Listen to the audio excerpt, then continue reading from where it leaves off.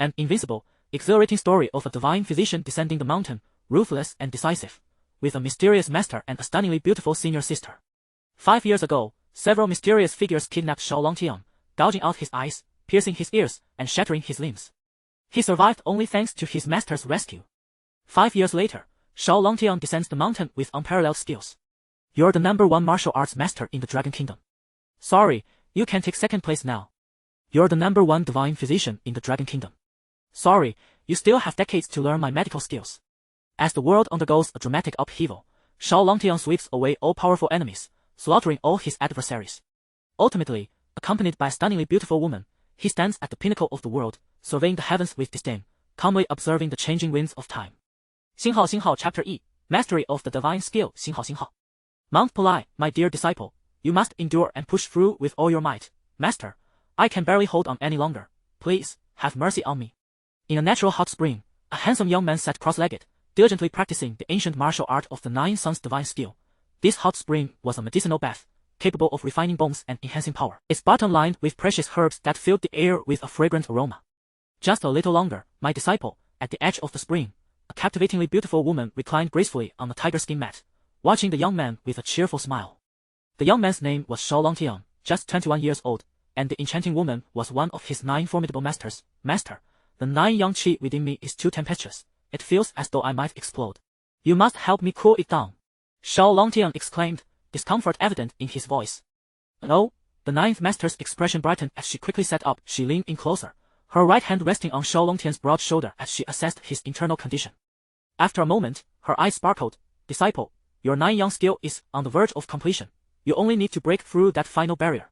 You must intensify your efforts. Xiao Longtian was taken aback. How could he intensify his efforts when he felt as if he would burst? Qinlian, Yaohei, Molan, come in quickly. The 9th master called out urgently. Xiao Longtian's face flushed. Why was the 9th master summoning the 3 maidservants? He was not dressed. Yes, master. 3 stunning young women, each around 20 years of age, entered the chamber.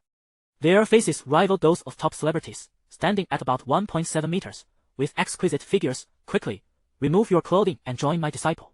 Follow my instructions to stimulate his 9 yang qi to its peak state. The 9th master commanded. Xiao Longtian was shocked. This was not merely a spark but a conflagration. The turbulent 9 yang qi within him was bound to burst forth. The 3 maidens blushed simultaneously but did not hesitate to shed their garments, gracefully stepping into the medicinal bath one after another. Stunned by this surreal scene and the undulating silhouettes, Xiao Longtian's face turned crimson, and the qi within him surged violently. My dear disciple, do not lose focus. Keep your eyes on your nose on your mouth, and your mouth on your heart. Quickly channel the 9 yang skill and break through that final barrier. The 9th master's expression grew serious as she urged him. Xiao Longtian was speechless. The method for breaking through was utterly barbaric. What man could withstand such a trial?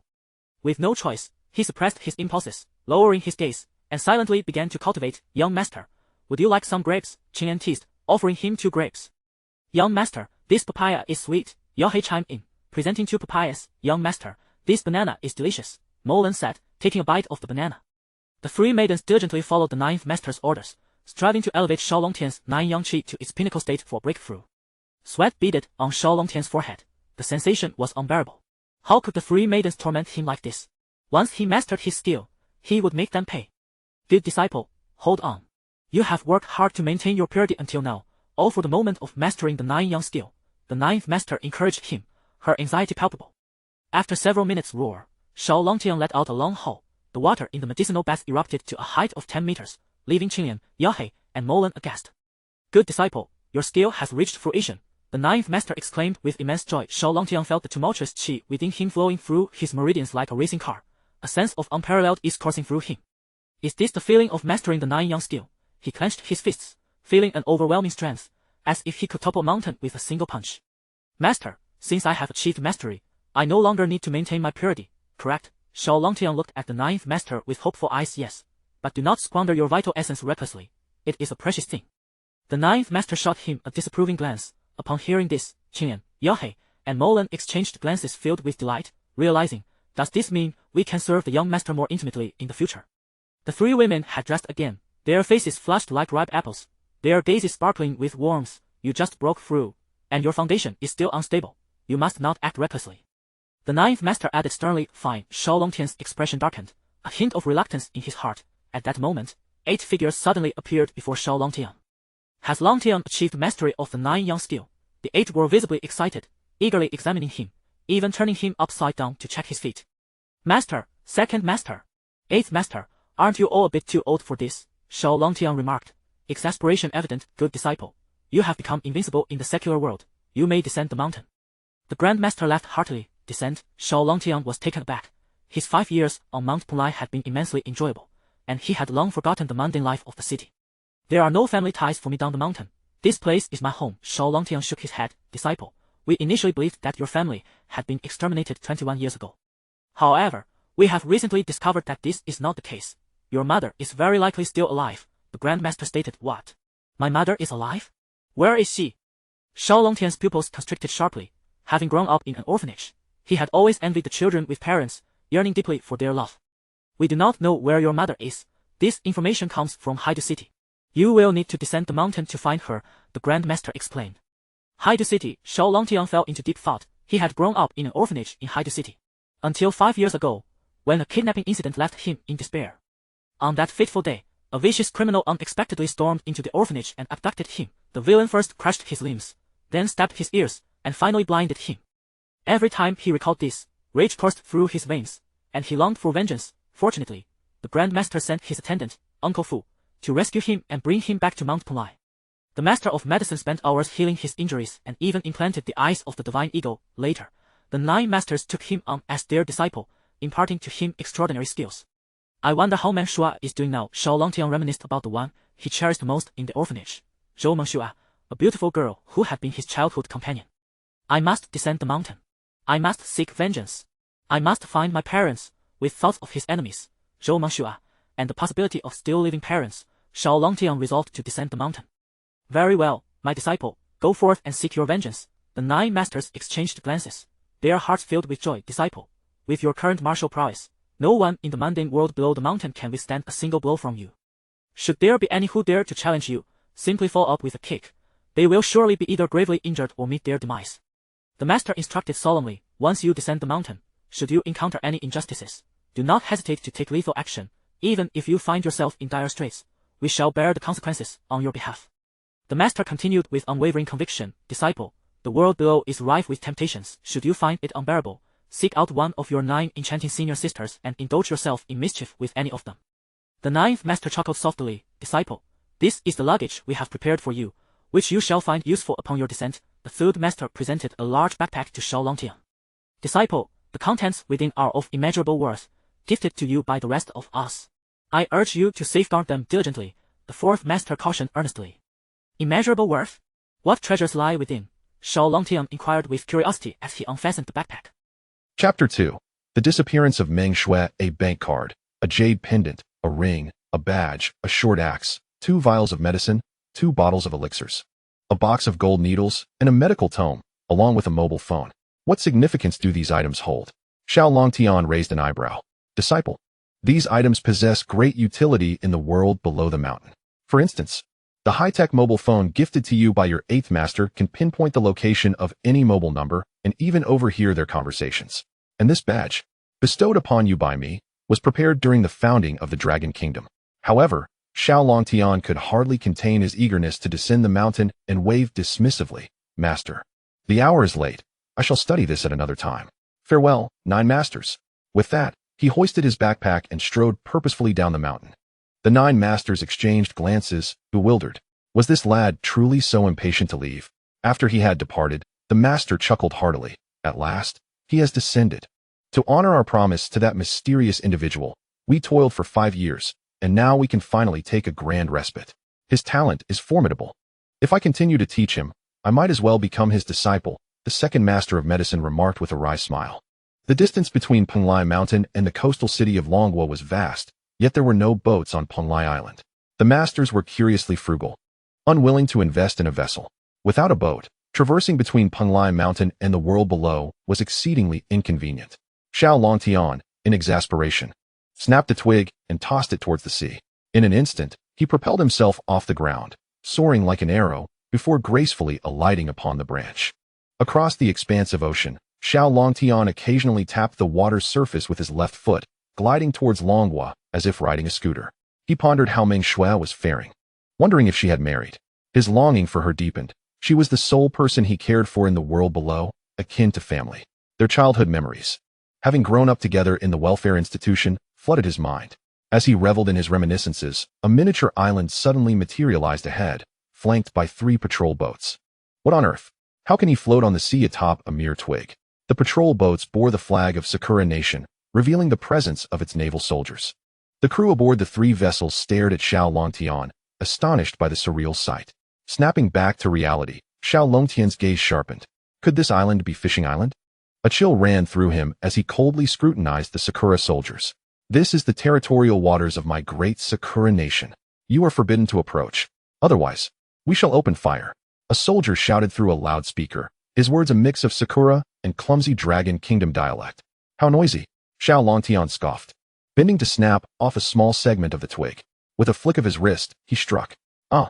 The soldier holding the loudspeaker shrieked as the twig pierced his chest, collapsing onto the boat. What sorcery is this? How terrifying!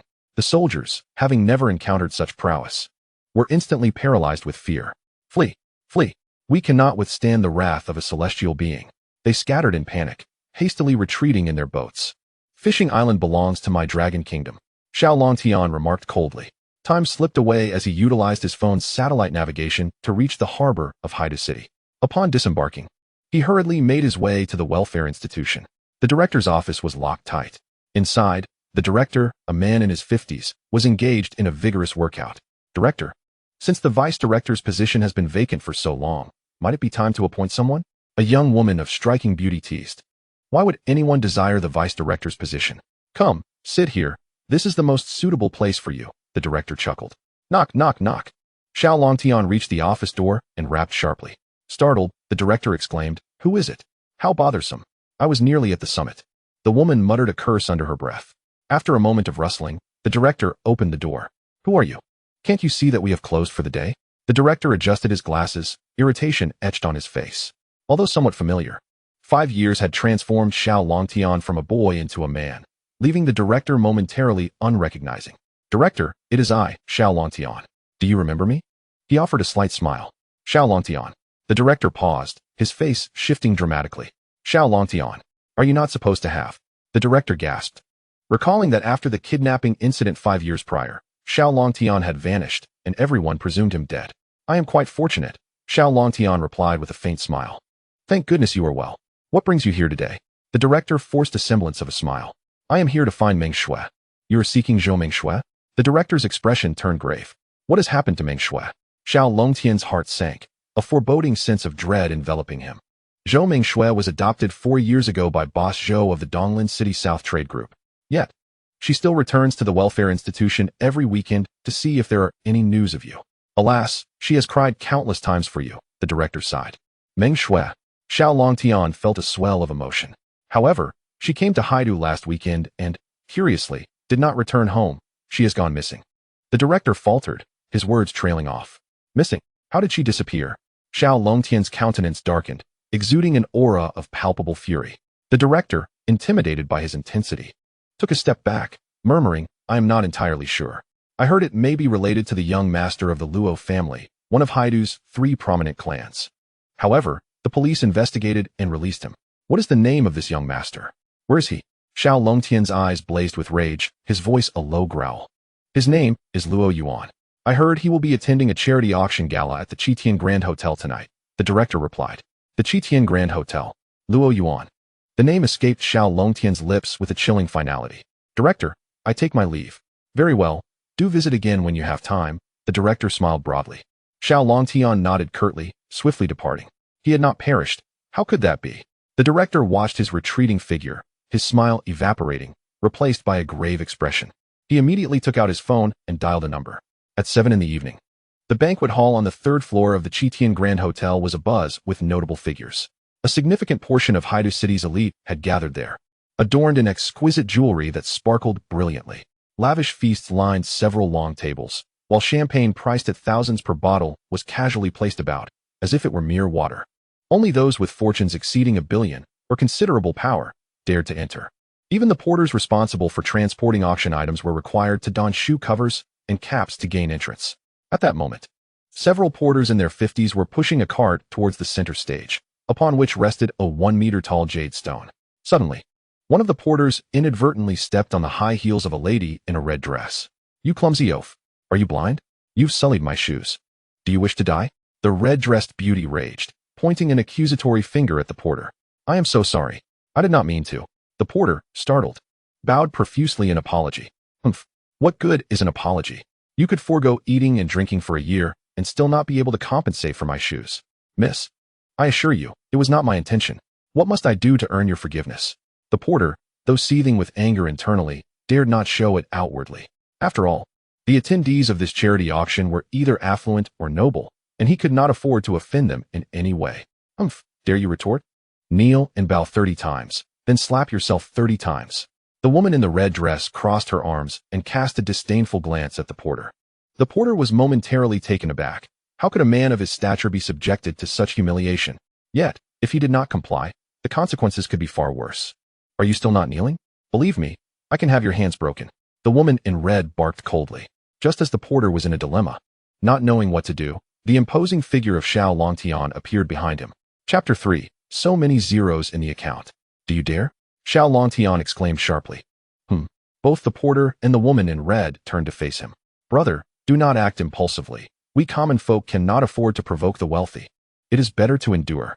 The porter, thinking Xiao Longtian was a naive young man unafraid of danger, quickly pulled him aside and whispered his advice. "Rest assured, I will see justice served on your behalf," Xiao Longtian replied with a faint smile. Judging by your attire, you must be another porter, right? Did your foreman not instruct you to wear shoe covers and a hat inside?" The woman in red sneered. Had it not been for Xiao Longtian's tall and handsome stature, she would have lost her temper long ago. "Kneel and apologize to the uncle," Xiao Longtian ordered, his gaze icy as it bore into the woman in red. "What did you say? For me to kneel and apologize to him? Pah, have you lost your mind?" The woman in red laughed in fury. Slap, slap, slap. A series of crisp slaps echoed through the air. "You dare strike me?" The woman in red gasped, clutching her reddened cheek in disbelief as she stared at Xiao Longtian. "Should you utter another word of nonsense, I shall tear your mouth apart." Xiao Longtian stepped forward, his voice cold. The woman in red stumbled back, intimidated by his imposing presence. "Kneel." With a firm grip on her hair, Xiao Longtian forced her to the ground and made her bow a few times towards the porter. The woman in red screamed in anger, yet she could not escape his iron grip. "If you dare to bully others like this again, I shall take your life." Xiao Longtian scoffed before releasing her. "You." The woman in red glared at Xiao Longtian, her fury suppressed. "Wait, you are Xiao Longtian," she suddenly exclaimed. "You know me?" Xiao Longtian was momentarily taken aback. No wonder this woman looked somewhat familiar. "You are indeed Xiao Longtian. How can this be? You are still alive." The woman in red gasped in astonishment. Xiao Longtian focused intently, finally recognizing her beneath the heavy makeup. "Are you not Chen Lan, the girl from the welfare home back in the day?" It turned out that Chen Lan had also emerged from the welfare home, possessing beauty second only to Zhou Mingxue. However, she had always been enamored with vanity, mingling with the wrong crowd from a young age, accumulating more scandals than even celebrities. "Huh, you are the one from the welfare home.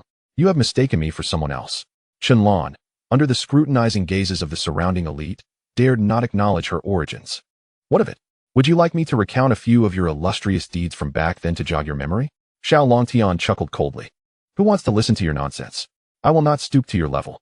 With that, Chen Lan shot him a glare and turned to leave in defeat. Xiao Longtian, uninterested in her further, sought out Luo Yuan, as that was his priority. After inquiring with several waitstaff, he learned that Luo Yuan had indeed arrived, but was not currently in the hall. Thus, Xiao Longtian began scanning the area, waiting for his appearance. At that moment, the charity auction commenced. The first item up for bid was a 1-meter-tall jadeite raw stone. The auctioneer stepped onto the center stage, microphone in hand, and boomed. "Esteemed gentlemen and ladies, good evening. The first item up for auction tonight is this jadeite raw stone. According to expert evaluations, there is a 70% chance it will yield valuable jade. The starting bid is 50 million. You may begin bidding now." Several wealthy attendees interested in the gamble began to place their bids. However, since the stone's value was uncertain, these shrewd tycoons kept their bids conservative. 51 million, 52 million, 53 million. To Xiao Longtian's surprise, Chen Lan audaciously bid 58 million. When did this woman accumulate such wealth? He pondered in confusion. After making her bid, Chunlong glanced back at Xiao Longtian, her eyes brimming with superiority, as if to say, "Do you see? I have ascended to a realm far beyond you. You impoverished lad." Xiao Longtian chuckled derisively. He concentrated his gaze on the jadeite raw stone, sensing something extraordinary. It stirred a trace of the nine yang true qi within him.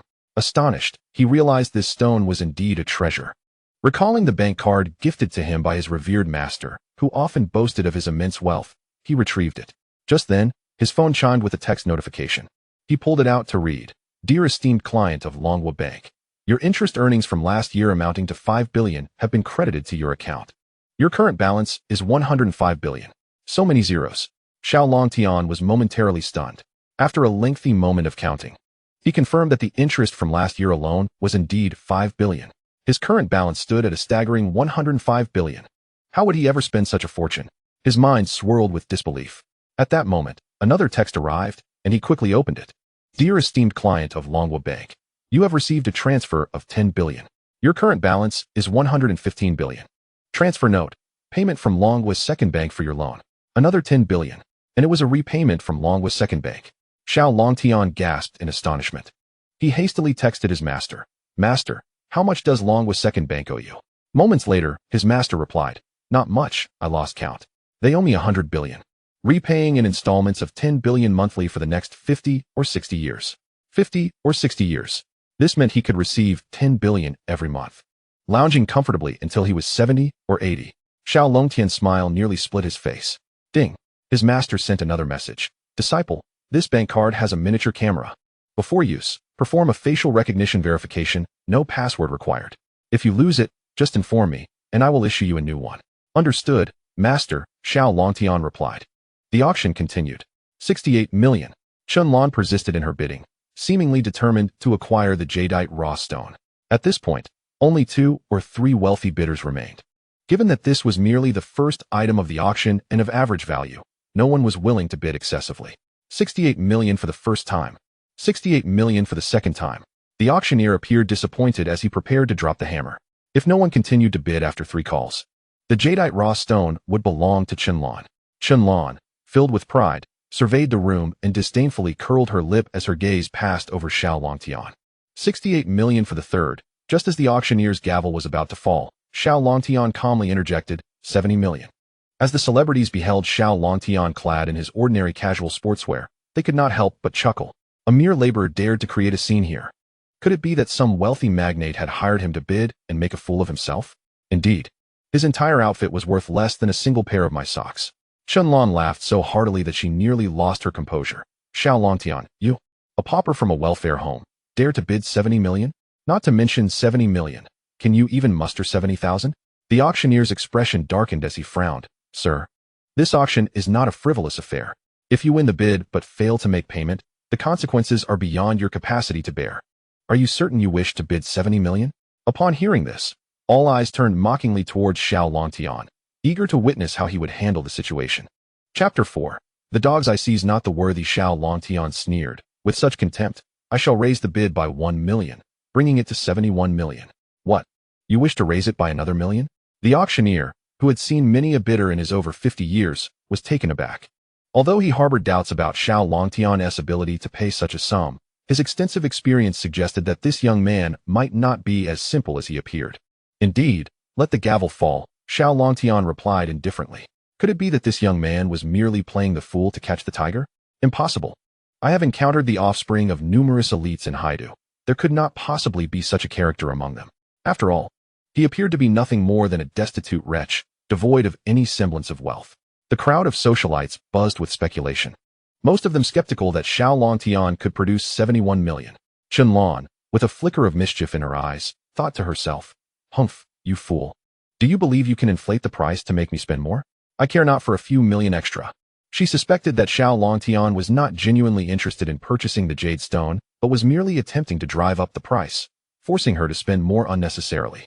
With that thought, she raised her hand, declaring, "I bid 75 million. Xiao Longtian responded without hesitation, 80 million. 85 million. Chunlong countered, thinking to herself, "Let us see if you have the audacity to bid further." The onlookers perked up, champagne glasses in hand, eagerly watching the duel between Xiao Longtian and Chunlong. Anticipating the unfolding drama, this young man was surely in for a world of trouble for daring to challenge the woman of young Master Luo once he returned. The consequences would be dire. Some even looked at Xiao Longtian with sympathy, while others began to place bets on how far he would go with his bidding. Only a few genuine heavyweights in Haidu chose to remain aloof, calmly sipping their drinks and engaging in conversation. 100 million, Xiao Longtian declared with a cold laugh. At this, Chunlan was momentarily speechless. Xiao Longtian, have you lost your mind? 100 million is not something one shouts arbitrarily. Are you so destitute that you wish to end up in prison for a free meal? She scoffed. She was astonished that, having reached this juncture, Xiao Longtian remained entirely composed, showing no signs of anxiety or fear. Could he truly possess such wealth? That seemed implausible. If he did, why would he dress so poorly?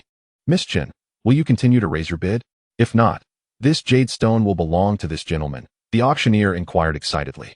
He was overjoyed. For a stone he initially anticipated would sell for a maximum of 70 million was now poised to fetch 100 million. The so-called authoritative expert evaluation was merely a casual remark. After all, no one could guarantee a successful outcome in gambling stones. If it did not yield a profit, the probabilities of a good yield and zero yield were indistinguishable.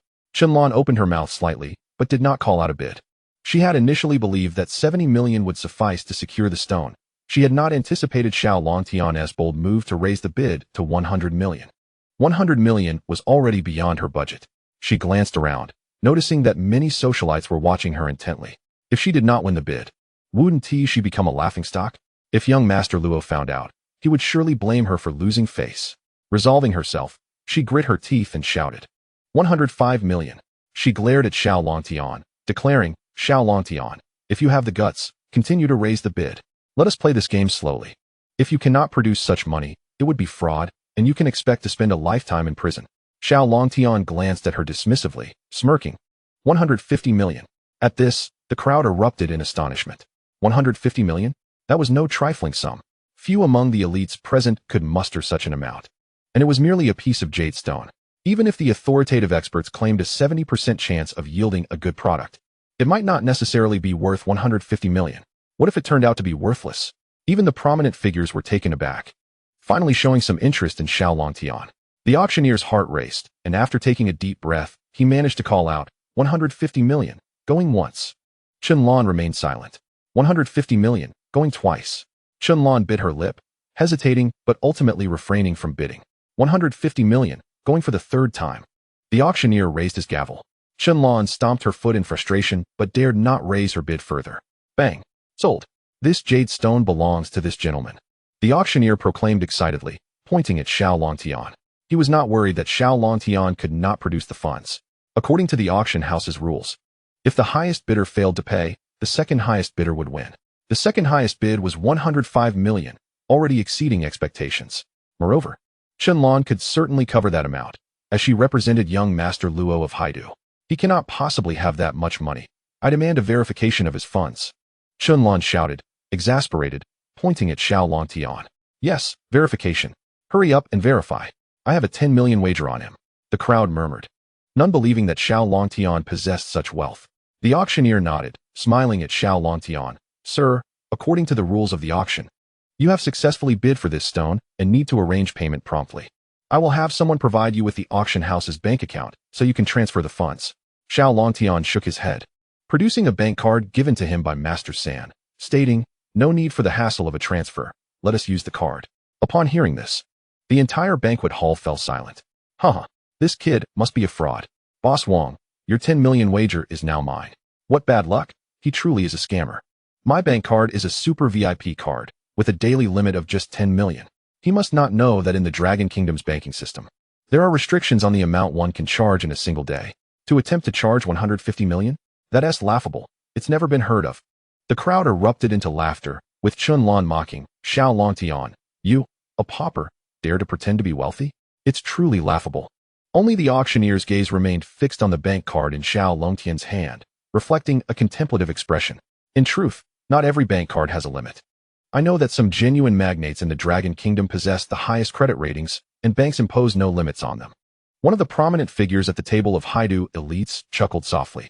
This individual was Feng Yu, the president of the Haidu Chamber of Commerce, one of the most influential figures in the city. Just then, The auctioneer seemed to recall something, pointing at Xiao Longtian's bank card with astonishment. That appears to be the Supreme Dragon card from the Dragon Kingdom Bank. Chapter 5. The Tears in the Restroom. What? How is that possible? Feng. The president of the Haida Chamber of Commerce suddenly stood up, his gaze fixated on Xiao Longtian's bank card. It appeared to be genuine. The dragon emblem emblazoned on the card was the hallmark of the Supreme Dragon card. After scrutinizing it for a moment, Feng Yuting exclaimed in disbelief. Instantly, those who had previously mocked exchanged bewildered glances. The Supreme Dragon card. It was rumored that no more than 10 individuals in the entire Dragon Nation possessed such a card. Only true super-rich tycoons were eligible to acquire this type of bank card. How could a mere youth have obtained the Supreme Dragon card? Everyone was incredulous. Chunlan felt a burning flush on her face and shouted, "That card is fake. He is merely an orphan from a welfare institution. That card must be counterfeit." Many nodded silently, unable to fathom how such a prestigious card could be in the hands of an obscure young man. It was false, undoubtedly false. The auctioneer glanced at Chunlan, contemplated for a moment, then summoned a card reader, addressing Xiao Longtian. "Sir, please swipe your card. The truth will be revealed with a single scan." Instantly, all eyes were fixated on the card reader. Xiao Longtian smiled faintly, placing the Supreme Dragon card on the device. After the auctioneer entered the lengthy figure of 150 million, Xiao Longtian aligned the card's miniature camera with his face for a scan. The Supreme Dragon card shimmered with golden light, confirming successful facial recognition. Soon after, the card reader printed a receipt. The transaction was successful. 150 million had been transferred. This truly was the Supreme Dragon card.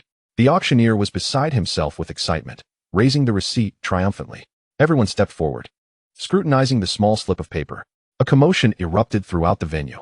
This young man indeed possessed such wealth and was the rightful owner of the Supreme Dragon card. "Huh. I knew this handsome fellow was merely playing the fool." One exclaimed, "I just made 10 million effortlessly today. When I return home, that tigress of mine will surely reward me." Among the crowd of illustrious figures, only Boss Wong, who had wagered 10 million on Xiao Longtian, was beaming with delight. Meanwhile, the wealthy individual who had boasted about downing a bottle of soy sauce if Xiao Longtian could produce 150 million had quietly slipped away. "This is impossible." Chunlan felt her mind go blank, collapsing to the ground, utterly unable to comprehend how Xiao Longtian could possess such wealth. "The payment has been completed. That piece of jadeite is now mine, correct?" Xiao Longtian smiled faintly. He couldn't be bothered to argue with these mundane individuals. Obtaining the jadeite and extracting its treasures was all that mattered. "Of course, sir. Please provide an address, and I will arrange for delivery to your doorstep immediately," the auctioneer said, his face beaming with respect. "No need for that. Just move it to that corner over there. I have my own arrangements." Xiao Longtian indicated towards the southwest corner of the hall. Yes. The auctioneer promptly instructed his staff to fetch porters. Meanwhile, in the men's restroom on the 3rd floor, in the 4th stall, a beautiful girl was weeping inconsolably. Dressed in a striking red qipao, she curled up beside the toilet, her once elegant attire now torn and tattered. Standing before her was a young man clad in luxurious casual wear. After zipping up and fastening his belt, he scoffed, "Why are you crying?" "To be favored by me, young Master Luo, is the honor of a lifetime. Do you wish for another round?" The girl trembled in fear, mumbling, "Please, let me go. I'm just a university student. I beg you." Regrettably, young Master Luo had other engagements that evening. Otherwise, he could have taken her to a splendid place, allowing her to scream for 3 days and nights. Ha ha ha. With a laugh, he kicked open the stall door and strode out, followed closely by several burly henchmen stationed outside the restroom. Upon seeing young Master Luo enter the hall, Chunlan rushed to his side like a drowning person grasping at a lifeline. "Young Master Luo, where have you been? I was just bullied terribly." She feigned a pitiful demeanor, wrapping her arms around his, leaning against him. Her tone and demeanor were strikingly different from moments prior. "Hey, I just stepped away for a quick restroom break. Who dares to bully my Lanlan?" Young Master Luo asked, his expression darkening as he embraced Chunlan, lewdly squeezing her. "It's that guy?" Chunlan pointed at Xiao Longtian, who was examining the jadeite from a distance, her voice laced with resentment. She proceeded to recount the events that had transpired. "Humph, daring to snatch something from my woman, and even lay a hand on you? Seeking death." Young Master Luo's brow furrowed, a glint of malice flickering in his eyes. He strode purposefully towards Xiao Longtian. "Hey, which fool spent 150 million on this rock?" Young Master Luo bellowed deliberately, drawing the attention of the entire hall. Upon realizing it was young Master Luo speaking, everyone knew they were in for a spectacle and began to gather around. Young Master Luo was the local tyrant of Haidu. His family background formidable enough to command respect even from the city lord. Despite Xiao Longtian being the possessor of the Supreme Dragon card, this was Haidu, where money alone did not grant one the license to act with impunity. Upon hearing the words, Xiao Longtian slowly turned to meet young Master Luo's gaze. Could he be Luo Yuan? Xiao Longtian's intuition suggested that this man, whose vitality seemed to be waning, was indeed Luo Yuan. What did you just say? Xiao Longtian inquired coldly. Are you deaf? My young master just asked. Which fool spent 150 million on this rock? A bodyguard behind young Master Luo shouted arrogantly. That fool wouldn't be you, would it? Young Master Luo smirked disdainfully at Xiao Longtian. Your mouth stinks. You must not want to live. Xiao Longtian snorted coldly, stepping closer to young Master Luo. How dare you speak to our young master like that? You seek a beating.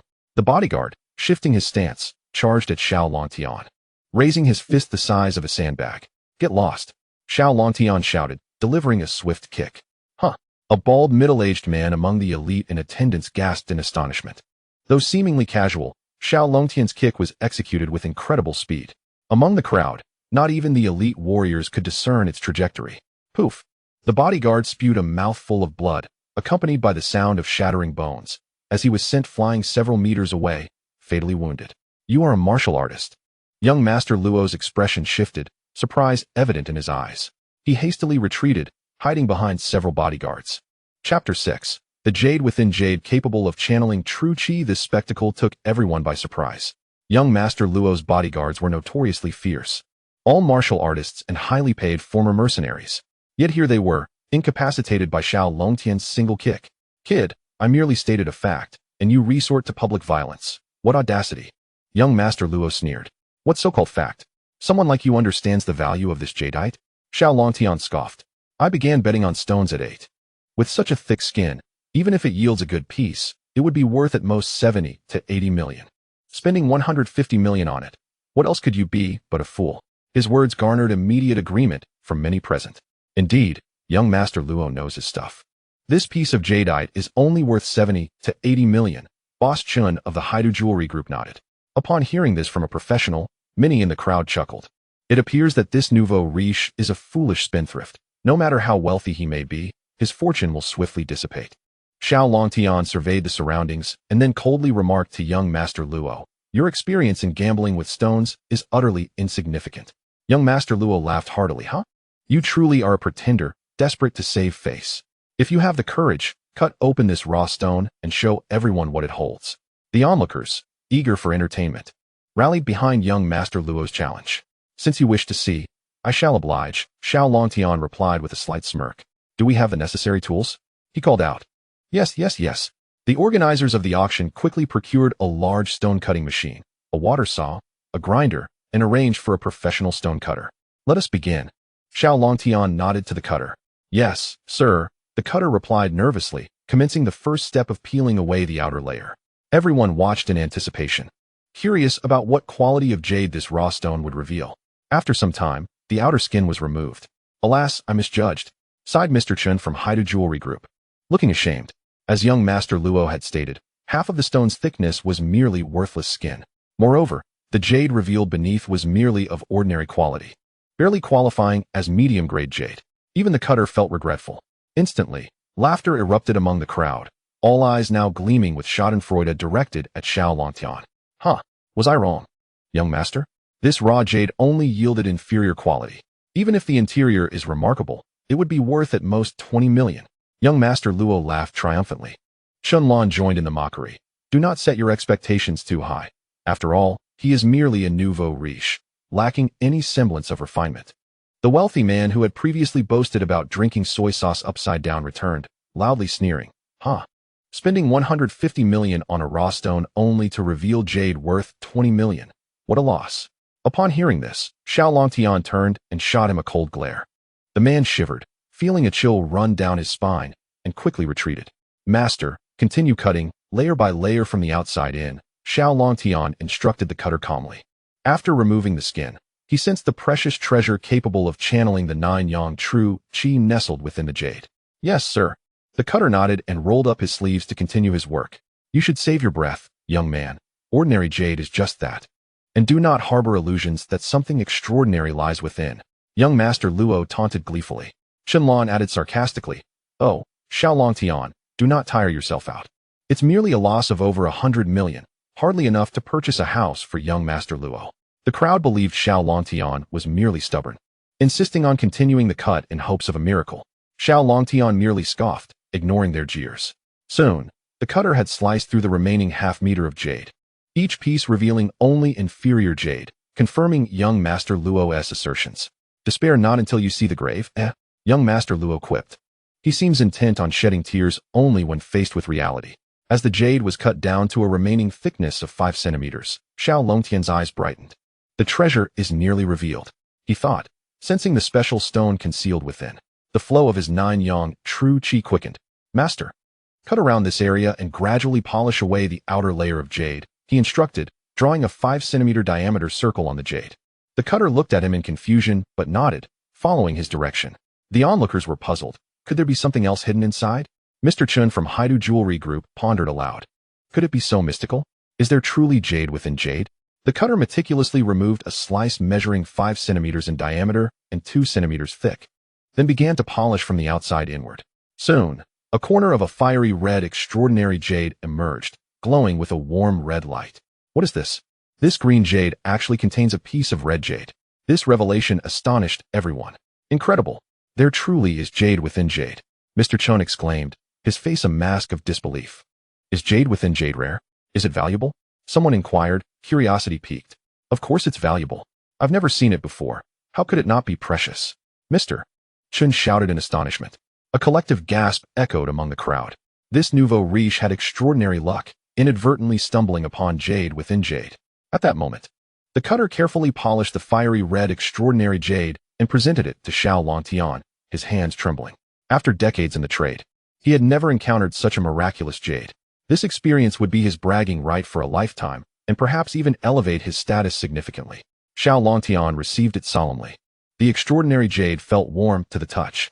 Indeed, it was a splendid treasure. It could nourish the meridians and enhance the flow of 9 yang true qi, undoubtedly accelerating his cultivation speed. Xiao Longtian was elated. Cutting it open is merely a coincidence. It's just a piece of red jade mixed with the jadeite. Its quality remains unknown. And being so small, how could it possibly be valued over 100 million? Qianlong scoffed, visibly irritated and discontent. Just then, a bald middle-aged man approached. His expression animated. Named Zhang Gang, he was the master of the largest martial arts school in Haidu. "Young man, would you sell me this piece of red jade? Name your price." Zhang Gang inquired eagerly.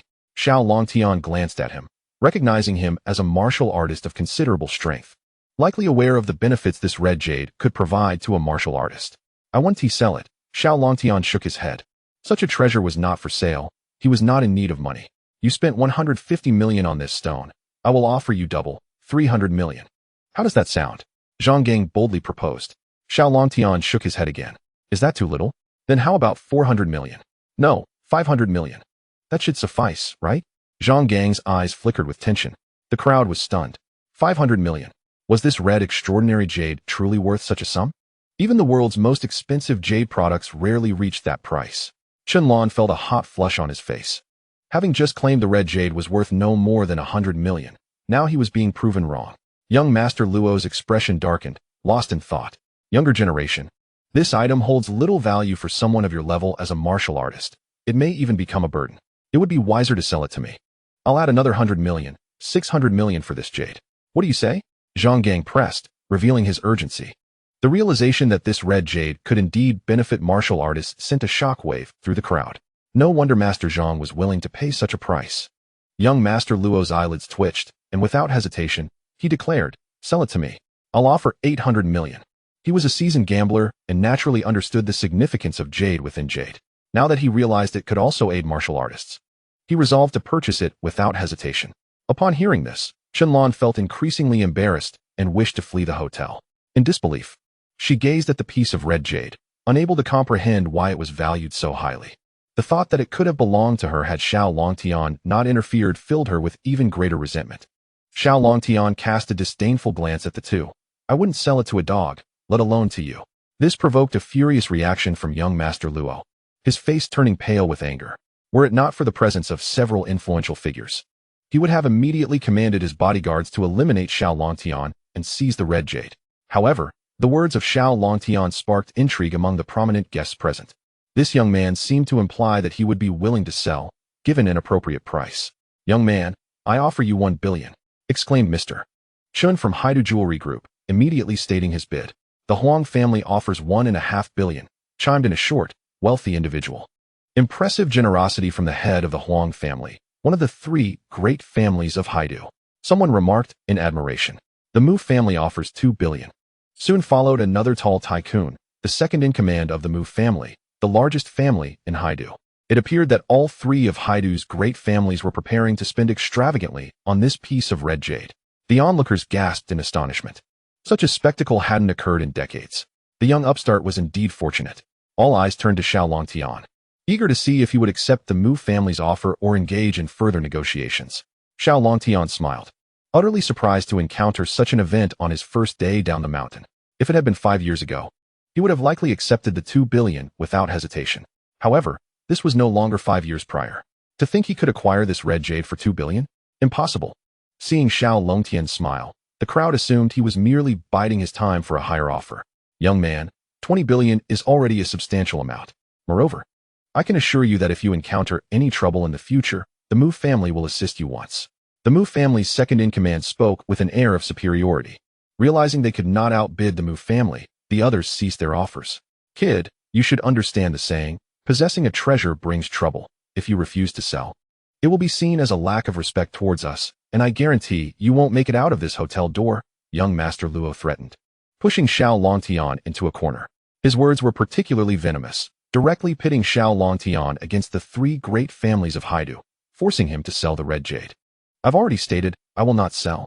Not for any price," Xiao Longtian coldly replied to young Master Luo, pocketing the red jade. As the jade pressed against his body, a warm wave of comfort coursed through his meridians, accelerating the flow of his internal energy. Consequently, his cultivation would surely progress more rapidly. Both young Master Luo and the second-in-command of the Mu family narrowed their eyes, their expressions darkening. Young Master Luo exchanged glances with his bodyguards, who began to encircle Xiao Longtian. Observing the situation, the elite onlookers realized young Master Luo was preparing to strike, and they prudently stepped back. Just as a confrontation was about to ignite, a hostess rushed in, accompanied by 2 detectives, a man and a woman. "Detectives, he was the one who assaulted me," the hostess cried, her face streaked with tears, pointing at young Master Luo. Instantly, all eyes turned to him, with expressions ranging from surprise to indifference, some even stifling laughter, while most merely adopted an amused demeanor. However, young Master Luo appeared unfazed, flashing a sinister smile at the hostess. Chunlan, standing beside him, seemed not angered but rather tightened her grip on his arm, wearing a smirk of nonchalance. The 2 detectives, aware that the individuals present were not to be trifled with, approached with trepidation. "Sir, you are implicated in a case of assault. Please accompany us for further investigation," the male detective stated. Young Master Luo, upon hearing this, dismissively raised his hand to check his watch, remaining silent. "You, little detective, have no right to speak to young Master Luo. Get lost." One of the bodyguards stepped forward and shoved the male detective aside. "What do you think you're doing? Are you refusing arrest? Do you realize how serious that offense is?" The male detective retorted, drawing his service weapon and aiming it at the bodyguard. "Humph, do you even know who stands before you? This is young Master Luo of the Luo family. If you don't believe it, feel free to call your chief and ask," the bodyguard scoffed, casting a disdainful glance at the detective's gun. "Young Master Luo?" The male detective hesitated for a moment. "I don't care if you're young Master Luo or young Master Zhang. Does being wealthy make you invincible?" However, the female detective beside him gasped in realization, recalling a terrifying individual. She quickly pulled the male detective aside. "Xiao Long, don't be impulsive. That is Luo Yuan, the heir of one of Haidu's 3 great families. We cannot provoke him," she whispered urgently. "It's really him." The male detective's heart sank. After a brief hesitation, he reluctantly holstered his weapon. Just days prior, a traffic officer had mistakenly issued a parking ticket to Luo Yuan's car, only to be found dead the next day, with orders from above forbidding any investigation into the incident. In Haidu, no one dared cross Luo Yuan. "Young Master Luo, I sincerely apologize. This may be a misunderstanding. We will conduct a thorough investigation and contact you if necessary." The female detective bowed nervously. "We must investigate thoroughly. This woman is attempting to extort young Master Luo. Lock her up and I will personally visit her tomorrow, Luo Yuan declared, his gaze sinister as he licked his lips. What? The female detective gasped, cold sweat beading on her forehead. Yet, moments later, she nodded in acquiescence. The hostess trembled with anger at this scene, feeling utterly powerless. Where's the justice in this? Why do you wealthy individuals feel entitled to trample over us ordinary people? She lamented, nearly driven to madness by despair. Among the onlookers, though some shared her sympathy, none were willing to voice their support. Xiao Longtian, with a cold snort, approached the hostess from behind and gently tapped several acupoints on her body. Her gaze quickly regained clarity, pulling her back from the brink of madness. Fear not. I shall seek justice for you, Xiao Longtian softly reassured her. Huh, kid, you can't even protect yourself, yet you wish to help her? Luo Yuan sneered. You are indeed Luo Yuan. Truth be told, I came here specifically to find you. Xiao Longtian advanced toward Luo Yuan, exuding a palpable aura of menace. Many have sought me, they must wait in line. What do you want? Luo Yuan chuckled derisively. I initially intended to ask you about someone, but now I've changed my mind. I want to kill you. Xiao Longtian's eyes blazed with fury, fixated on Luo Yuan. This man was a scourge and deserved to die. You wish to kill me? Do you think you are worthy? Don't assume being a martial artist makes you special. All my subordinates are martial artists. Luo Yuan grinned wickedly. His 10 bodyguards quickly surrounded Xiao Longtian, all towering figures, exceeding 6 feet in height and weighing over 180 pounds. Seize him, young master. I shall break his limbs. Luo Yuan coldly commanded. Yes, young master. 10 bodyguards immediately surged forward, seizing hands and feet, choking his neck, their movements reflecting rigorous training. The male detective, witnessing this scene, sighed heavily, feeling a pang of pity for Xiao Longtian. He admired Xiao Longtian's courage and wished to assist him, yet dared not intervene. Just then, an astonishing spectacle unfolded. A series of cracking sounds echoed, followed by piercing screams that filled the hall. Remarkably, without Xiao Longtian even moving, all 10 towering bodyguards collapsed simultaneously. Upon closer inspection, it was revealed that each bodyguard was either missing a hand, a foot, or had suffered a severed neck. None escaped unscathed. Meanwhile, Xiao Longtian appeared entirely unharmed, save for a trace of blood on the edge of his palm. That was a palm strike. He is no ordinary martial artist. He must be at least a martial master. Someone exclaimed. The martial arts hierarchy consists of several major realms: martial artist, martial master, martial grandmaster, and so forth, with each major realm further divided into 9 minor levels. A novice martial artist can contend with 10 ordinary individuals, while a 9-star martial artist can take on 90. Thus, anyone who ascends to the rank of martial artist becomes a target for the affluent and powerful. A martial master is a formidable opponent, as even a 1-star martial master could easily overpower 10 1-star martial artists.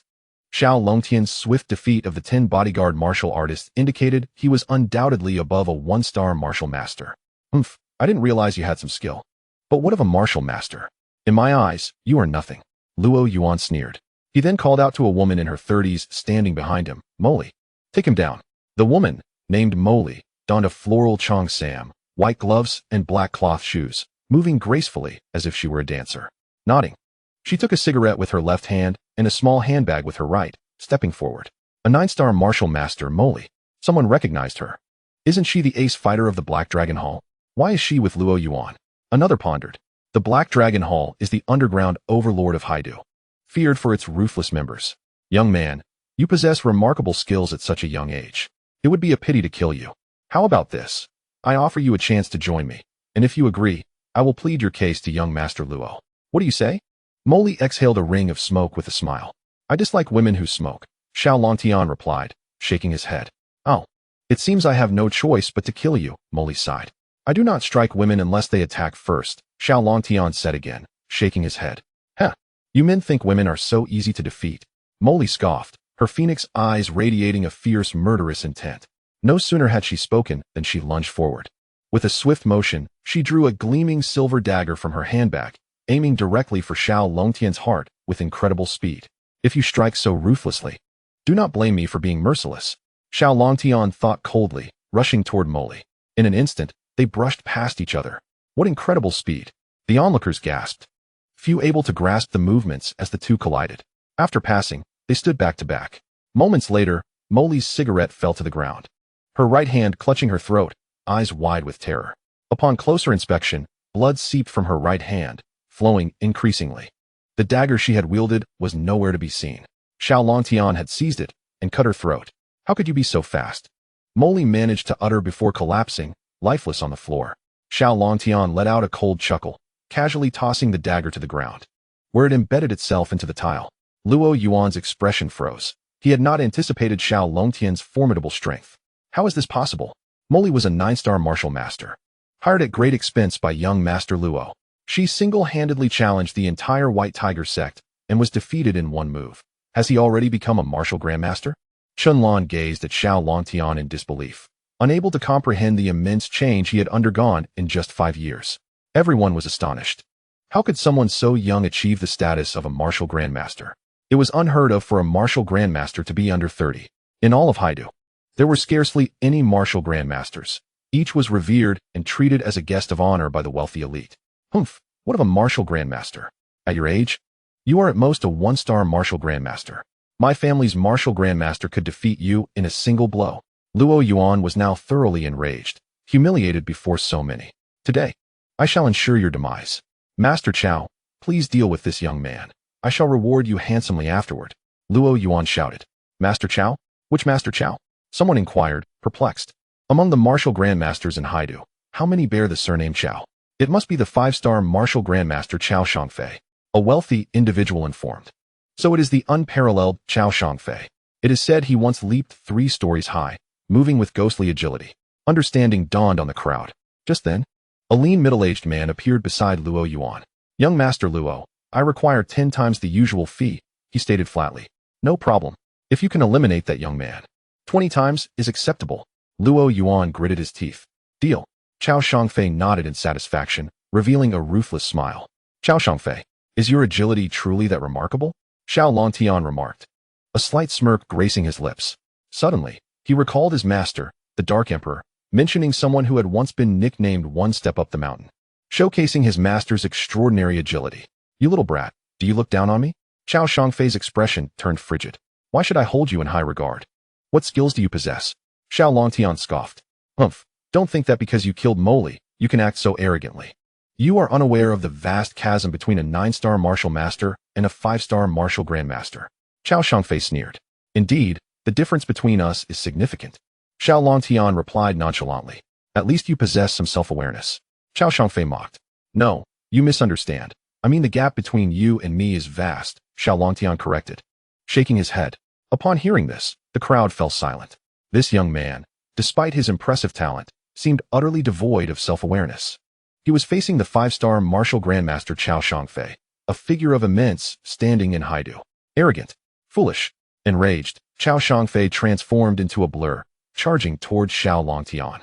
Huh, where did Master Qiao go? Someone pointed, startled. Just as the crowd searched for his figure, a sharp voice echoed from above. Die. Look up. The crowd gasped in shock, raising their heads to see Qiao Shangfei descending from the sky, wielding a half-meter-long iron rod, aimed viciously at Xiao Longtian's head. A collective intake of breath echoed. This strike would surely crush even a steel skull, let alone a human head. This young man's fate was sealed unless he could evade it. However, in such a brief span of time, amidst such a sudden onslaught, even a master of the 5-star martial arts would find it impossible to evade. Many timid women had already tightly shut their eyes. Yet, in the next moment, the anticipated sound of a head bursting forth did not resonate. Instead, there was merely a sharp crack. The women who had just closed their eyes cautiously opened a slit between their fingers. Huh! The young, handsome man emerged unscathed. They lowered their hands in astonishment, gazing at Xiao Longtian. There he stood, his right hand raised high, effortlessly grasping the iron rod, completely unharmed. Meanwhile, the 5-star martial arts master, Qiao Shangfei, was suspended in midair as if frozen, gripping the iron rod. The sight was rather comical. Qiao Shangfei's eyes bulged in shock. How could you react so swiftly, your palms so resilient, your internal power so formidable? Qiao Shangfei was aghast. I had mentioned that the disparity between us was immense. Xiao Longtian regarded him with indifference. Subsequently, he yanked downwards, his left fist crashing towards Qiao Shangfei's face like a hammer. Bang! With a resounding explosion, Qiao Shangfei's head shattered like a watermelon. Blood splattered everywhere. Xiao Longtian left behind a flickering shadow, deftly avoiding the splattered crimson and ivory. With only a few specks of blood staining him, the entire venue fell into silence. The majority of the crowd was taken aback by this scene. That was a 5-star martial arts master. A figure who could stride through the entirety of Haidu with impunity. To think that Xiao Longtian could obliterate his head with a single punch. How brutal. How terrifying.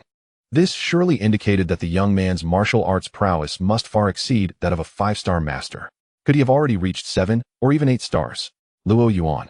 Do you not possess even a single capable subordinate? Sending out such incompetence is simply a waste of my time. Xiao Longtian approached him with evident dissatisfaction. Swish. All eyes turned towards Luo Yuan. No one dared to underestimate Xiao Longtian any longer. Instead, they felt a sense of dread for Luo Yuan. Even the prominent figures at the table in Haidu wore solemn expressions as they regarded Xiao Longtian. What do you intend to do?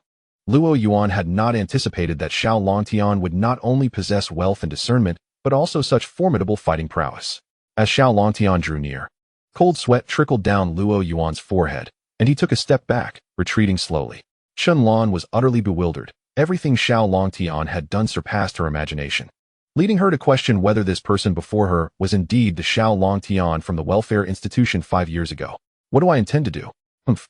You will tell me immediately where Zhou Mingxue is. Xiao Longtian seized Luo Yuan by the collar. Zhou Mingxue? Luo Yuan was momentarily stunned, ceasing his struggle. Do not tell me you do not recognize Mingxue, nor should you claim that you are unconnected to her disappearance. Xiao Longtian's gaze was icy. I know her, but I do not know where she is, and I am indeed not related to her disappearance. Luo Yuan's voice trembled slightly. If you are uninvolved, why would the police bring you in for questioning? Xiao Longtian glared furiously, lifting Luo Yuan off the ground. That was a misunderstanding. I did not cause Zhou Mingxue's disappearance. Otherwise, why would the police have released me? If you do not believe me, you can inquire. Luo Yuan, trembling in fear, shouted loudly. Inquire with the police? Umph, you just assaulted that girl. Do you think those 2 detectives would dare to utter a word in your favor? Xiao Longtian coldly retorted, increasing his grip. At this utterance, the 2 detectives immediately felt embarrassed and lowered their heads in shame. No, this is entirely different. I truly have nothing to do with Zhou Mingxue's disappearance. Luo Yuan panicked, realizing he could not articulate a coherent defense. Just as Xiao Longtian prepared to administer a lesson to Luo Yuan to extract the truth, a sudden commotion erupted. 200 to 300 individuals stormed into the hall. A man in his 50s with a distinct mustache led the charge, flanked by several dozen detectives, encircling Xiao Longtian. Father, save me. Upon spotting the mustached man, Luo Yuan's face lit up with joy, shouting excitedly. This mustached man was none other than Luo Yuan's father, Luo Ho, the patriarch of the Luo family. One of the 3 prominent families of Haidu. What is the panic? No member of the Luo family is a coward. Though Luo Ho felt a pang of concern, he maintained a facade of resolute authority. Chapter 10. What qualifications do you have? Xiao Longtian frowned, casting a cold glance at them while still gripping Luo Yuan. Old rogue, release my son at once. Luo Ho bellowed in fury, pointing at Xiao Longtian. Release him? What qualifications do you possess? Xiao Longtian sneered. You seek death. Luo Ho could not fathom that Xiao Longtian would still refuse to relent amidst the encirclement of so many detectives, daring to speak to him in such a manner. He could not recall the last time someone had addressed him with such audacity, were it not for his son still in Xiao Longtian's grasp. Luo Ho would have relished the opportunity to tear Xiao Longtian limb from limb. I have qualifications, do I not? A police officer adorned with 2 bars and 2 stars stepped forward, adopting an imposing demeanor. He was Deputy Director Dong of the Haidu Police Department. The wealthy attendees quickly recognized this officer.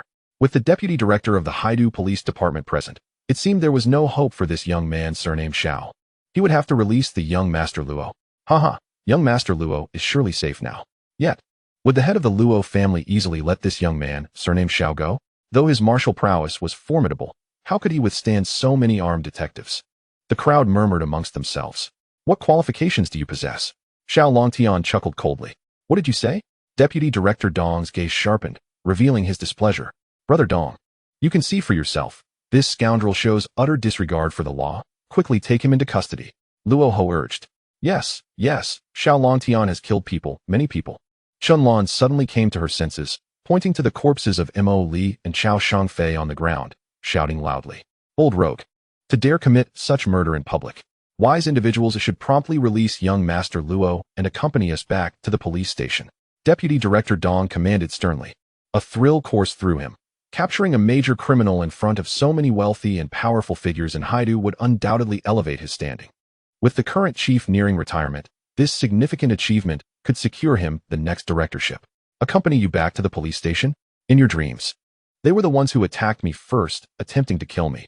I acted in self-defense. What crime have I committed? Xiao Longtian laughed derisively. This deputy director, devoid of discernment, colluded with the Luo family, was clearly not a good person. You are refusing arrest? Consider the consequences carefully. Deputy Director Dong's anger flared, and he issued a threat. Crack, crack. The 200 to 300 detectives promptly drew their sidearms, all aiming at Xiao Longtian. The onlookers hastily retreated, fearing for their safety. Xiao Longtian, how will you remain arrogant now? No matter how formidable your martial skills, you cannot withstand bullets. Chun Lan's eyes glimmered with a frenzied delight. Surnamed Dong, I advise you to think carefully before you act. Otherwise, you will live to regret it. Xiao Longtian surveyed the scene, coolly addressing Deputy Director Dong. Utterly shameless. Everyone stand down. If the criminal does not release him within 10 seconds, shoot to kill. Deputy Director Dong roared in fury, raising his right hand to issue the command. This was a final ultimatum. He did not believe Xiao Longtian would dare to refuse to release Luo Yuan. The hall fell silent, the tension palpable. As the crowd anxiously watched Xiao Longtian, time ticked away. 10, 9, 8, 7, 6, 5, 4, 3, 2. Just as the atmosphere reached a critical point, a figure suddenly appeared in the hall, shouting, "Spare the lives of the people." Every heart skipped a beat, jolted awake by the unexpected shout. Who are you? Deputy Director Dong and Luo Ho simultaneously turned to face the newcomer. The figure was a man in his 60s, slender and slightly hunched, yet moving with remarkable lightness. The elderly man paid no heed to the crowd and directly approached Xiao Longtian, respectfully clasping his hands together and stating, "Old Yang pays his respects to the young master."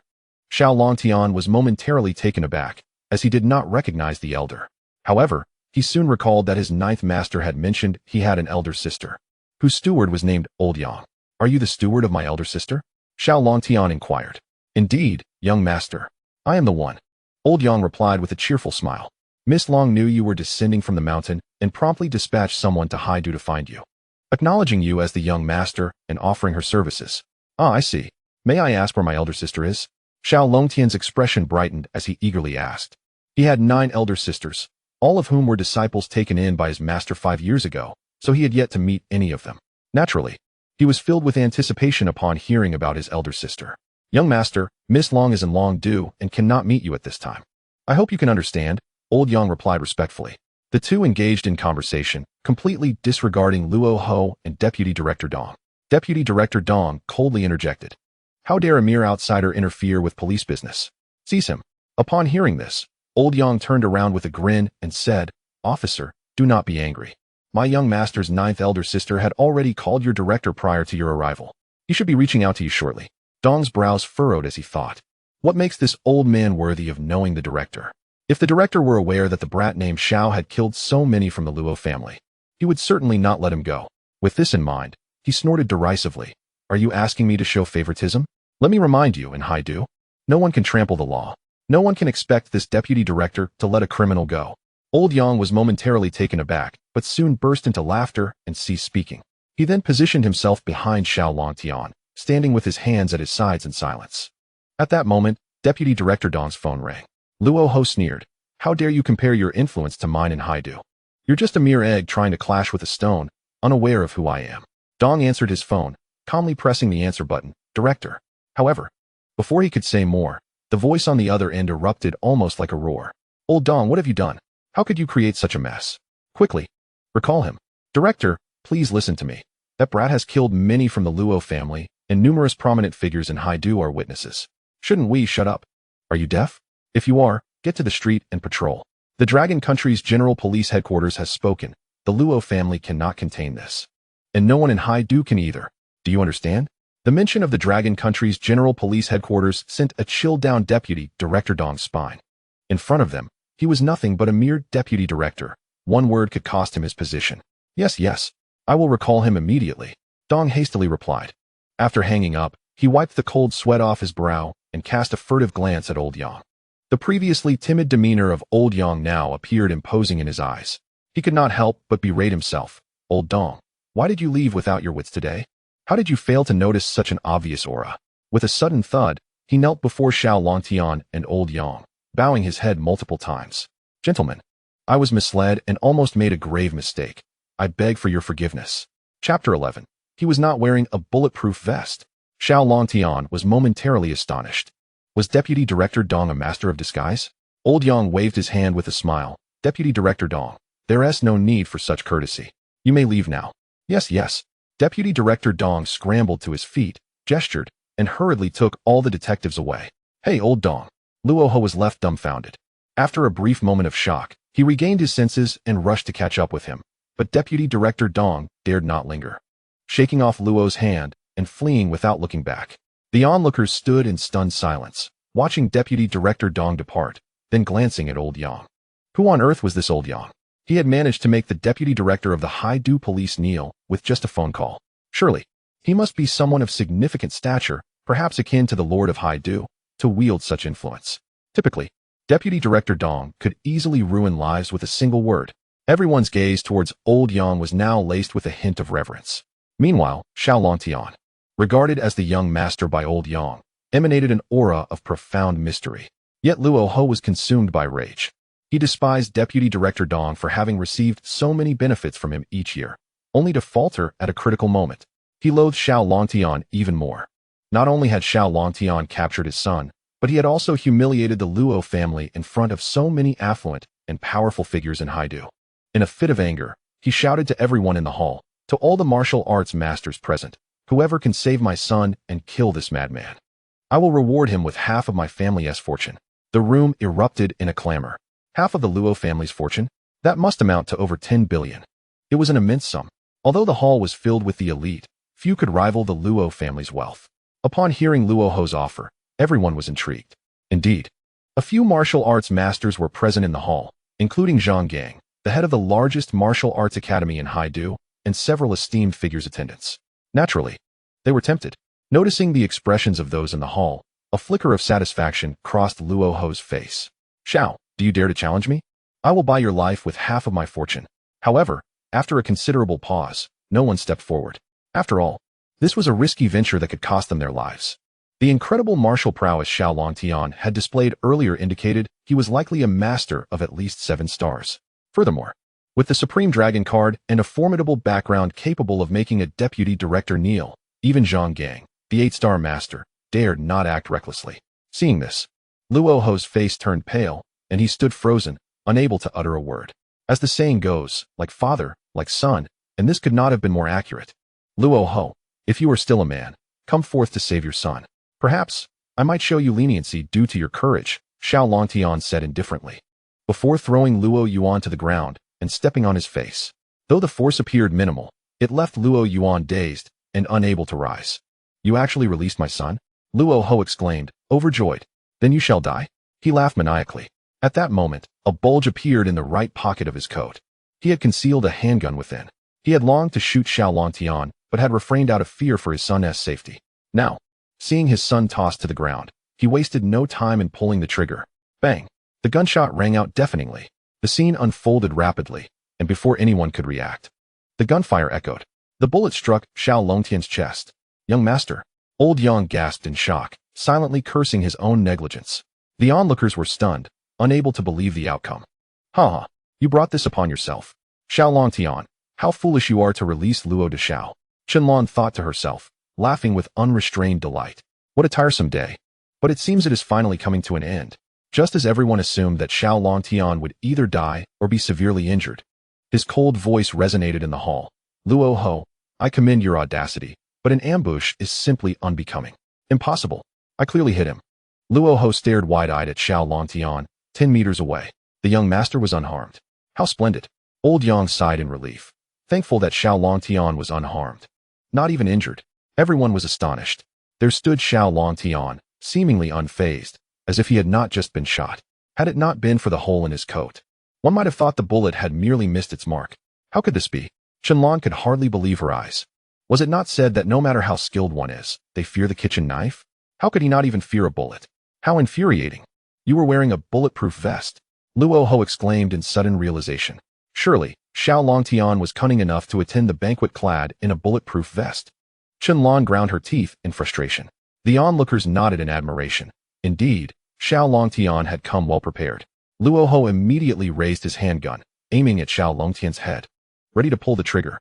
Humph, your head isn't wearing a bulletproof vest. Luo Ho glared furiously. But this time, Xiao Longtian would not grant him the chance. Seeking death, Xiao Longtian scoffed, his figure darting like lightning towards Luo Ho. The speed was astonishing. A sharp sound echoed as half of the handgun fell to the ground. Hiss! His palm strike was terrifying, cleanly slicing the gun in two. Master Zhang gasped in astonishment. Old Yang admired silently. The young master's inner strength far exceeded his expectations. How did you do that? Luo Ho stood frozen, staring blankly at the severed handgun in his hand. Since you are seeking death, I shall send you on your way first. Xiao Longtian spoke coldly, extending his right hand to grasp Luo Ho's throat. Lifting him high, he slammed his head down onto the ground with a heavy thud. Bang! Luo Ho's head burst open, dead beyond revival. Father, my father is dead? Luo Yuan, lying on the ground, felt a blankness in his mind, muttering in disbelief. The leader of the Luo family, one of the three prominent families in Haidu, had perished. From this day forth, there would only be two families left in Haidu. However, the heads of the other two families present, Huang and Mu, could not rejoice. Xiao Longtian was indeed fearsome, decisive in his actions. Damn it, a bullet ruined my coat. Xiao Longtian frowned at the hole in his outerwear, a gift from Master Jiao. Upon removing his coat, he found his t-shirt had also been torn, so he took it off as well, revealing a physique sculpted with muscle. This sight left everyone dumbfounded. He wasn't wearing a bulletproof vest. The crowd gasped in utter shock. Chapter 12. Is this where it can be done? Hiss. Everyone inhaled sharply. Until now, they had assumed Xiao Longtian had evaded injury due to a bulletproof vest. Yet, upon his disrobing, it was evident he wore none. Moreover, his chest bore no injuries. Only a faint red mark. Was he not afraid of bullets? Could he have already reached the level of a master? Master Zhang exclaimed in disbelief. However, he quickly reconsidered. No, an ordinary master can dodge bullets, but they cannot withstand them. He must be a body refinement master. A master? How could that be? He is merely in his early 20s. A master at such a young age. There wouldn't be one in all of Jiangnan, let alone Haidu. Even in the entirety of Long Nation, such a phenomenon would be rare. Everyone was struck with shock. Unfazed by their astonishment, Xiao Longtian strode towards Luo Yuan. He placed a foot upon Luo Yuan's arm and asked sternly, "Time is running short. I will ask you once more, where's Meng Shui?" It was nearing 8 p.m., and Xiao Longtian had lingered in the hall for an hour. You killed my father, and now you expect me to tell you? Never. Luo Yuan glared fiercely at Xiao Longtian. A bit of backbone. Xiao Longtian chuckled coldly and pressed down with his foot. Ah, you bastard, you deserve to die? But I will never tell you.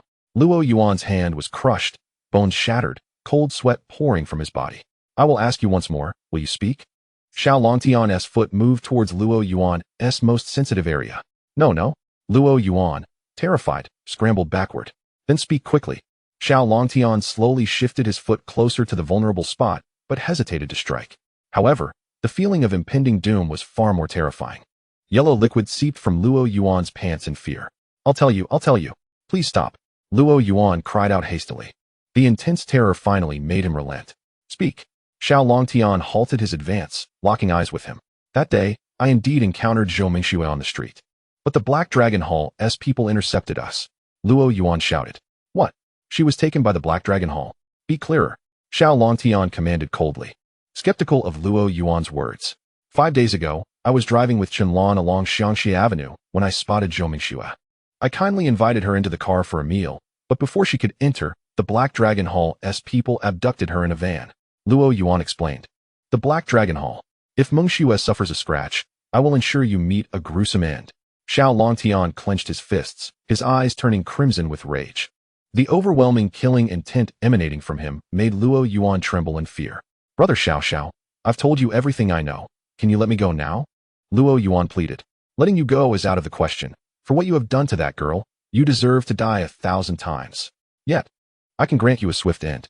Xiao Longtian stated indifferently. Do not kill me. I do not wish to die. Luo Yuan, gripped by terror, fled in a desperate scramble. In your next life, try being a good person. Xiao Longtian cast a glance at him and stomped down towards his heart. With a dull thud, Luo Yuan's heart shattered, and he instantly breathed his last. Witnessing this scene, Qianlan turned pale as a ghost. She wanted to flee, but her legs felt as if they were nailed to the ground. Qianlan, your young master Luo has departed. Want you follow him? Xiao Longtian looked at Qianlan. No, I have nothing to do with him. Chunlan shook her head vigorously. The next moment, she knelt, crawling to Xiao Longtian's feet. Brother Longtian, I beg you spare me. I am but a weak woman. Everything was coerced by Luo Yuan. Chunlan clung to Xiao Longtian's right foot, secretly tearing the straps of her dress. Two pale mounds brushed against Xiao Longtian's calf. Xiao Longtian scoffed. Before descending the mountain, my master cautioned me never to easily trust the words of beautiful women. His words ring true. You dare say that Luo Yuan's pursuit of Mingxue was not instigated by you? No, it wasn't he. Brother Longtian, I am willing to do anything for you. Even right here and now. Chunlan exerted every charm she could muster, desperately attempting to entice Xiao Longtian. Are you certain? Here right now? Xiao Longtian smiled playfully. Absolutely certain. I swear, I am willing to do anything for you. Joy flickered in Chunlan's eyes as she nodded eagerly. If she could cling to Xiao Longtian, it would be far superior to staying with Luo Yuan. Yet, Xiao Longtian regarded her with disdain. He turned to Old Yang, teasing, Old Yang, do you have a wife? Perhaps I should send her to you? Chunlan's smile instantly froze. Serving this old man was something she found utterly repugnant. However, reconsidering, this old man had connections that could make even the police chief obey him. Perhaps he was quite influential. Chunlan felt less resistant, thinking she might inherit his fortune if he were to depart early. Old Yang chuckled awkwardly. Ah, young master, please do not jest with this old man. At my age, how could I meet her desires? Wouldn't he that shorten my lifespan? He paused momentarily before continuing. By the way, young master, when I entered just now, I noticed a few robust porters outside. They should be capable.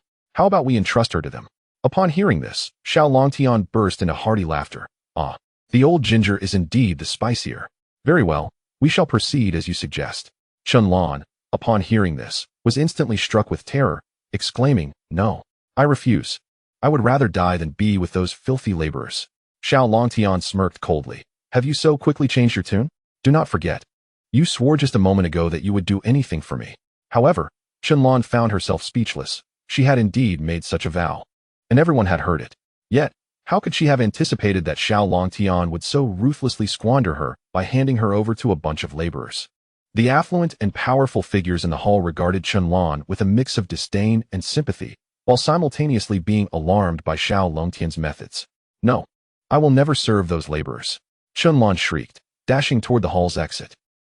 You have no choice now. Xiao Longtian scoffed, swiftly flicking his wrist, sending several silver needles into the acupoints on Chunlan's legs. My legs. I can't move. Chunlan gasped, looking at Xiao Longtian in shock. What have you done to me? Nothing much, just sealed a few of your acupoints, ensuring that you will require assistance for the rest of your life, Xiao Longtian replied, casting her a dispassionate glance. Chapter 13. The Black Dragon Hall captures Huang Yuyan. Following this, Old Yang dragged Chunlan toward the door. Brothers, this is the woman discarded by our young master. I entrust her to you. Please take good care of her. Old Yang greeted the porters politely with a bow before turning to leave. The porters exchanged glances, and upon discerning Chunlan's appearance and her torn strap, they could not suppress their salivation. Is this a fallen flower from the skies? Get away from me, you filthy laborers. If you dare lay a finger on me, I will ensure you regret it. Chunlan scolded, a mix of disdain and fear in her voice. Humph, did you not just order me to kneel and slap myself? Tonight, my brothers and I will show you. One of the previously insulted porters retorted, lifting Chunlan and walking away. Haha, she speaks the truth. We indeed can't handle you without taking you along. The other porters laughed heartily as they followed suit. In the hall, Xiao Longtian surveyed the affluent and powerful figures around him, stating indifferently, I apologize for the fright I have caused you all tonight. Please, continue your festivities. He had already inquired about the Black Dragon Hall from this group. It turned out that the Black Dragon Hall was the underground overlord of Haidu, with immense power. They had 3 leaders, known as the Black Dragon Trio, all ruthless individuals. Moreover, the Black Dragon Hall appeared to operate legitimate businesses while engaging in unsavory dealings behind the scenes, with even the Haidu police turning a blind eye to their activities. The wealthy and powerful figures in the hall chuckled awkwardly, offering insincere compliments. Mr. Xiao, you exaggerate. The Luo family is a scourge we have long wished to eradicate. We are grateful for your intervention today. The head of the Huang family, one of the 2 prominent families in Haidu, spoke politely. The second in command of the powerful Mu family also exchanged pleasantries. The ordinary affluent figures dared not utter a word, fearful of attracting Xiao Longtian's attention and incurring his wrath. Very well, Old Yang, let us take our leave. Xiao Longtian beckoned to old Yang and strode out. At that moment, old Yang's phone rang. Upon seeing the caller ID, he quickly answered, "Miss, please give your instructions." On the other end of the line, a young woman with an air of nobility and stunning beauty asked coolly, "Old Yang, have you acknowledged my junior disciple as your master? Was everything executed smoothly?" Old Yang respectfully replied, "Yes, miss. I have been serving by the young master's side as per your instructions. Everything has gone smoothly. Your ninth junior sister has also lent her assistance. And the young master is far more formidable than I had anticipated. Of course, my junior disciple is the most exceptional talent of Punlai Mountain. Just follow his orders, and we shall meet again in Longdu." The young woman hung up, a faint smile gracing her lips. She was none other than Xiao Longtian's senior sister, Long Ying. After putting away his phone, old Yang hurried to catch up with Xiao Longtian. "Young master, are we headed to the Black Dragon building?" The Black Dragon building was indeed the headquarters of the Black Dragon Hall. Exactly. To save a person is akin to extinguishing a fire. I must find Meng Shui as quickly as possible, Xiao Longtian thought, a sense of worry creeping into his heart. Meng Shui had been missing for 5 days. She must be safe. "Yes, young master, please take my vehicle," old Yang urged. "Very well." Xiao Longtian nodded. 5 minutes later, Xiao Longtian was seated in the passenger seat of a Liuli vehicle. "Old Yang, you must not be short on funds. Why drive such an ordinary car?" Xiao Longtian remarked, somewhat surprised. "Hee, young master, you may not be aware, but this Liuli car is quite excellent. It's practical and cost-effective, and it supports domestic production." Old Yang chuckled as he drove. "All right then." Xiao Longtian closed his eyes to rest. After a long day, he needed to contemplate the matters that awaited him after descending the mountain. At that moment, in the large conference room on the 36th floor of the Black Dragon building, illuminated by the only light, 2 heavily tattooed men escorted a woman inside. The tall woman wore a tight white blouse, nearly bursting at the seams, paired with a black Chanel skirt, exuding an unmistakable office lady vibe. Inside the conference room, a wild-looking man with a mohawk rested his legs on the conference table while smoking a cigar. Upon seeing the woman, his eyes gleamed with greed as he immediately stood and approached her.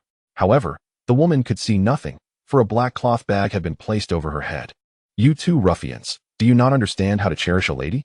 How dare you treat Miss Huang so roughly? Get out." The mohawk man scolded the tattooed men. "Yes, third master."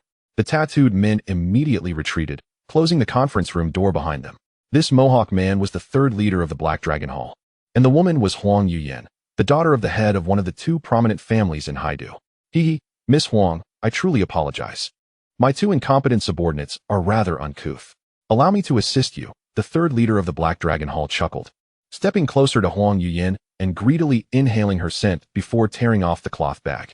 As the bag fell, an exquisite visage emerged, a pair of large, spring-like eyes, a high nose, a cherry-like mouth, and skin as fair as milk.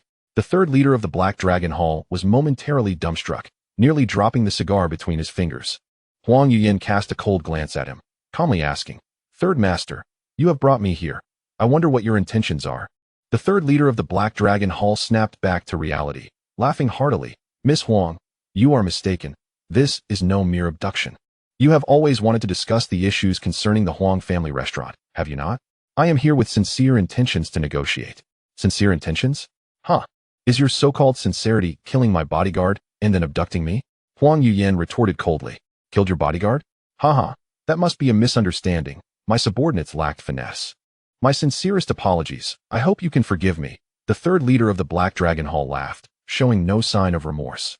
"I will report this to my father when I return and let him decide." "Enough small talk. Let us discuss serious matters," Huang Yuyan said flatly. The Huang family wielded considerable influence in Haidu, rivaling the Black Dragon Hall, thus giving her the confidence that the 3rd leader would not dare to overstep. "Haha, Miss Huang, you are quite forthright. I do appreciate such directness." He, the 3rd master of the Black Dragon Hall, chuckled heartily and gestured for Huang Yuyan to take a seat. He then retrieved a bottle of fine red wine and 2 elegant goblets from the wine cabinet. Given the joy of the occasion, how could we not indulge in a few drinks? This exquisite wine was brought back from the Tower Nation. Though it is quite affordable at just over 200,000 a bottle, its taste is exceptional. As he spoke, he poured 2 glasses of wine, pushing one towards Huang Yuyan. "Come, Miss Huang, you must join me for a toast." "I do not drink," Huang Yuyan replied, pushing the glass away decisively. "Ah, Miss Huang, is it that you fear the drink, or do you simply refuse to honor me in the Black Dragon Hall?" The 3rd master of the Black Dragon Hall smirked. "If you're worried about poison, You would be unjustly accusing me. Allow me to drink first as a sign of respect. He lifted his glass and downed the wine in one gulp. Huh, what a splendid wine. He smiled and brought Huang Yuyan's glass closer to her lips. She frowned slightly, glanced at the glass, and hesitated for a moment before parting her lips slightly.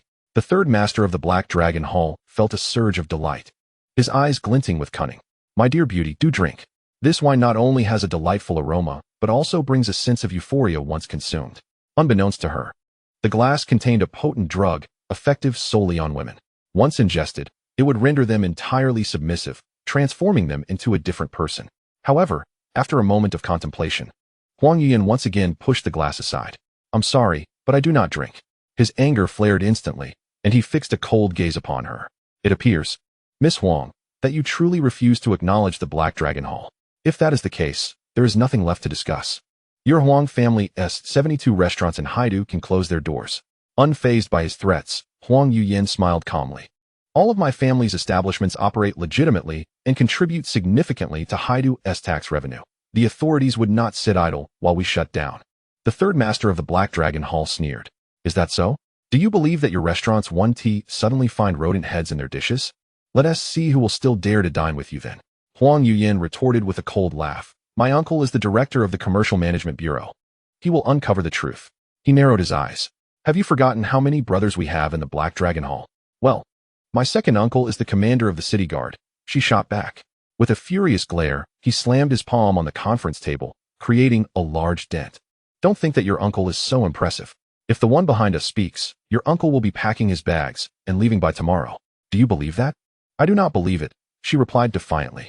In a fit of rage, he seized Huang Yuyan's mouth with one hand and raised the wine glass with the other, ready to force it into her. Damn it, I will have my way with you tonight. Let us see what your Huang family can do about it. Huang Yuyan's heart raced with fear as she struggled, shaking her head vigorously. Let me go? I want tea drink. Yet, before the third master of the Black Dragon Hall, she felt as helpless as a chick, unable to escape despite her utmost efforts. With a few gulps, he managed to pour most of the wine into her mouth, with the remainder splattering onto her pristine blouse. Little vixen, you needn't waste your energy resisting. In just a few minutes, you will experience the height of earthly pleasure. Ha ha ha. The third master laughed triumphantly. What have you made me drink? Huang Yuyan exclaimed in shock, retreating hastily. What did you drink? Heh. You'll find out soon enough, he replied with a lewd grin. Realizing the peril she was in, Huang Yuyan sprinted toward the conference room's door. Do you think you can escape? He cackled, swiftly pursuing her. In just 2 strides, he caught her arm. Huang Yuyan felt her body weaken, her skin starting to burn with heat. Haha. After 30 years of life, I've never experienced something so thrilling. Tonight shall be a feast of delight. The third master of the Black Dragon Hall was elated, believing he was on the verge of claiming his prize. Just as Huang Yuyan was about to be violated, a loud bang resounded. The conference room door was kicked open. Who dares to disrupt my plans? The third master of the Black Dragon Hall seethed as he rose to his feet. 2 strangers strode into the conference room, Xiao Longtian and Old Yang. Having arrived at the Black Dragon building, they headed straight for the lit conference room, not anticipating that they would interrupt the third master in his vile intentions. Xiao Longtian cast a glance at Huang Yuyan lying on the ground, her face obscured by her hair, and then turned his icy gaze upon the third master. What is your position in the Black Dragon Hall? I am the third master of the Black Dragon Hall. Knowing this is my territory, you still dare to barge in? You have quite the audacity. State your name. The third master demanded angrily. You have no right to know my name. I only ask you one question. Where have you taken Zhou Mingxue? Xiao Longtian inquired. You're looking for that stunning beauty, Zhou Mingxue? So, you are from the Zhou family of Donglin City. The third master nodded thoughtfully. It seems she has indeed been kidnapped by you. Xiao Longtian's gaze turned frigid. And what of it? Your Zhou family is but a second-rate clan. What can you do against the Black Dragon Hall? The third master laughed derisively. What can we do? Humph, we will eliminate you all. With that, Xiao Longtian stepped forward, launching a kick toward his knee. Trying to challenge me? You overestimate yourself. I am an 8-star martial master. The third master scoffed, casually tossing Huang Yuyan onto the conference table before striking downward at Xiao Longtian's leg with a palm strike. An 8-star martial master's blow could easily sever the hardest granite, let alone human bones. Even a martial master would suffer a broken leg if struck by him. Crack! The sound of bone shattering echoed. Yet, it was not Xiao Longtian's leg that broke, but rather the third master's hand. His pupils dilated in shock, and he cried out in pain. Then came another crack. Xiao Longtian's right foot collided with the third master's knee. Ah, you're a 9-star martial master? The third master collapsed to the ground, kneeling in agony. You dare to cripple my knee? He howled, glaring fiercely at Xiao Longtian. Now do you understand the meaning of overestimating oneself? Speak. Where is Mingxue? Xiao Longtian sneered.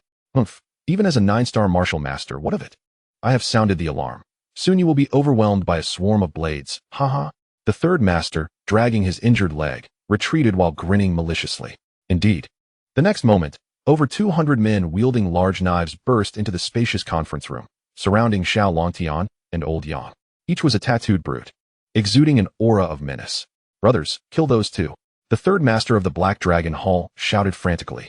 Dare to wreak havoc in our Black Dragon Hall. Slay them. Dare to harm our third master? Turn them into dust. The chorus of over 200 Black Dragon Hall thugs echoed thunderously. Huang Yuyan, lying on the conference table, was both alarmed and terrified. She had never witnessed such ruthless men in action. As she remembered the drug coursing through her veins, she realized she would soon lose control over her body and mind, intensifying her anxiety. The circle of thugs with their sharp knives closed in, shrinking the distance. Xiao Longtian cast a disdainful glance at the mob, clenched his fists, and prepared to strike. Seeing this, Old Yang quickly stepped in front, grinning. Young master, there is no need for you to intervene with such a rabble. Allow me to handle them. You? Xiao Longtian paused, surprised. He had yet to witness Lao Yang in action, nor did he know the extent of this wiry old man's prowess. With a smile, Lao Yang nodded and swiftly dashed into the crowd. Attack him! The thugs shouted in unison, brandishing their machetes towards Lao Yang. However, not a single blade found its mark. He weaved through the throng with the agility of a serpent, leaving a trail of moans in his wake. Within half a minute, the ground was strewn with lifeless bodies. Each heart pierced, blood staining the floor crimson, a sight both shocking and gruesome.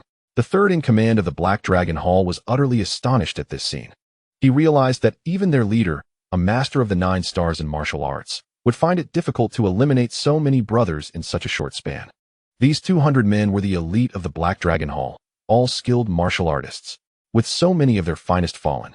The third in command felt an icy chill creeping up his spine. Lao Yang, you truly are a hidden gem, Xiao Longtian remarked, a glimmer of admiration in his eyes. This level of skill could only belong to someone above the master rank. He wondered what realm his elder sister had attained, if even one of her stewards possessed such prowess. Suddenly, he noticed the third in command of the Black Dragon Hall stealthily attempting to escape. Where do you think you're going? Speak up. Where have you taken Mingxue? Xiao Longtian demanded, stomping down on the man's other knee, shattering it. Ah! The third in command cried out in pain. Mingxue is not with us in the Black Dragon Hall. If you let me go, I will tell you. I'll even give you that stunning woman at the table. He shouted desperately. Do you dare negotiate with me?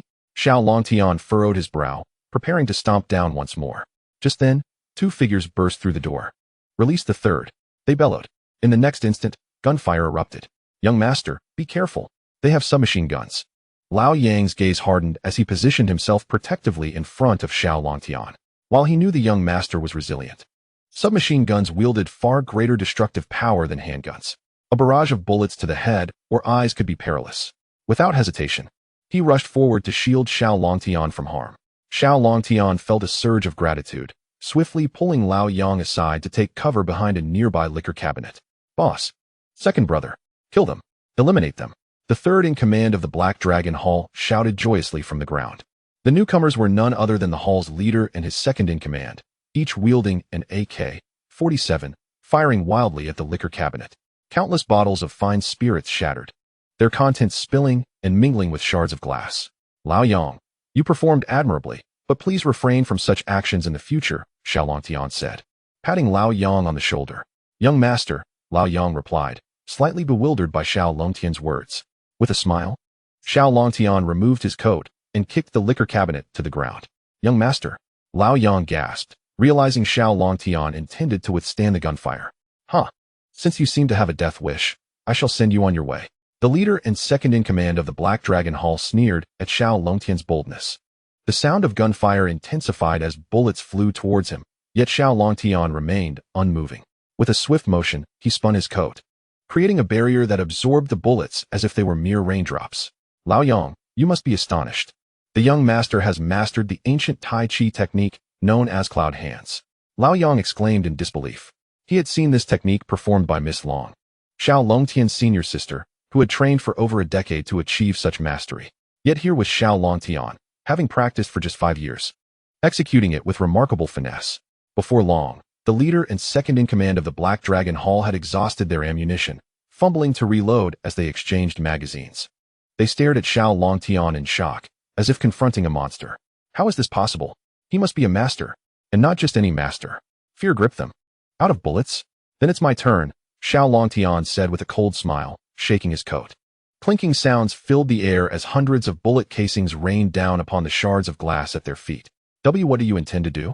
The leader of the Black Dragon Hall stammered, retreating step by step, drenched in cold sweat. What do I intend to do? I'm simply returning your bullets. Xiao Longtian replied coolly.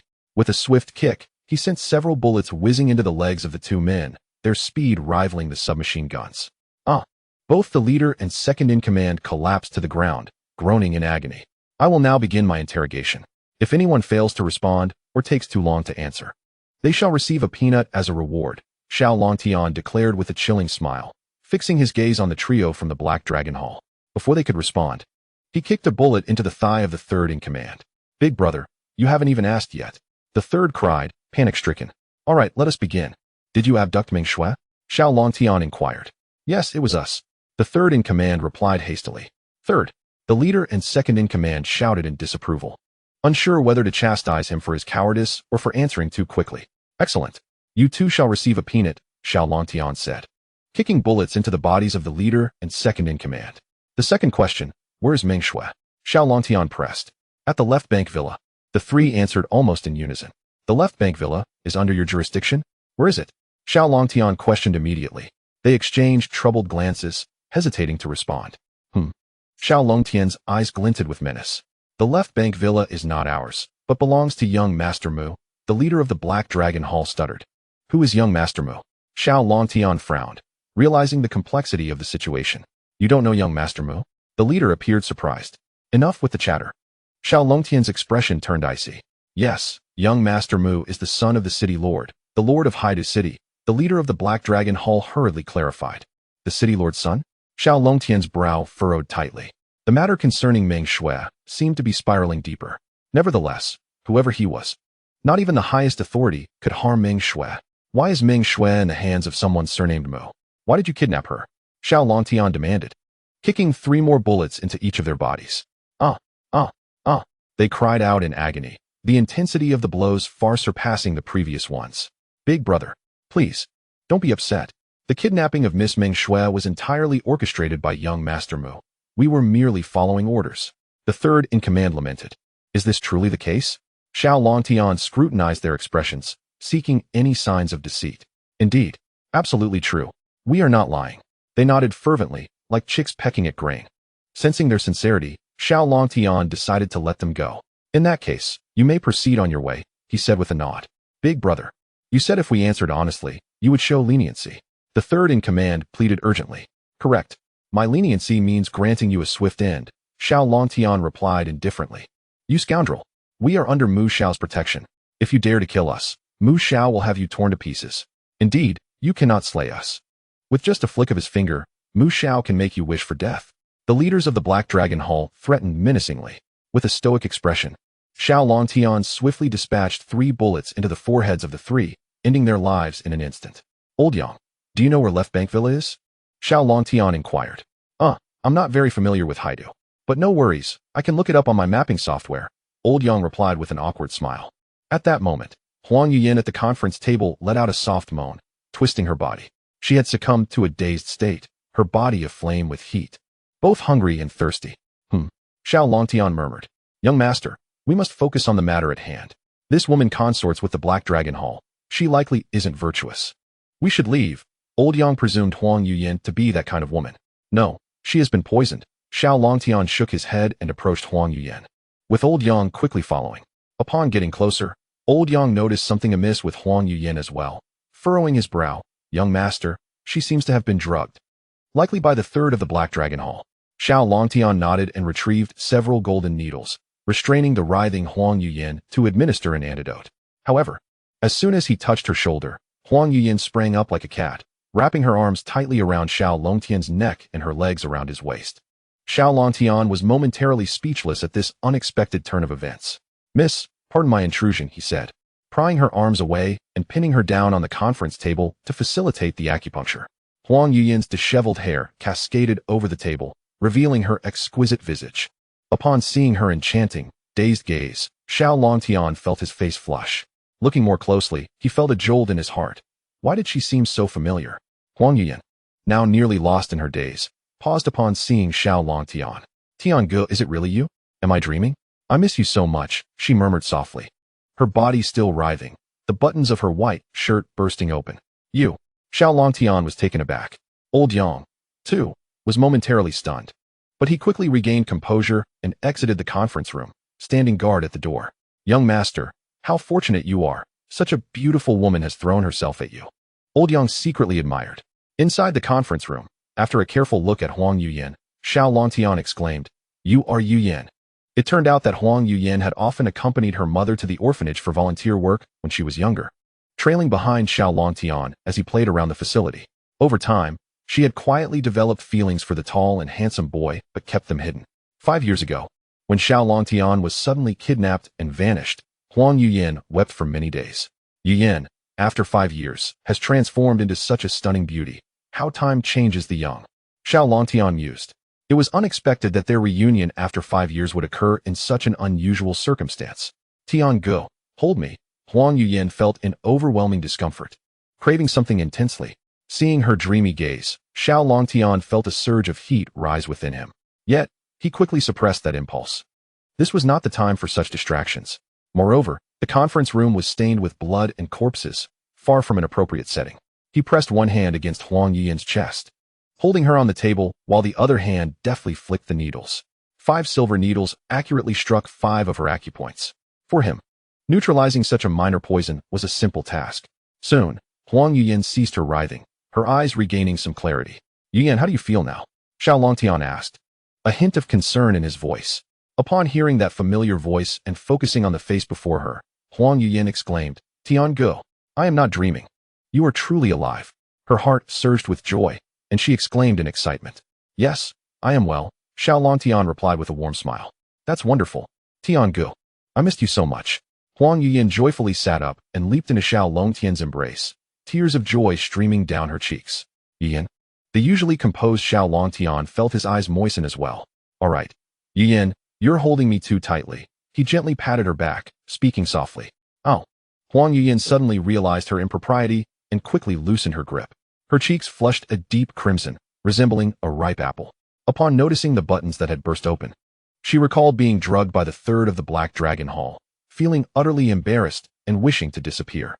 "I'm sorry, Tiange, I didn't do anything inappropriate." "Did I?" She quickly turned away to rebutton her shirt. No, don't overthink it. Nothing happened," Xiao Longtian replied awkwardly with a smile. He thought to himself that this girl was too sensitive. He couldn't let her bear any psychological burden.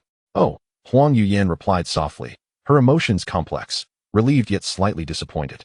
Suddenly, Huang Yuyan caught sight of the blood and bodies scattered across the conference room, the gruesome scene causing her face to pale in shock.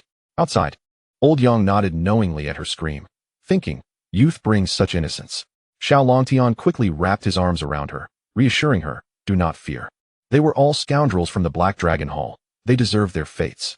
Huang Yuyan finally calmed down. "Tiange, did you kill them all?" she asked incredulously, gazing at Xiao Longtian. "It was Old Yang and me. Over the past 5 years, I've learned some martial arts and medical knowledge.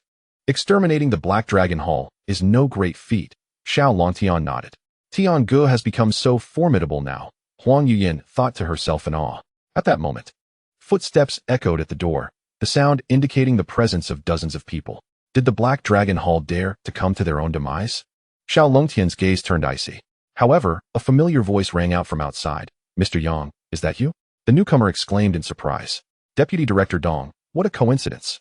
But you cannot enter. My young master is inside, attending to important matters." Old Yang chuckled.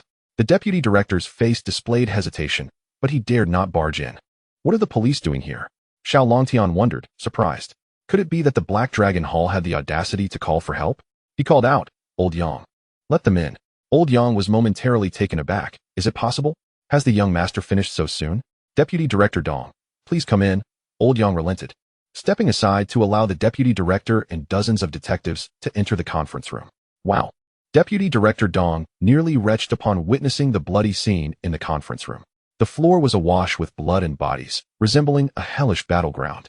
Several young detectives behind him couldn't help but vomit. The 3 leaders of the Black Dragon Hall are all dead. Mr. Xiao, did you kill all these people? Deputy Director Dong inquired, trembling. Indeed, Xiao Longtian admitted candidly. Did you single-handedly eliminate so many members of the Black Dragon Hall? Deputy Director Dong asked incredulously. To be precise, it was 2 of us, Old Yang and I, Xiao Longtian clarified. Upon hearing this, Deputy Director Dong gasped in astonishment. The Black Dragon Hall was the underground overlord of Haidu, a colossal force that the entire Haidu police could not contend with, yet it had been dismantled by just 2 individuals, Xiao Longtian and Old Yang. Moreover, the 3 leaders were all martial arts masters of the 8th or 9th star. From the scene, it was evident that the notorious Black Dragon trio had wielded 2 A-47 rifles, yet they were ultimately slain by Xiao Longtian and his companions. Deputy Director Dong, logically speaking, there should have been no need for you to personally lead a team here, even if someone had reported the incident. Could it be that yet another influential figure has contacted you? Xiao Longtian cast a casual glance at Deputy Director Dong, who appeared visibly embarrassed, his brow furrowing into a deep crease. Indeed, Xiao Longtian had hit the nail on the head. A prominent figure had indeed called him, insisting that he personally oversee the apprehension of the murderer. However, he had never anticipated that the so-called murderer would turn out to be Xiao Longtian himself. Are you truly here to apprehend me? Xiao Longtian quipped with a playful smile. Not at all. I was informed of a conflict involving the Black Dragon Hall, which is indeed a significant matter, prompting my immediate presence, Deputy Director Dong stammered. But tonight's events do not pertain to a mere conflict. Rather, the 3rd lieutenant of the Black Dragon Hall has kidnapped a friend of our young master. Hence, both the young master and I have come to rescue him. You have witnessed the scene. These villains attacked us with machetes and submachine guns, and in self-defense, we found ourselves compelled to resort to lethal measures. Old Yang interjected to clarify. Indeed, I can attest to that. Huang Yiyan nodded in agreement. Is that so? Deputy Director Dong pondered, his eyes darting as he contemplated the situation. Suddenly, a phone rang, displaying a call from young Master Mu. Deputy Director Dong promptly stepped into the hallway to answer. Young Master Mu, how may I assist you? Have the murderer been apprehended? A youthful voice came through the line. Deputy Director, have you captured the murderer yet? Young Master Mu, I have just arrived at Black Dragon Mansion and am still evaluating the situation. Deputy Director Dong responded respectfully. Enough of your evaluations. Bring the individual to Left Bank Villa without delay. Young Master Mu snapped impatiently before abruptly ending the call. Panic washed over Deputy Director Dong as he realized the gravity of the situation. Offending young Master Mu was absolutely unacceptable. Yet he could not afford to cross Xiao Longtian either. Xiao Longtian, possessing keen hearing, had overheard their exchange and a glimmer of cunning sparked in his eyes. After disconnecting the call, a troubled Deputy Director Dong returned to the meeting room, his mind racing with thoughts on how to navigate this predicament. Perhaps he could fabricate an excuse to leave, then have his subordinates seize Xiao Longtian. Observing Dong's distressed demeanor, Xiao Longtian found it amusing and inquired, Deputy Director Dong, have you encountered some difficulty? With an awkward chuckle, Deputy Director Dong replied, You've guessed it, Mr. Xiao. My wife just called to inform me that she is unwell and needs to be taken to the hospital. Was that truly a coincidence? Xiao Longtian remarked with a playful smirk. Perhaps it is a bit coincidental, Dong replied, beads of cold sweat forming on his forehead. Your wife will be disappointed. Xiao Longtian stated with a calm shake of his head. Deputy Director Dong was momentarily taken aback. The one who called you was young Master Mu from the City Lord's family, correct? Yes. Young Master Mu wanted me to visit him. However, I did inform him that I needed to take my wife to the hospital. How fortuitous. I too wish to visit him and become acquainted with this esteemed individual. Really? That would be splendid. I shall take you there. Young Master Mu will surely be delighted. Deputy Director Dong exclaimed, his spirits lifted. He cared little whether Xiao Longtian genuinely wished to meet young Master Mu. His priority was to avoid offending either party. And what of your wife? Xiao Longtian inquired nonchalantly. It's nothing. Your matters are of utmost importance. I can take her to the hospital later. She'll be fine. Deputy Director Dong laughed heartily. Then let us be on our way. Xiao Longtian nodded in agreement. He turned to Old Yang and instructed, Old Yang, please escort Yiyan home, ensuring she arrives safely at her doorstep. Young master, I sense something amiss. I should accompany you, Old Yang insisted. Huang Yuyan stepped closer to Xiao Longtian and whispered, Brother Tian, young Master Mu is not a benevolent character. Meeting him impulsively may pose a danger. Xiao Longtian smiled slightly and reassured them, Do not worry. I am fully capable of handling this. Old Yang, I entrust Yuyan's safety to you. Old Yang, seeing no alternative, nodded in compliance. Understood, young master. Deputy Director Dong. Let us proceed. Xiao Longtian gestured with a subtle nod. Of course, please take my car. I shall personally drive you, Deputy Director Dong offered with great enthusiasm. He promptly arranged for his subordinates to manage the affairs at Black Dragon Mansion while he personally escorted Xiao Longtian.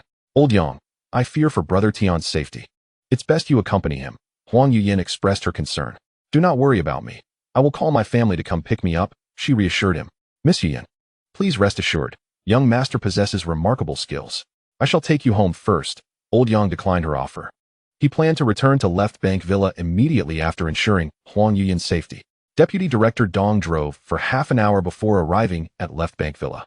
Nestled on the outskirts, the villa sprawled over tens of thousands of square meters, exuding a luxurious ambience akin to a palace.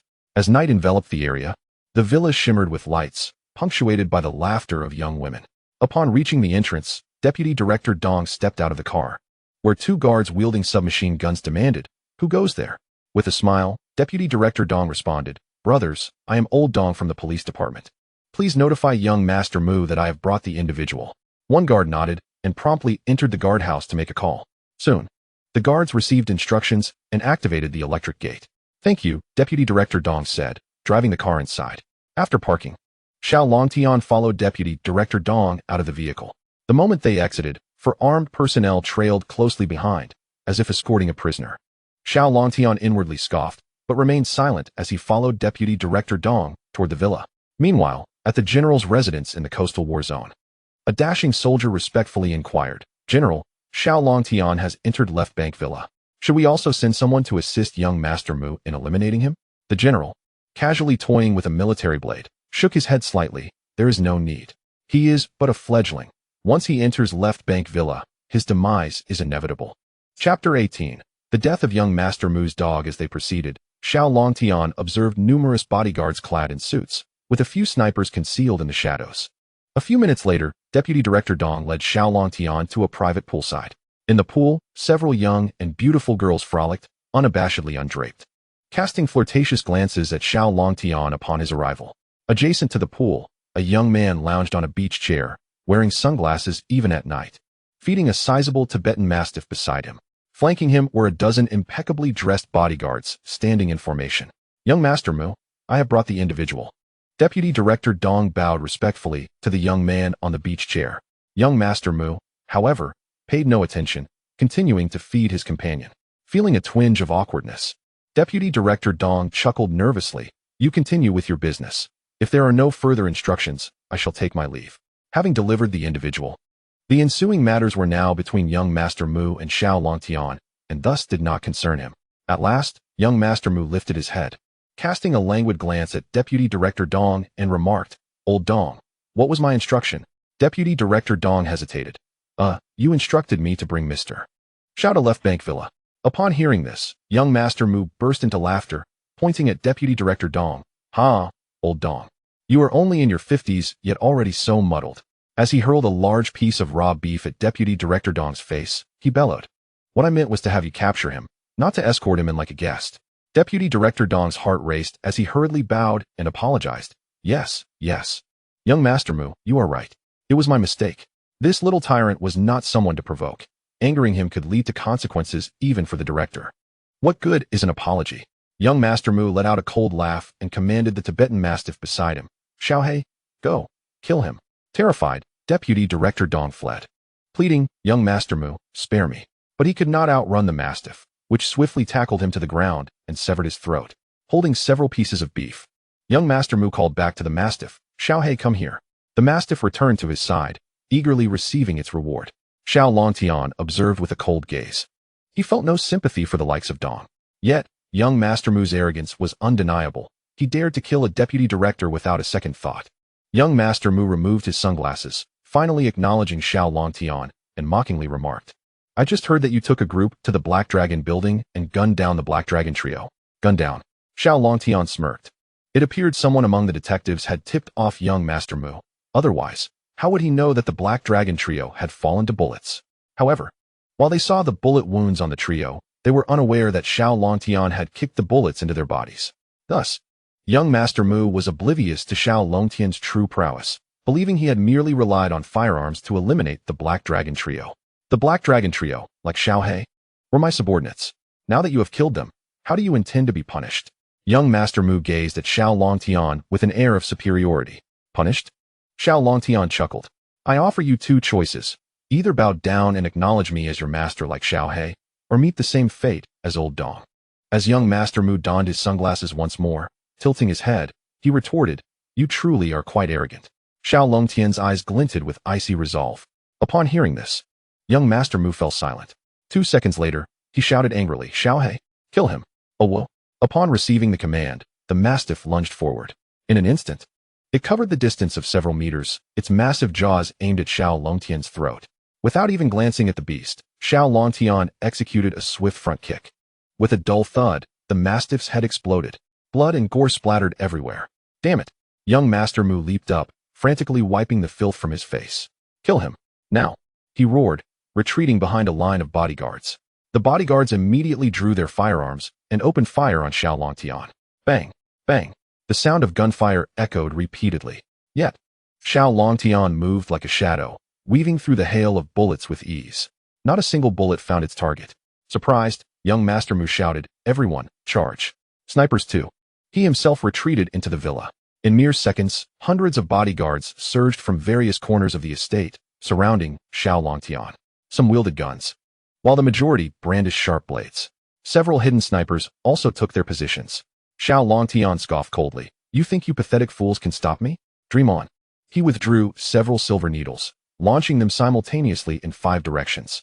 The snipers posed the greatest threat and had to be dealt with first.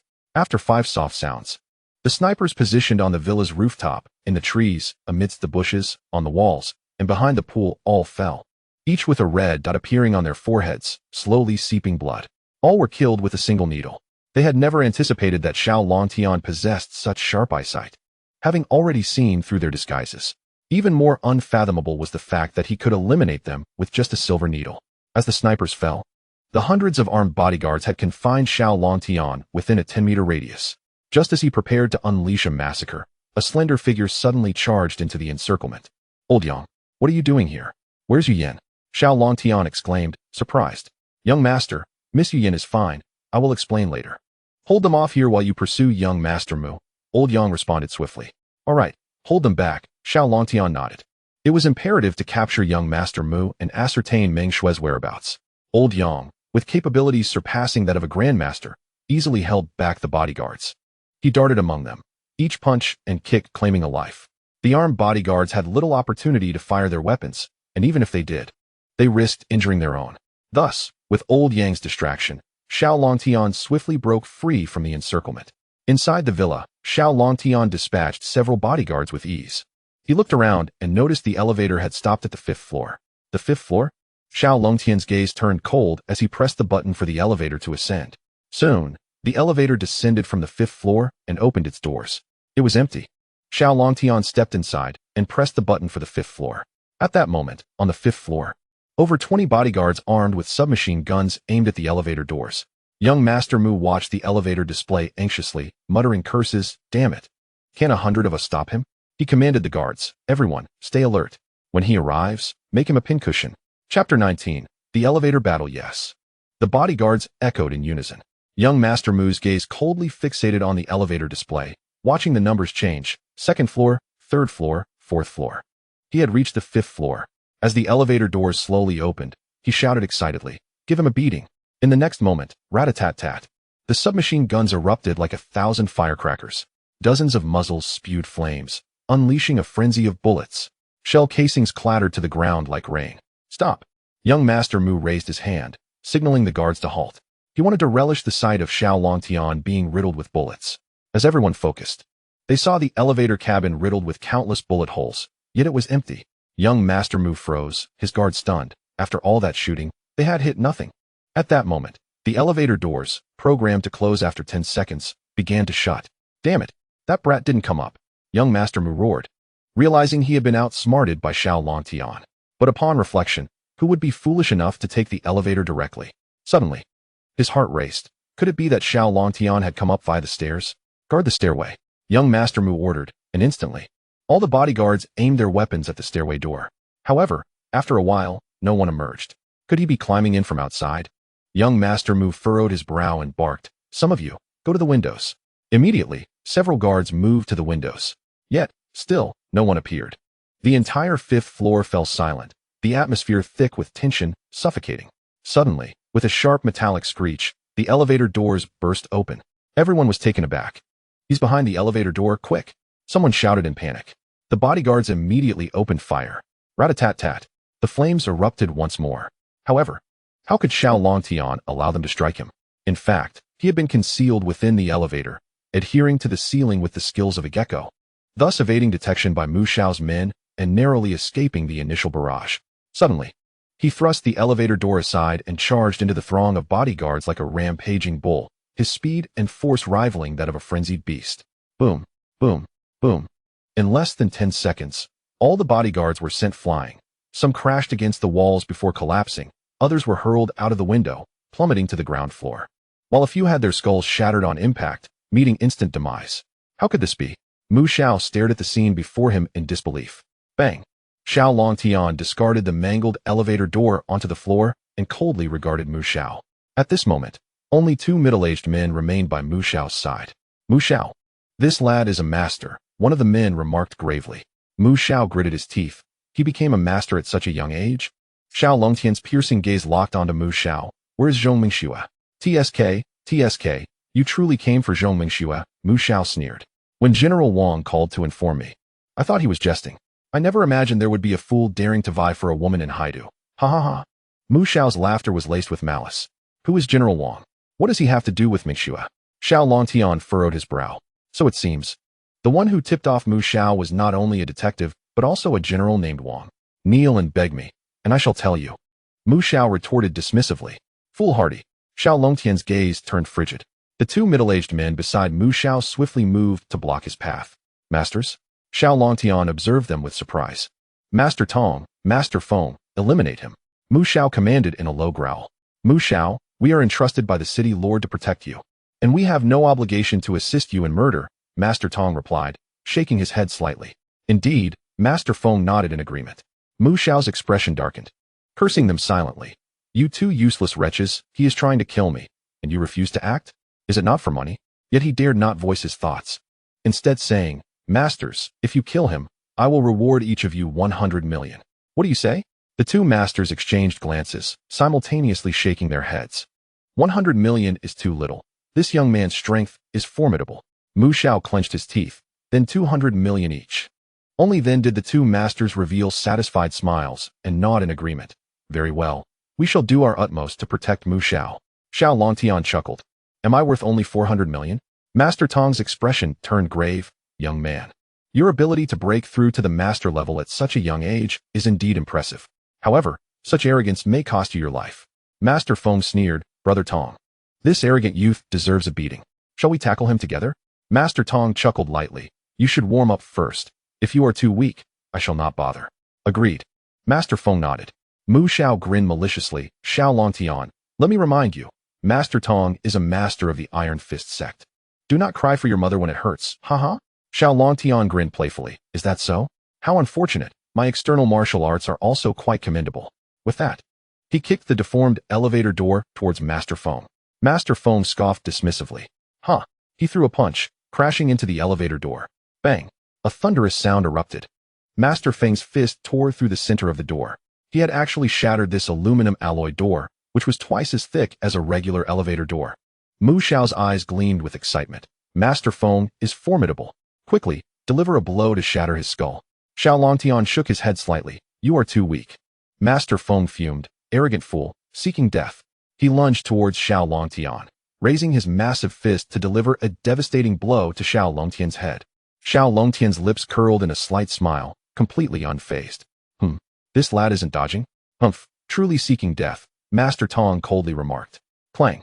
Master Feng's colossal fist struck the temple of Xiao Longtian. Yet, Xiao Longtian remained motionless, while Master Feng's knuckles and wrist audibly cracked. Damn it! Master Feng grimaced, nearly shedding tears from the pain, hurriedly cradling his wrist and stepping back. He could not comprehend how Xiao Longtian's head could be so hard, harder than steel. Master Tong was stunned. Had Master Feng's hand actually broken? He was a master of the Iron Fist sect. Mu Xiao inwardly cursed. Useless waste. Daring to demand 200 million in reward. He turned to Master Tong, urging, Master Tong, stop gawking and quickly eliminate him. Master Tong cast Mu Xiao a faint glance before drawing two curved blades from behind his waist, regarding Xiao Longtian with a grave expression. Chapter 20. Tormenting the Masters. Dismantling Mu Xiao, you are quite strong, young man, so do not blame us for joining forces. In your next life, remember not to be so ostentatious. Master Tong declared coldly. Such needless prattle, Xiao Longtian retorted with a dismissive smile. Master Tong's gaze turned icy as he bellowed, kill. Suddenly, he rolled forward. The dual blades aimed directly at Xiao Longtian's ankles. Simultaneously, Master Feng moved as well. He lunged behind Xiao Longtian, attempting to ensnare him with his arms. Although his right wrist was broken, he could still wrap his arms around Xiao Longtian. The two coordinated seamlessly, timing their assault perfectly. Were they facing an ordinary master? Such a sudden ambush would leave them no time to evade. However, Xiao Longtian had no intention of dodging. Master Tong, witnessing Xiao Longtian's overconfidence, scoffed internally, boy, do not think that because you can withstand Brother Feng's punch, you can disregard my dual blades. These are swords that can slice through steel. Just as his blades were about to sever Xiao Longtian's ankles and Master Feng's arms were about to enclose him, Xiao Longtian suddenly moved. To say he moved would not be entirely accurate, for in Mu Xiao's eyes, Xiao Longtian did not bend his knees or even shift his ankles. Yet, it was as if he possessed jet propulsion beneath his feet, soaring 2 meters high in an instant. What? Mu Xiao was left dumbfounded. This exceeded his comprehension. What kind of lightness skill was this? A helicopter that ascends and descends straight? How could it be so? Master Tong, wielding dual blades, gasped in astonishment. The next moment, Master Feng cried out in pain. Master Tong's dual blades swiped past, narrowly missing Xiao Longtian and striking Master Feng instead. Caught off guard, Master Feng's ankles were severed, and he collapsed to the ground in agony. Tong, you severed my feet. Master Feng roared in fury. Master Tong was at a loss for words, unable to defend himself. Just then, Xiao Longtian descended from above, landing squarely on Master Tong's dual blades. A chill ran down Master Tong's spine as he sensed impending doom. He attempted to abandon his blades and retreat, but those two blades were his reliance. Without them, he would be rendered half powerless. In that fleeting moment of hesitation, Xiao Longtian smiled. Life and death hinge on the blink of an eye, and you still dare to hesitate? He raised his right foot and kicked Master Tong 10 meters away. Upon landing, Master Tong had lost much of his vitality, his dantian shattered, reduced to an ordinary person. You are not a one-star master. Master Tong gazed at Xiao Longtian with eyes filled with terror. Although he and Master Feng were merely one-star masters, they had been in the master realm for several years, and together they could easily eliminate even a 2-star master.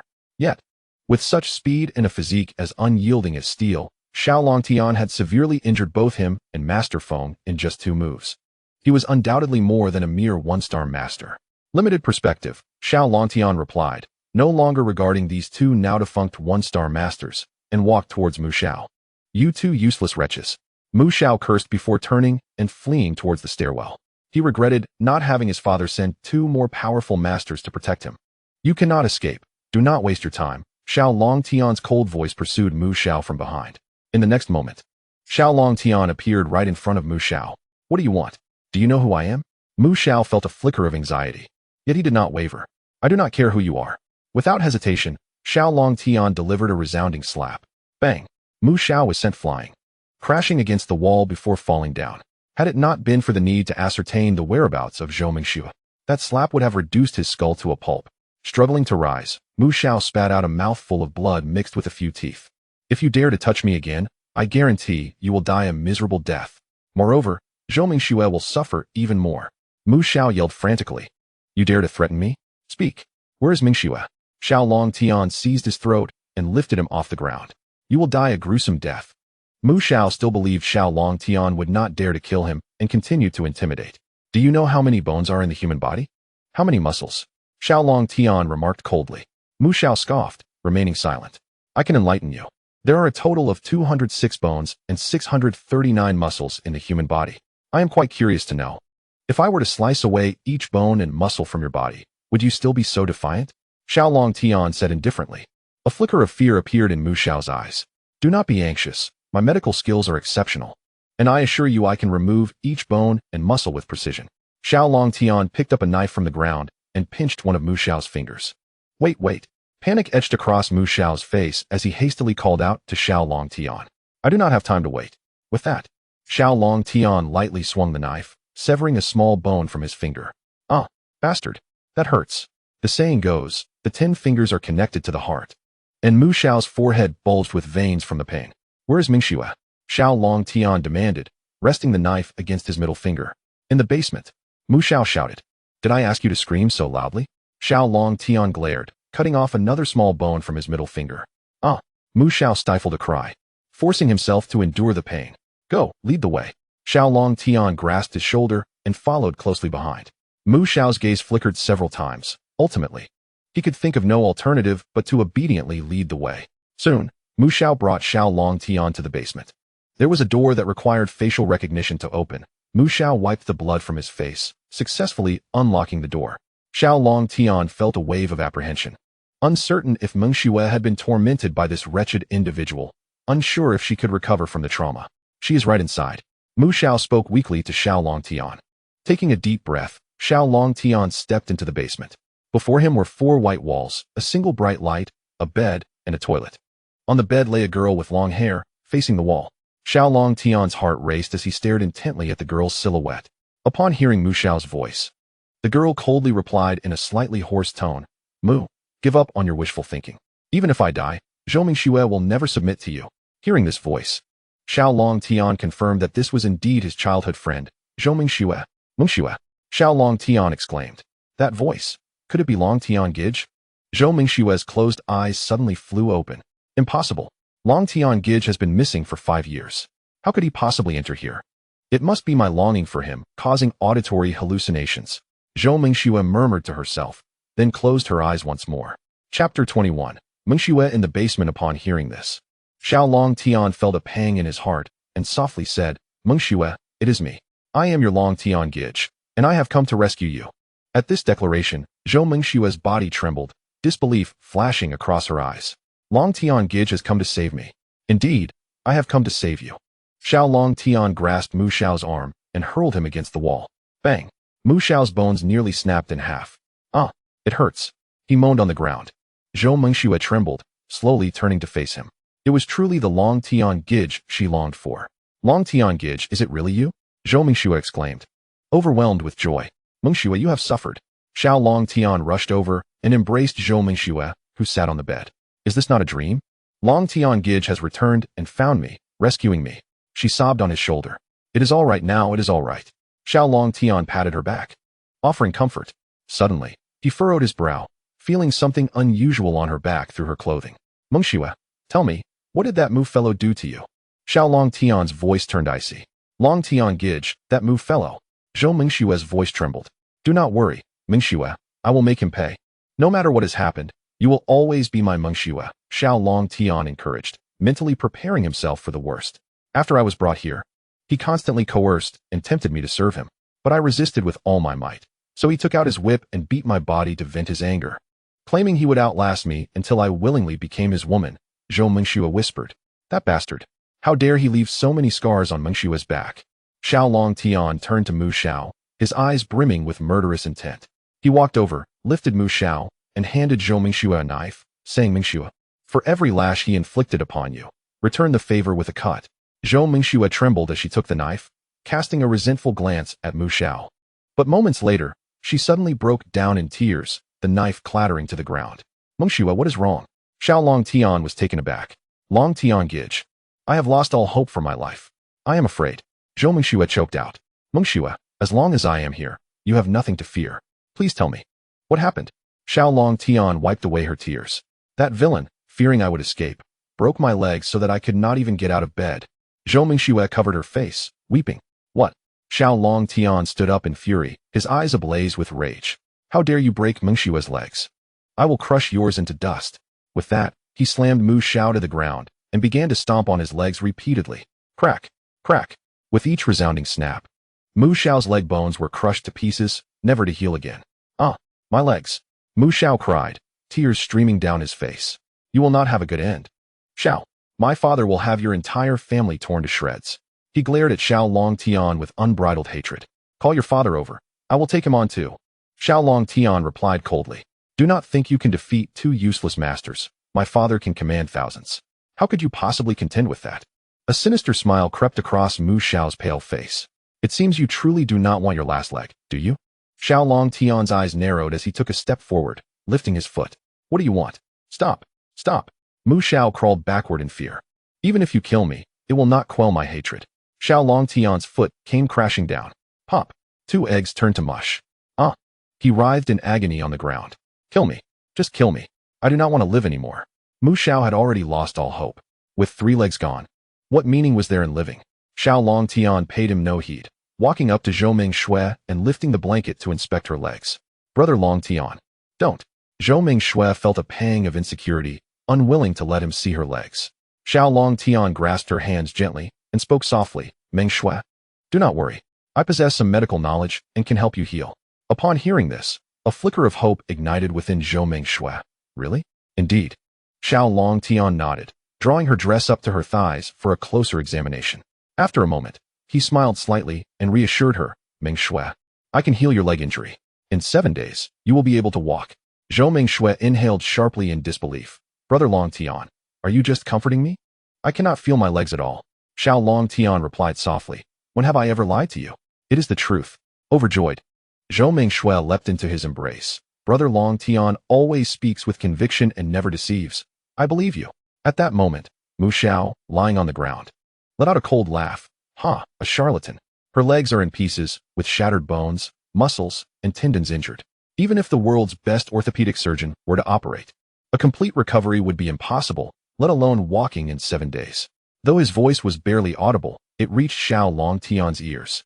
Xiao Longtian cast him a cold glance, uninterested in engaging in a debate with someone so ignorant.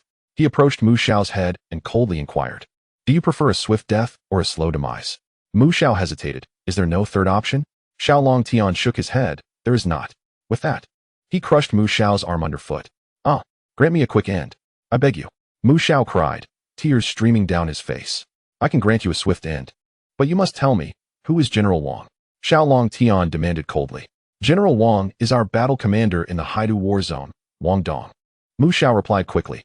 Why did he inform you, revealing my location at the Black Dragon building? I do not know. Perhaps he wishes to curry favor with my father, as he often sends me information about beautiful women. Was the information about Mingxue from him? Yes, it was. Mu Xiao answered eagerly, hoping to shift the blame onto Wang Dong, who commanded thousands of soldiers in the war zone. No matter how formidable Xiao Longtian was, he could not possibly contend with that. All right, since you have answered honestly, I shall grant you a quick end. With that, Xiao Longtian crushed his head underfoot. How could Wang Dong know I was at the Black Dragon building? Did he send someone to follow me? Moreover, by giving Mingxue's information to this Mu Xiao, was it a deliberate attempt to target me? Xiao Longtian furrowed his brow in contemplation. Brother Longtian, there is something suspicious about Wang Dong. He may be connected to the kidnapping case from 5 years ago. Zhou Mingxue suddenly exclaimed. Chapter 22. The archenemy emerges. Xiao Longtian's eyes brightened, and he quickly asked, Mingxue, do you know something? Zhou Mingxue nodded. 5 days ago, I returned to the orphanage to see the director and the caregivers. Outside the director's office, I happened to overhear a shocking conversation. Was it a conversation between the director and Wang Dong? Indeed. General Wang inquired if there was any news about you, Brother Longtian. The director replied there was none. Then General Wang insisted that if there was any news, he must be informed immediately, so that you would not escape like you did 5 years ago.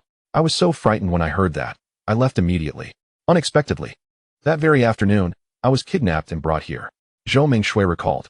Xiao Longtian was consumed with rage, clenching his fists as he seethed. So it was that bastard Wang Dong who orchestrated my kidnapping 5 years ago. That treacherous director colluded with Wang Dong to harm me. With Zhou Mingxue's revelation, the truth became abundantly clear. The kidnapping incident at the orphanage 5 years prior was masterminded by Wang Dong, with the director as the mole. 5 days ago, Zhou Mingxue inadvertently uncovered this secret, which led to her grave misfortune. Wang Dong must have learned that she overheard this secret and employed a cunning scheme to have Mu Xiao kidnap her. I think so too, Zhou Mingshui nodded. Why would Wang Dong target me, an orphan? Xiao Longtian pondered in confusion. This question can only be answered by confronting Wang Dong directly. Mingshui, let us go. I shall first heal your leg injury, then we will seek revenge on Wang Dong. Xiao Longtian scooped Zhou Mingshui into his arms and headed outside. Brother Longtian, please do not act impulsively. Wang Dong is a battle commander in the Haidu war zone. We cannot provoke him. A gentleman's revenge is best served cold. We must devise a careful plan. Zhou Mingshui urged anxiously. Do not worry. It will not take 10 years to deal with Wang Dong. 7 days will suffice once your injury is healed. Xiao Longtian's eyes gleamed with determination. Upon exiting the villa, they were met with a grim sight. The ground was littered with corpses. Zhou Mingshui was startled, clutching Xiao Longtian's neck tighter. Old Yang is quite efficient in his methods, Xiao Longtian remarked with satisfaction, acknowledging Old Yang's ruthless decisiveness. Upon seeing Xiao Longtian and Zhou Mingshui emerge, Old Yang was delighted. Young master, this young lady is the friend you wish to rescue, correct? He asked, smiling kindly at Zhou Mingshui. Indeed. This is Zhou Mingshui, my closest companion from the orphanage, Xiao Longtian introduced. Mingshui, this is Old Yang, my master's housekeeper. Zhou Mingshui, observing Old Yang's benign demeanor, found it hard to reconcile him with the scene of carnage around them. Thank you, Old Yang, for coming to rescue me with Brother Longtian, she expressed gratefully. Ah, Miss Mingshui, please do not mention it. Just call me Old Yang, he replied, waving his hand dismissively. Let us not linger on pleasantries. We should leave at once, Xiao Longtian said with a smile. Yes, young master. Miss Yu Yin is waiting outside. We must hurry, Old Yang added. Yu Yin is here? Did I not instruct you to take her home? Xiao Longtian asked, slightly surprised. Forgive me, young master. On the way, Miss Yu Yin insisted I come to assist you, so I had no choice but to bring her along. Old Yang explained, raising his hands in helplessness. Xiao Longtian felt a surge of gratitude. This girl truly possessed great courage. The left bank villa was a veritable den of danger for her. Sister Yu Yin, is she the girl who often visited our orphanage? Zhou Mingshui inquired. Indeed. That is her, Xiao Longtian confirmed. Let us discuss this outside. As the three of them hastened out of the villa, car headlights illuminated the trees to the left of the entrance. It's Miss Yu Yin. Old Yang recognized his six-wheeled vehicle immediately. Soon, Huang Yu Yin drove up to them. Tiangu, Old Yang. Huang Yu Yin sighed in relief upon seeing the two. She promptly exited the car, opened the door, and ushered them inside. Mingshui, do you remember me? I'm Huang Yu Yin, the girl you often played with when we were younger. Huang Yu Yin greeted Zhou Mingshui warmly. Of course I remember. Sister Yu Yin, thank you for taking such a great risk to come for us. Zhou Mingshui expressed her heartfelt gratitude. Please, do not mention it, Mingshui, Huang Yu Yin replied, starting the car and speeding away. Tiangu, do you have a place to stay in Haidu? Huang Yu Yin asked. Xiao Longtian and Old Yang exchanged glances, shaking their heads in unison. We just arrived in Haidu and have yet to find accommodation. Yu Yin, please take us to a more secluded hotel, Xiao Longtian requested. Tiangu, it may not be safe to stay at a hotel right now. You rescued Mingshui from Mu Xiao. Surely, you must have eliminated quite a few of his associates? He will undoubtedly mobilize the entire city to hunt you down. Huang Yu Yin's expression grew grave, her concern palpable. That man named Mu will never have the chance to see me again, Xiao Longtian sneered. Sister Yu Yin, Longtian has already dealt with him, Zhou Mingshui interjected. What? Tiangu, you killed Mu Xiao, Huang Yu Yin exclaimed in shock, nearly losing her grip on the steering wheel. That scoundrel? Killing him was a mere necessity, Xiao Longtian replied nonchalantly. Huang Yu Yin was taken aback. But he is the son of the city lord. Tiangu, by killing him in Haidu, you've made a formidable enemy of the city lord. Tiangu, we absolutely cannot stay at a hotel. I will take you both to my secluded villa in the outskirts. It's hidden away and difficult to locate. Huang Yu Yin quickly suggested upon regaining her composure. Xiao Longtian was unperturbed by the city lord, yet for Zhou Mingshui's safety, he chose to heed Huang Yu Yin's advice. All right, Yu Yin. I trust you, he nodded. An hour later, Huang Yu Yin drove along the outer ring road of Haidu City, arriving at her villa in the countryside.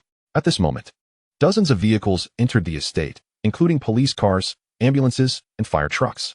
Among them was an extended Lincoln, the vehicle of City Lord Mu Han. An hour earlier, Mu Han received a call from Master Feng, learning with astonishment that his son had been murdered. Upon his hurried arrival at the estate, he discovered that his son and nearly all the bodyguards were dead, with only a few servants and women surviving. Those who had informed him Master Feng and Master Tong had long fled, their phones switched off. Report to the city lord. The surveillance footage has been extracted onto this laptop. Commander Gao Qi of the city guards presented a laptop to Mu Han. Does it capture the assailants' faces? Mu Han's expression darkened ominously. Yes, we have footage of 2 assailants. One old and one young. Gao Qi opened the video, revealing clips of Xiao Longtian and old Yang to Mu Han. Those scoundrels. Issue an arrest warrant immediately. Mobilize the entire city for a manhunt. Not even an ant is to leave Haida City. I want these 2 murderers to suffer. Mu Han shouted, smashing the laptop with a fist in a fit of rage. Yes, my lord. Gao Qi wiped the sweat from his brow. Besides his role as commander, he was also the younger brother of Huang Yuyan's mother, making him her uncle. Fortunately, he had deleted the footage of his niece Huang Yuyan with Xiao Longtian and the others, or his entire family would have faced dire consequences. In Huang Yuyan's countryside villa, Zhou Mingxue lay on the bed in her pajamas, the hem resting above her knees. Xiao Longtian opened his box of golden needles, preparing to administer treatment. Tiangu. Perhaps I should take Mingxue to the top orthopedic hospital in Longdu. My father knows the leading specialists there, and they might be able to heal her leg injury. Huang Yuyan suggested, a hint of worry in her voice. Although she believed in Xiao Longtian's medical skills, this was a case of a comminuted fracture, with torn muscles and tendons. Normally, orthopedic surgery would be required to clean the shattered bone fragments and stitch the severed muscles and tendons for a proper recovery. How could a few needle insertions possibly remedy such a complex injury? Rest assured, I am confident. By employing acupuncture to stimulate the meridians in Mengshue's leg, I can restore her sensation, Xiao Longtian replied with a reassuring smile. Oh, Huang Yuyan remained skeptical. Zhou Mingxue, however, was tense, gripping the bedsheets tightly. Xiao Longtian retrieved a golden needle from the wooden box, channeling his internal energy into it, causing the needle to emit a faint red glow, akin to a bulb electrified. Old Yang's eyes widened in awe. Such formidable internal power, young master. Huang Yuyan was equally astonished. She had never heard of acupuncture causing needles to glow. Could it be that Tiangu was indeed a miraculous physician? Gently, Xiao Longtian inserted the golden needle into the Yongquan point on Zhou Mingxue's right foot, infusing it with a wisp of true energy. Longtian, I feel a tingling sensation in my right foot. Zhou Mingxue exclaimed excitedly. This was the first sign of sensation in her leg in days. Mingxue, do not get overly excited. Try to relax, Xiao Longtian cautioned seriously. Okay. Zhou Mingxue nodded quickly, closing her eyes slightly. He continued to apply needles, and 10 minutes later, he had inserted a total of 49 needles into her legs. Each needle had been infused with a thread of true energy. The primary difference between a quack and a true physician in acupuncture lies in the presence and quality of true energy. The more profound and potent the energy, the more effective the acupuncture. Xiao Longtian, having mastered the 9-yang divine art, was certainly beyond the capabilities of ordinary practitioners. Mingxue, all the needles are in place. How do you feel now? Xiao Longtian asked, clapping his hands as he turned to Zhou Mingxue. Slowly opening her eyes, she expressed her astonishment and joy. Tiangu. It's miraculous. Just now, as you were inserting the needles, I felt tingling, itching, and warmth. Now, my feet have completely regained sensation. Look, she wiggled her toes. Indeed, she had regained sensation. Both old Yang and Huang Yuyan gasped in disbelief. Zhou Mingxue could not only move her toes, but the swelling in her feet had also entirely disappeared. This acupuncture technique was truly astonishing. Suddenly, Zhou Mingxue grimaced in pain. Ouch. Xiao Longtian quickly said, Mingxue, I have just unblocked your meridians. Your muscles and bones have not yet healed, so you must not exert yourself. I understand, Longtian. Zhou Mingxue replied like a child caught in mischief. Xiao Longtian then took out a bottle of white ointment. This was a gift from Master Wu, renowned as a miraculous remedy for external injuries, and it was Xiao Longtian's first time using it. Mingxue, let me apply some of this ointment on you. According to Master Wu, after applying it, even the most severe injuries can heal within 7 days. As he spoke, he removed all the golden needles from Zhou Mingxue's legs. Yes, I believe in your Master Wu. Zhou Mingxue nodded enthusiastically. Xiao Longtian poured some ointment into his palm and gently applied it to her smooth, fair legs. Zhou Mingxue's cheeks flushed instantly, her thoughts wandering. Longtian's hands are so broad and warm. Watching Xiao Longtian tenderly caressing Zhou Mingxue's legs, Huang Yuyan felt a ripple in her heart, her cheeks slightly reddening. Before long, the ointment was fully applied. Zhou Mingxue could not help but murmur, Longtian. This ointment is incredible. My legs feel so comfortable now, the pain is gone. All done, now you just need to rest for 7 days. and you will be fully healed, Xiao Longtian said, wiping his hands with a tissue. Tiangu, your medical skills are truly extraordinary. Meng Xue's severe leg injury was remarkably alleviated by you in just a few moments, Huang Yiyin exclaimed, genuinely impressed. Young master, your medical prowess is indeed unparalleled. Old Yang also expressed his admiration. Suddenly, before they could fully appreciate the miraculous moment, the phone rang. Huang Yiyin took out her phone and answered, "Hello, Dad." The voice on the other end was frantic. "Yiyin, you've gotten yourself into serious trouble. Come home immediately." "Dad, what happened?" "It's not convenient to talk. Return home at once. Hurry." "All right, understood." Huang Yiyin hung up, worry etched on her face. "Tiangu, my father urged me to come home. I wonder if it's related to tonight's events," she said to Xiao Longtian. "It is highly likely that the city lord has not discovered your involvement. Otherwise, your father would not have allowed you to return home, but would have instructed you to hide." After pondering for a moment, Xiao Longtian spoke. "I hope so. Brother Tian, I will return home for a while. Take good care of Meng Xue, and if you need anything, just call me," Huang Yiyin said, handing her phone number to Xiao Longtian. "All right, I'll call you back so you can save my number," Xiao Longtian replied, nodding, and immediately dialed Huang Yiyin's number. Upon seeing the caller ID, Huang Yiyin was astonished. "Brother Tian, is your number 888,888? 6 8s? Xiao Longtian was taken aback, realizing that his phone number indeed consisted of 6 8s. However, he was not surprised, as this phone had been gifted by his master. "Young master, your phone number is quite remarkable. Not only is it entirely composed of 8s, but it also has only 6 digits. Even in Longdu, few possess such a number." Lao Yang exclaimed in awe. "All right, enough flattery. Yiyin, hurry back," Xiao Longtian chuckled. An hour later, at the Huang family, the second most prominent family in Haidu. "Dad, why did you urgently call me back? Did something happen?" Huang Yiyin dared not mention the events of the night. Considering that Xiao Longtian had killed the city lord's beloved son, the implications were too severe. "Yiyin, did you go to Zhuan Mountain Villa tonight?" Huang He, her father, asked gravely, getting straight to the point. Upon hearing this, Huang Yiyin's heart sank. The fact that she had been at Zhuan Mountain Villa had reached her father's ears so swiftly. "Dad, how did you know?" Huang He, in a fit of concern, slapped his thigh and exclaimed, "My dear daughter, how could you associate with that Xiao Longtian? He is a solitary figure, fearless and capable of killing the city lord's son. But our Huang family has many members. Dad, I didn't know Brother Tian would kill Mu Xiao, but I believe he deserved it. Scoundrels like him should die?" Huang Yiyin defended herself. "Oh, you." Huang He was so angry he almost poked her forehead with his finger, but restrained himself, shaking his sleeves instead. "Dad, please tell me how you found out about tonight's incident. Does the city lord already know about Brother Tian's identity?" Huang Yiyin grasped Huang He's arm, asking anxiously. "Of course he knows. Zhuan Mountain Villa is filled with cameras that captured him and that old man named Yang. Your arrival to pick someone up outside the villa was also recorded." "What? Then the city lord is going to target our Huang family?" Huang Yiyin gasped in shock. "Thankfully, your second uncle is on our side. If it weren't for his good fortune in checking the surveillance footage first and deleting the video of you picking someone up, our Huang family would be in serious trouble." Huang Yi shot her a glare.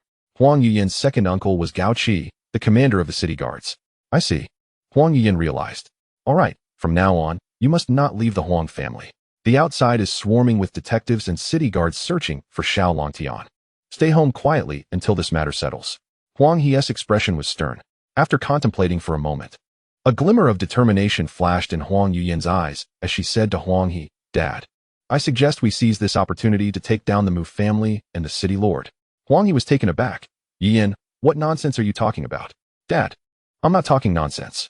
The Mu family has bullied our Huang family in Haidu for so many years. Today, the Black Dragon Hall kidnapped me and threatened to ruin our family business. They almost violated me. You know the Mu family is the backing of the Black Dragon Hall. Thankfully, Brother Longtian saved me and destroyed the Black Dragon Hall. Otherwise, I don't know if I would ever see you again," Huang Yiyin said, feeling wronged. "What? Such a thing happened?" Huang He's anger surged, and a fierce killing intent flashed in his eyes as he asked in a deep voice. "It's true. If you don't believe me, you can ask the police," Huang Yiyin pouted. The Mu family is truly too overbearing." Huang He slammed his fist on the rosewood table. "Therefore, rather than continue to be oppressed by the Mu family, we should take the initiative." Huang Yiyin pressed on. "However, our Huang family's strength is still inferior to the Mu family.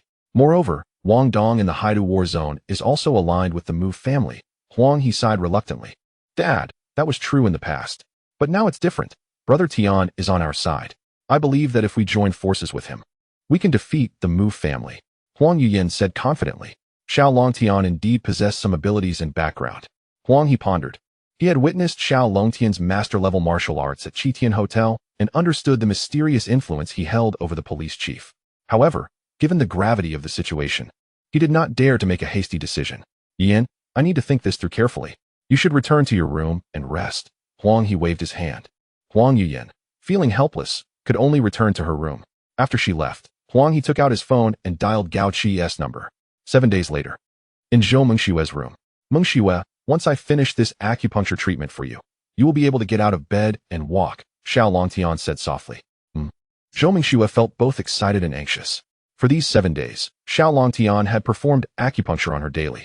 She had been lying in bed, allowing her bones and muscles to heal, fearful that any misstep might ruin her progress. Before long, Xiao Longtian completed her final acupuncture session. Mengxue, let us try to walk a bit. Xiao Longtian extended his hand, preparing to help Zhou Mengxue down from the bed. Brother Longtian, I'm a bit scared. Zhou Mengxue said, feeling her heart race like a rabbit. It's all right, Xiao Longtian smiled, picking her up effortlessly and gently placing her on the carpet. As Zhou Mengxue's fair, long legs touched the ground, they trembled slightly, and she quickly wrapped her arms around Xiao Longtian's neck. Encouraged by his gaze, she took a deep breath and cautiously attempted to place her feet on the carpet. Brother Longtian, I can really stand up, Zhou Mengxue exclaimed joyfully. Her eyes filled with disbelief. She had thought she might spend her entire life in a wheelchair, never imagining that Xiao Longtian would completely cure her in just 7 days. Yes, your legs will be stronger and healthier than before, Xiao Longtian smiled. Zhou Mengxue happily took a few steps around the room, then carefully jumped a couple of times. This is wonderful.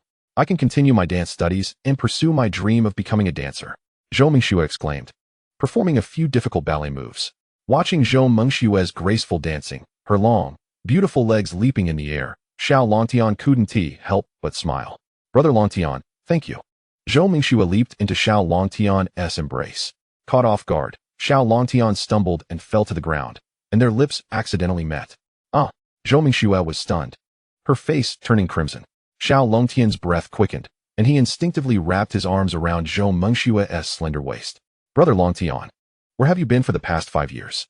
I thought about you every day and couldn't sleep, Zhou Mengxue said softly, her voice filled with longing.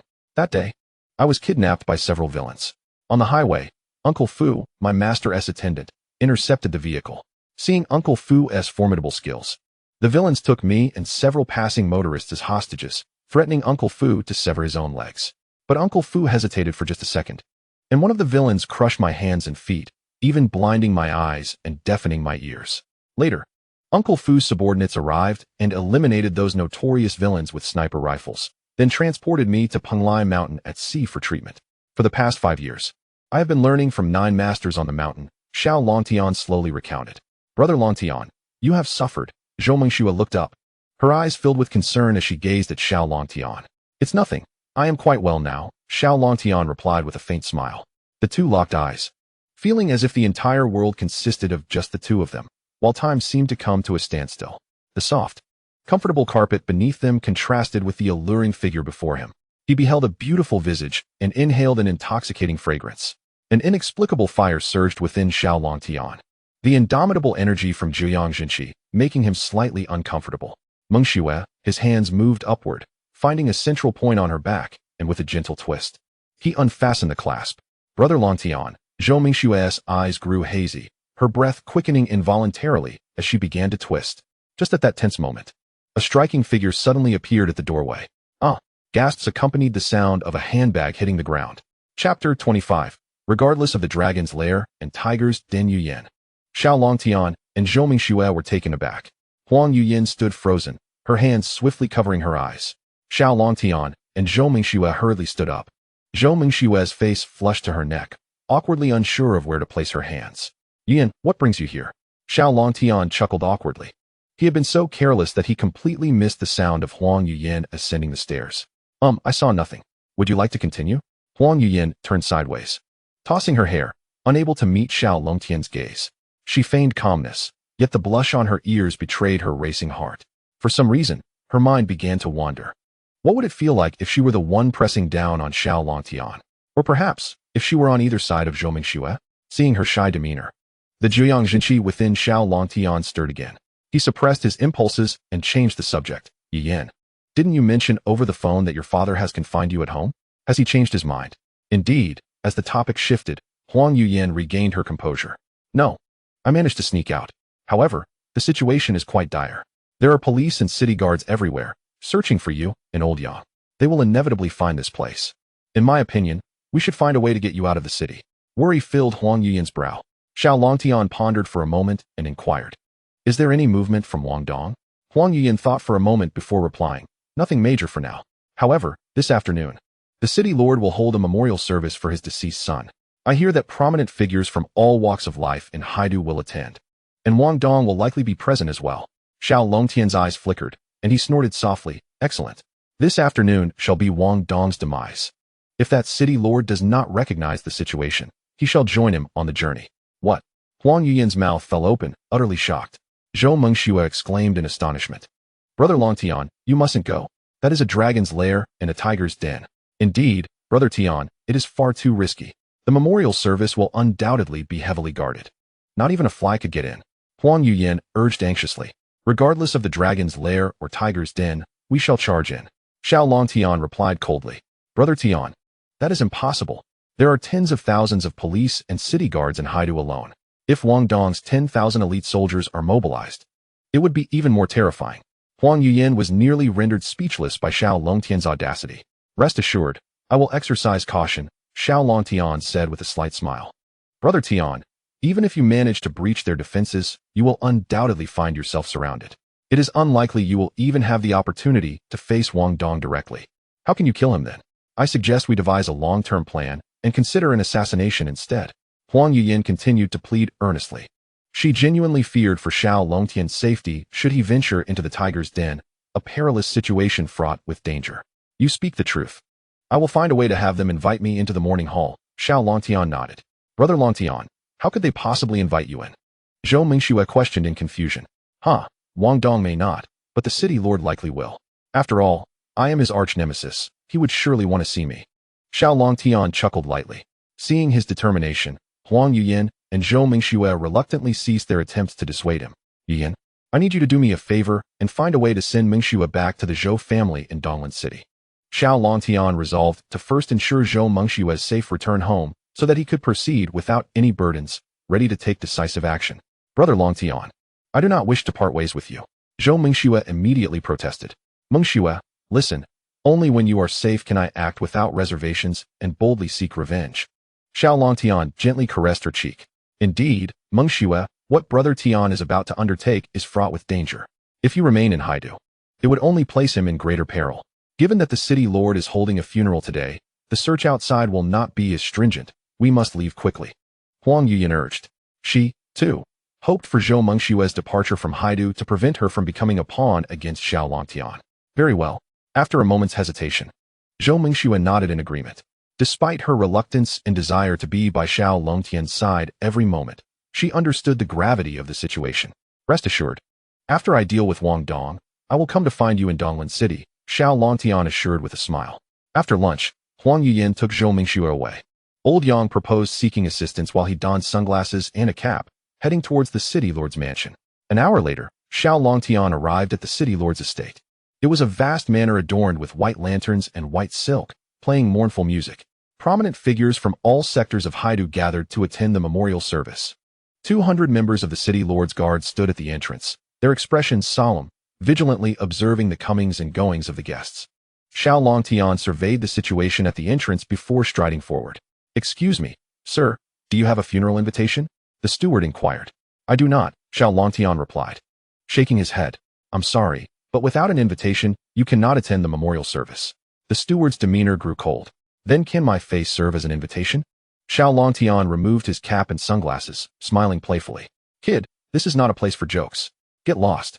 The steward, assuming Xiao Longtian was causing trouble, issued an order to eject him. Take another good look, Xiao Longtian said, shaking his head. Captain Yo, quickly, take this kid to the water dungeon. He is here to cause a disturbance. The steward shouted to the guard. Who dares to cause trouble at the city lord's mansion? Captain Yo bellowed as he strode over. It's him. The steward pointed at Xiao Longtian. You audacious fool. How dare you create a ruckus today? Come with this captain. Captain Niu drew a pair of handcuffs, about to cuff Xiao Longtian. However, just as he recognized Xiao Longtian's face, his expression shifted dramatically. You. He pointed at Xiao Longtian, mouth agape. Indeed, it is I. Xiao Longtian replied with a calm smile. You are the notorious Xiao Longtian, the murderer of young Master Mu. Captain Niu was left speechless. The man who had been wanted throughout the city for 7 days for killing young Master Mu was standing at the entrance of the city lord's mansion. Had he lost his mind? At this revelation, everyone at the entrance was taken aback. He is Xiao Longtian. How is that possible? The steward was so frightened, he collapsed to the ground. 200 members of the city lord's guard quickly regained their composure and rushed forward, raising their weapons to aim at Xiao Longtian. I mentioned that my face serves as an invitation. Why do you not believe me? Xiao Longtian smiled at the steward. Captain Niu bellowed, Brothers of the guard, rally yourselves. If we capture him, we shall divide a bounty of 2 billion. Yes, 200 members responded in unison, each displaying excitement. The city lord's wanted notice bore the highest bounty in the history of Haidu City, an astounding 2 billion. No need for exertion.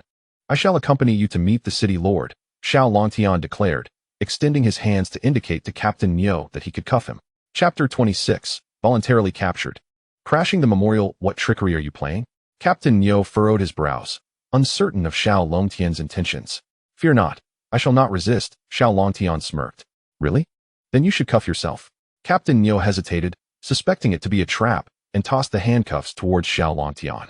Xiao Longtian caught the cuffs and promptly secured them around his wrists. Captain Niu shared a bewildered glance with his vice-captain, unable to believe his eyes. The 2 billion bounty. Just like that? A pie falling from the sky? Unlikely. Yet, why not take advantage of an opportunity that presents itself? Captain Niu's eyes sparkled with cunning as he shouted to his subordinates. Bring over 2 more pairs of handcuffs and also fetch some leg irons. Yes. Immediately. Someone brought 2 pairs of handcuffs and a set of leg irons. Captain Niu tossed the cuffs and irons to Xiao Longtian, commanding, Cuff yourself with these. Without a moment's hesitation, Xiao Longtian complied, adorning himself with 3 pairs of handcuffs on his hands and a set of leg irons on his feet. Only then did Captain Niu let out a sigh of relief, sheathing his pistol. Since you are so cooperative, I shall not make it difficult for you. Please, let us proceed to meet the city lord, Captain Niu smiled. Lead the way, Xiao Longtian replied with a faint smile, sensing that he would soon meet both the city lord and Wang Dong. While it was certainly feasible to storm in, it would risk alarming the prey. If Wang Dong were to escape, finding him again would prove arduous. First squad, follow me. Captain Niu waved his hand, leading 100 members of the guard, encircling Xiao Longtian as they advanced towards the estate. At this moment, the grand plaza within the estate was filled with prominent figures from various sectors of Haidu. Nearly every influential person had gathered. The memorial for Mu Xiao was set at the northern end of the plaza. The city lord and his wife sat before his coffin, accepting condolences from the crowd, as well as an abundance of monetary gifts. Notable figures like the president of the Haidu Chamber of Commerce, Huang He, the head of the Huang family, and Gao Qi, the commander of the city defense forces, were all present. City Lord Mu Han wore a grim expression, silent as his wife wept, continually crying out for justice for their son while cursing Xiao Longtian. Suddenly, the steward rushed in, exclaiming loudly, City Lord, Xiao Longtian has arrived. No, he has been captured. What did you say? City Lord Mu Han's eyes widened as he sprang to his feet, pointing at the steward and shouting, The murderer of our young master has been apprehended. His spirit can now find solace. The steward, overcome with emotion, began to weep uncontrollably. Is what you say true? The city lord's wife asked, her expression filled with anticipation. Madam, it is absolutely true. Captain Niu and the others have brought Xiao Longtian here, the steward replied, kneeling before her in excitement. What are we waiting for? Gather everyone in the plaza. Call upon the police, the guard, and the city defense forces. I want Xiao Longtian to suffer 1,000 cuts before everyone. Mu Han roared. Yes, I will summon them immediately, the steward responded. A few minutes later, the plaza was filled with people. In addition to the hundreds attending the memorial, 3,000 police officers, 500 guards, and 6,000 city defense troops had arrived. The guests whispered among themselves, surprised by Xiao Longtian's sudden capture. The net of heaven is vast yet meticulous. This criminal has finally been caught. Indeed, Mu Xiao's spirit can now find peace. Although many knew little of Xiao Longtian, they loudly disparaged him to curry favor with the city lord. Huang He exchanged glances with Gao Qi, his eyes glinting, but said nothing.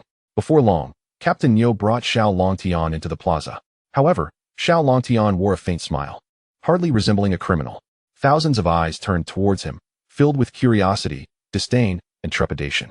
Feeling the weight of their gazes, Captain Neo instinctively puffed out his chest, akin to a triumphant general returning from battle, to report to the city lord. The murderer of Mu Xiao, Xiao Longtian, has been brought forth.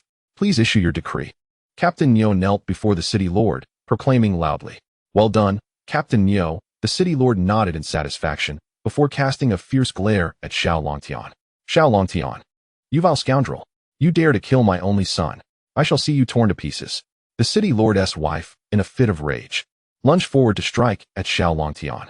Xiao Longtian did not resist. Merely a slight quiver of his body sent her flying several meters away. He cast a cold glare at her, causing her to tremble in fear. You wretched creature. You dare to harm anyone here? Bring me an iron rod to break his legs. I want him to kneel before my son's portrait and repent. Furious, the city lord immediately ordered Captain Neo to fetch an iron rod. Yes, Captain Neo promptly retrieved a rod as thick as his wrist and approached Xiao Longtian from behind. Preparing to strike his knee, Xiao Longtian's lips curled upwards ever so slightly as he regarded Captain Neo with indifference. The captain's heart jolted as if struck by lightning. Yet he swung the rod down. Clang, clang, clang. He struck 3 times. The guests gasped, feeling the pain resonate deep within them. That was a rod as thick as a wrist. Even an Iron Man would be broken by Captain Neo's might. However, after 3 strikes, Xiao Longtian remained utterly unmoved. The rod bent at a 90-degree angle. Captain Neo's hands trembled, his palms bruised and bleeding. Hisses of disbelief echoed through the crowd. Xiao Longtian's resilience was astonishing. Even a rod of such thickness could not harm him. Xiao Longtian mockingly addressed the city lord. Your wretched son does not deserve to have anyone kneel before him. What a foolish notion. Such scum deserves to descend to the depths of hell upon death. The city lord trembled with rage, pointing at Xiao Longtian and cursing, You bastard! Even in death, you dare to curse my son. I will see you subjected to the most excruciating punishment. Someone, bring me the treasured blade. I refuse to believe your body is tougher than it. Immediately, someone fetched a blade sharp enough to cut through iron. The city lord called out to a long-haired man behind him, Lu Gongfeng, please sever his hands and feet. The long-haired Lu Gongfeng clasped his fists in acknowledgement. Of course. He then stepped forward, arms crossed, his long hair flowing in the wind, exuding an imposing aura. Among the guests, several prominent figures accompanied by bodyguards and attendants recognized him. That is Lu Chang, the champion of the My City martial arts tournament a decade ago. I never imagined he would serve the Mu family. Zhang Gang, the head of Haidu's largest martial arts academy, clenched his fists. My senior brother was defeated by him back then. Chapter 27. 2-star and 3-star masters. Xiao Longtian assessed him with a few glances, nodding slightly. He possesses some skill, certainly superior to those 2 inept 1-star masters. Lu Gongfeng let out a cold laugh, brandishing his treasured blade as he approached. You must be Xiao Longtian, correct? If you cooperate and refrain from struggling, I can spare you some pain. Xiao Longtian's expression turned frosty. Do you possess such capability? Lu Gongfeng sneered. Do not presume that achieving the rank of a master grants you invincibility. Are you aware of the vast chasm between a 1-star master and a 2-star master? He acknowledged that Xiao Longtian had defeated 2 1-star masters, yet he remained unconcerned, for Xiao Longtian was far too young. Xiao Longtian shook his head. Even 10 of your kind, as a 2-star master, would be futile. Arrogant, Lu Gongfeng bellowed, raising his blade to strike at Xiao Longtian's arm. To the onlookers, his speed was astonishing. Yet, to Xiao Longtian, it appeared as though in slow motion. He stood firm, raising his hands to meet the descending blade. With a resounding clang, the 3 handcuffs on his wrists were severed one after another. A sense of dread swept through the crowd. Lu Gongfeng's well-intentioned actions had inadvertently freed Xiao Longtian. But the blade's momentum did not cease. It continued its lethal arc toward Xiao Longtian's body. Lu Gongfeng grinned maliciously. You brought this upon yourself.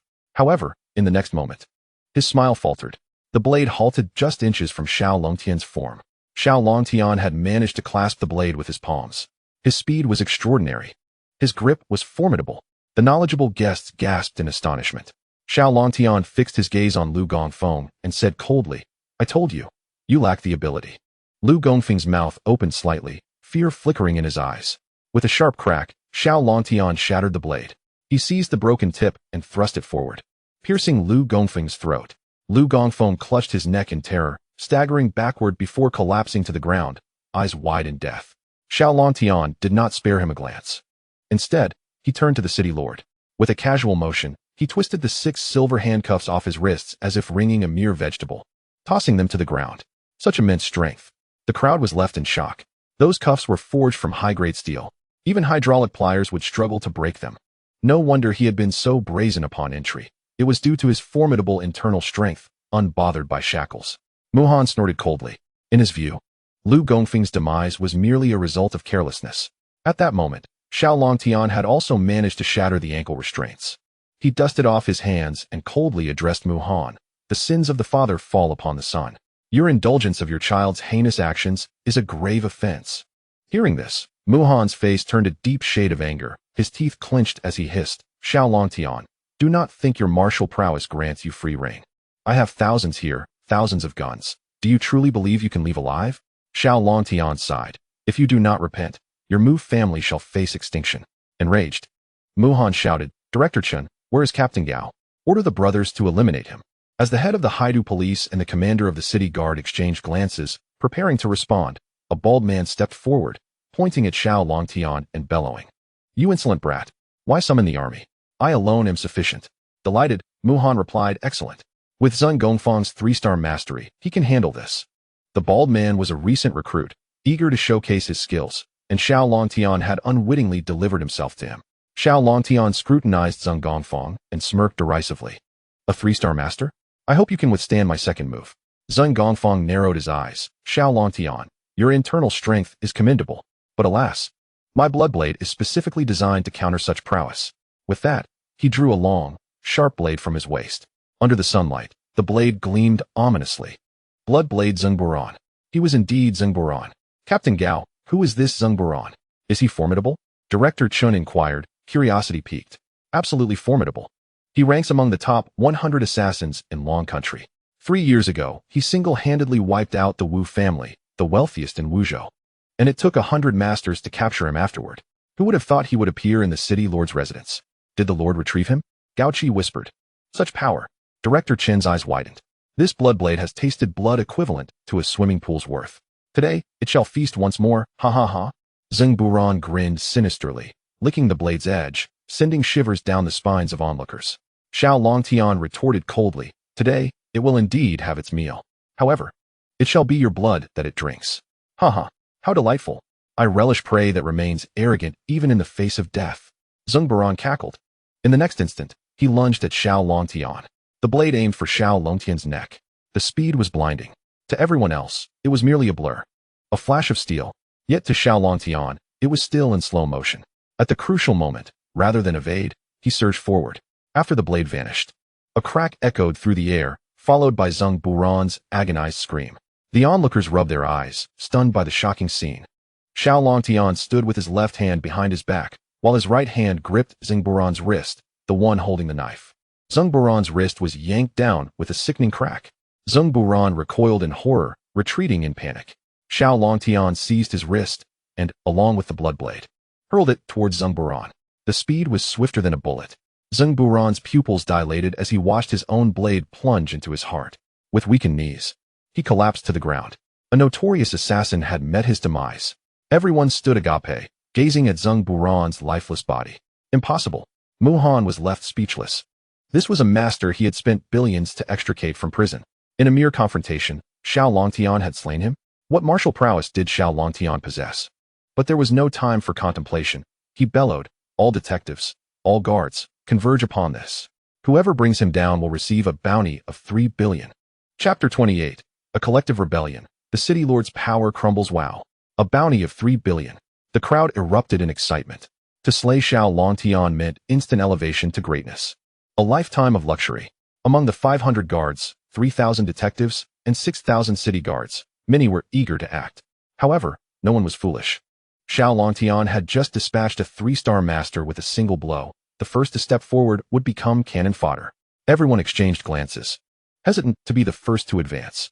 Ha ha, Xiao Longtian, no matter how skilled you are, can you withstand an army? Mu-Han, hiding behind the 500 guards, laughed maniacally, blinded by his arrogance. Xiao Longtian, do not underestimate the situation. We are many. What do you fear? I will count to 3, and those who do not raise their guns will find themselves in my dungeon. Mu-Han shouted, beginning his count. 1. Hearing this, the crowd hastily raised their weapons. Just then, the head of the Haidu police received a text message containing only a few words: protect Xiao Longtian or face death. Director Chun was taken aback. The sender had finally spoken. This individual was not to be trifled with. He quickly shouted, "All detectives, stand down. Lower your weapons. To offend the city lord is a minor offense, but to offend Xiao Longtian is a grave matter." Upon hearing the director's words, the 3,000 detectives were momentarily taken aback. Nevertheless, one by one, they reluctantly lowered their weapons, for the director was their superior.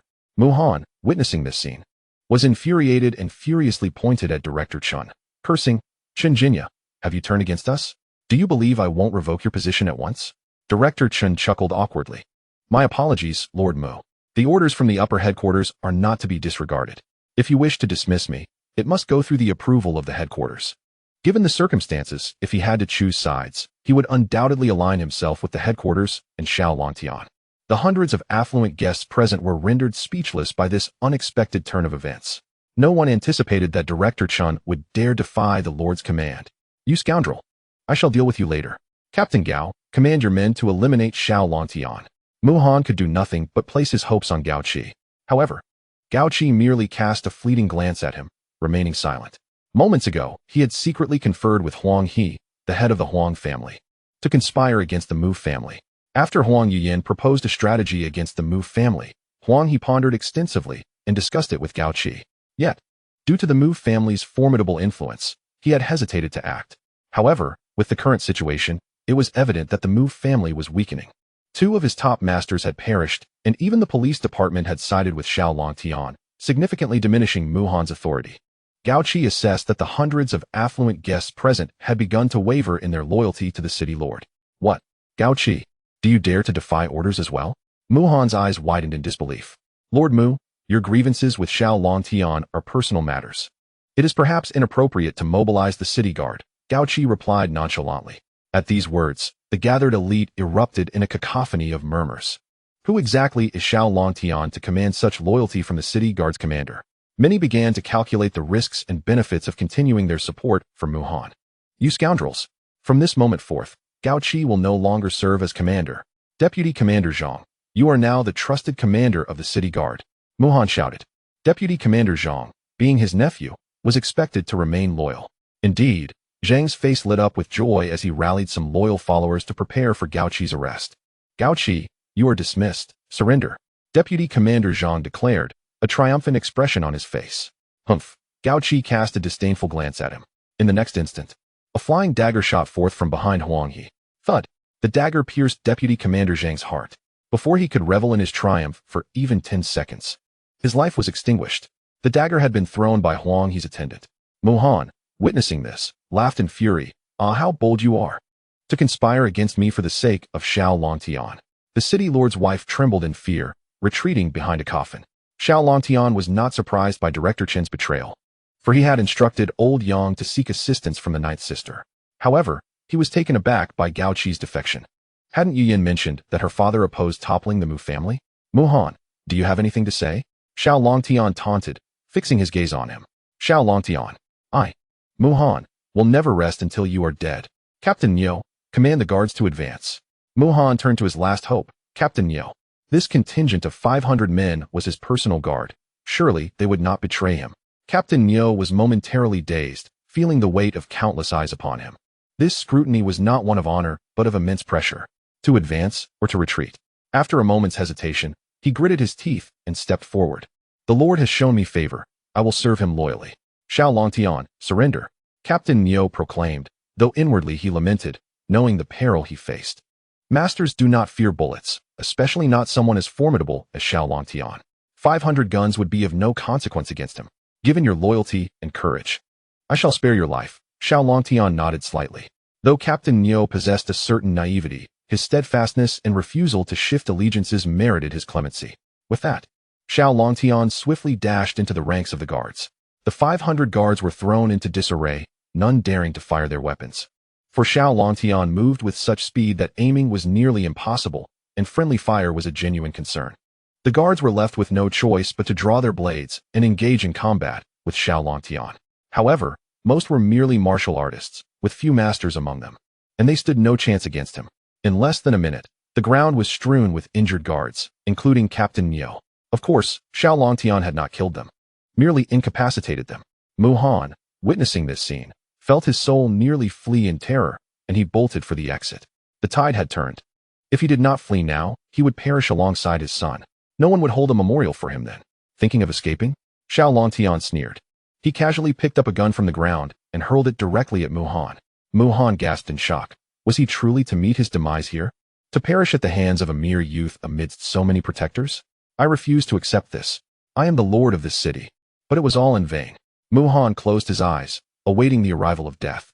Just as he shut his eyes, bang. A gunshot rang out. Huh. Mu Han slowly opened his eyes, astonished to find himself still alive. He noticed the gun Xiao Longtian had thrown landing at his feet. The butt of the gun embedded with a bullet. Who saved me? Mu Han scanned the crowd, searching for his savior. Chapter 29. Two factions confront. Unexpected reinforcements arrived. Xiao Longtian's eyes narrowed as he abruptly turned to the entrance of the square. Suddenly, rat-a-tat-tat, a line of soldiers, rifles in hand, marched in unison. Upon closer inspection, there were at least 2,000 to 3,000 of them, a formidable display. Leading them was a middle-aged man clad in a general's uniform, draped in a dark blue cloak, wearing sunglasses, and puffing on a cigar. Wow!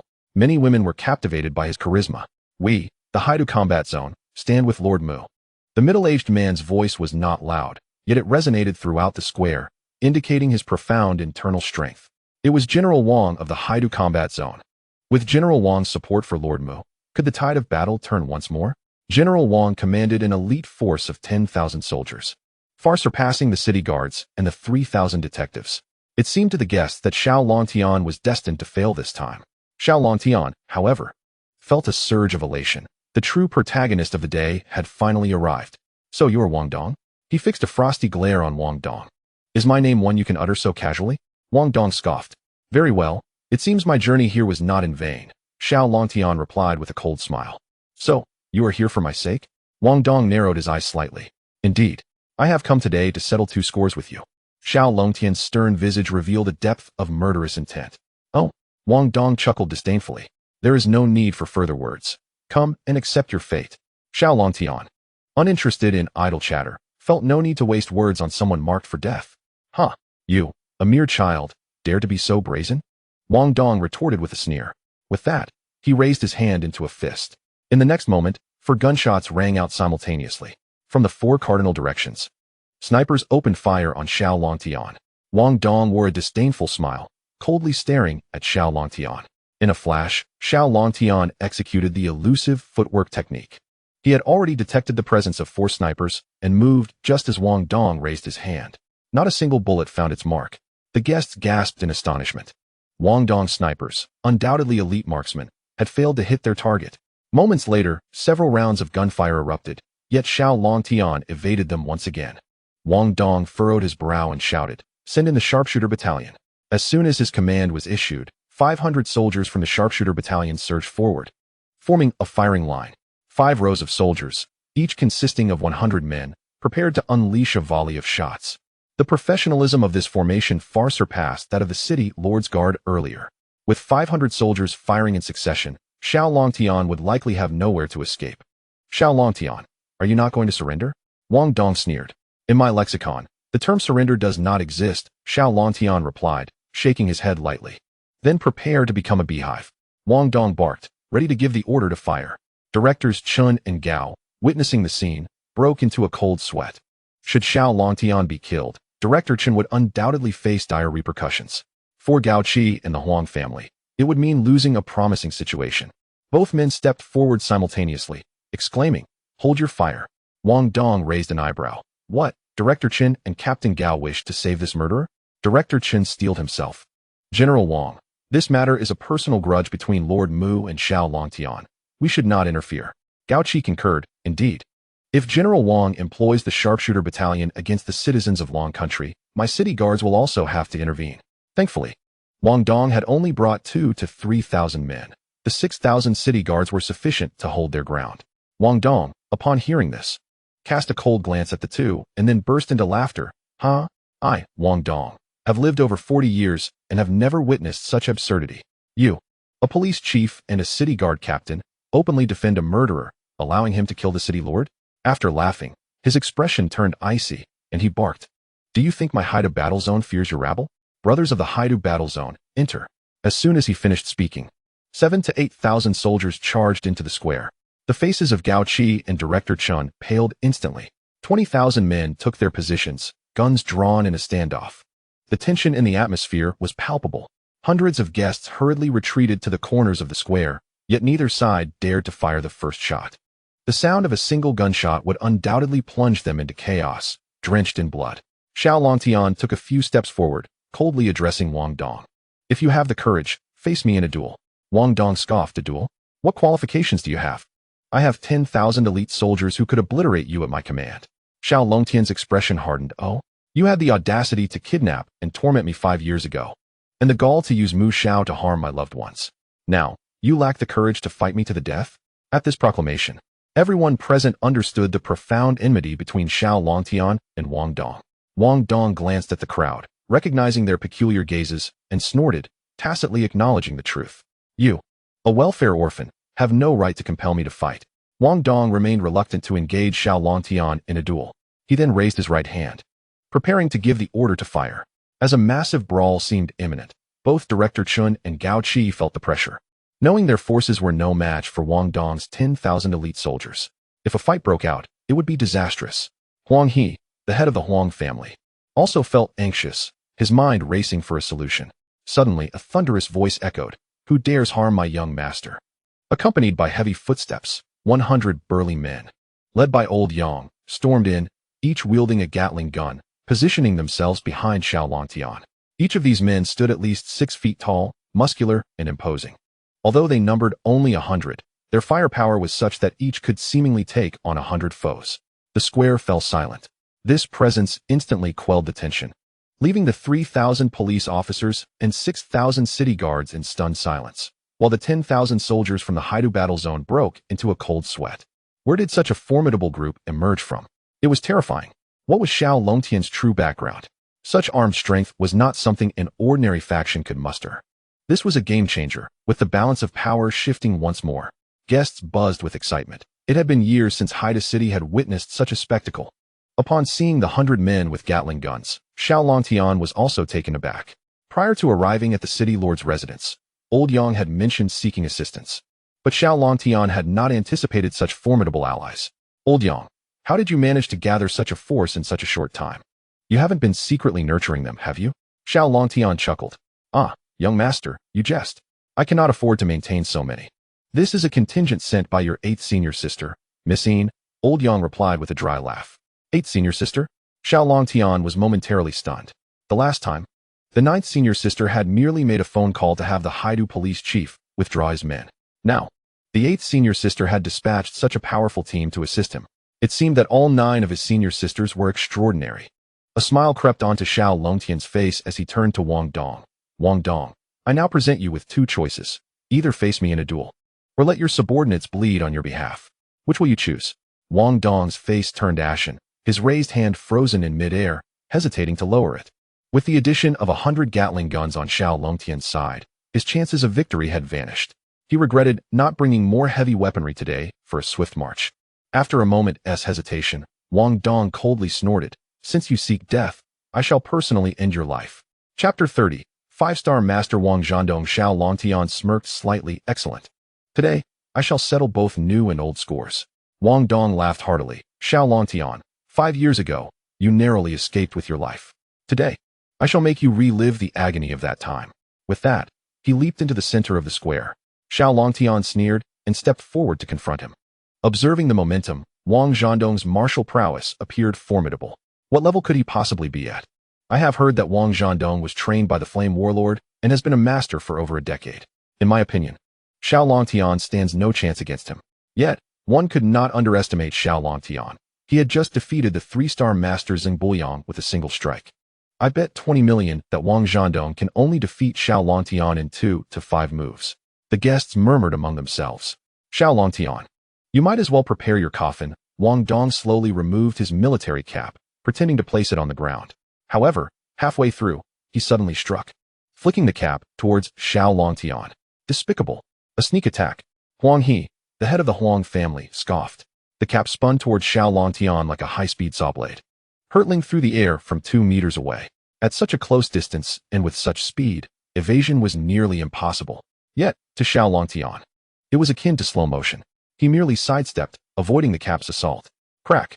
The cap flew straight at a city guard soldier, decapitating him. Gasp! Everyone inhaled sharply. This was merely a fabric cap, yet it could sever a head. Wang Dong's strength was terrifying. Gao Qi clenched his teeth in anger at the sight of his innocent subordinate falling victim. Xiao Longtian's gaze turned icy. Wang Dong, as a distinguished master, how can you resort to such despicable surprise attacks? Aren't you afraid of being ridiculed? Wang Dong sneered. Don't you understand the principle that all is fair in war? After all, you are merely an orphan from a welfare home, who has hardly received any education. With that, he shook his arms and let out a low roar. Suddenly, his coat and cloak tore apart, revealing his terrifyingly muscular physique, which seemed to have swollen several times. Are you practicing external strength techniques? Xiao Longtian observed the scene with indifference. Feel the power of a 5-star master. Wang Dong laughed maniacally, stomping the ground fiercely, shattering a tile beneath him. His massive body lunged at Xiao Longtian with astonishing speed, making Xiao Longtian appear like a mere child in comparison. Huh! Wang Dong raised a fist the size of a rice cooker, aiming a blow at Xiao Longtian's head. The force behind that punch was akin to being struck by a colossal hammer. Yet, Xiao Longtian did not even blink. At some point, he had extended his right hand, curling his fingers like claws to meet that giant fist. With a muffled thud, Wang Dong was left in shock. How is this possible? His full-force punch was effortlessly grasped by Xiao Longtian, who deftly neutralized the power behind it. Wang Dong's punch was said to possess thousands of pounds of force. Is this a show of mercy? The onlookers were baffled, believing Wang Dong had not exerted himself. Initially, his punch had been executed with great momentum, but afterward, it lacked any strength. They were unaware that Xiao Longtian had employed an exquisite martial art technique, using minimal effort to deflect Wang Dong's immense power. No, that punch could have killed a bull. It's just that Xiao Longtian is too formidable. Gao Qi was astonished. As a 3-star master, his discerning eye was unparalleled. Is he truly that powerful? Doubts lingered among the crowd. Is a 5-star master capable of such little force? Shouldn't he eat more before fighting? A slight smirk played on Xiao Longtian's lips as he fixed his gaze on Wang Dong. Do you dare to underestimate me? I will end you. Furious, Wang Dong broke free from the grasp of his right fist and swung his left fist towards Xiao Longtian. Xiao Longtian shook his head slightly. That amount of strength is sufficient for moving bricks. As he spoke, he effortlessly dodged the punch. Wang Dong's eyes widened in rage as his fists rained down on Xiao Longtian like a tempest. With his hands behind his back, Xiao Longtian moved gracefully like a butterfly, weaving through the storm of fists. The tiles beneath their feet disintegrated into dust. All onlookers were left dumbfounded. While Wang Dong was already terrifying, Xiao Longtian toyed with him as if he were a rabid dog, moving with utter ease. After 2 minutes, panting heavily, Wang Dong halted, staring in disbelief at Xiao Longtian. How is it possible that I, a 5-star master, cannot land a single punch on him? Enough of your strikes. It is my turn to retaliate. Xiao Longtian shrugged, clenched his fist, and remarked, your strength is only fit for bricklifting. At that moment, Wang Dong's anger flared as he charged forward with a punch aimed at Xiao Longtian's abdomen. Wang Dong attempted to evade, but his speed was insufficient to escape Xiao Longtian's fist. Bang! Wang Dong was struck in the abdomen.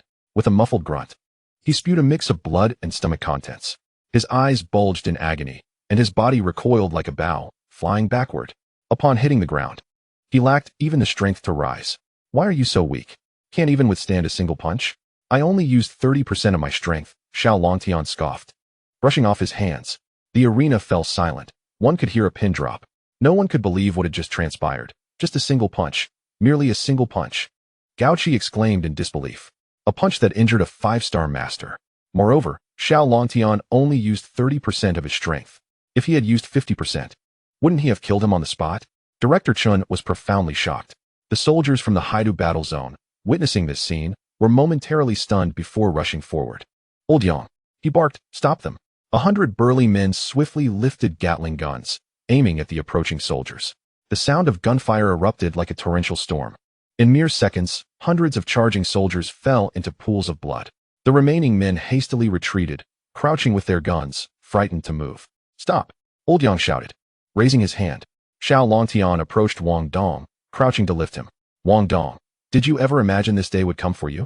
At that moment, Wang Dong's ribs were shattered, his insides severely damaged, leaving him devoid of combat power. Struggling, he uttered, "I am a war general of the Dragon Nation. If you dare to kill me, you will be opposing the entire country." Xiao Longtian chuckled coldly. "You are guilty of numerous heinous acts and have no right to be called a general. If I kill you, I fear all of Haida City will rejoice." Wang Dong fell silent, for it was the truth. "I will ask you a few questions. If you answer promptly, I shall grant you a swift end, otherwise, your demise will be agonizing." With that, Xiao Longtian seized one of Wang Dong's fingers and broke it. "You bastard. What do you want to ask? Hurry up." Wang Dong wailed in agony. "First question, who sent the people to kidnap me back then?" Xiao Longtian inquired. Although those evildoers had been killed by his master's followers, he still yearned to know their identities.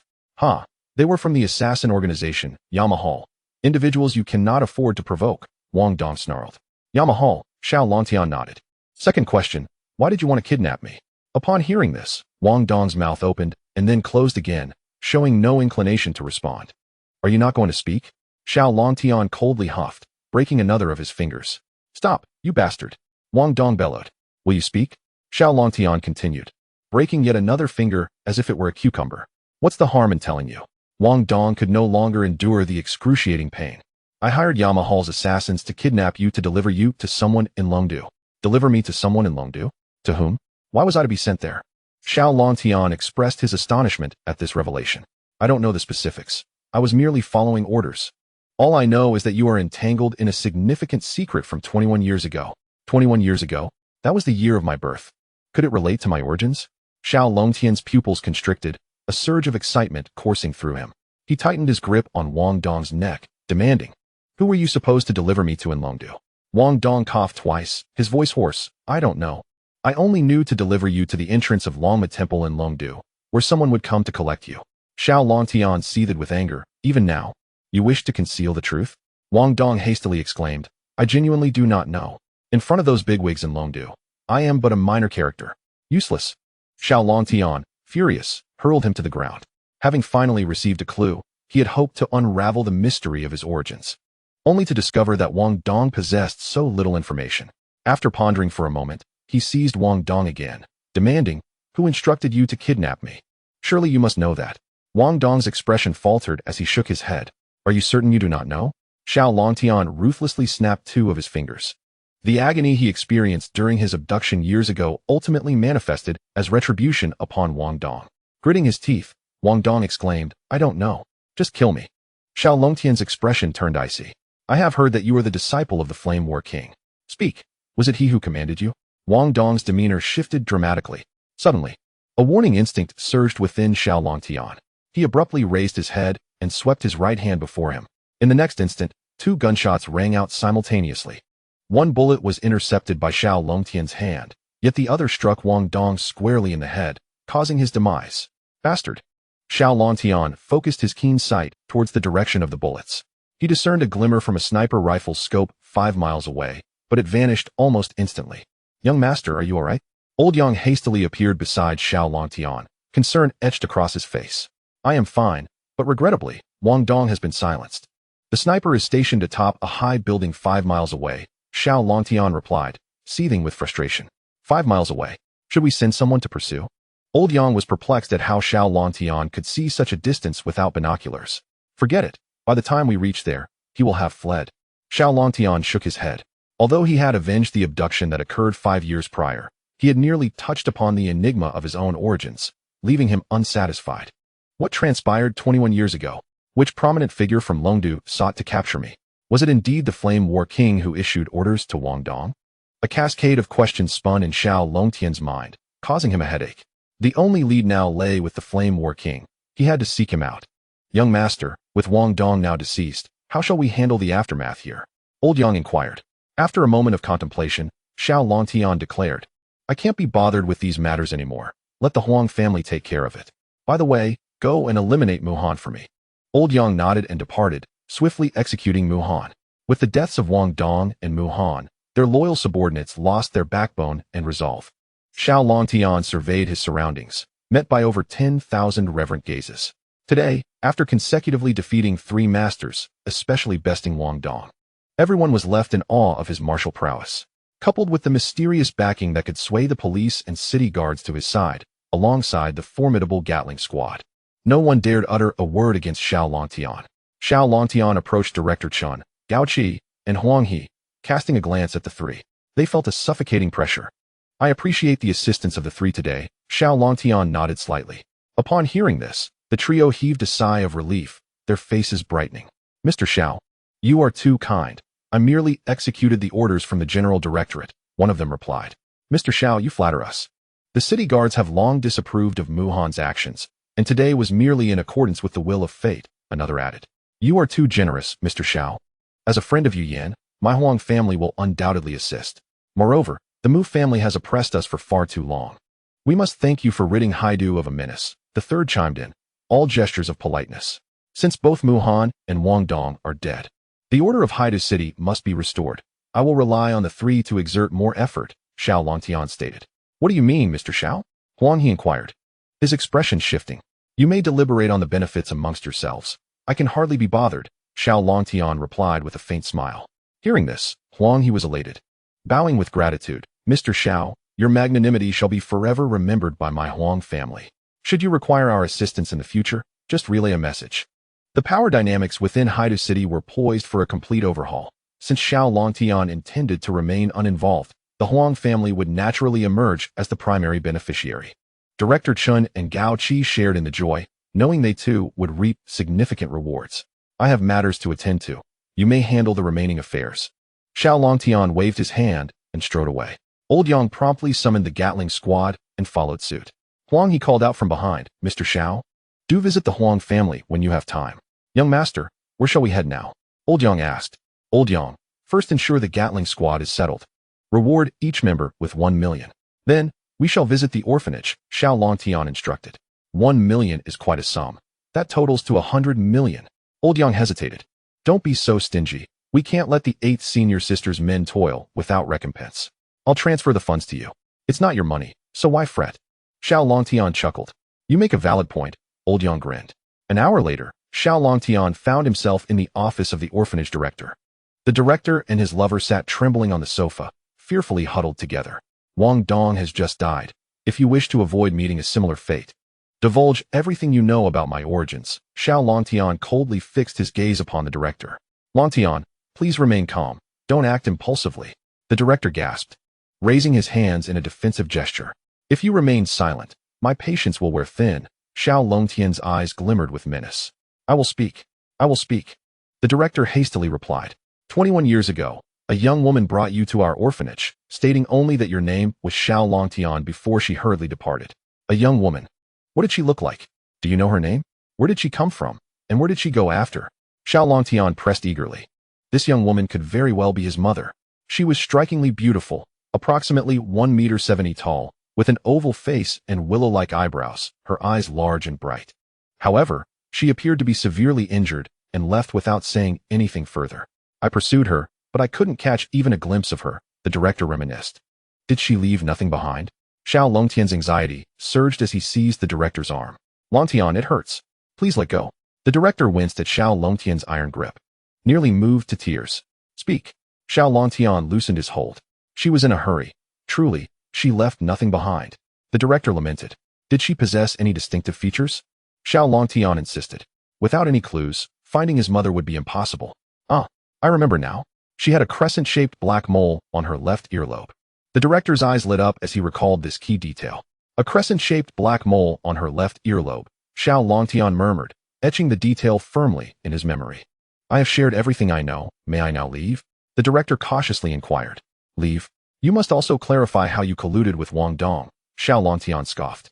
Longtian, I was coerced. Wang Dong learned about your arrival at the orphanage 21 years ago and sought me out for information about you.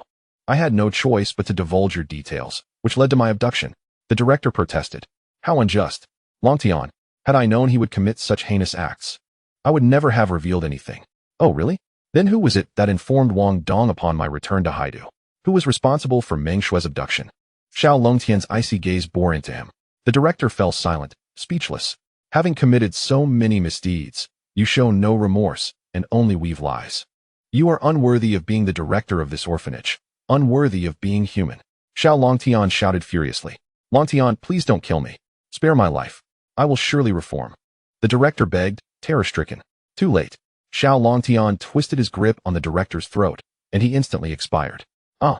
The director's lover screamed in terror. Xiao Longtian paid her no heed and directly exited the office. Stepping out of the Welfare Institute, he took a deep breath, feeling that this trip was not in vain. Although he had not acquired many clues, he at least discerned that his mother might bear a crescent-shaped black mole on her earlobe. Young master, where to now? Old Yang, who had been waiting outside, followed him. To Donglan City, Xiao Longtian replied, glancing at the evening glow in the sky. By the time they arrived in Donglan City, night had fallen. As the capital of Jiangnan province, Donglan City was more developed in various aspects than Haida City. Xiao Longtian decided to find a hotel to rest for the night before seeking out Zhou Mingxue the next day. Early the next morning, Xiao Longtian dialed Zhou Mingxue's number. Mingxue, I have killed Wang Tong and arrived in Donglan City. Zhou Mingxue was overjoyed. Brother Longtian, I am so relieved to hear you are safe. I worried all day. Xiao Longtian chuckled. You need not worry. Your brother Longtian is fine. Are you at home? I will come to see you. I'm home. Let me send you my location. Zhou Mingxue quickly replied. Xiao Longtian nodded. All right, I will see you soon. By the way, your parents are there too, right? What are they like? I want to bring some gifts. They're both here, but my dad has been unwell and is resting in bed. You don't need to bring anything. Just your presence is enough, she giggled. Okay, see you soon then. After hanging up, Xiao Longtian turned to Old Yang.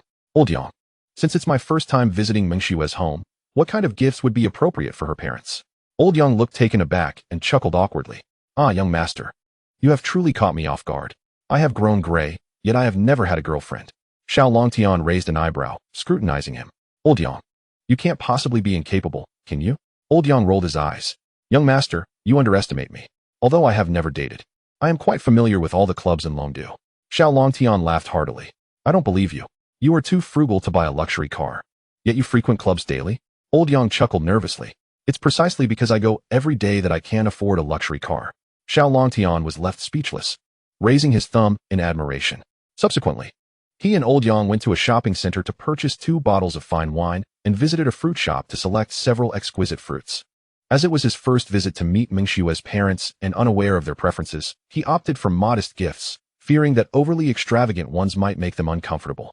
Zhou Mingxue's home was situated in a villa area on the eastern side of Donglan City.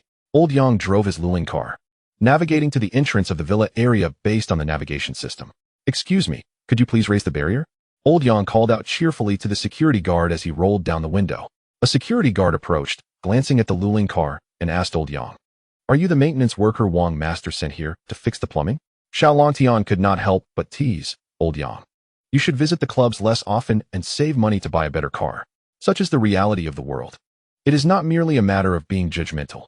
People often assess strangers by their attire, the cars they drive, or the watches they wear to gauge their status. Old Yang felt embarrassed for a moment and explained to the security guard, We are here to visit a friend. A friend? The guard frowned upon hearing this. Yes. The Zhou family residing in Villa number 19, Old Yang confirmed. The guard, skeptical, replied, The Zhou family? That seems unlikely. Why would I deceive you? Old Yang chuckled lightly. Wait a moment. Let me make a quick call to verify.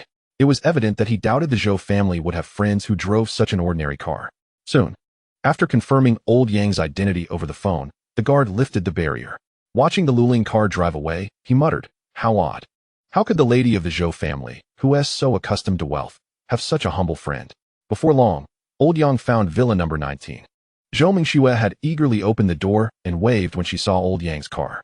Meanwhile, a middle-aged woman on the second-floor balcony darkened her expression upon spotting the vehicle. Old Yang, Brother Longtian, you have finally arrived. Zhou Mingxue exclaimed joyfully. As soon as Xiao Longtian stepped out of the car, Zhou Mingxue warmly took his hand and ushered him into the villa. Come, Brother Longtian, let's sit inside. Xiao Longtian glanced around, surveying the villa, and smiled. Mingxue, your home is quite beautiful. It's all right, hee. Zhou Mingxue led him through a small garden, preparing to enter the living room on the first floor. At that moment, the middle-aged woman from the balcony emerged from the villa. Mom, this is my brother Longtian, whom I mentioned, and this is Old Yang, Zhou Mingxue called out.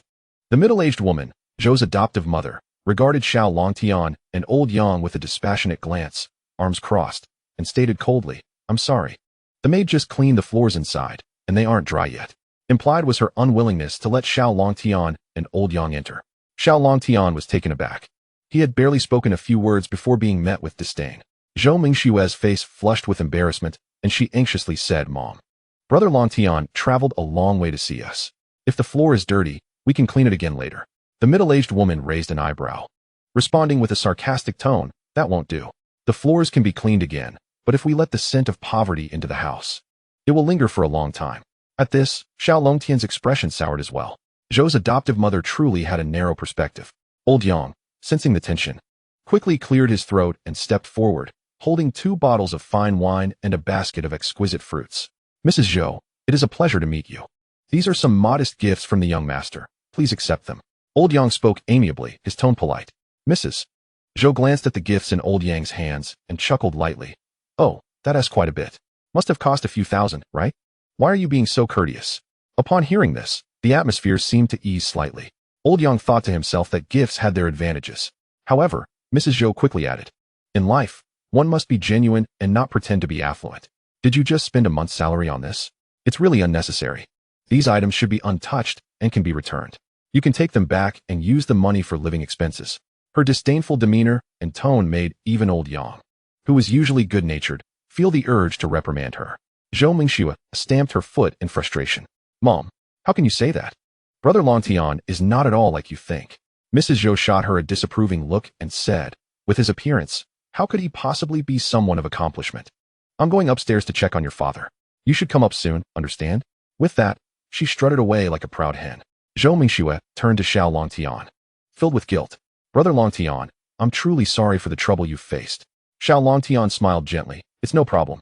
Although your adoptive mother has a narrow view, she did raise you, and I will not hold that against her." Zhou Mingxue looked at him with gratitude and took his hand, leading him outside. "Brother Longtian, let us go sit in the garden." The 3 of them settled in the small garden, sipping tea and chatting. Zhou Mingxue inquired in detail about the events that transpired at the city lord's mansion the previous day, and Xiao Longtian recounted the incidents briefly. "Brother Longtian, that was 1,000 armed elite soldiers. It must have been so perilous."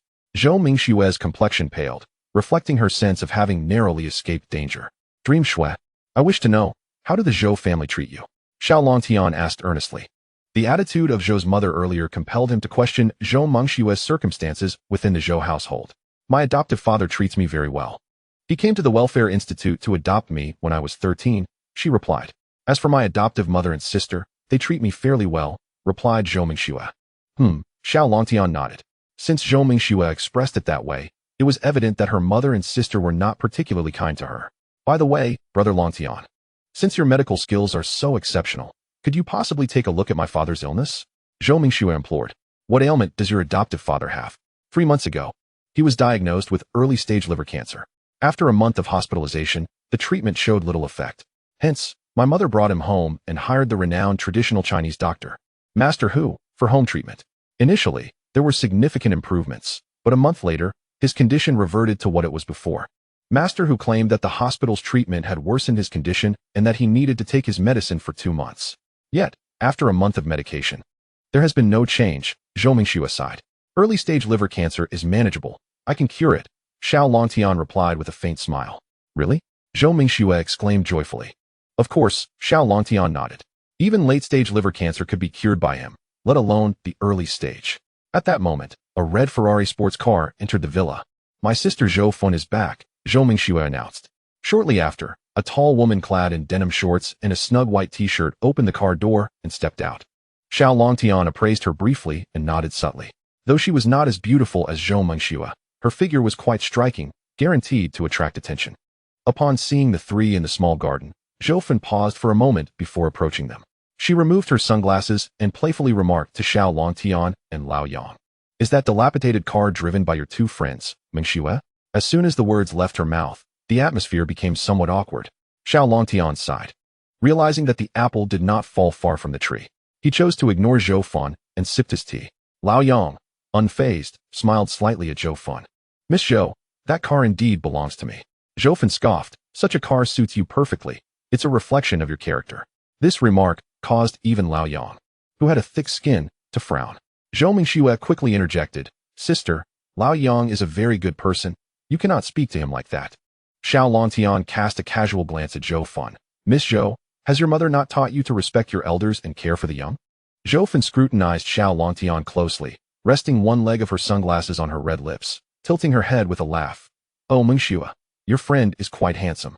How about lending him to sister for a few days? Zhou Mingxue's face flushed, and she retorted, Sister, Brother Longtian is not an object to be borrowed. Zhou chuckled. Isn't he just a pretty face? What else does he possess? Wealth? Power? No. Brother Longtian is 1,000 times more capable than you think. He can even cure Dad's illness. Zhou Mingxue stood up to defend. Cure Dad's illness? Zhou was taken aback. Then, she burst into laughter. Ha, Mingxue, are you joking? Even Master who couldn't cure Dad's illness. How could this pretty face manage it? Which hospital is he an intern at? Chapter 34. You were harmed by Master who. Hearing this, Zhou Mingxue stood up indignantly, ready to share how Xiao Longtian had healed her. Xiao Longtian also rose, gently pressing on Zhou Mingxue's shoulder to signal her to remain calm. He looked at Zhou Fun with a cold smile. What if I can cure your father's illness? If you genuinely can cure my father, then I shall kneel before you and lick your feet, calling you daddy. Zhou Fun teased. You said it yourself, I'm not forcing you. Don't go back on your word later. Xiao Longtian replied mildly. Uffed, as if you really could cure him. Zhou Fun rolled her eyes. Come, Brother Longtian. Let us go see my father now. Zhou Mingxue tugged at Xiao Longtian as they headed upstairs. In the second-floor bedroom, Zhou's father lay on a custom-made hospital bed, looking very frail. Old Zhou, that young Master Lin Jiang, is quite fond of Mingxue, and his family background is excellent. Why won't you agree?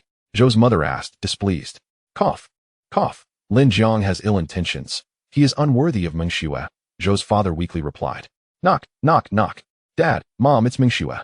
May I come in? Zhou Mingxue gently inquired. Come in, Zhou's mother responded curtly. After the door opened, Zhou Mingxue, Xiao Longtian, and Zhou Fun entered together. Upon seeing Xiao Longtian, Zhou's mother immediately frowned. Mingxue, why did you bring him in? Your father needs rest and shouldn't see so many outsiders. Zhou Mingxue hurriedly explained, Mom. Brother Longtian is here to treat Dad. He can treat illnesses? Well, that's a laugh. Zhou's mother scoffed. He truly can.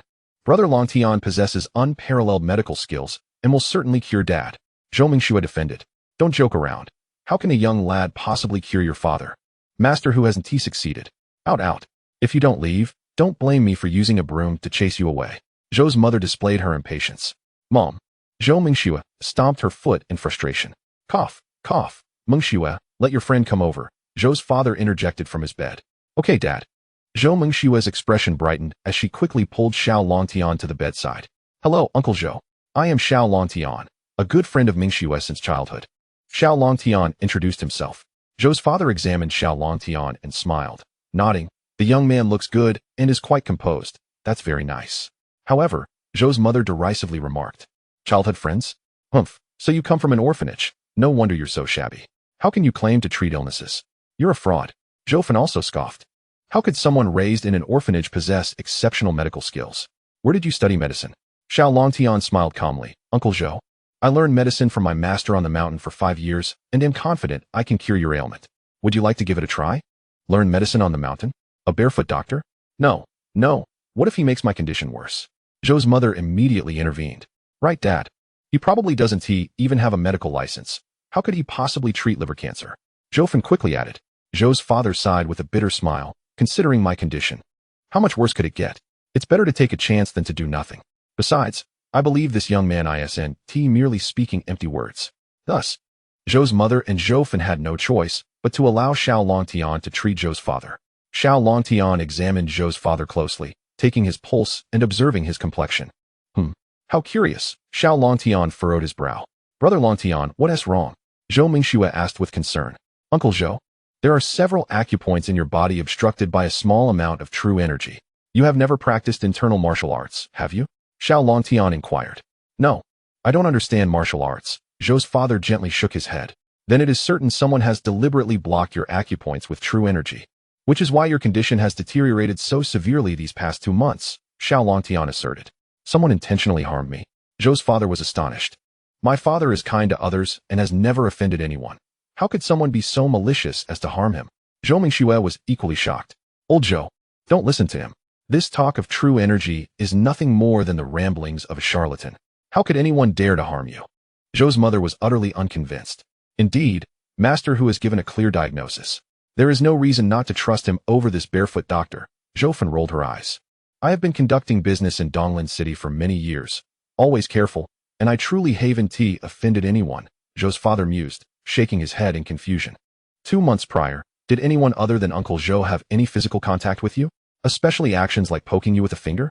Xiao Longtian inquired. Zhou Fu pondered for a moment before shaking his head. No. 2 months ago, I had just returned home from the hospital and had hardly seen anyone. Only Doctor, who came to my home to treat me and performed acupuncture. Xiao Longtian's expression shifted. Doctor who performed acupuncture on you? Zhou Fu displayed a look of surprise. Are you implying that you suspect Doctor Who? Xiao Longtian nodded.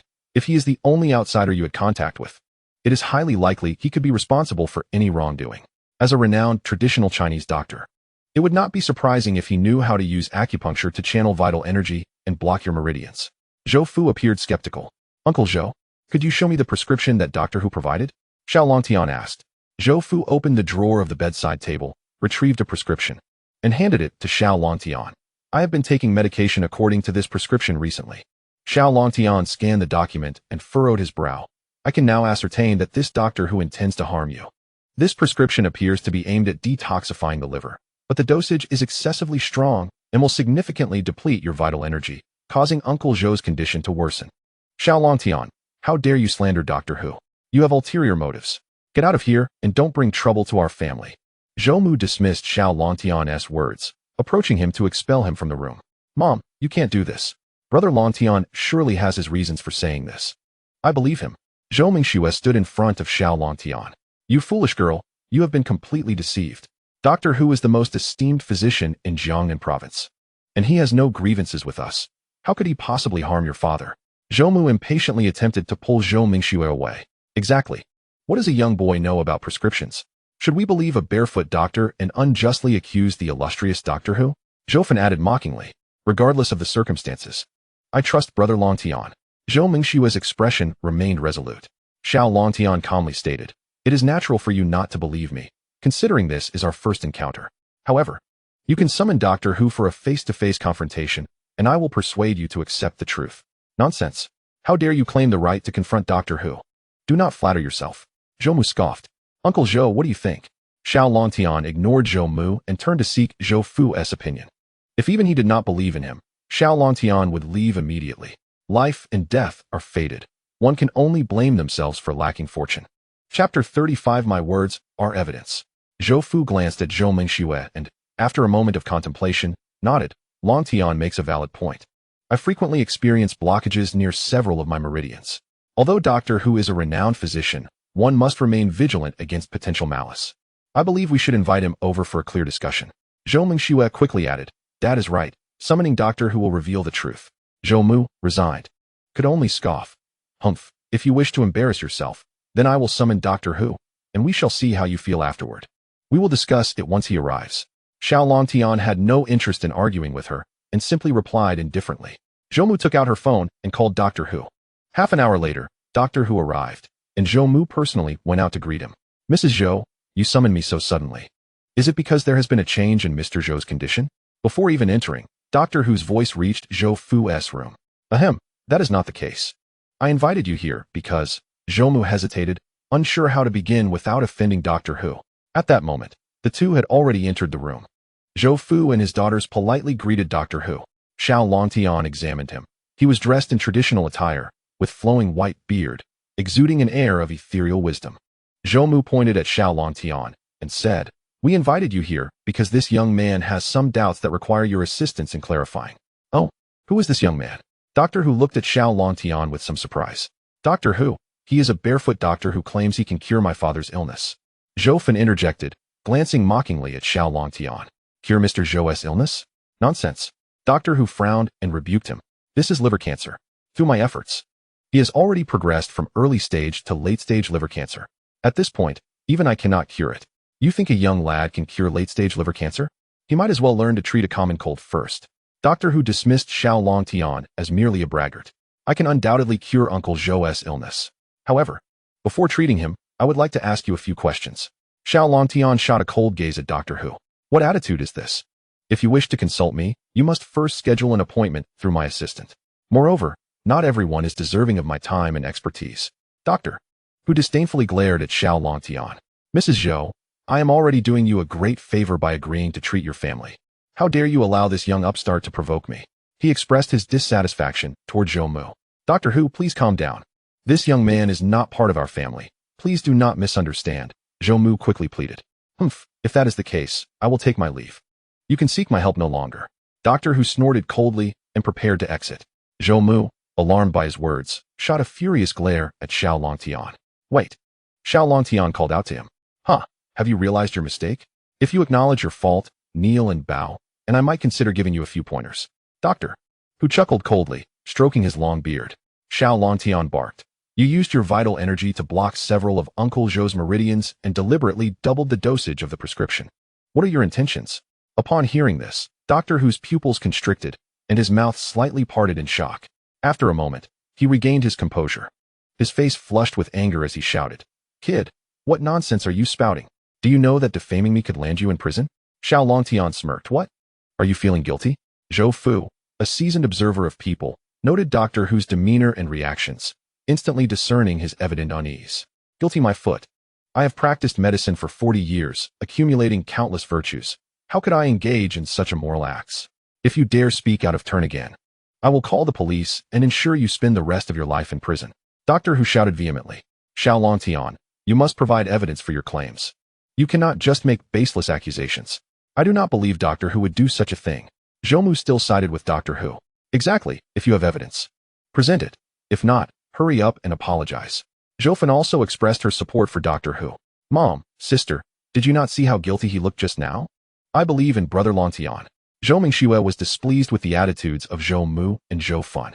Evidence, you say? Xiao Longtian chuckled lightly. Suddenly, he moved swiftly in front of Doctor Hu. My words are evidence. If you deny it, you shall face dire consequences. Xiao Longtian grasped Doctor Hu's throat.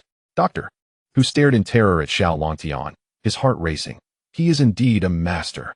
As a traditional Chinese doctor, he had also cultivated internal strength and had reached the level of a 9-star martial arts master.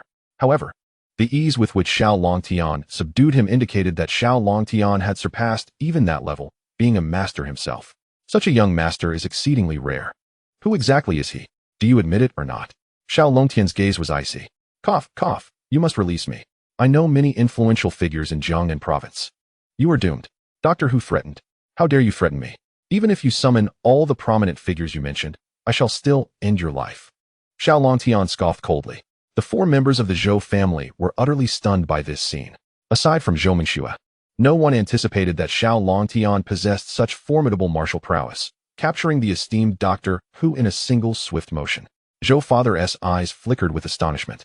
Zhou mother, regaining her senses, broke into a cold sweat and hurried to Xiao Longtian's side, tugging at his arm. Xiao Longtian, you must release Doctor Hu. Do you have any idea of the grave calamity you are inviting? Doctor Hu holds a position of immense prestige in Jiangnan province, a favored guest among many dignitaries. One utterance from him could spell utter ruin for the Zhou family. However, Xiao Longtian's grip was as unyielding as a vice. She could not budge an inch. Xiao Longtian, if you do not release him, you shall never darken the doors of our Zhou family again. Zhou mother, in a fit of rage, struck Xiao Longtian's arm several times. Ignoring her, Xiao Longtian continued to glare at Doctor Hu. I will count to 3. If you do not reveal the truth, I will strangle you where you stand. With that, he tightened his grip, causing beads of sweat to form on Doctor Hu's forehead. 1, 2. Xiao Longtian began to count. I'll tell you. Doctor Hu gasped out the words with great difficulty. Speak. Xiao Longtian released his hold. Doctor Hu inhaled deeply, feeling utterly miserable. As he caught his breath, he deliberated over how to articulate his response. Once he regained his composure, he cautiously glanced at Xiao Longtian. Seeing the coldness etched on his face, a shiver coursed through him. Doctor Hu, this matter between Xiao Longtian and our Zhou family has nothing to do with us. It is solely his personal action. Please do not misunderstand. Zhou mother stammered, filled with trepidation. Silence. Doctor Hu shot her a disdainful glare. Yes, yes. Zhou mother bowed repeatedly in apology, shaken with fear. Chapter 36. A failed proposal leads to betrayal. Will you not speak? Xiao Longtian glared fiercely. I will. Doctor Hu hastily waved his hands. Kneel. Xiao Longtian delivered a swift kick to his knee joint. Doctor Hu collapsed to the ground with a thud, his face flushed with humiliation. Having lived for over 50 years, he had only knelt before heaven, earth, parents, and teachers, He had never endured such degradation. Yet he dared not utter a word of protest, suppressing his resentment while bowing his head to hide his furious eyes. Humph! What good will it do to reveal the truth to the Zhou family? Do you think you dare confront the Lin family? The three members of the Zhou family were left speechless, astonished by Xiao Longtian's audacity. He is the foremost physician in Jiangnan province. Dr. Hu, left with no choice, confessed, "You are correct. I indeed sealed Zhou father's acupoint with my true energy. And the dosage of the prescription was intentionally increased." What? The four members of the Zhou family exclaimed in unison. Dr. Hu truly intended to harm the Zhou family. Zhou mother and Zhou Fan exchanged incredulous glances, astonished at Xiao Longtian's accurate deduction of who had harmed Zhou father. Xiao Longtian merely cast a detached glance at the two, as if they were mere ants, utterly uninterested in engaging with their foolishness. Mother, sister. Now you must believe in brother Longtian, right? Zhou Mingxue exclaimed indignantly. This left Zhou mother and Zhou Fan's faces alternating between crimson and pale, both embarrassed and dissatisfied with Xiao Longtian's demeanor. Why would you want to harm me? Zhou father was bewildered by Dr. Hu's actions against him. Dr. Hu, is there some misunderstanding here? Zhou mother asked in disbelief. What grievance could you possibly have with my father that would lead you to act this way? Are you even a doctor? Zhou Mingxue seethed with fury. I bear no grudge against your father. I acted at someone else's behest, Dr. Hu replied. Speak. Who instructed you? Xiao Longtian kicked him to the ground. Dr. Hu spat out a mouthful of blood, clutching his chest as he looked at Xiao Longtian. The Zhou family stared intently at Dr. Hu, eager to uncover who wished harm upon Zhou father. To be honest, I believe it is better for you not to know. Dr. Hu replied nonchalantly. Speak. Xiao Longtian kicked him again. Thud. Another blow landed, and Dr. Hu seethed with hatred towards Xiao Longtian. He secretly vowed that once he escaped, he would ensure Xiao Longtian met a fate worse than death. The one who ordered me to act in this manner is young Master Lin Jiang of the Lin family, a top-tier family in Donglin City. Dr. Hu finally divulged, certain that the Zhou family would not dare to provoke Lin Jiang. It is Lin Jiang. The four members of the Zhou family were simultaneously astounded, witnessing their shocked expressions. Dr. Hu felt a sense of smug satisfaction.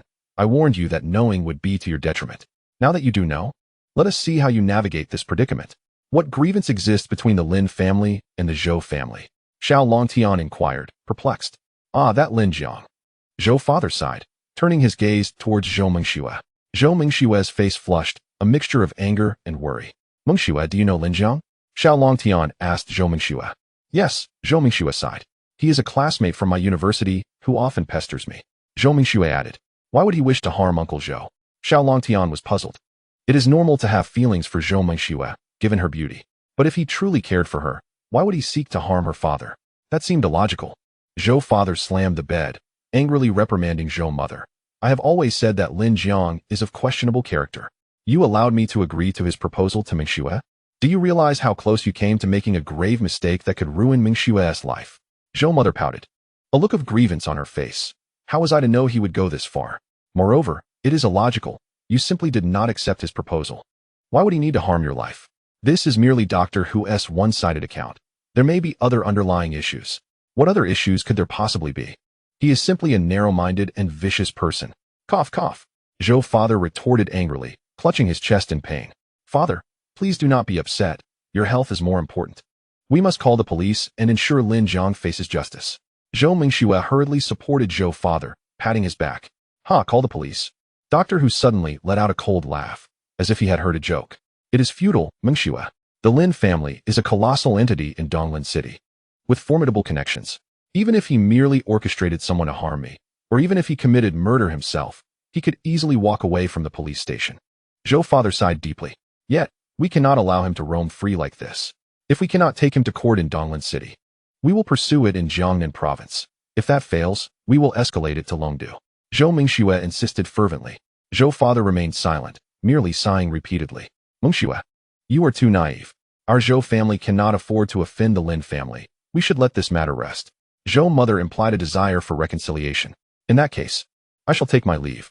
Dr. Hu struggled to rise from the ground, preparing to depart. Dr. Hu, allow me to escort you out. Zhou mother surprisingly addressed him politely. Wait, did I permit you to leave? Xiao Longtian called out coldly. At his words, Dr. Hu trembled involuntarily and turned back to ask, since Madame Zhou has stated that this matter should be settled, may I not take my leave? Humph. You nearly caused Uncle Zhou's death. This is attempted murder. Do you think you can simply walk away unscathed? Xiao Longtian laughed coldly. Then what do you propose? Doctor Who felt a surge of anxiety. This young man, unafraid of danger, was ruthless enough to possibly kill him. Mengxue, record a video of his confession. Xiao Longtian instructed Zhou Mengxue. Oh, yes, we must definitely capture the video. Zhou Mengxue nodded eagerly, pulling out her phone to begin recording Doctor Who. Record a video? That is out of the question. Doctor Who hastily waved his hands. If the video were to be leaked, his reputation would be utterly destroyed, leaving him to ponder his future. Not recording it. Would you prefer to lose both your hands or legs? Xiao Longtian coldly chuckled. The renowned Doctor Who, in a state of resignation, could only confess his actions and the individuals he had instructed in front of the camera. Brother Longtian, the video is ready. I will send it to you, Zhou Mengxue announced after finishing the recording. Now that the video is completed, may I leave? Doctor Who asked despondently. As if he had aged a decade. He understood that retirement awaited him, and despite his extensive network, imprisonment was unlikely. However, opportunities to practice medicine would be scarce. Who would dare consult a poisoned physician? You may leave, Zhou's mother sighed, aware that after the video was filmed, Doctor Who's reputation was irreparably damaged, rendering him useless in Donglan City. Did I permit him to leave? Xiao Longtian sneered again. Xiao Longtian, what do you mean? This is the Zhou family. Don't think you can act recklessly just because you found the one who harmed my husband. Zhou's mother shrieked, her discontent with Xiao Longtian's haughty demeanor finally erupting. Chapter 37. The police may not take him, but the underworld will. He was merely a pawn in Lin Zhang's game. The real master had yet to arrive, and he could not leave. Xiao Longtian stated calmly. Do you mean to summon Lin Zhang here? Zhou's mother was taken aback. Precisely. Call Lin Zhang and instruct him to come immediately, or I will release the video online, Xiao Longtian affirmed with a nod. Do not release it online. Doctor Who exclaimed in alarm. If his confession video were to be posted online, Lin Zhang would likely send someone to silence him. He still had a considerable amount of assets to transfer and needed a few days. Then call Lin Zhang, Xiao Longtian said coldly. I will. Doctor Who quickly agreed, realizing that Lin Zhang's arrival might not be a bad outcome. Perhaps he could eliminate this troublemaker and destroy the video, allowing him to continue as Jiangnan's premier physician. Before long, he dialed Lin Zhang's number. Old Who, what is the matter? Lin Zhang's voice came through directly. Young Master Lin, the Zhou family has discovered the situation, and I am currently detained here.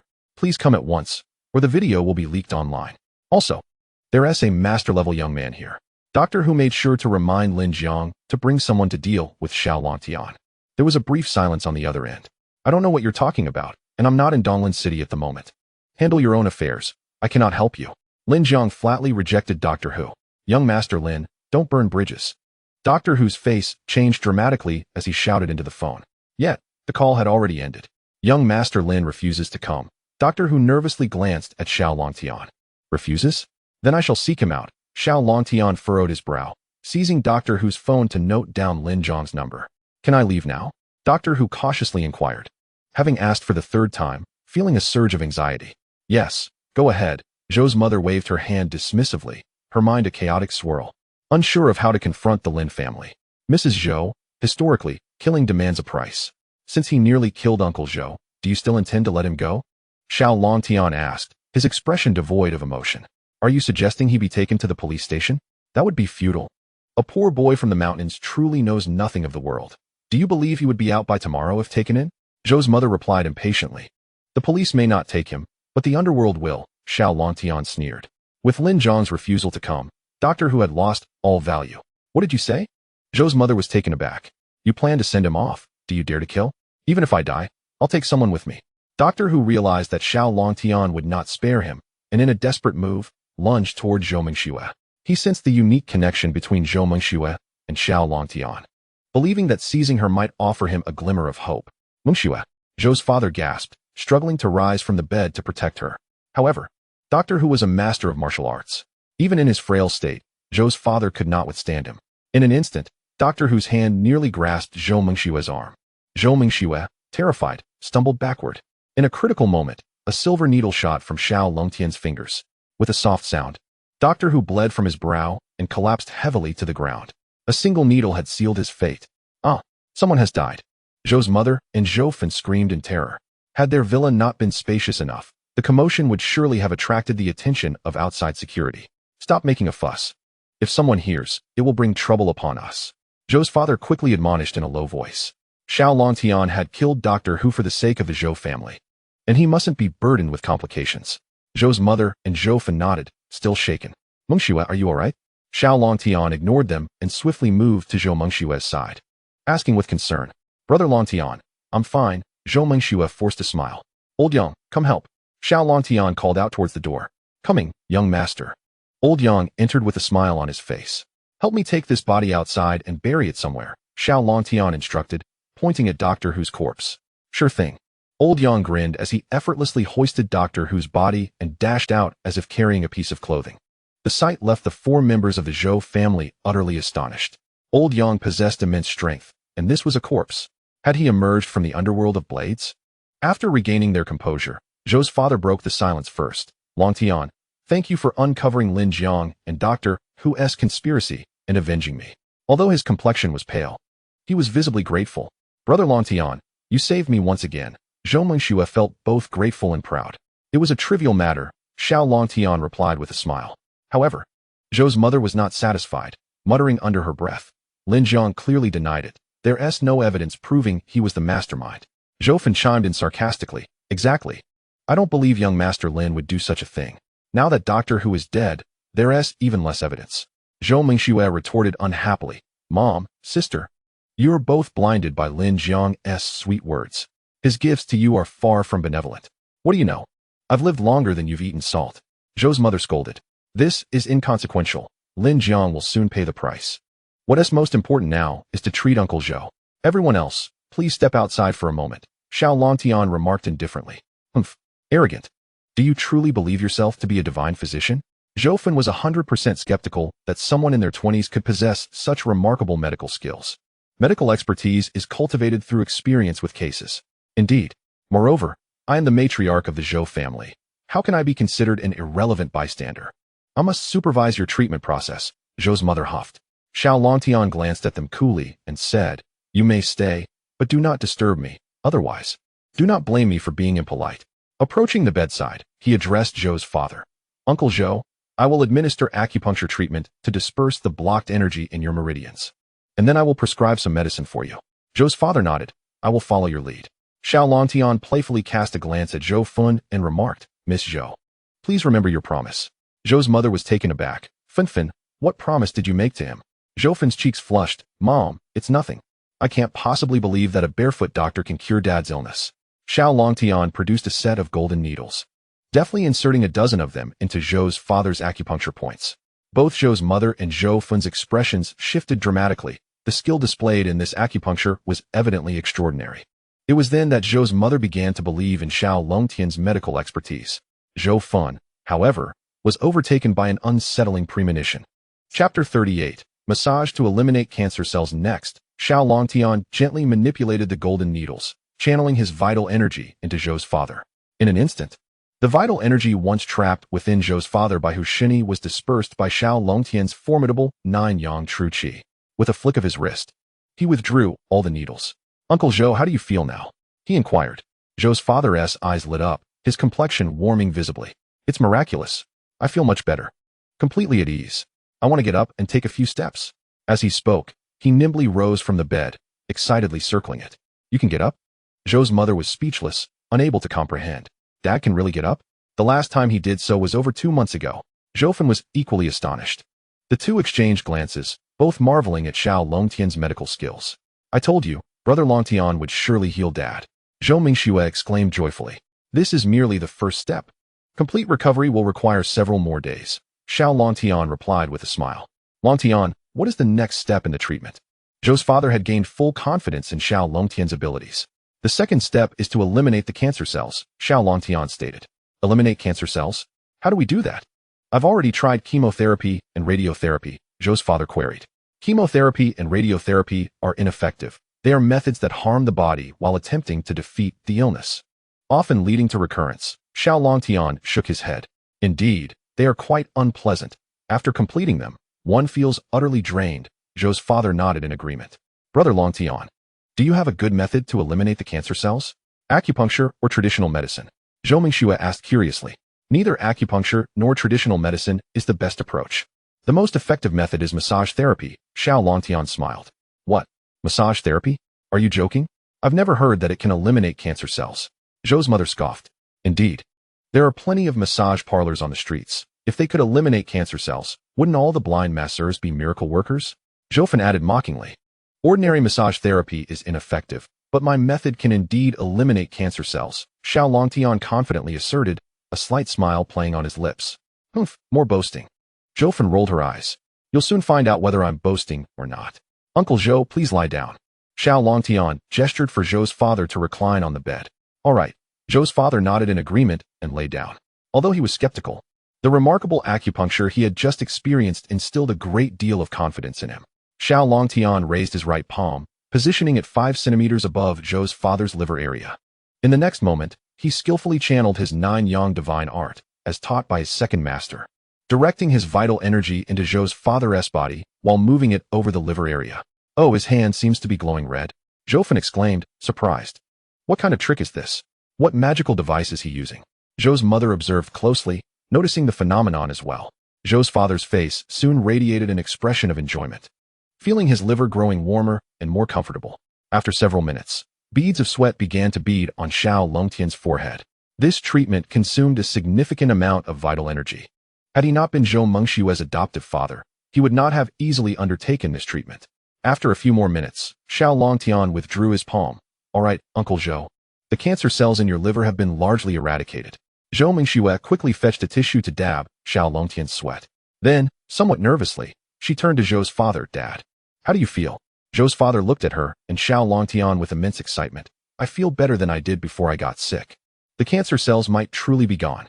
Longtian's medical skills are truly miraculous. Old Zhou, you're not joking, are you? Zhou's mother couldn't believe it. Is this something one can joke about? Zhou's father shot her an exasperated glance. Dad, this can't be possible, right? Just a few minutes of massage can eliminate cancer cells? Zhou echoed her disbelief. What? Do you wish for my illness to remain untreated? Zhou's father's expression darkened. No, that's not what I meant. Please don't misunderstand, Dad. I just think it's unscientific. Zhou quickly waved her hands.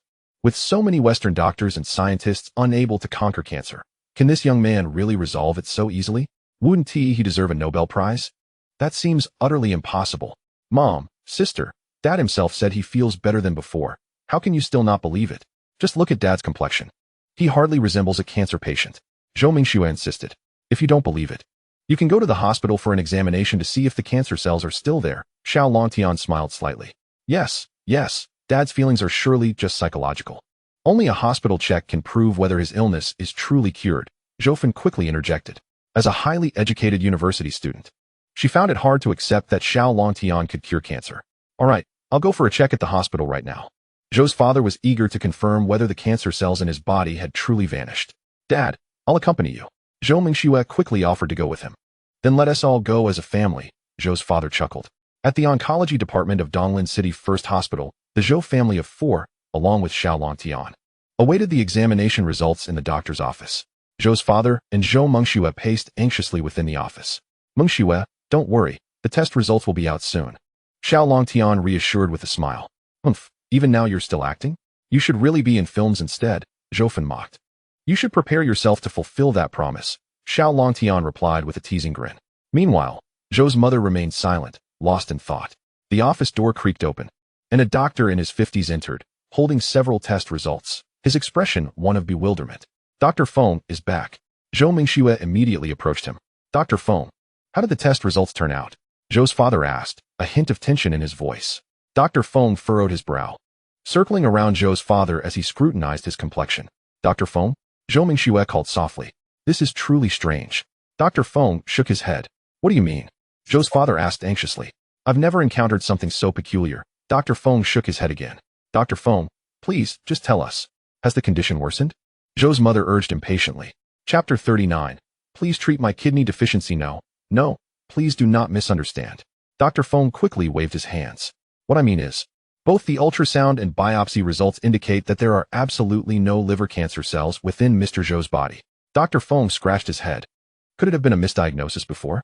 That seems unlikely, he murmured thoughtfully. So, does this mean my illness is cured? My liver cancer is gone. Mr. Zhou was ecstatic as he inquired, is it really possible? Dr. Feng nodded affirmatively. How can that be? It's late-stage cancer. Mrs. Zhou was astounded. Indeed, Dr. Feng. You mustn't speak carelessly. This is advanced liver cancer. Has it truly been cured? Zhou Fen asked incredulously. What do you mean by speaking carelessly? Young lady, are you questioning my medical ethics? Here are the test results. If you doubt me, you may verify them yourself. Dr. Feng, visibly displeased, handed several test reports to Zhou Fen. She numbly accepted the documents, overwhelmed by the technical jargon, understanding only the final conclusion. Test results. No abnormalities. How can it be true? This is unbelievable. Zhou Fen gazed in shock at Xiao Longtian. Remember your promise, Xiao Longtian replied with a knowing smile. Let me see. Mrs. Zhou snatched the test results, scrutinizing them carefully, but like Zhou Fen, she could only comprehend the phrase no abnormalities. How can this young man be so fortunate as to have inadvertently cured old Zhou? Mrs. Zhou muttered in astonishment. Dad, your illness has truly been cured by Brother Longtian. This is wonderful, Zhou Mingxue exclaimed, filled with excitement. Yes, it's cured. Longtian, you are indeed a miraculous healer, capable of curing even late-stage cancer. Mr. Zhou expressed his profound gratitude to Xiao Longtian. What? Are you implying this young man cured your cancer? Dr. Feng was taken aback, his eyes widening as he scrutinized Xiao Longtian. Indeed, it is he. Mr. Zhou pointed at Xiao Longtian. Huh, how can that be? Mr. Zhou, you are truly jesting. That is late-stage cancer. Oh dear, you've made me laugh so hard my stomach hurts. Dr. Feng chuckled uncontrollably. It truly was my brother Longtian who cured him. He just used massage therapy to eliminate the cancer cells in my father's body, Zhou Mingxue said, somewhat displeased. Massage therapy to kill cancer cells? Huh. You are going to make me die of laughter. Do you think cancer cells are like insects that can be squashed with your hands? Ha ha. Doctor. Feng doubled over in laughter. Once he regained his composure, he noticed that Mr. Zhou and Zhou Mingxue were staring at him as if he were a fool. Realizing they might not be joking. You are not jesting? Dr. Feng asked in disbelief. Such matters are certainly not to be taken lightly. Mr. Zhou solemnly shook his head. How can this be? Dr. Feng was taken aback. I heard that after your discharge, doctor who treated you for 2 months. If it were doctor who had cured you, I might believe it. But how could this young man, so young, cure cancer? After saying this, he cast another glance at Xiao Longtian. Dr. Feng, if I am not mistaken, you must have a peculiar habit while sleeping? Xiao Longtian remarked with a slight smirk. What peculiar habit? Dr. Feng blurted out. When you sleep, you often hug your toes and lick them. Am I correct? Xiao Longtian looked at him with a playful smile. How do you know that? Dr. Feng was shocked, his mouth agape as if he had seen a ghost. This peculiar habit was his little secret, something he had never witnessed himself. Only his wife was aware. When his wife first told him, he did not believe her until she recorded a video to prove it. Could it be that his wife informed this young man? What is the relationship between them? The more he thought, the more frightened he became. And he was soon drenched in sweat. It's quite simple. You exhibit symptoms of night sweats and a flushed complexion, combined with other characteristics, leading me to deduce that you have kidney deficiency. Kidney deficiency can affect your teeth, causing a desire to bite. Additionally, your right foot tends to lean forward when you walk, suggesting your right toes may be somewhat soft and weak.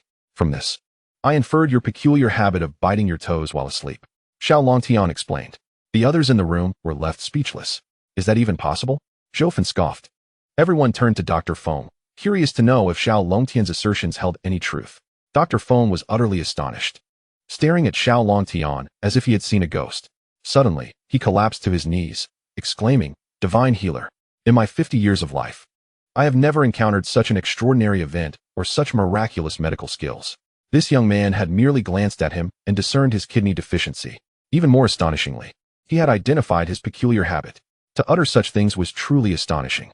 If this were the case, it was entirely plausible that he could cure Mr. Zhou's liver cancer.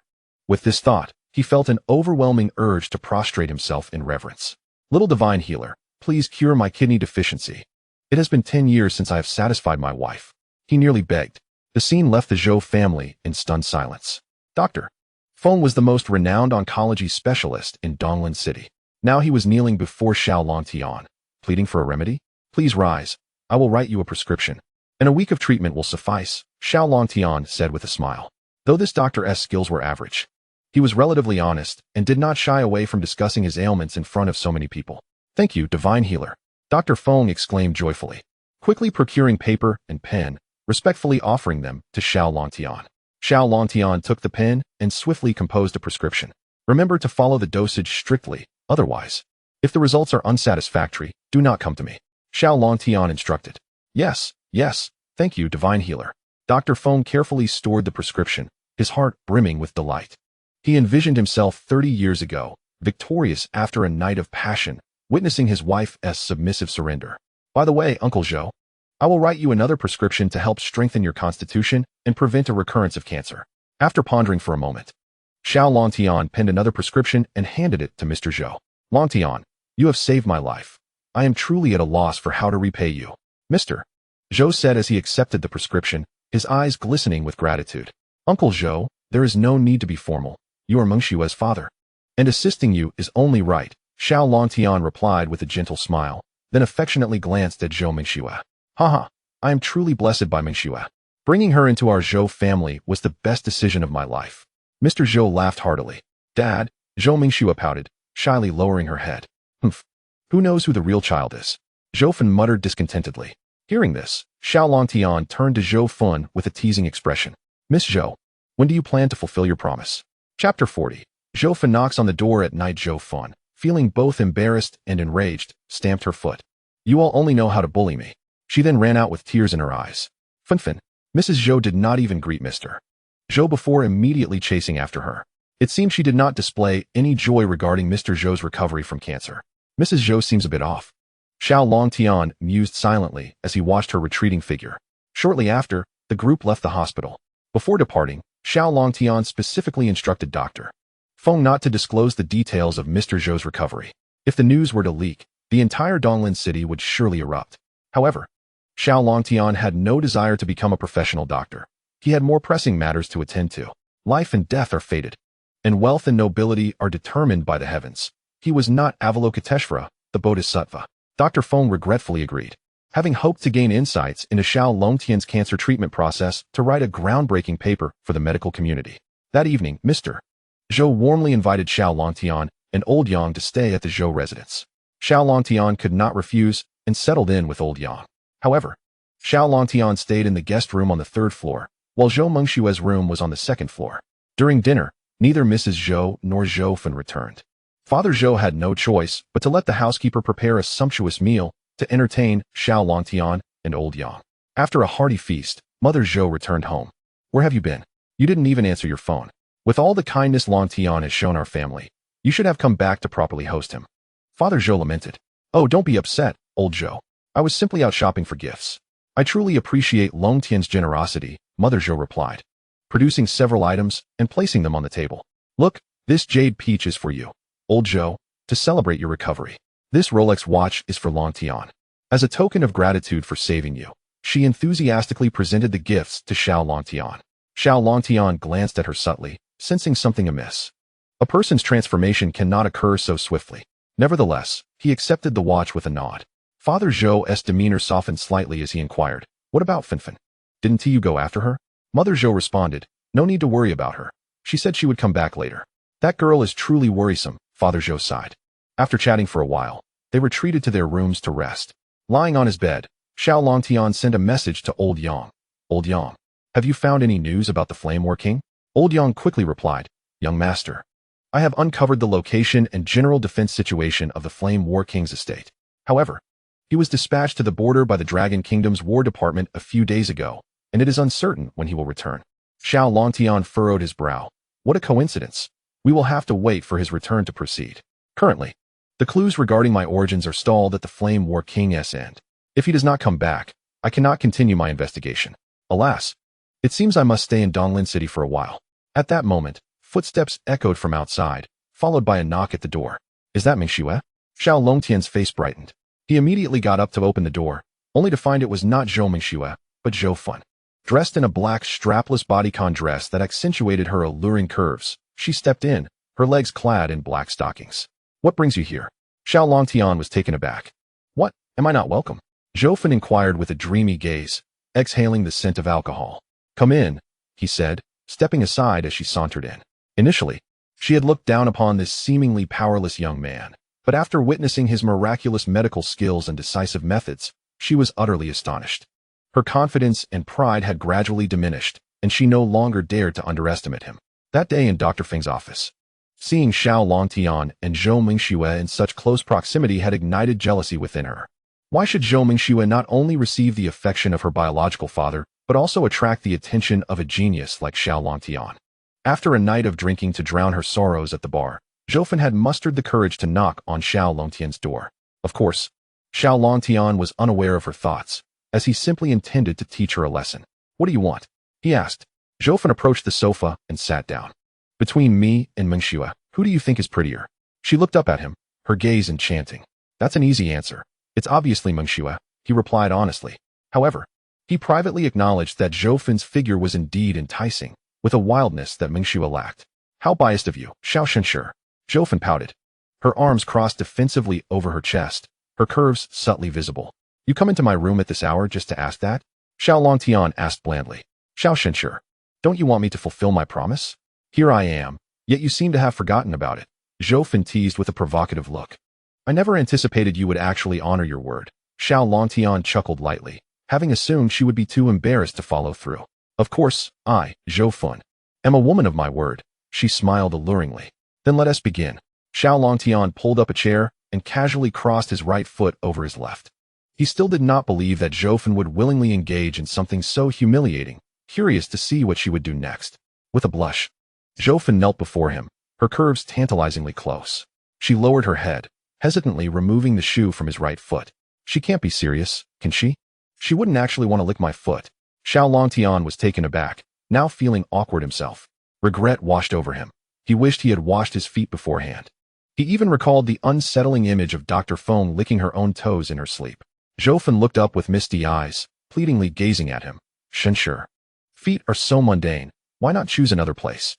Xiao Longtian's throat went dry, feeling a mixture of anxiety and curiosity. Where else? Right there, Zhou whispered, blushing. As she spoke, her hand began to move slowly up his foot. What do you think you're doing? You're drunk.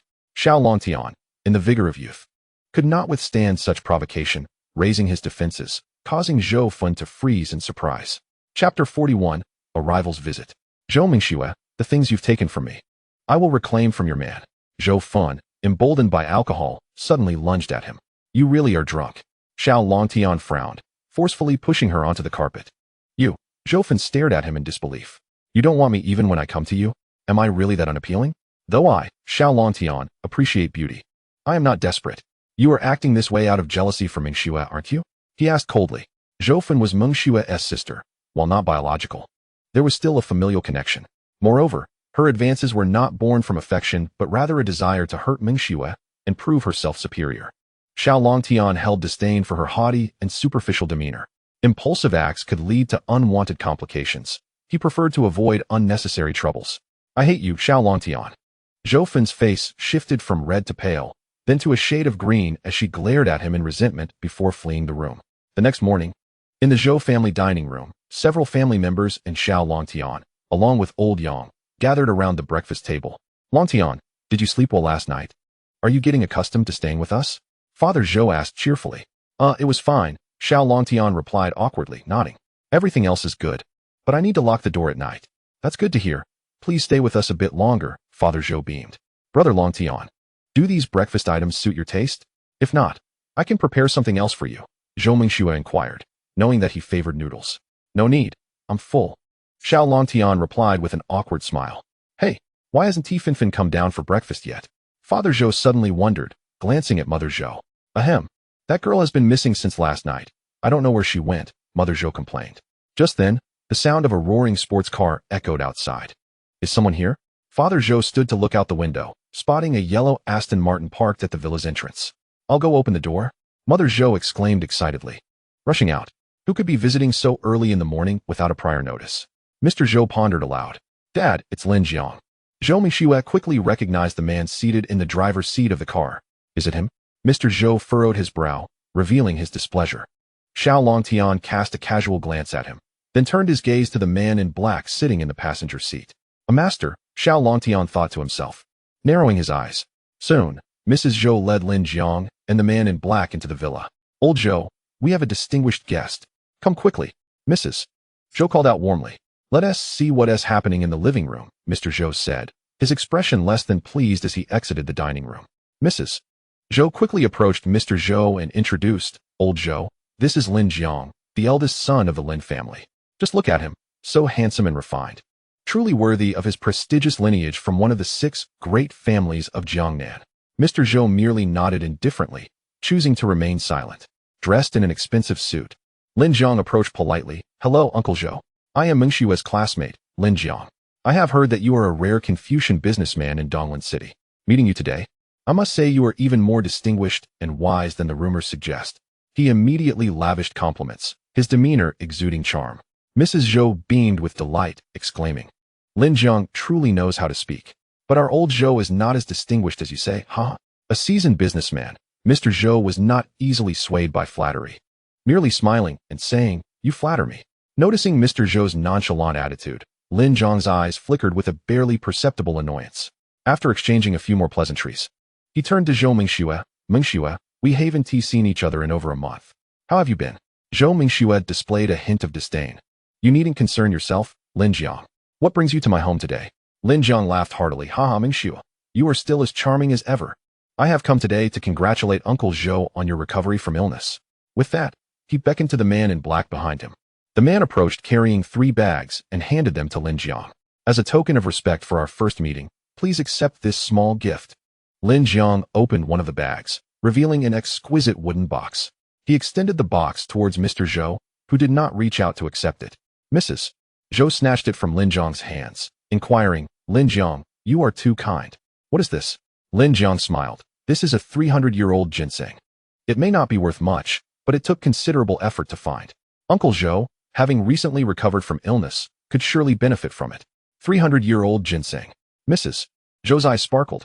"A few months ago, I encountered a 200-year-old ginseng at an auction that sold for 5 million. This 300-year-old ginseng must be worth at least 10 million.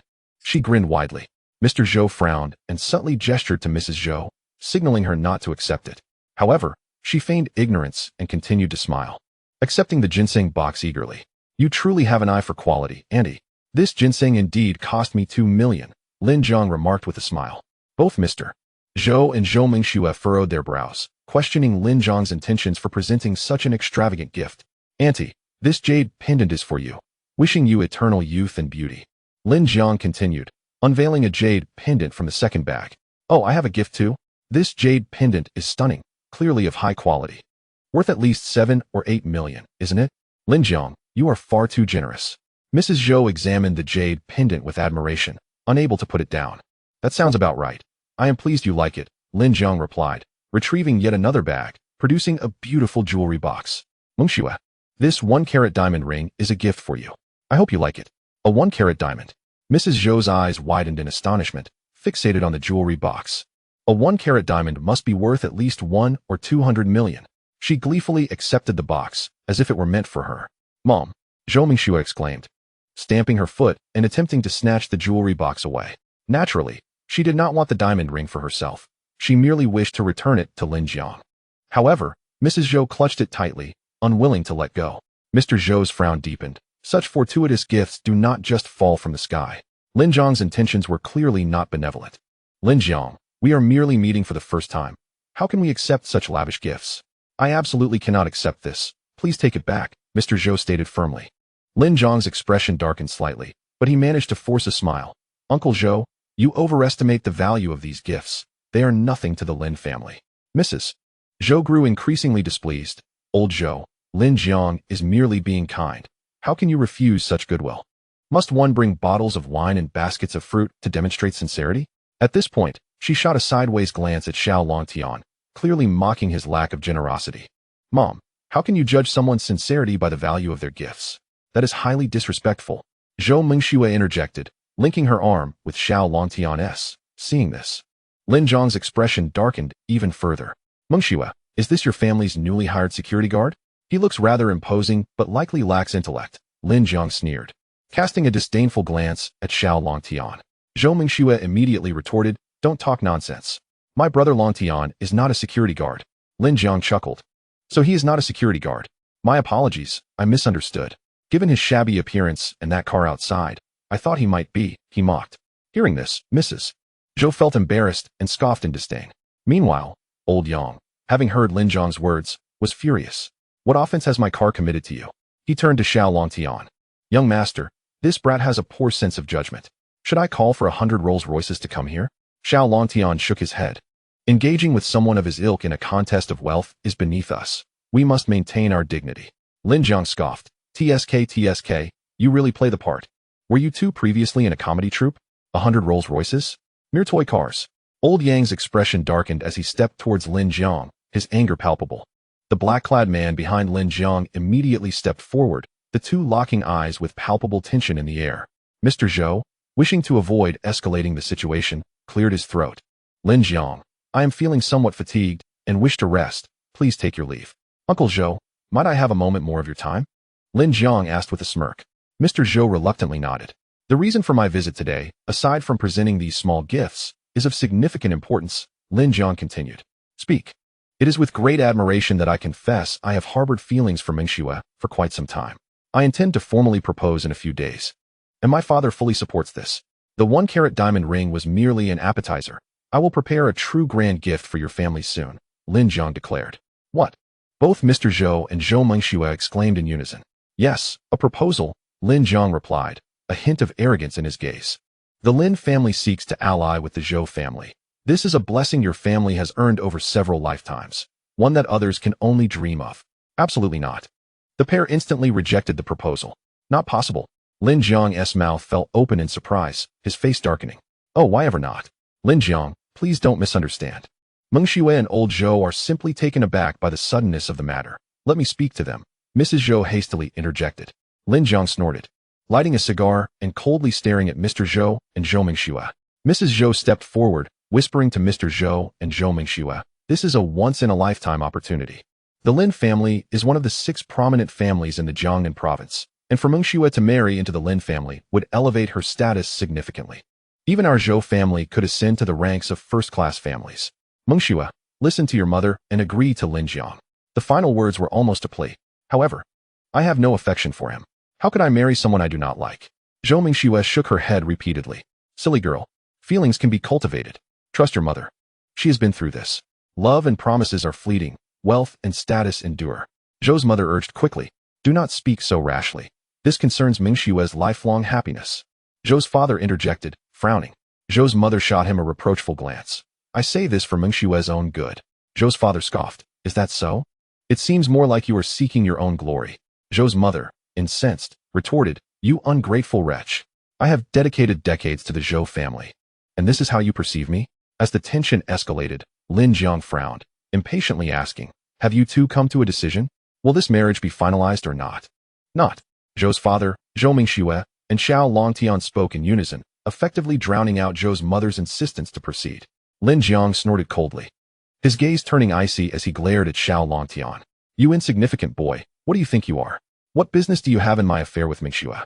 Mind your own. Zhou's mother echoed his sentiment. Indeed. Do not think that saving old Zhou gives you the right to meddle. Xiao Longtian responded with a sneer. What a joke. Mengxue is my woman. Who are you, Lin Jiang, to pursue her? Lin Jiang, pinching his cigar, barked, what did you say? I said it clearly. Mengxue is my woman, Xiao Longtian reiterated. Zhou's mother interjected, nonsense. Who said Mengxue is your woman? Have I consented?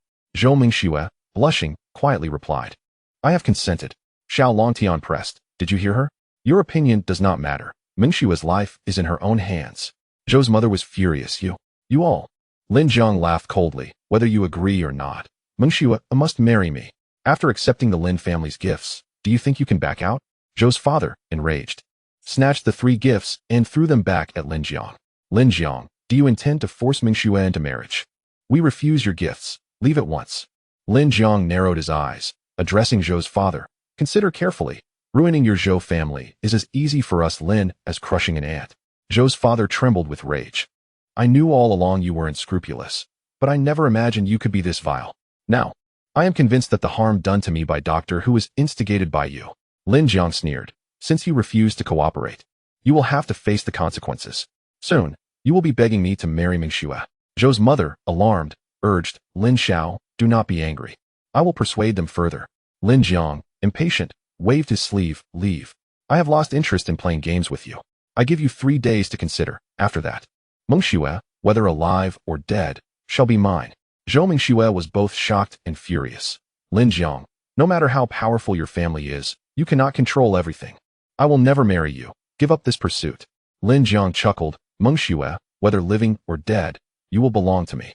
Cease your futile struggles.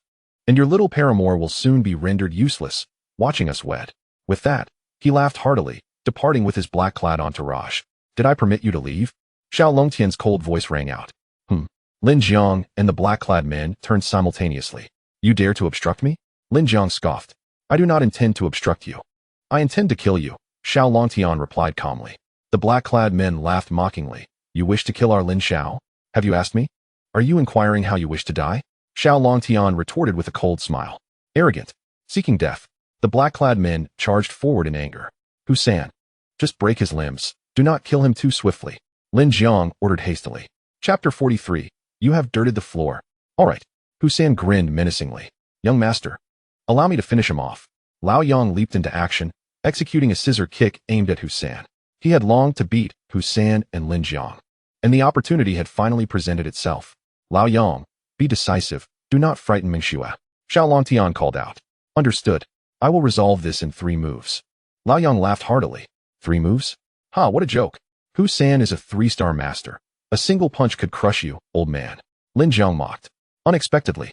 As he finished speaking, Lao Yang's scissor kick somehow caught Husan by the neck. Husan's forehead bulged with veins, desperately trying to pry Lao Yang's legs apart. However, Lao Yang's legs were as unyielding as steel. You old fool, when was the last time you washed your feet? Husan exclaimed in anguish. On the verge of losing consciousness. Since arriving in Jiangnan, I have not been to a foot-washing establishment. Life has been hard. Lao Yang sighed, then twisted his legs with force. Crack. Husan's neck snapped, and he fell lifeless. Husan. Lin Jiang exclaimed in shock, never expecting that a 3-star master would be so swiftly dispatched by Lao Yang. A master's neck is even harder than steel. Could this seemingly frail old man be a 4-star master? If so, Xiao Longtian must possess some significant background. In an instant, many thoughts raced through Lin Jiang's mind. Lao Yang turned out to be a martial arts expert. Zhou's father was equally astonished. The frail old man who looked like he could fall at any moment was actually a master. Moreover, not just any master. With such a formidable servant, Xiao Longtian's status must be extraordinary. Lao Yang stood up, dusted off his clothes, and then kicked Husan's face a couple of times before asking Xiao Longtian, young master. This fellow is dead. Should we also eliminate Lin Jiang? Let him go. Let Husan have a companion in the afterlife. Xiao Longtian waved his hand casually, as if merely ordering the squashing of an ant. Understood, young master. Lao Yang chuckled, stepping towards Lin Jiang. You cannot kill me. I am the last hope of the Lin family, one of the 6 great families of Jiangnan. Lin Jiang exclaimed, panic-stricken, retreating until he stumbled and fell over the threshold. Is the Lin family so impressive? I do not even know them, Lao Yang scoffed. My Lin family is the premier family in Jiangnan province, with over a dozen masters in service. If you kill me, I assure you, both you and the Zhou family will face annihilation. Lin Jiang threatened. A dozen masters? That would require me to exert a dozen kicks. Lao Yang laughed, advancing towards Lin Jiang. At that moment, Zhou's mother rushed over anxiously, positioning herself in front of Lao Yang. Do not kill him. We cannot afford to offend the Lin family. If you kill him, what will become of the Zhou family? Hearing this, Lao Yang furrowed his brow, hesitating as he glanced at Xiao Longtian. Young master, she has a point. While we are not afraid of the Lin family, the Zhou family may be. Lao Yang murmured. Yes. You cannot be so selfish. Think of the Zhou family too. Lin Jiang seized the opportunity, shouting desperately. Xiao Longtian sneered. Are you threatening me? In the next moment, his gaze turned cold. Kill him. If the Lin family dares to harm a hair on the Zhou family, I will personally annihilate the Lin family, and let us see how they treat the Zhou family. Lao Yang's eyes lit up at these words, giving Xiao Longtian a thumbs up. Haha, young master, you have true resolve. I, Lao Yang, am impressed. Lin Jiang stood in stunned silence, never having expected Xiao Longtian to possess such audacity. With just the 2 of you, it is utterly impossible to contend with the Lin family. My family boasts not only over a dozen revered masters, but also a guard force of thousands, armed with numerous submachine guns. Lin Jiang menaced with a voice that concealed his trepidation. Is that so? It seems quite formidable, yet it holds no significance for me. Xiao Longtian scoffed dismissively. My uncle is the steward of the War King's manor. Should you slay me, the War King's manor will not let you go unpunished. Lin Jiang shouted while retreating. The War King's manor? Xiao Longtian's gaze sharpened. Indeed, my uncle serves the Blazing War King. The Blazing War King commands an army of millions, ruling over the Jiangnan province. A veritable deity in this land. If you kill me, you shall never escape Jiangnan. Lin Jiang, seeing the change in Xiao Longtian's expression, mistakenly believed he had instilled fear regarding the blazing war king, thus regaining some confidence. Xiao Longtian chuckled with intrigue. What a coincidence. For I happen to have some inquiries for the blazing war king. If killing you would summon him to my presence, it would be splendid indeed. Lin Jiang was utterly bewildered. He had encountered the bold before, yet never one so audacious. Who would dare provoke the blazing war king in Jiangnan? Was this a case of tempting fate? Young man, perhaps you should reconsider your choices in your next life. Old Yang chuckled lightly, stepping before Lin Jiang, raising his foot to crush him. Lin Jiang, gripped by terror, lost control, and a stream of yellow liquid flowed from his pants. Do not kill me. I realize my errors. Please spare my life. Lin Jiang was completely subdued, tears streaming down his face. All within the hall were stunned. Was this truly the arrogant young master of the Lin family? The self-proclaimed genius, the boisterous Lin Jiang? Look at you, in such a cowardly state. It would be beneath me to kill you. Old Yang pinched his nose in disdain. Brother, please spare me. I promise to never disturb Mingxue again. Nor will I come to the Zhou family. Treat me as if I were a mere gust of wind. Lin Jiang pleaded, crawling towards Xiao Longtian, begging for mercy. Stay back. Do not crawl any closer. You are soiling the floor. Xiao Longtian coldly commanded. Brother Xiao, it was a moment of folly. I simply adore Mingxue. I understand my mistakes. I implore you to forgive me. Lin Jiang repeatedly bowed his head in supplication. Seeing this, Zhou hurried to Xiao Longtian's side. Longtian, please spare him. You may not fear the Lin family or the War King's manor, but we in the Zhou family do. A single word from the War King's manor could lead to our obliteration. No one can escape the grasp of the War King. At this moment, Zhou demeanor towards Xiao Longtian underwent a subtle transformation. Even her address changed. Xiao Longtian's medical skills and decisive ruthlessness rendered her cautious of underestimating him. Zhou Mingxue, with worry in her voice, quietly spoke to Xiao Longtian. Brother Longtian, the blazing War King is indeed terrifying. No one in Jiangnan can evade his grasp. Implied was her hope that Xiao Longtian would not kill Lin Jiang, avoiding any conflict with the blazing War King. Uncle Zhou, what do you think? Xiao Longtian inquired of Zhou father. Chapter 44, Leave your legs. Longtian, the blazing War King is indeed a formidable presence we cannot provoke. If we kill Lin Jiang now, we might not escape Jiangnan. Zhou father sighed, speaking softly. He understood that regardless of whether Lin Jiang lived or died, they had already offended the Lin family. However, should they kill him now, they would likely face immediate and vicious retaliation from both the Lin family and the War King's manor. If they released him, perhaps they could still escape Jiangnan. He had already resolved to begin transferring assets today and swiftly head to Longdu to seek refuge with friends. Xiao Longtian narrowed his eyes slightly. It appeared the blazing War King indeed instilled fear throughout Jiangnan. It was only natural for the Zhou family to doubt their ability to confront such a figure, as they remained unaware of Xiao Longtian's true capabilities. To spare Mingxue any further anxiety, allowing Lin Jiang to live for a few more days seemed inconsequential. Old Yang inquired softly, Young master, shall we still kill him? Xiao Longtian glanced at Lin Jiang, who was kneeling and wiping his snot, and disdainfully kicked him.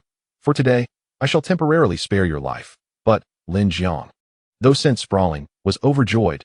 Thank you, brother, for your mercy. Thank you. He sprang to his feet and hurriedly crawled towards the exit. Wait. Xiao Longtian's icy voice suddenly echoed in his ears. Brother, do you have more to say? Lin Jiang turned, trembling with fear. What did you promise me earlier? Do you remember? Xiao Longtian questioned. I remember. I vow never to disturb Mingxue again, nor to come to the Zhou family, or I shall face the ruin of my entire family. Lin Jiang held up 3 fingers, swearing to the heavens. You think such words alone would suffice to earn my trust? Surely, that is far too simplistic. Xiao Longtian scoffed. Then what does my brother mean? Leave your legs behind. Brother, please. I do not wish to become a cripple. Lin Jiang, drenched in sweat, begged fervently. That is not for you to decide. Old Yang, proceed. Xiao Longtian signaled Old Yang with a glance. As you wish. Old Yang grinned widely, stepping before Lin Jiang and sweeping his foot towards his legs. With a couple of sickening cracks, Lin Jiang collapsed in agony. His 2 small leg bones bent at a 90-degree angle, shattered. Witnessing this horrifying scene, the Zhou family members were taken aback. Lin Jiang's eyes turned red, and after a prolonged wail, he crawled towards the exit. Did I permit you to leave? Xiao Longtian's cold voice resonated once more. Lin Jiang trembled, turning back in despair. My legs are broken. What more do you want? Xiao Longtian smiled coldly. You still have one leg, and I shall collect that as well. Otherwise, how would I know you won't continue to harbor thoughts of Mingxue? What? Lin Jiang was momentarily stunned. Then in a panic, he desperately crawled towards the exit. His legs were already broken. The third leg must not be harmed. Old Yang grinned, stepping forward to block Lin Jiang's path. No. I am the sole heir of the Lin family. You cannot commit such an inhumane act. Lin Jiang shook his head frantically. Inhumane?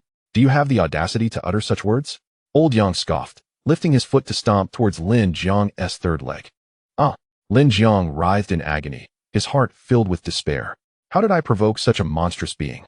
This is too cruel. The Zhou family members were all stunned, some even casting sympathetic glances at Lin Jiang. What a tragic fate.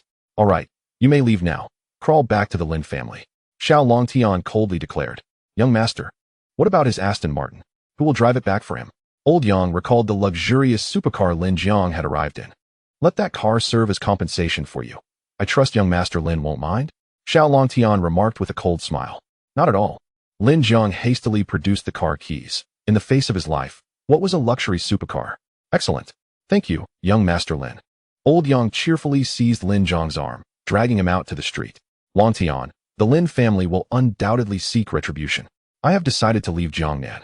You should come along as well, Zhou father expressed with concern. Zhou Mingxue nodded in agreement. Zhou Mu fell silent, lost in thought. Uncle Zhou, do not worry. With old Yang and me here, even if all the Lin family's masters come, they would be courting death. Moreover, I have heard that the Blazing War King is currently absent from Jiangnan, so the War King's manor is unlikely to act rashly. Xiao Longtian offered a comforting smile. Indeed, if the Lin family dares to send someone, we shall conveniently eliminate them as well. Old Yang grinned, adopting an innocent demeanor. Then I shall observe the situation further. Zhou father, seeing the confidence of the two, felt somewhat reassured but still resolved to expedite the handling of their assets to ensure a swift departure from Jiangnan. In the War King's manor of Jiangnan province, Lin Jiang sat in a wheelchair, pushed by his father, Lin Hai, to meet the steward of the War King's manor. Lin Dong, Jiang heir, why are you in a wheelchair? What happened to your legs? Lin Dong was taken aback upon seeing Lin Jiang's legs encased in plaster. Second uncle, you must stand up for me. My legs have been broken. Lin Jiang cried, tears streaming down his face. What? In Jiangnan, there are still those who dare to harm members of the Lin family? Quickly tell me, who is responsible for breaking your legs? Lin Dong's eyes burned with a fierce intensity. Second brother, Jiang heir's legs were broken by someone named Xiao Longtian. Moreover, that scoundrel not only broke Jiang heir's legs but... At this point, Lin Hai, the head of the Lin family, was so enraged he could scarcely speak. Elder brother, what else did Xiao Longtian do? Please, tell me. Lin Dong urged anxiously. He also destroyed Jiang heir's third leg. This is an attempt to obliterate our Lin family's future. Lin Hai growled in a hushed tone. He also ruined Jiang heir's. That is unacceptable. He must pay. Lin Dong shouted furiously, shattering a nearby antique vase with a single blow. Our Lin family shall not coexist with Xiao Longtian. We are sworn enemies. Lin Hai gritted his teeth in anger. Elder brother, who exactly is this Xiao Longtian? Lin Dong asked, his voice chilling. He is not from Donglin City. He just arrived from Haida City a few days ago. I have investigated, and this person has quite the background and is not to be trifled with. It is said that he has accomplished several astounding feats in Haida City. Lin Hai recounted the notable actions of Xiao Longtian. After hearing this, Lin Dong scoffed. What of it? An orphan who has appeared from nowhere, even if he has some backing, is merely a reckless warrior. This is not Haidu. This is Donglin City, the stronghold of my War King's mansion. And he shall not act with impunity here. Chapter 45. The forced demolition of the Zhou family. Indeed, second uncle, that Xiao Longtian may have been arrogant in Haida City. But now that he has come to Donglin City to wreak havoc, he clearly does not respect Lord War King. Lin Jiang seethed with resentment. After returning from the Zhou family, he immediately urged his father to send someone to eliminate Xiao Longtian. However, Lin Hai, being cautious, decided to investigate Xiao Longtian's background first. It was through this investigation that they discovered Xiao Longtian had caused chaos in Haida City, even killing the city lord and the war general Wang Tong. However, due to the Huang family's orders to suppress the news, these events had not been made public. Lin Hai promptly abandoned the idea of immediate revenge, as he did not possess absolute certainty. Thus, he brought Lin Jiang to seek Lin Dong's assistance, hoping to leverage the power of the War King's mansion to eliminate Xiao Longtian in one fell swoop. Rest assured, Xiao Longtian will meet a gruesome end. However, Lord War King has yet to return, and I cannot mobilize military forces directly. So let him live a few more days, Lin Dong said helplessly. Second uncle, if we wait for Lord War King to return, he may have already fled. Could you not find some familiar masters to join forces with our Lin family's spiritual guardians to take him down? Lin Jiang implored anxiously. Jiang heir, a gentleman takes his revenge. 10 years is not too late. There is no need for haste. Since this Xiao Longtian has taken a liking to the Zhou family's girl, we shall first demolish the Zhou family, making his beloved experience anguish and keeping him entangled in Jiangnan, Lin Dong said with narrowed eyes and a sinister smile. Oh, second brother, what clever plan do you have? Lin Hai inquired, aware of his brother's resourcefulness, certain he had devised a good strategy. Quite simply, let the giant axe sect forcibly demolish the Zhou family. Surely, Xiao Longtian cannot ignore this. He wouldn't dare to leave Jiangnan at such a time. Lin Dong smirked with cunning. Letting the giant axe sect demolish the Zhou family? Huh, that is splendid. The giant axe sect excels in demolition work and is reliable. Lin Jiang laughed excitedly. The following morning, as the Zhou family members were just waking up, dozens of bulldozers and excavators thunderously rolled into the villa community, surrounding the Zhou family's villa. What is happening? Zhou Mu, surprised, was the first to rush outside. Brother Longtian, let us go take a look, Zhou Mingxue urged, tugging at Xiao Longtian as they hurried outside, with old Yang trailing behind. Who are you? Why are you surrounding my home? Zhou Mu shouted at the driver of one of the bulldozers. The driver shrugged. I'm just a worker. The company sent us here to start work. Fuming, Zhou Mu replied, what work are you doing at this hour? Bring your foreman here. I want to see who has the audacity to work in front of my Zhou family. I am the foreman of the construction team. Speak your mind, old woman. A bald man approached, looking disdainfully at Zhou Mu. This bald man had a tiger tattoo on his forehead, wore a black tank top, and sported a large gold chain around his neck, appearing menacing. You are the foreman? What work are you conducting so early? This is disturbing the peace. Zhou Mu, having seen her share of scenes, was not intimidated by the bald man. Disturbing the peace? Huh, you've got it wrong, old lady, the bald man sneered. Who are you calling old lady? Have you no manners? Didn't your mother teach you to address older women as sister? Zhou Mu retorted, pointing a finger at the bald man. Like many women, she disliked being called old. You old hag, dare to say that again, and I'll make you regret it. The bald man's demeanor shifted to a threatening one at Zhou Mu's insult. Seeing his fierce expression, Zhou Mu was suddenly at a loss for words. She huffed. You better leave quickly, or I will call the police. This is a high-end villa area, not a place for scum like you. The bald man was taken aback for a moment before bursting into laughter. Old woman, you've got it all wrong. We are here to demolish this illegal villa, and you are the ones who need to leave. I'll give you 10 minutes to gather your things. After that, we'll flatten your villa. Zhou Mu was stunned. What? Then she scoffed. This is ridiculous. You can check. My husband Zhou is the chairman of the Nanmao Group, a prominent figure in Donglan City. We spent 100 million on this villa. On what grounds do you think you can tear it down? The bald man coldly chuckled, pulling out a document stamped with a red seal. Just because of this, the Urban Management Bureau has deemed your villa an illegal structure and entrusted us with its demolition. Upon seeing the seal, Zhou Mu was taken aback. How can this be? Let me see. Zhou Fu rushed over, snatching the document to examine it closely. After reviewing it, he scoffed. Humph, what a pretext. Just because our backyard exceeds the approved area by 1 square meter, you intend to demolish our entire home? The bald man snatched the document back, arrogantly declaring, That's not my concern. I'm only here to carry out the work. 10 minutes are up. Let us get to it. Upon hearing this, the drivers immediately started the bulldozers and excavators, moving toward the Zhou family's villa. Don't do anything reckless. I've already called the police. Zhou Mingxue shouted desperately. Call the police. Just wait and see if any officers come. The bald man laughed dismissively. The bulldozers and excavators thundered forward, directly demolishing the walls of the Zhou family villa. Stop this at once. Zhou Fu trembled with rage. Brother Longtian, what should we do? Think of something. Zhou Mingxue anxiously implored Xiao Longtian. It's all right. Xiao Longtian reassured her, patting her hand. He focused his energy and shouted, Stop right now. Anyone who dares to move forward by even a centimeter will face dire consequences. His thunderous voice stunned the drivers, causing them to halt in unison. The bald man's expression shifted in shock as he quickly pulled out his phone to make a call. In a flash, Xiao Longtian appeared just half a foot in front of him, taunting, calling for help. Are we? The bald man, shorter than Xiao Longtian by half a head, felt his confidence wane under Xiao Longtian's imposing gaze. He stepped back 2 paces, pointing menacingly at Xiao Longtian. Kid, if you have the guts, don't run. You'll be the one crying soon. I won't run, but you will cry, Xiao Longtian retorted with a disdainful smirk. Before long, dozens of tattooed men wielding 1-meter-long axes emerged from behind a bulldozer. The imposing figures marched behind the bald man and shouted in unison, "Brother Tiger." Zhou Fu's gaze sharpened, and he exclaimed, "It's the Axe Gang." He never anticipated that those sent to demolish his home would be the underground overlords of Donglin City. Known for their ruthlessness and lawlessness, no one dared to challenge them. Indeed, it's the Axe Gang. Zhoumu gasped in shock. Chapter 46. Cry out 10 kilograms of tears. With his subordinates arriving, Bald Man Tiger swelled with confidence, standing tall as he addressed Xiao Longtian. "Kid, kneel and cry for me. If you can't shed 10 kilograms of tears, I'll make you bleed 10 kilograms. 10 kilograms of tears for 10 kilograms of blood. What a novel approach." Xiao Longtian chuckled coldly. Still daring to be arrogant? Truly blind to the consequences. Enraged, Bald Man Tiger seized an axe from one of his men and swung it at Xiao Longtian. The axe blade, nearly a foot wide and weighing 50 pounds, was an unwieldy weapon for most, but the Axe Gang relied on such formidable tools for their tyranny in Donglin City, having seized countless territories. Xiao Longtian did not flinch.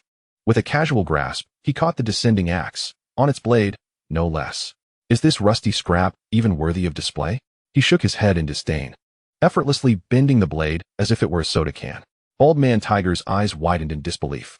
The members of the Axe Gang retreated in unison. "Brother Tiger, this guy is not to be trifled with. He may be a master. Should we withdraw?" One of his underlings whispered. "Withdraw? No way.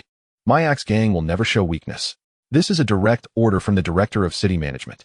Tiger growled defiantly. "Yes, yes." The underling hurriedly stepped back to make a phone call. "You better cry out 10 kilograms of tears." Xiao Longtian stepped forward, taunting. "Curse you. Brothers, charge at him." Bald Man Tiger shouted as he retreated, rallying his men. Yes, the dozens of Axe Gang members brandished their axes and charged at Xiao Longtian. "Who dares disrespect our young master?" Lao Yang's eyes glinted coldly as he leaped into the fray, snatching an axe with ease. With swift movements, 3 glimmers of cold light flashed. Dozens of axes flew into the air, crashing down with tremendous force. The members of the Axe Gang were knocked to the ground, spitting blood and sent flying. In just 3 strokes, Lao Yang had grievously wounded many of them. How is this old man so powerful? Bald Man Tiger was frozen in terror, collapsing to the ground, his spirit shattered. "Can you produce tears? If not, you can take your leave." Xiao Longtian picked up an axe and lightly tossed it into the ground before Bald Man Tiger. Witnessing the quivering axe handle, Bald Man Tiger broke into a cold sweat. I'll cry," he pleaded, raising his hands in desperation, begging Xiao Longtian to refrain from approaching. Suddenly, to everyone's astonishment, Bald Man Tiger began to cry. 2 streams of hot tears flowed down his face, tracing the scars. He's actually crying, and quite a bit at that. Xiao Longtian was taken aback. After 2 minutes, however, the tears dwindled to mere drops. Desperate, Bald Man Tiger squeezed his eyes, but struggled to produce more. "Bald Man, you haven't met the requirement. Only 1 kilogram of tears has flowed, and for the remaining 9 kilograms, blood will have to suffice," Xiao Longtian mocked. "No, please, brother. I can still cry. I have more tears. Give me a moment to gather my emotions." Bald Man Tiger begged. "The opportunity is singular. Failure to seize it is your own misfortune." Xiao Longtian replied coldly, brandishing the axe as he stepped forward. "Please, no." Bald Man Tiger shrieked in horror. At that moment, a voice rang out, "Stop." A black sedan approached, and several uniformed individuals emerged from the vehicle. "Director Fei?" Zhou Fu recognized the leader as Fei Yiqing, the director of the City Management Bureau. Though they were not well acquainted, they were familiar with each other. "You think you can just command us to stop?" Xiao Longtian shot a glance at Director Fei, his voice calm and indifferent. Before he could finish speaking, he brought the axe down, precisely severing Bald Man Tiger's carotid artery. With such a massive axe, he wielded it with the precision of a scalpel. Blood gushed forth from Bald Man Tiger. "Bold scoundrel! To dare commit murder in broad daylight, in front of the director. Call an ambulance." Director Fei fumed. Zhou Fu stepped forward, demanding, "Director Fei, what is the meaning of this? Our villa's purchase was legitimate, and the property documents are in order. Why the demolition?" Director Fei sneered. "Mr. Zhou, we received reports that your villa has illegally expanded its area. Upon inspection, this was indeed confirmed. Therefore, it must be demolished." "What nonsense! Since we purchased this villa, we have made no alterations. Where did this alleged expansion come from? Even if there were an issue, a minor adjustment would suffice. Why the total demolition?" Zhou Fu questioned angrily. "Mr. Zhou, kindly watch your tone. I am not someone you can command. Per the city lord's orders, All illegal constructions are to be demolished, zero tolerance. Do you intend to obstruct our official duties? Director Fei retorted coldly. You're clearly in league with the Lin family, a nest of snakes and rats. Zhou Fu's hands trembled with rage. Director Fei shot him a chilling glare. Construction team, commence immediate forced demolition. Any obstructors will be treated as hindrances to official duties. Kill without mercy. Director Fei commanded. I warned you, anyone who dares advance a single centimeter will face death. Xiao Longtian's voice rang out like thunder. Ignore him. Do as I say. Director Fei shouted to the drivers. But before he could finish, Xiao Longtian dashed to his side, slapping him with such force that he flew 10 meters away. You dare strike our director? The uniformed men gasped in shock and fury, rushing to their superior's side. Quickly, call the precinct and summon every detective in Donglan City. I will have that brat dealt with. Director Fei spat blood, his face pale and furious as he ordered his men to call for help. As the drivers hesitated, pulling back their feet from the gas pedals, dozens of buses arrived, encircling the bulldozer. Then, a Rolls-Royce glided in. Who dares block the path of our axe gang? A resounding voice boomed from the vehicle. It was the voice of the gang leader. The leader had personally intervened, bringing with him a multitude of brothers. This kid was as good as dead. To perish at the hands of the leader would be a glorious end. The injured members of the axe gang murmured excitedly among themselves. Chapter 47. The leader of the giant axe sect, Xiao Longtian, cast a glance at the $2 million Rolls-Royce and sneered inwardly. The leader of the giant axe sect? From tomorrow onward, he will cease to exist in Donglan City. Clatter. From dozens of buses emerged thousands of burly men wielding enormous axes. This band of ruthless marauders, accustomed to dancing on the edge of death, surrounded the Zhou family's villa with relentless determination, causing the very ground to tremble beneath their feet. Have all the members of the giant axe sect mobilized? Zhou's father wondered, his throat suddenly dry. To demolish his own villa, they had summoned the entire sect? It was utterly preposterous. He suspected this was the handiwork of Lin Jiang, with the giant axe sect's mobilization aimed solely at confronting Xiao Longtian. Step one more foot forward, and there will be no mercy. Xiao Longtian's voice pierced the air like ice. Such bravado. The commanding voice from the Rolls-Royce erupted once more. Bulldozers and excavators. Charge in. Instantly, the engines of the bulldozers and excavators roared to life, their cacophony echoing like a frenzied battle cry. With the arrival of the giant axe sect's leader, the drivers suddenly brimmed with confidence, shaking off their earlier trepidation towards Xiao Longtian. Seeking death, Xiao Longtian snapped, his form darting like lightning towards the foremost bulldozer. Dare to collide with my bulldozer? You are but a mantis trying to stop a chariot. The bulldozer's driver licked his lips in excitement, flooring the accelerator. Brother Longtian, get out of the way. Zhou Mingxue cried out in alarm. Behind her, Zhoufan was momentarily stunned, her feelings complex. After that absurd night of revelry, her emotions towards Xiao Longtian had transformed from mere hatred to an inexplicable sentiment. Miss Mingxue, do not worry, the young master will be fine, old Yang reassured her. At that moment, Xiao Longtian swiftly sidestepped and grasped the left side of the bulldozer's chassis with astonishing speed. Utilizing the bulldozer's forward momentum, he violently hurled it away. The bulldozer is airborne. How is this possible? Gasps of disbelief filled the air as the bulldozer arced through the sky, colliding with a nearby excavator. With a thunderous crash, the two machines collided, sending up a cloud of dust accompanied by the terrified screams of the drivers. A monster. How could anyone possess such strength? That bulldozer weighs 10 tons. Several drivers, frightened, hastily slammed on their brakes and leaped from their vehicles. Xiao Longtian's astonishing power left the entire giant axe sect in shock, with no one daring to advance another step. Merely leveraging force. A cold snort emanated from the Rolls-Royce.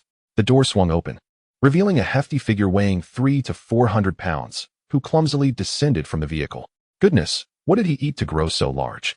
Xiao Longtian was momentarily taken aback. It was his first time encountering someone so corpulent. Brat, state your name. This leader does not slay nameless individuals. The rotund man, the leader of the giant axe sect, demanded. Is Lin Jiang not the one who summoned you? Do you not know I am Xiao Longtian? Xiao Longtian retorted with a chilling smile, having already deduced that this was indeed Lin Jiang's scheme. Lin Jiang? The leader of the giant axe sect was momentarily taken aback.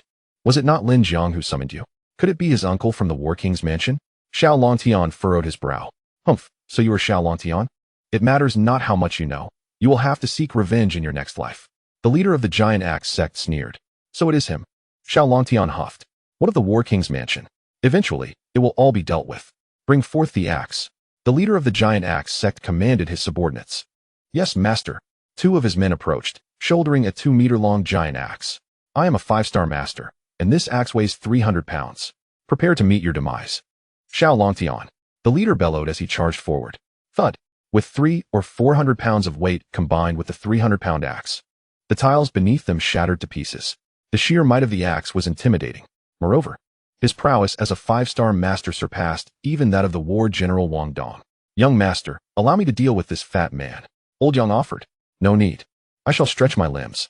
Contact senior sister Jiao and request her to send some people to apprehend the giant axe sect members. With so many of them, they might inadvertently harm Mingxue and Uncle Zhou. Xiao Longtian declined. Understood, young master. I shall call Miss Tang immediately. Old Yang nodded in agreement. Seeing Xiao Longtian still conversing with Old Yang only fueled the giant axe sect leader's rage. He pointed an accusatory finger at Xiao Longtian and shouted, "You insolent brat! Dare you look down on me?" The 2-meter-long axe swung down towards Xiao Longtian. With a slight smirk, Xiao Longtian swiftly evaded the strike. The axe missed its target.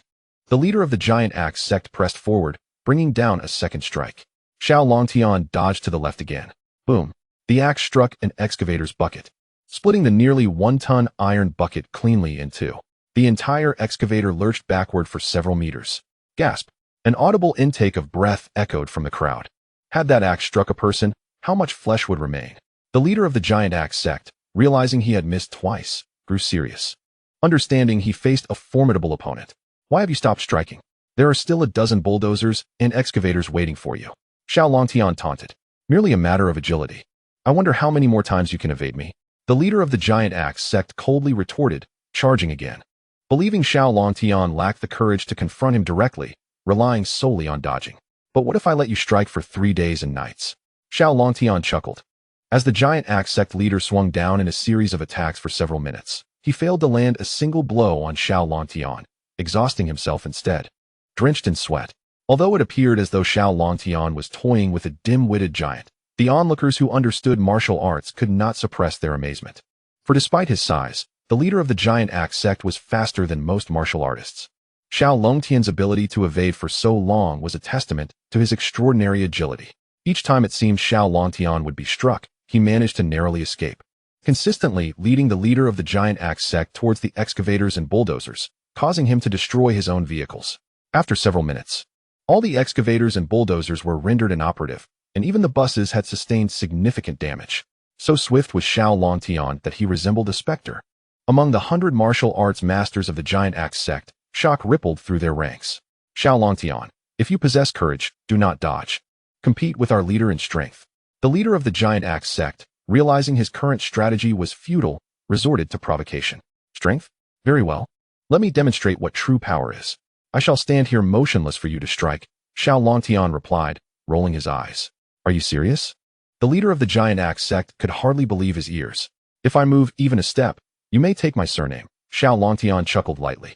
Upon hearing this, all members of the giant axe sect erupted in laughter. Could it be that Xiao Longtian is a fool, daring to stand still for our leader to strike? How many heads does he possess? Very well, you are the one who said so. Witness my axe. With a mighty roar, the leader of the giant axe sect lifted his axe and swung it down with all his might. Chapter 48. The leader must be holding back. Die. The leader of the giant axe sect summoned every ounce of strength he possessed for the downward blow. The tiles beneath his feet shattered instantaneously, his feet sinking 3 inches into the ground. The colossal axe descended, whipping up a gust of wind that enveloped both figures in a cloud of dust. Clang! A deafening sound resonated amidst the dust. You! The quivering voice of the leader of the giant axe sect echoed through the haze.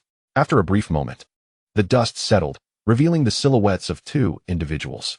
The members of the great axe sect stood in disbelief at the scene before them. Xiao Longtian, with his left hand behind his back, raised his right hand, fingers poised, effortlessly pinching the enormous axe suspended in midair. How could this be? The sect leader must have gone easy on him. What connection could they possibly share that would warrant such leniency? They must be friends. Otherwise, how could Xiao Longtian manage to hold the sect leader's mighty axe with merely 2 fingers? The sect leader's eyes were bloodshot, crimson droplets oozing from the cracks in his palms, a testament to the force of the confrontation. Impossible. How could your strength be so formidable? He shouted in desperation. Stop viewing the world through a narrow lens. You are far from true power, Xiao Longtian retorted coldly, lifting his right foot and delivering a powerful kick to the sect leader's rotund abdomen. The impact was catastrophic, akin to a watermelon bursting, eliciting a visceral reaction. Lindong, you have brought ruin upon me, the sect leader lamented as he collapsed to the ground. The leader is dead? My heavens! Is this the end of the Great Axe sect? The leader had been kind to me. I must avenge him and eliminate them all. Chaos erupted within the sect, with some attempting to flee, others hesitating, and a few seeking retribution. Amidst the turmoil, the wailing sound of police sirens pierced the air. Hundreds of police vehicles descended upon the scene, led by the chief of the East Forest City Police Department. Surrender your weapons, and you shall be treated leniently. Those who resist will be dealt with mercilessly, the chief declared through a megaphone. The director, filled with elation, coughed up blood and burst into laughter. The police have arrived. What does it matter if you killed the sect leader? Can you contend with the entire police force of East Forest City? His subordinates echoed his excitement. Chief, this kid is doomed. Soon, the chief will personally make him pay. However, as over 10,000 officers disembarked, they swiftly encircled the members of the Great Axe sect. Thousands of guns aimed at the few thousand sect members. Do not move. Surrender your weapons, and you shall not be harmed. The chief commanded coldly. What? How could this happen? The director was taken aback, unable to fathom why the chief would target the Great Axe sect. The chief had indeed been dispatched by Xiao Longtian's ninth senior sister. Is the police here to arrest us? Is the Great Axe sect truly finished? Most sect members were left dumbfounded. Hadn't arrangements been made with the police beforehand? The director, supported by his subordinates, approached the chief, Old Wu. What is the meaning of this? Didn't we have an agreement? Upon hearing this, the chief's expression changed dramatically as he lunged forward. With a resounding slap, he struck the director, forcefully silencing his unfinished words. What are you doing? The director was stunned. What do you mean? I am here to apprehend the felons of the Great Axe sect. If you dare obstruct my duties, you will face arrest as well. The chief bellowed in fury. Do you dare defy the orders of the War King's manor? Can you withstand their wrath? With that, the director spewed blood and collapsed backward. Having already been severely injured, the additional shock caused him to cough up more blood, ultimately leading to his demise. Witnessing this, Xiao Longtian mused, the influence of my ninth senior sister is indeed formidable. With a mere phone call, she can command the entire police force of a city. I wonder how old she is and what she looks like. Meanwhile, under the ominous threat of firearms, most of the Great Axe sect members had lost their will to fight, surrendering their weapons in droves. Only a small faction continued to resist, attempting to break free. After a fierce battle, this small group was swiftly neutralized, while the remainder was taken into custody. Zhou Mengxue, filled with excitement, shook her father's arm. Dad, our home is safe. Brother Longtian is amazing. Zhou father nodded, his emotions complex. Indeed, Longtian is extraordinarily powerful, but I still worry about the War King's manor. The War King's manor governs the Jiangnan province. It is akin to heaven itself, and everyone there exists beneath its shadow. The chief approached respectfully, clasping his hands. I am Wu Liantian. You must be Mr. Xiao Longtian. Xiao Longtian nodded. That is indeed me. I appreciate your efforts, Chief Wu. The chief smiled. It is no trouble. It is my duty. Thanks to Miss Tang's wise guidance, we had the opportunity to eradicate the largest underground force in East Forest City. He made sure to flatter Xiao Longtian's ninth senior sister, hoping his words would reach her ears. Xiao Longtian acknowledged him with a nod. Chief, I still need to arrange for these individuals to be taken to prison, so I will not disturb you further. I will also ensure that the excavators and damaged walls are taken care of. The chief departed, understanding the situation. Very well. Off you go. Xiao Longtian nodded. Soon, the scene was cleared, leaving only the Zhou family and Xiao Longtian, along with Old Yang. The Zhou family finally exhaled a sigh of relief. The events of this morning had terrified them. Brother Longtian, we owe you our safety. Without you, we would be on the streets. Zhou Mengxue teased. Silly girl, if worst comes to worst, we could simply rent a hotel room. There would be no need to sleep on the streets. Xiao Longtian chuckled, playfully pinching Zhou Mengxue's nose. Longtian, I never expected you to possess such profound martial prowess. Even the sect leader of the five-star masters was no match for you. Zhou father was filled with mixed emotions, marveling at Xiao Longtian's martial talent. Eliminating someone of his caliber is trivial. Xiao Longtian waved his hand dismissively. By the way, you seem quite familiar with the chief, Zhou father inquired curiously. This is our first meeting. His assistance is due to my ninth senior sister's influence, Xiao Longtian replied with a smile. Your ninth senior sister must hold significant status. Zhou father mused thoughtfully. No wonder Xiao Longtian exudes such confidence. It turns out he has a powerful ninth senior sister. However, the deceased director mentioned they were sent by the War King's manor. How will our Zhou family survive in East Forest City moving forward? Zhou mother frowned, even secretly blaming Xiao Longtian for attracting the War King's manor. Mrs. Zhou, do you have Lin Jiang's number? Xiao Longtian asked. Yes. What do you need it for? Are you looking to negotiate with Lin Jiang? Zhou mother was taken aback, quickly providing the phone number. Negotiate? Certainly not. I intend to kill him. Xiao Longtian scoffed. You want to kill him? Have you lost your mind? Absolutely not. Zhou mother exclaimed in shock, hastily waving her hands. Chapter 49. I want a divorce. Shouldn't he be killed? Today's demolition farce was undoubtedly orchestrated by Lin Jiang. He has already laid siege to the Zhou family. Will you continue to allow him to bully us? Xiao Longtian retrieved his phone, opened a software application, and entered Lin Jiang's number. The software immediately displayed Lin Jiang's location. But his uncle is the steward of the War King's manor. If you kill him, the Lin family will go crazy, leveraging the full power of the War King's manor against you. Our Zhou family will be ruined. Today, the War King's manor merely dispatched the Great Axe sect. And look at the mess they've caused for us.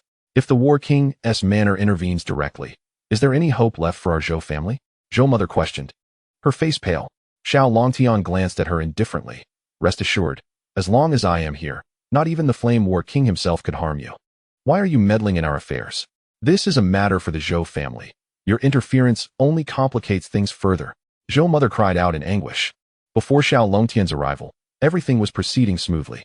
Zhou Mingxue might have married into the Lin family, and the Zhou family could have risen to become a prominent family in East Forest City. After Zhou father's passing, she would have been the one to steer the family. However, with Xiao Longtian's appearance, everything changed. Zhou mother harbored a deep-seated resentment towards Xiao Longtian. She wished fervently for Xiao Longtian to be slain by Lin Jiang. Had it not been for her apprehension regarding Xiao Longtian's martial prowess, she would have expelled him from her home long ago. Do you think that without my intervention, the Zhou family would have a favorable outcome? As long as Lin Jiang lives, the Zhou family shall never know peace. As for the Flame War King, if he remains oblivious to the situation, he too shall meet his demise. Xiao Longtian declared coldly. You. Very well, you are fearless and formidable. Then you shall confront the Flame War King alone. The Zhou family will not accompany you. We shall relocate. Mother Zhou's chest heaved with anger. Unable to expel Xiao Longtian, she would have to leave herself. Old Zhou Mingxue. Finfin, hurry and have the servants pack our belongings. We are leaving this place immediately. She urged the members of the Zhou family. Mother, I wish to stay with Brother Longtian. Zhou Mingxue clung to Xiao Longtian's arm, her resolve unwavering. You ungrateful girl, do as you please. Mother Zhou admonished angrily. I will not leave. This is my home, and I shall defend it. Zhou father shook his head, indicating his refusal to depart. You. Mother Zhou was beside herself with rage, nearly fainting. Zhou Fen quickly supported her. Mother. Finfin, if they do not leave, we shall. Zhou, I intend to divorce you. We shall part ways and have no further ties. Once Mother Zhou's breath steadied, she dragged Zhou Fen away. Mother. Zhou Fen stammered, unable to voice her thoughts. What? Are you planning to accompany your father to his demise? Mother Zhou asked sternly. Finfin, it would be wise for you to follow your mother to safety. Remaining here is indeed perilous. Zhou father sighed, addressing Zhou Fen. Father. Zhou Fen looked at her father with sorrow. Finfin, come with me. I cannot bear to stay here a moment longer. Mother Zhou insisted as she pulled Zhou Fen upstairs to gather their belongings. Zhou Fen glanced at her father, then at Xiao Longtian, but ultimately allowed herself to be led upstairs by her mother. Zhou father, his expression grave, turned to Xiao Longtian. Longtian, I have a favor to ask of you. Uncle Zhou, please speak. Xiao Longtian nodded. With school approaching, I would like to request your assistance in escorting Mingxue to Donglin University, ensuring her safety. Zhou father stated earnestly. Father, what about you? Zhou Mingxue felt a surge of anxiety. At my age, I fear nothing. Zhou father smiled. However, that is far too dangerous. I cannot bear the thought. Zhou Mingxue shook her head repeatedly. Silly girl, someone must watch over the home. Do not worry. If the situation turns dire, I will call for help. Given my connection with the martial department head, I trust he will lend a hand. Zhou father chuckled. In that case, Uncle Zhou, I shall leave Old Yang here to protect you. I will confront the Lin family today and eliminate this threat. After pondering for a moment, Xiao Longtian declared. Very well. I appreciate Old Yang's assistance. Zhou father nodded. It is no trouble. Just provide meals, and I shall be content. Old Yang laughed.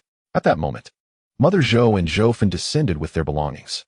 We are leaving, and you can manage on your own, Mother Zhou declared before hastily exiting with Zhou Fan. Oh, when calamity strikes, each seeks their own escape. My marriage is truly a failure. Zhou father lamented. Father, do not be disheartened. Things will improve soon. Zhou Mingxue offered words of comfort. As night fell, Xiao Longtian, accompanied by Old Yang, stormed into the Lin family estate. The Lin family manor was vast, resembling a park, excessively well-maintained.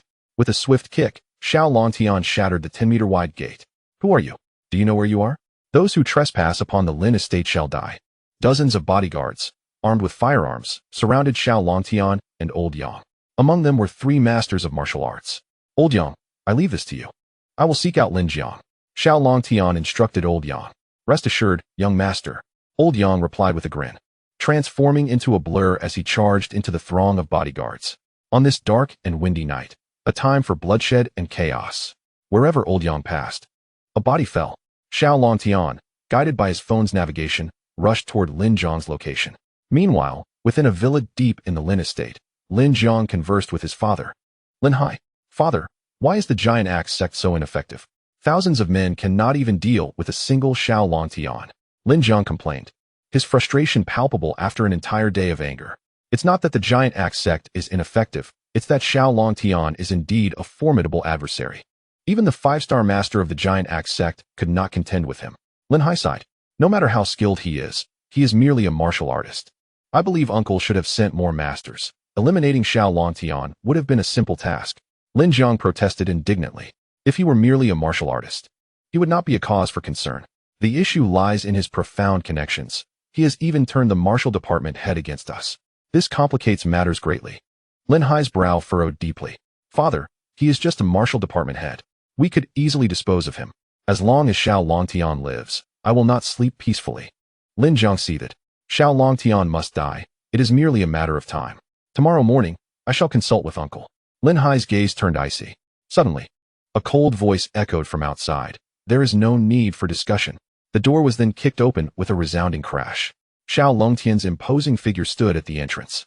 Xiao Longtian. Lin Jiang's pupils constricted in fear, causing him to topple from his wheelchair. How did you get in here? Lin Hai was equally astonished. How did I get in? I simply walked in. Xiao Longtian replied with a mocking smile.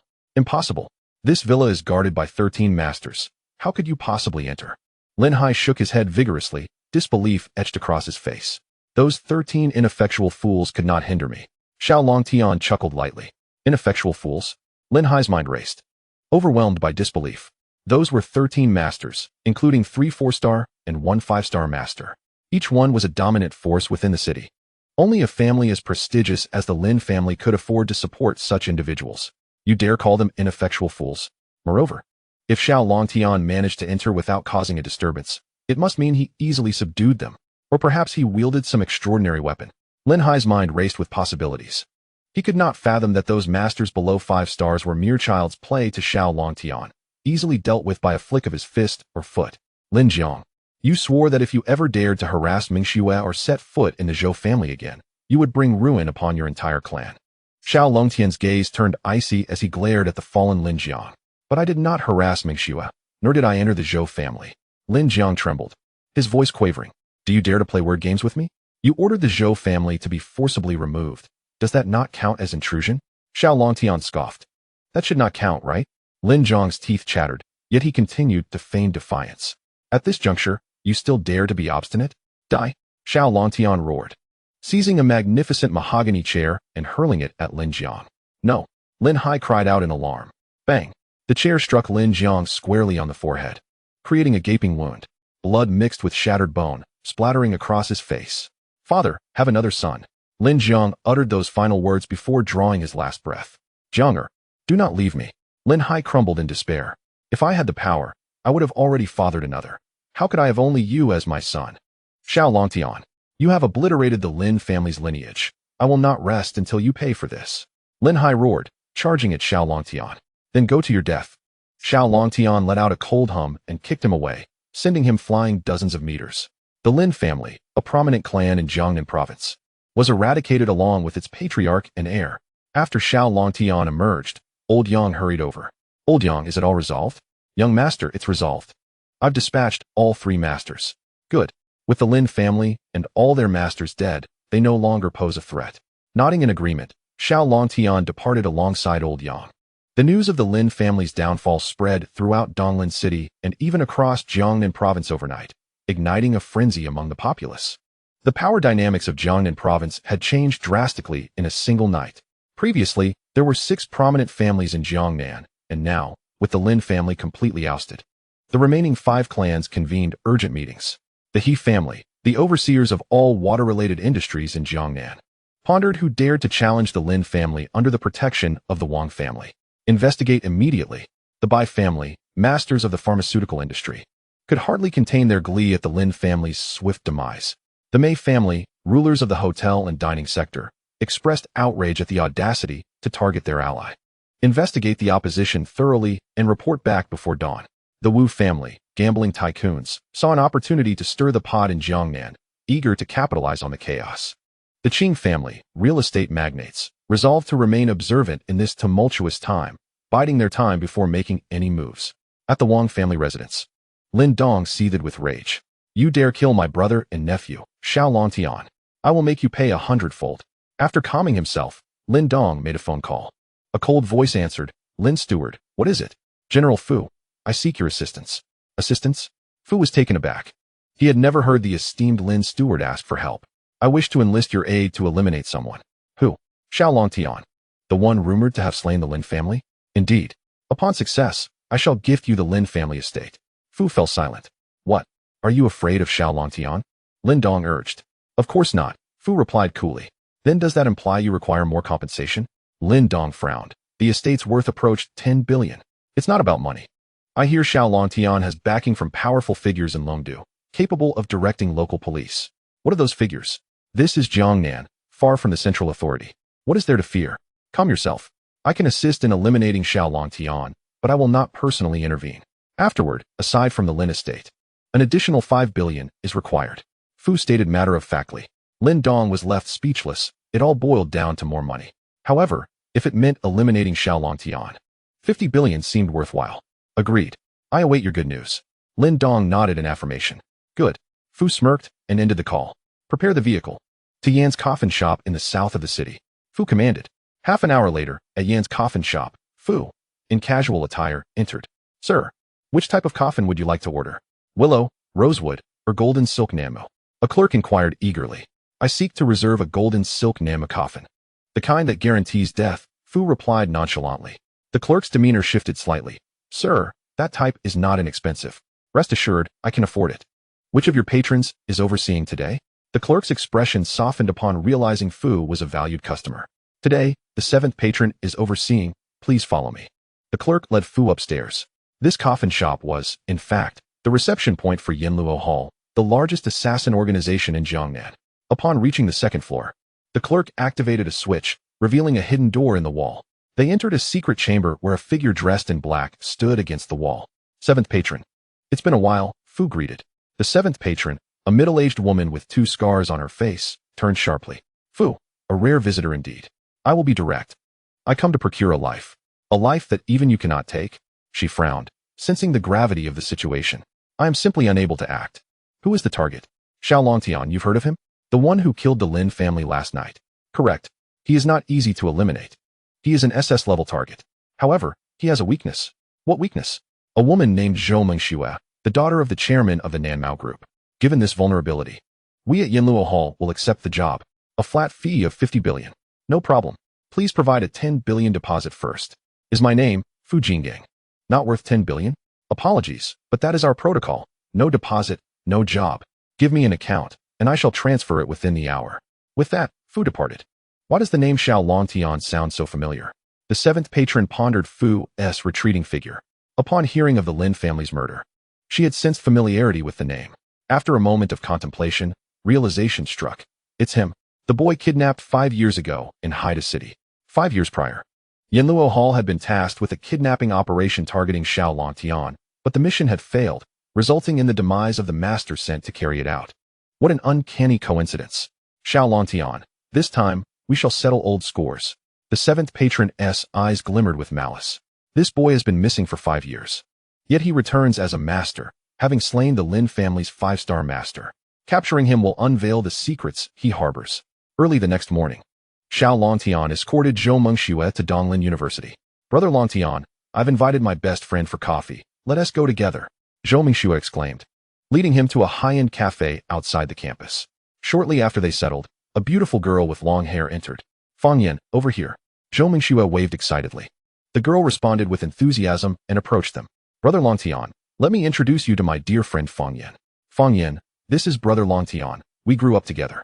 Zhou Mengxue stood and facilitated their introduction. Hello, Xiao Longtian smiled slightly.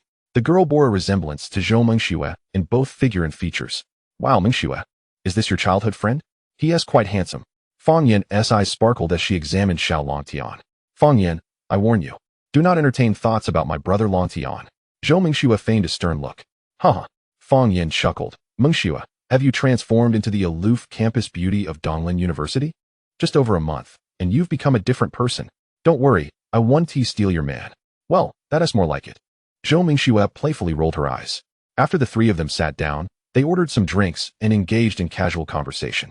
At that moment, 3 towering African men, each nearly 2 meters tall, entered the cafe. Upon spotting Zhou Mengxue and Fang Yan, their eyes lit up, and they approached. Good morning, beautiful ladies. It's such a delight to see such charming girls so early in the day. The 3 men, clad in loose-fitting hip-hop attire and sporting sunglasses, greeted the 2 women with enthusiasm. Xiao Longtian was taken aback. Were they so familiar? Good morning, Fang Yan replied coolly, then turned her attention away from them. Zhou Mengxue outright ignored the 2 men. May we sit here, lovely ladies? The leader of the trio asked, pushing his sunglasses down to his nose with a smile. I'm afraid it's not convenient, Zhou Mengxue said, shaking her head slightly. Are you 2 beauties afraid of our tall, strong physiques? Don't worry. We African men are quite gentle. If it's inconvenient in the morning, we can all go out to a bar together tonight, the leader said with a cheeky grin. No thanks, I have a boyfriend, Zhou Mengxue frowned. Is your boyfriend that little guy from the Dragon Kingdom? Trust me, he pales in comparison to us, the man leered. Xiao Longtian's expression darkened. These men were brazenly flirting with Mengxue right in front of him. Get lost. He barked coldly. The towering man was taken aback. Hey, are you threatening me? He said, flexing his arms and tilting his head to showcase his muscular physique. Fang Yan gasped as she watched the 3 giants approach Xiao Longtian. These men were so powerful that they could likely knock him down with just a couple of punches. She quickly stood up and shouted, Hey, don't be impulsive, or I'll call the police. Beautiful lady, didn't you hear that he provoked us first? I'm going to make this little Dragon Kingdom guy understand the vast difference in our physicality. The man, named Carter, glared with menace. Leave now or else. Xiao Longtian's demeanor turned icy as he placed a hand gently on the metal cafe table. When he lifted his hand, a deep imprint was left in the table. What the hell? What is this? Carter exclaimed, startled. The 2 men behind him whispered, Carter, this guy might know some serious martial arts from the Dragon Kingdom. Dragon Kingdom martial arts are not to be trifled with. Let's not provoke him, one warned. Humph, so what if he knows martial arts? Carter scoffed, but reluctantly moved to another table. Carter, don't mind that rude martial artist. He can't compare to you, the African prince. Besides, your father is a chief with thousands of cattle. Don't stoop to his level. And even if he can fight, what does it matter? Being good in bed is what truly counts. His 2 companions flattered him. That is true. Waiter, Carter called out. What can I get for you, sir? A waitress approached. 3 cups of the 298 yuan latte, and send a cup to those 2 lovely girls over there, Carter ordered, grinning as he slipped a 100 yuan bill into the waitress's shirt pocket. This is your tip. Thank you. The waitress blushed, but didn't dare refuse. No, thank you. Zhou Mengxue immediately rejected the offer. What poor taste. 1 cup of my coffee costs more than your boyfriend's outfit, Carter muttered under his breath. Suddenly, 2 blonde girls approached with cheerful smiles. Hi, can we share a table?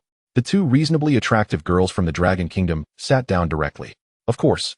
I'll treat 2 beautiful ladies to coffee. Carter laughed heartily, his eyes mischievously roaming over the girls' fair skin. Thank you. Handsome guys, which country are you from? I heard you have thousands of cattle. Is that true? One girl asked with admiration. Of course it's true. We hail from the African grasslands. And our tribe has not only cattle and sheep, but also gold and diamond mines, Carter said proudly. Wow, you're so rich. Your family is amazing. The blonde girl gushed. Well, I wouldn't say I'm very wealthy. I'm just doing better compared to some Dragon Kingdom men who wear 200 yuan sportswear, Carter said, disdainfully glancing at Xiao Longtian. Indeed, the The hundreds of thousands you Dragon Kingdom students receive each year are merely pocket money. One of Carter's companions laughed. I'm so envious. You're all so tall and strong, much more so than our Dragon Kingdom men. Why don't we go out tonight? One girl proposed eagerly. No problem. I'll book a 5-star hotel right away. I wonder if those men in 200 yuan outfits can even afford a 3-star hotel, Carter smirked. The atmosphere at Xiao Longtian's table turned sour upon hearing their conversation. How shameless. Fang Yin glared at the two girls. Zhou Mingxue also snorted in disdain. Xiao Longtian glanced at them and called out, "Waiter." The waitress quickly rushed over. "Sir, how can I assist you? It seems your cafe has a foul odor." "Odor? I don't smell anything." The waitress sniffed, looking puzzled. "Those filthy, dark trash over there. Please remove them so they don't ruin our dining experience." Xiao Longtian pointed at Carter's table. "Ah." The waitress finally understood and appeared troubled. "Sir, I'm sorry, but they are our customers, and I do not have the authority to remove them." "Then call your manager over." Xiao Longtian didn't want to make it difficult for her. "Okay, please wait a moment." The waitress went inside to summon the manager. Upon hearing Xiao Longtian's words, Carter sneered. "What a foolish guy. Who does he think he is to tell us to leave?" The girl beside him laughed. "I didn't expect the renowned campus beauty Zhou Mingxue to have such a dim-witted boyfriend." "Exactly, in Dragon Kingdom terms. That is called being a fool, huh?" One of the African henchmen laughed heartily. Soon, the cafe manager arrived. "Sir, I'm the manager here. I understand your request, but I'm afraid we cannot comply. After all, they are our customers." "Exactly. Who do you think you are to make us leave? You don't belong in such a high-end cafe." Carter scoffed. Xiao Longtian sneered. "You trash run rampant in our Dragon Kingdom, harming so many girls. Forcing you to leave would be showing you mercy." "Oh, are you jealous? Huh? Who told you to be poor? Can you even afford a 298 yuan cup of coffee?" Carter scoffed. "Buying a few cups of 298 yuan coffee makes you feel superior?"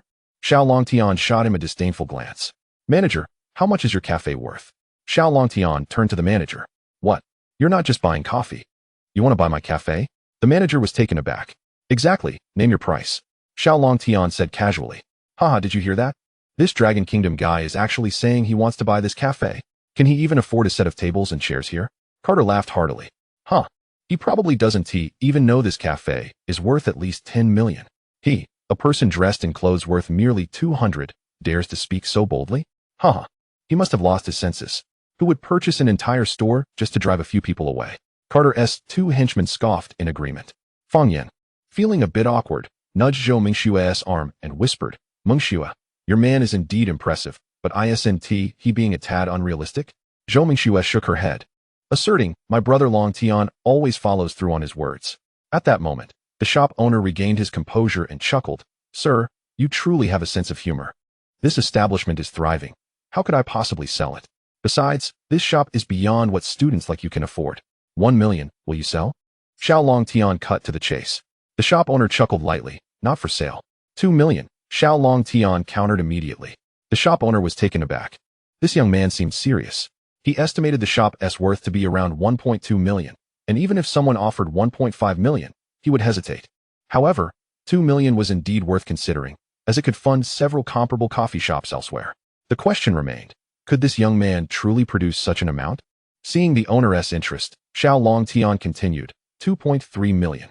If you agree, I can swipe my card right now, and we can handle the transfer paperwork at a leisurely pace. The shop owner's eyes lit up, and he responded eagerly, "All right. As long as you can present 2.3 million immediately, the shop will be yours from the moment the funds are received." Xiao Longtian produced his Supreme Dragon card, performed a quick facial recognition, and handed it to the shop owner. The owner promptly retrieved the card machine, preparing to process the transaction. Could he truly have that much money? Carter and his companions were stunned. "Mingxue, is your man a billionaire at such a young age?" Fang Yin expressed her astonishment. Ding! The card was successfully charged. They truly processed 2.3 million. The shop owner was overjoyed, thinking this deal was incredibly advantageous. "This shop is now mine, correct?" Xiao Longtian asked nonchalantly. It's yours, it's yours." The shop owner grinned as he handed over the keys to the establishment. "Excellent. You will handle the transfer paperwork with this young lady." Xiao Longtian indicated Zhou Mingxue beside him. "Of course, no problem." The shop owner nodded eagerly. "Brother Longtian, you're giving the shop to me?" Zhou Mingxue asked in surprise. "Yes, you are now the owner of this coffee shop." Xiao Longtian replied with a slight smile. "Thank you, Brother Longtian." Zhou Mingxue accepted happily, realizing that having this coffee shop would enrich her university life significantly. From this moment on, You all must leave within 10 seconds. Xiao Longtian coldly directed his gaze at Carter and his group. Their expressions darkened. They hadn't anticipated that Xiao Longtian would actually purchase the coffee shop so easily. It seemed his wealth must be in the hundreds of millions, at least. Yet Carter defiantly retorted, "Even if this shop is yours, you have no right to force us out. We are customers. We are gods." The other four chimed in, "Exactly. How can you expel customers? Gods." Xiao Longtian mocked Carter. "In my establishment, you dare to act up? Do you believe I want to send you to meet your maker?" With a swift movement, Xiao Longtian appeared before Carter and his companions. Slap, slap, slap. The resounding sound of 5 sharp slaps echoed. 3 burly men and 2 blonde girls were sent sprawling to the ground. "Ouch, it hurts so much. Oh my god. This is unbearable." The 5 cried out, their faces swollen like balloons. Particularly, Carter, whose jaw had been fractured by Xiao Longtian's slap, looked as if his eyes would pop out. Had it not been for Xiao Longtian's desire to avoid causing trouble for Meng Shui's coffee shop, these 5 would have been left in a far worse state. "Leave," Xiao Longtian ordered coldly once more. "Yes, yes, yes." The 5, terrified, scrambled away. The patrons in the coffee shop were left in awe, all gazing at Xiao Longtian with admiration. How remarkable. He bought the coffee shop without a second thought and effortlessly expelled those imposing figures. Fang Yin looked at Xiao Longtian with adoration. "Brother Longtian, you are amazing.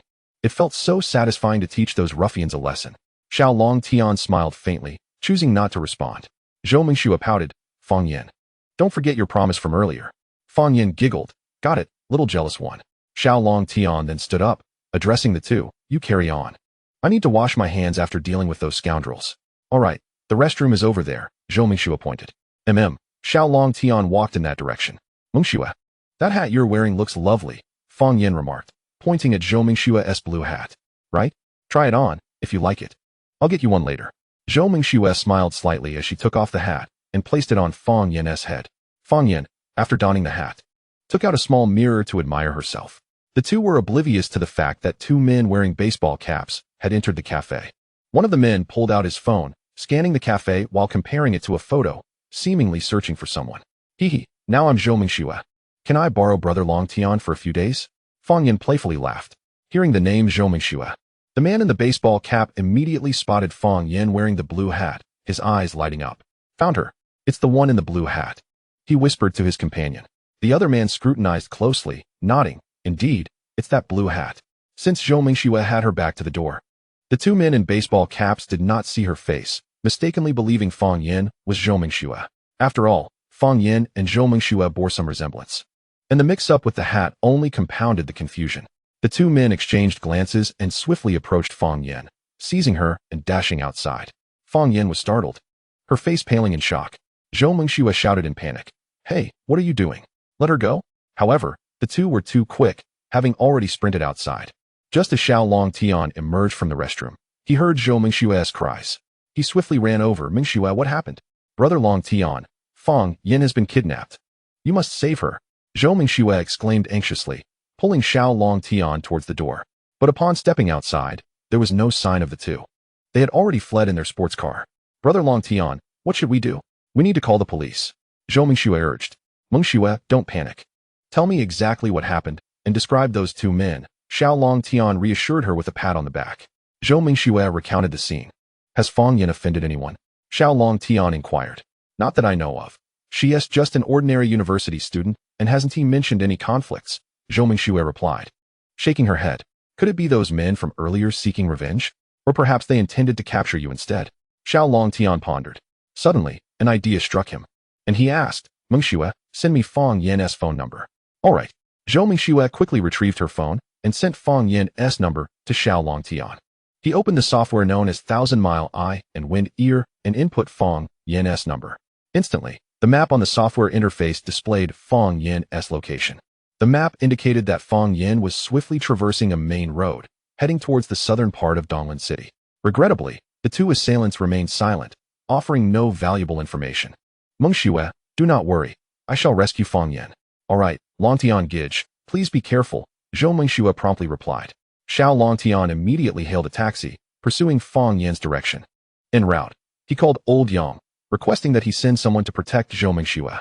20 minutes later, Xiao Longtian discovered that Fang Yan's location had halted at a place called Donglu Mountain Villa. He instructed the driver to head to Donglu Mountain Villa. At that moment, Fang Yan was blindfolded and bound, being brought into the villa. "Who are you? Why have you captured me?" Fang Yan inquired anxiously, her face pale. "Ask one more question, and I shall tear your mouth apart." The man in the duckbill cap retorted sharply. Minutes later, the two men in duckbill caps escorted Fang Yan into an unusual room. Within the dimly lit space, two figures clad in black were seated on the floor, meditating. "Seventh Hall Master, Eighth Hall Master, Zhou Mingxue has been brought." The man in the duckbill cap reported respectfully. The Seventh Hall Master was none other than the scarred woman Fang Yan had encountered at Yanji's coffin shop. "Very well. You may leave." The Seventh Hall Master gestured dismissively. "Zhou Mingxue?" Fang Yan's heart sank. It turned out they had mistaken her for Mingxue. Realizing that donning Mingxue's hat had led to this misunderstanding, she felt a tumult of emotions, questioning how to proceed. If they discovered she was not Mingxue, would they resort to killing her? "Zhou Mingxue, do not fear. If you simply call Xiao Longtian and ask him to come here, we will release you." The Seventh Hall Master's tone was unexpectedly gentle. I do not have Xiao Longtian's number," Fang Yan stammered, her heart racing. She truly did not possess his contact information.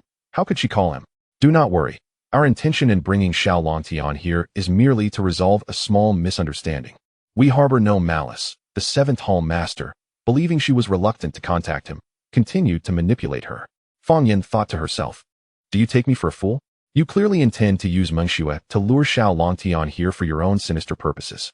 Noticing her silence, the Seventh Hall Master's expression hardened. "Are you refusing to heed my words? Old 8, retrieve her phone and call Xiao Longtian." With manipulation failing, they resorted to threatening Xiao Longtian. The Eighth Hall Master, a taciturn giant, nodded and approached Fang Yan, searching her bag for her phone. However, after perusing her contacts and messaging apps, he found no trace of Xiao Longtian's number. "Sister 7, it seems she truly does not have Xiao Longtian's contact," he reported, furrowing his brow. "How could she not have Xiao Longtian's number? Surely, we have not captured the wrong person." The Seventh Hall Master's frown deepened as he took the phone to search personally. To his dismay, he too found no trace of Xiao Longtian's contact information. "Little wench, are you truly Zhou Mingxue?" The Seventh Hall Master seized Fang Yan's arm, demanding answers. Pain welled in her eyes, yet she dared not confess her true identity. Instead, she blurted out, "It hurts. Let go of me. I have another phone to contact him." "Where's the other phone?" the Seventh Hall Master interrogated. "I left it at the cafe. It really hurts," Fang Yan exclaimed. The Seventh Hall Master released her arm, infuriated. "You two fools. You couldn't even manage this." The Eighth Hall Master coldly warned, "You better remember his phone number, otherwise you will regret ever being born." I am very scared. I cannot recall." Fang Yan stammered, hoping for Zhou Mingxue to call for help. The Seventh and Eighth Hall Masters exchanged glances, both exuding a sense of helplessness. Without Xiao Longtian's contact, how could they compel him to come? At that moment, Fang Yan's phone rang unexpectedly. The Seventh Hall Master glanced at the caller ID. Slightly taken aback, the number was 888,888, an extraordinary number. Could it possibly belong to Xiao Longtian? The Eighth Hall Master was equally astonished. Numbers like 888888 were typically reserved for the elite of the Dragon Country. The Seventh Hall Master pressed the answer button. "I am Xiao Longtian. Should you dare harm her, I will ensure that you meet a gruesome fate," came Xiao Longtian's voice from the other end. He had been listening in on the sounds near Fang Yan's phone while in the taxi. The conversation between the two Hall Masters had reached his ears. Fang Yan's loyalty to Zhou Mingxue and herself brought him great relief. Thus, as Fang Yan teetered on the brink of exposure, he proactively called to extricate her from danger. Upon hearing this, the Seventh Hall Master was elated. He had unwittingly taken the bait. "Xiao Longtian, if you wish to save your woman, come to Donglu Mountain Villa immediately. Otherwise, you will receive her remains in 18 pieces." The Seventh Hall Master threatened with a chilling smirk. Fang Yan's legs weakened with fear. She had not anticipated becoming embroiled in such a terrifying situation. Nevertheless, she could not bear the thought of Xiao Longtian walking into a trap, shouting, "Xiao Longtian, do not come. It's a trap." The Seventh Hall Master's expression darkened, and he slapped her across the face. "Wretched girl, silence." The blow sent Fang Yan into a daze, nearly causing her to collapse. "I am on my way. You better be prepared," Xiao Longtian replied coldly before ending the call. A sinister smile crept onto the Seventh Hall Master's lips as he turned to the Eighth Hall Master. "The fish is hooked. We can now cast our net." The Eighth Hall Master nodded and stepped outside. "Zhou Mingxue, enjoy your final moments of despair here. the seventh hall master remarked, crouching down to pat Fang Yan's face. He then produced a bottle of water, forcing it into her mouth. Cough. What have you given me to drink? Fang Yan exclaimed in shock. Just a delightful concoction, the seventh hall master replied enigmatically, turning to leave. At that moment, Xiao Longtian approached Donglu Mountain Villa, having stealthily hidden himself nearby. He dismissed the taxi and quietly infiltrated the villa. To his surprise, the place exhibited no security. After neutralizing a few guards at the entrance, he found the villa devoid of other occupants. Even the building where Fang Yan was held had its doors wide open. A foreboding plaque above the entrance inscribed with the ominous characters for Yinlu Hall. Such arrogance, Xiao Longtian scoffed, deciding against further concealment as he boldly strode through the entrance. As he stepped inside, the door slammed shut behind him with a resounding thud. Upon the door's closure, 800 masked assassins from Yinlu Hall emerged from the shadows. Surrounding the villa, Sister 7, he has entered, the 8th Hall Master reported, his expression devoid of emotion. No one who enters Yinlu Hall ever escapes alive. He will surely be injured in the first trial, face near certain death in the second, and should he miraculously reach the third, his demise is assured. The 7th Hall Master's voice was chillingly cold. Inside the villa, all windows and curtains automatically closed, plunging the space into darkness.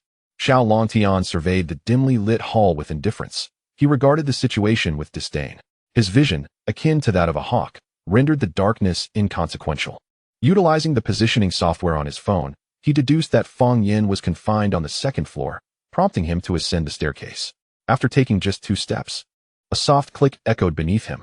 Suddenly, a multitude of arrow slits emerged from the walls, unleashing a torrential barrage of iron arrows. Xiao Longtian had nowhere to flee. Yet, what of it? If there is no escape, then let there be no evasion. Clang, clang, clang. Following the sound of hundreds of metal clashes, the ground lay strewn with severed iron arrows. All of them had been deflected by Xiao Longtian's hands. Creak, creak. Stepping on the broken arrows, he proceeded towards the staircase. Just as his right foot was about to touch the first step, he suddenly halted. He had heard a faint, high-frequency sound. Was it the hum of electricity? A thought sparked in Xiao Longtian's mind as he picked up an arrow and hurled it towards the stairs. Zzz. Upon striking the staircase, the arrow erupted in a shower of sparks. In an instant, it was shattered to pieces by the high-voltage current. He barely escaped being electrocuted. Xiao Longtian scoffed internally. Such high voltage was exceedingly perilous. Even a master at the 9-star level would be reduced to ashes if struck. With a keen eye, he scanned for the concealed high-voltage wires. Utilizing his toes, he deftly kicked dozens of arrows towards the wires. Instantly, the villa was illuminated as if by a display of fireworks. The high-voltage line was severed, and flames ignited within the room. Xiao Longtian perished upon the electrified staircase. He was merely this.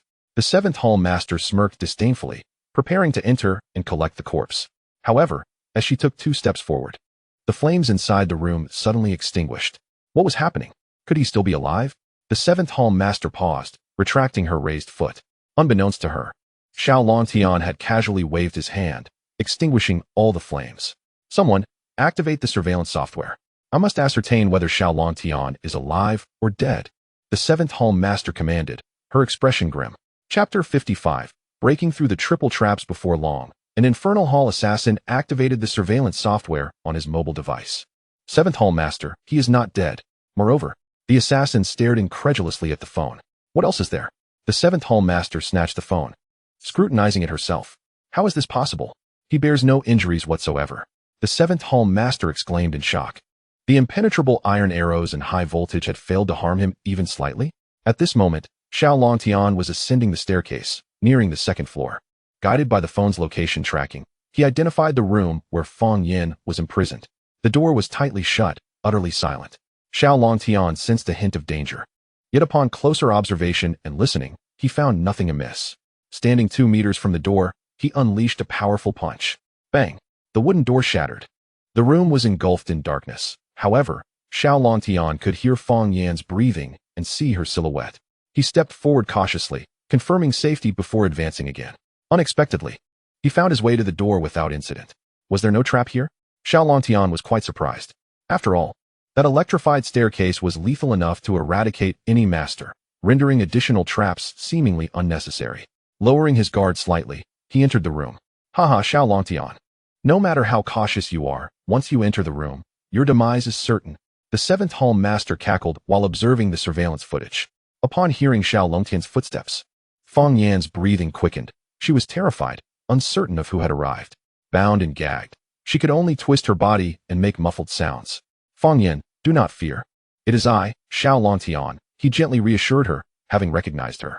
Upon hearing his voice, Feng Yan was both startled and overjoyed, eagerly nodding her head. Yet, in the next moment, she began to shake her head vigorously. Xiao Longtian crouched down, untying the ropes and removing the cloth from her mouth. At that moment, a faint yet peculiar scent invaded his nostrils. Do not touch me. I am poisoned. Feng Yan cried out desperately after the cloth was removed. It turned out that the lethal liquid the seventh hall master had forced her to drink before leaving was a deadly virus. Moreover, it could spread through the air. This was the third and most insidious trap the seventh hall master had set for Xiao Longtian. Do not worry, how do you feel now? Xiao Longtian asked calmly. Cold. I feel so cold, as if I have fallen into an ice cavern. Feng Yan shivered, her teeth chattering. Xiao Longtian immediately removed his jacket and draped it over her. Yet, it was of no avail. Feng Yan continued to feel frigid, even beginning to experience hallucinations. Elder brother Xiao, I am so cold. May I hold you? Feng Yan asked with a dazed expression. Without waiting for his response, she threw herself into his embrace. Xiao Longtian patted her back, saying, Do not fear. I will give you an antidote, and you will be fine soon. As he spoke, he produced a white vial from his person, poured out a pill, and pinched it between his fingers to place it in Feng Yan's mouth. Feng Yan, trembling, attempted to swallow but inadvertently bit down on his still extended fingers. At that moment, both were taken aback. Feeling the slickness of Feng Yan's tongue, Xiao Longtian hastily withdrew his fingers, while Feng Yan's heart raced. After consuming the antidote, Feng Yan quickly ceased to feel cold. Elder brother Xiao, what kind of medicine did you give me? It is miraculous. The poison within me has been instantly expelled. Feng Yan exclaimed in delight. It is the antidote pill crafted by my master, the poison sage. It neutralizes all toxins. Xiao Longtian chuckled softly. Elder brother Xiao, you should also take one. This poison may be contagious. This trifling toxin poses no threat to me. In my time on the mountain, I have encountered poisons 100 times more potent than this. Thank you for rescuing me. You should not have come. It is clearly a trap. You were captured because of Mengxue. How could I not come? I wish to embrace you again, may I? You have taken the antidote. Do you still feel cold? Xiao Longtian inquired, puzzled. It is not that. I simply feel an overwhelming urge to hold you. Feng Yan replied bashfully. Xiao Longtian was speechless. Had he entangled himself in yet another emotional debt? In the dimly lit room, the atmosphere grew intimate. Feng Yan seemed to hear the sound of her own heartbeat. Thump. Thump. Feng Yan, let us exit. Mengxue is worried about you. Xiao Longtian sighed inwardly, lamenting the troubles of excessive romantic fortune. Oh yes, we must not let Mengxue fret. Feng Yan suddenly snapped back to reality, feeling a twinge of regret for her momentary impulse. After all, Xiao Longtian belonged to Mengxue. How could she betray her dear friend? Thus, Feng Yan followed Xiao Longtian down the stairs. Outside the villa, the seventh hall master watched the surveillance footage in stunned disbelief. How could it be that he had evaded the poison and even used an antidote to cure that woman? As for mistaking Feng Yan for Zhou Mengxue, she dismissed it as inconsequential. The poison she had used was the Infernal Hall's unique toxin, the Ice Toad's cold water. The massive iron door on the first floor was firmly locked, a half-foot thick. Even an elephant could not break through. Feng Yan, please step back a bit. Xiao Longtian instructed her. All right. Feng Yan quickly retreated several meters. Xiao Longtian raised his right foot and delivered a powerful kick. Bang! The heavy iron door was sent flying. Brilliant sunlight flooded in, forcing Feng Yan to squint. When she finally managed to open her eyes, she was immediately startled by the scene outside. The doorway was filled with armed figures clad in black, all wearing identical ghostly masks. It was a sight both eerie and terrifying. Unbeknownst to her, behind those ghost masks lay faces that were even more astonishing. The 7th and 8th lords were also caught in the fray. Their faces a mask of astonishment as they beheld Xiao Longtian at the entrance. Bathed in sunlight, he resembled a celestial being, casting a cold, piercing gaze upon the black-clad figures outside. That gaze was akin to the judgment of death itself. How could it be? Our lethal weapon, the Yinluo Hall, failed to eliminate him, inflicting not even a scratch. The 7th Lord was on the brink of existential despair. The Yinluo Hall earned its name due to its expertise in utilizing mechanisms for assassination. The villa at Donglu Mountain was one of their masterworks, where numerous masters had once met their demise. Yet, Xiao Longtian had dismantled these traps in mere minutes without sustaining any injury. How did you accomplish this? The voice of the seventh lord rang out abruptly among the assassins. As all the assassins wore masks, it was impossible for ordinary individuals to discern who among them spoke. However, Xiao Longtian's hearing, enhanced by his master, the medical sage, surpassed even that of the most acute animals, such as dolphins. Thus, he swiftly pinpointed the source of the voice. Is it truly so difficult to emerge from your Yinluo hall? Xiao Longtian coldly regarded the seventh lord. Impossible. Even if you could breach the arrow formation and the high-voltage staircase, there's no way you could escape being poisoned. Where did you obtain the antidote? The seventh lord shook his head in disbelief. That vial of poison was a proprietary concoction of the Yinluo hall, apart from a few lords. No one else possessed the antidote. Your Yinluo hall's petty poison is hardly worth mentioning. Spare me the pleasantries and tell me, who is your employer? Stepping outside, Xiao Longtian inquired frostily. Humph, Xiao Longtian, do not presume that just because you escaped the Yinluo hall, you are beyond our reach. Attack him. Kill him. With a sharp command, the seventh lord ordered the assassination of Xiao Longtian. Swish, swish, swish. 800 assassins from the Yinluo hall simultaneously drew their slender blades. The foremost dozen assassins surged forward. Concurrently, the seventh and eighth lords flickered into the throng of 800 assassins. Xiao Longtian, while a direct attack may be easy to evade, a hidden strike is far more perilous. Even if you can withstand our 800 elite assassins, you cannot escape me. A 6-star master. Ha! As the seventh lord weaved through the crowd, she attempted to disrupt Xiao Longtian's focus. Meanwhile, the eighth lord remained silent, executing their well-practiced tactic of distraction and ambush. Xiao Longtian sneered, a 6-star master? Let us see how many of my blows you can endure. No sooner had he spoken than he launched himself into the throng of killers. Ah! Fang Yin gasped, her eyes wide with terror, instinctively covering her mouth with her hand. Alone and unarmed, Xiao Longtian charged into the sea of assassins. Such a scene she had only witnessed in films. After a series of muffled thuds, the initial wave of assassins crumpled to the ground, their heads bursting in a shower of blood. Yet, the remaining 700 assassins, undeterred by death, surged towards Xiao Longtian. In an instant, he was engulfed by the crowd of killers. However, these martial arts masters posed no genuine threat. The true danger lay with the 7th and 8th lords hidden among them. Giggling, Xiao Longtian, surrender at once. The 7th lord's voice was elusive, darting from left to right. Seizing the opportunity while Xiao Longtian was besieged by the other assassins, she occasionally thrust her slender blade toward him, sometimes emerging from the chest of another assassin. You seek death, woman. Xiao Longtian, exasperated, snorted coldly. He identified the direction of the 7th Lord's attacks, disregarding the other assassins, and charged directly towards her. He can pinpoint my location. The 7th Lord was taken aback, hastily retreating. Onward. Xiao Longtian closed the distance, throwing a punch in her direction. Hiss. The 7th Lord's pupils constricted as she sensed the breath of death, retreating in alarm. At that very moment, the 8th Lord silently approached from behind Xiao Longtian, wielding a poisoned dagger aimed at his lower back. Witnessing this, the 7th Lord could not help but laugh. Xiao Longtian, prepare to meet your end at the Yinluo Hall. Ha ha, Brother Xiao, be careful. Fang Yin shouted in a panic.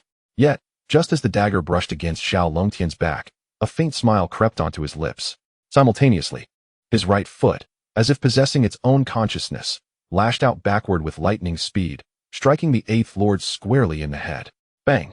Another headless corpse fell to the ground. The 8th Lord, who had never been one for idle chatter, found himself speechless in that moment. Old 8. The 7th Lord exclaimed in disbelief. They had worked in tandem for over a decade, never once failing, always achieving a swift kill. They had once slain an 8-star master using this very coordination, a strike from the front and another from the back. Yet now, Xiao Longtian had effortlessly detected old 8's position. What sort of ears does he possess? What realm of martial arts has he attained?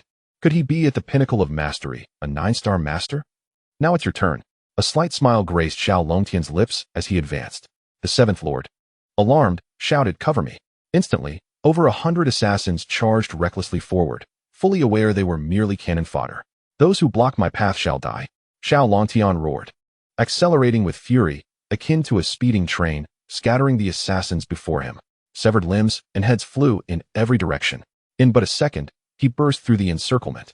With a swift motion, he seized the fleeing 7th Lord by the neck, lifting her effortlessly as though she were a long-necked goose. He then slammed her down with tremendous force. Crack! The seventh lord's bones fractured, collapsing to the ground like a lifeless dog, utterly incapable of escape. A mere six-star master could not withstand a single move from Xiao Longtian. The remaining 300 assassins, witnessing the deaths of both lords, finally wavered in their resolve, their movements growing hesitant. All those from the Yinluo Hall deserved death. Xiao Longtian, covered in blood, cast a cold glare at the assassins. They were merciless tools of murder, devoid of humanity. 5 years prior, it was these very individuals who had kidnapped Xiao Longtian. Upon meeting his glacial gaze, even the most ruthless of killers felt a tremor in their hearts. Swish! Like a cheetah, Xiao Longtian dashed into the ranks of the killers. The 300 assassins fell like fruits underfoot, obliterated by Xiao Longtian's fists and kicks. Inside the room, Fang Yin turned pale, clutching the wall as she retched. To her, Xiao Longtian appeared as a god of death. Xiao Longtian shook the blood from his hands and approached the seventh lord, lifting her effortlessly. Who employed your Yinluo Hall to assassinate me? He demanded coldly. The Yinluo Hall never betrays its employers, the seventh lord replied, her expression devoid of emotion. Knowing that whether she spoke or remained silent, her fate was sealed. This is your own choice. Do not lament it. Xiao Longtian sighed. Do you think you can torture me? The seventh lord scoffed disdainfully. You are not afraid of my methods? Xiao Longtian regarded her with amusement. We, the Yinluo Hall, are the masters of torture. What methods have I not witnessed? What tortures have I not endured? The seventh lord spoke languidly. So ruthless, are you? Xiao Longtian chuckled. What is it that you find amusing? Despite the provocation, I wonder if you will emit even a single sound. The seventh hall master let out a cold snort. I find myself somewhat intrigued by your words. Xiao Longtian produced a golden needle and casually flicked it. Whoosh, whoosh, whoosh. 9 golden needles accurately pierced the 9 acupoints of the seventh hall master. Is that all? Executing punishment with acupuncture? The seventh hall master was taken aback, casting a disdainful glance at Xiao Longtian. Chapter 57. The ancestor of punishment. Suddenly, her pupils constricted and her brows furrowed deeply, as if she could crush a beetle with that frown. She screamed frantically, akin to a pig seeing a slaughter knife. So soon to cry out. I thought you could endure for 3 seconds. Xiao Longtian frowned, clearly unimpressed. What kind of needle are you using? Stop, please stop. The seventh hall master gasped for breath, terrified and pleading for mercy. This is the unique skill of my master, the poison saint, the 9 poison bone needle. He claimed that the pain is soul deep, more excruciating than grinding a knife against bone, and even the strongest master cannot withstand it for more than 3 seconds. Xiao Longtian replied with a faint smile. It seems the poison saint was not exaggerating. Furthermore, the 9 poison bone needle does not kill. It inflicts pain that penetrates the soul, creating sensations directly upon the spirit. Thus, even if one endures days and nights of agony, they would not perish, arguably the most severe form of torture. Please, I beg you to stop. I will talk. At this moment, the seventh hall master was drenched in sweat, as though pulled from a river. Aren't you the ancestors of punishment, the Yamahal? Xiao Longtian's lips curled slightly. No, you are the true ancestor. The seventh hall master, summoning her last strength, gazed at Xiao Longtian with utmost sincerity, imploring him to cease. With a flick of his right hand, the 9 golden needles returned to his palm. Speak, who hired you to kill me? Xiao Longtian demanded coldly. It was Fu Jinggang, the first general under the Flame War King. The seventh hall master panted heavily. At that moment, she felt an unprecedented sense of relief, as the terror of the 9 poison bone needle lingered in her mind. Fu Jinggang, the foremost general under the Flame War King. Surely he was sent by Lin Dong. Xiao Longtian's gaze turned icy, his killing intent surging. No doubt, it was Lin Zhang's uncle, the steward Lin Dong of the War King's mansion, who orchestrated this. Lin Dong must be eliminated. I have told you everything. Grant me a swift end. The seventh hall master trembled in fear at the memory of the torment inflicted by the golden needles. That pain was not merely physical, but resonated within the very soul. Thus, she understood that under the certainty of her demise, a quick death was her best choice. Do not rush. I have more questions for you. Xiao Longtian toyed with the golden needles, speaking indifferently. What questions? 5 years ago, who hired you to kidnap me? It was Wang Tong, the general of Haida City. Do you know who is behind Wang Tong? Xiao Longtian furrowed his brows. There is someone behind him? I truly do not know. The seventh hall master quickly replied. Xiao Longtian nodded. It seemed he would have to seek out the Flame War King to uncover the identity of the one who had instigated Wang Tong. One final question. Where is the Yama Hall's stronghold? What is the true identity of your Grandmaster? Xiao Longtian gazed coldly at the 7th Hall Master. The 7th Hall Master hesitated. This question was the greatest secret of the Yama Hall, a matter of life and death. She dared not speak. Would you like to taste the golden needles again? Xiao Longtian's expression hardened. No, please. I will tell you. The 7th Hall Master exclaimed anxiously. If asked by anyone else, she would never divulge this information, even under torture. However, before Xiao Longtian's 9 poison bone needle, she dared not remain silent. We have no main base. We are scattered across various coffin shops in Jiangnan. As for the Grand Master, no one has seen his true face. Nor has anyone heard his real voice. Not even his contact information exists. The 7th Hall Master spoke, nervously glancing at Xiao Longtian, fearful of his dissatisfaction with her answer. Indeed, Xiao Longtian's gaze turned icy. You, a Hall Master, know so little? The 7th Hall Master was taken aback and quickly replied, I truly only know this much. The Grand Master is exceedingly cautious. I have never seen him. I only know that before he kills, his left eyelid twitches slightly, and he never uses a second strike. Seeing that she did not seem to be lying, Xiao Longtian believed her to some extent. I beg you, please kill me. I cannot endure this any longer. The 7th Hall Master, drenched in sweat, trembled as she knelt before Xiao Longtian, pleading for him to end her life. Since you have answered honestly, I shall honor my promise and grant you a swift end, Xiao Longtian said quietly. As soon as he finished speaking, he pointed at the 7th Hall Master's temple. Thank you. The 7th Hall Master bore a relieved smile as she slowly collapsed to the ground. Xiao Gu, a voice called out. And Xiao Longtian turned to see Fang Yin propped against the outer wall of the villa, her complexion pale as paper, her legs trembling. Fang Yin, are you all right? Xiao Longtian swiftly approached her side. I am fine. It's just that my legs feel weak and I can't walk. Fang Yin forced a smile. Growing up, she had scarcely seen a dead chicken or duck. The sight of so many corpses now left her paralyzed with fear. I apologize for frightening you. Xiao Longtian smiled slightly. No, I do not blame you, Xiao Gu. Those vicious criminals deserve to die. I must thank you for saving my life. Fang Yin quickly waved her hand. Enough talk. Let me take you away.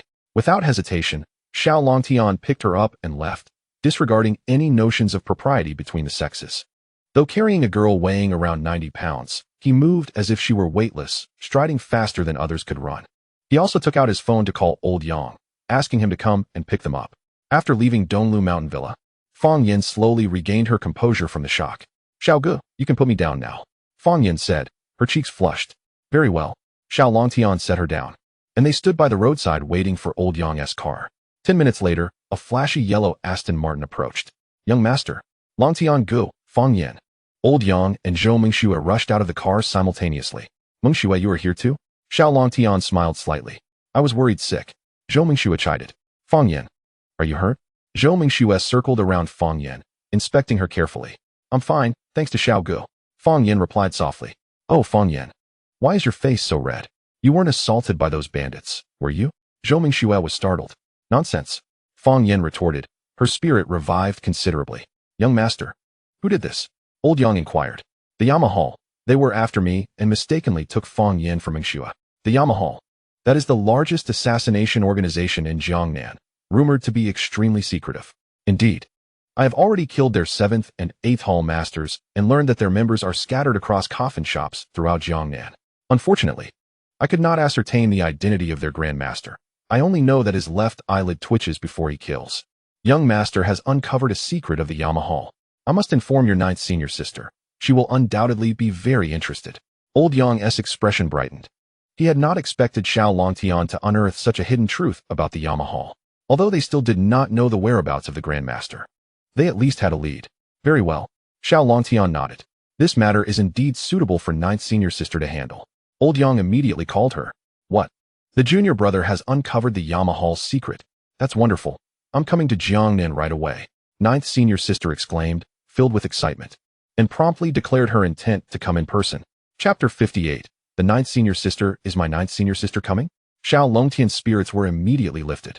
He had long heard from Old Yang that the 9th senior sister was not only the flower of the police department in the entire Dragon Kingdom, but also the youngest detective in the country. He had eagerly anticipated meeting her. Yes, young master, you will soon meet Miss Tang, Old Yang chuckled. After escorting Fang Yin and Zhou Mingxue back to Donglin University, Xiao Longtian checked into a hotel outside the campus. As for Old Yang, He was dispatched to protect Zhou Mengshua's father. As night fell, at the residence of the renowned General Fu Jingang, he glanced at his watch. It's 7 o'clock. And there's still no news. It seems the mission has failed. With a stoic expression, he set his watch down, his left eyelid twitching slightly.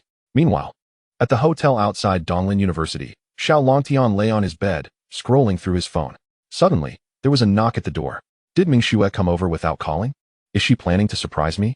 He shook his head with a smile and opened the door. To his surprise, standing before him was not Zhou Mingxue, but a striking young woman in uniform. With her sleek black ponytail, exquisite features, crisp white shirt, tailored trousers, and polished boots, she radiated confidence. The beautiful woman looked at Xiao Longtian with a smile. Junior brother, you're even more handsome than I imagined. Ninth senior sister? Xiao Longtian instantly recognized her identity. Indeed, I am your ninth senior sister, Tang Qian. Please come in. Xiao Longtian hurriedly invited Tang Qian into the room. Ninth senior sister. How did you know I was staying here? He asked curiously. Such a trivial matter is hardly a challenge for your senior sister. Realizing that she could simply check the police department system, Xiao Longtian understood. Indeed, tracking the whereabouts of ordinary citizens is quite easy for the police. My little junior brother is quite clever. Tang Qian beamed, giving him a thumbs up. By the way, ninth senior sister, when did you arrive? Have you eaten? I can treat you to a meal, Xiao Longtian offered. I just got off the plane and rushed over. I had a meal on the plane. But I haven't found a hotel yet. How about we share a room tonight? Tang Qian raised an eyebrow, playfully nudging Xiao Longtian's chest with her arm. Share a bed? Isn't that a bit inappropriate? Xiao Longtian chuckled awkwardly. Although she was his senior sister, it felt too soon to share a bed. Look at you. All shy? Tang Qian laughed. Don't worry, I won't harm you. I was just teasing. I've already booked a room next to yours. Oh, Xiao Longtian replied, feeling a bit embarrassed. Ninth senior sister, you should know that with your looks, teasing like that could lead to trouble. Now, little junior brother, quickly tell me everything you know about the Yama Hall. Tang Qian's expression turned serious as she asked. She shifted into work mode in an instant. All right, Xiao Longtian nodded, promptly sharing all the information he had. You've truly helped me immensely. I have been keeping an eye on the mysterious assassin organization Yama Hall, and have even captured some assassins. Unfortunately, they refuse to divulge any information. Now that I have so many leads from you, I have the opportunity to root out the Yama Hall. Tang Qian exclaimed, her excitement evident as she hugged Xiao Longtian tightly and planted a kiss on his cheek. Even someone as composed as Xiao Longtian felt his face flush at the unexpected contact. Are you blushing, little junior brother? It was just a kiss, nothing more. Tang Qian giggled. Senior sister, to be honest, I already have a girlfriend. If there are outsiders around, could you perhaps be a bit more reserved? Xiao Longtian replied sheepishly. You've only recently come down from the mountains and already have a girlfriend? You're not as innocent as you seem. Tang Qian rolled her eyes playfully. I knew my girlfriend before I came down. We grew up together, Xiao Longtian clarified. I see. But you might want to consider your senior sisters too. Just between us. I'm the least attractive among your 9 senior sisters, Tang Qian joked. The least attractive? You're being overly modest. You're far more beautiful than those big stars on TV, Xiao Longtian replied with a wry smile. Do you really think so? Wait until you meet the other senior sisters. You'll understand, Tang Qian teased with a charming smile. All right, I won't disturb your rest anymore. If you can't sleep tonight, feel free to come to my room, she said, patting Xiao Longtian's shoulder before taking her leave. Take care, senior sister. Xiao Longtian quickly saw her out of the room. The candidness of 9th senior sister's conversation was quite overwhelming. He worried that he might accidentally cross a line. The next morning, after Xiao Longtian finished his morning routine, he prepared to knock on 9th senior sister's door to invite her for breakfast. Just as he was about to head out, she suddenly called him. Little junior brother, are you awake? 9th senior sister. I've just finished washing up and was about to invite you for breakfast. No need. I'm heading out to investigate a case. My subordinates have uncovered some leads. And I expect to catch 2 big fish today.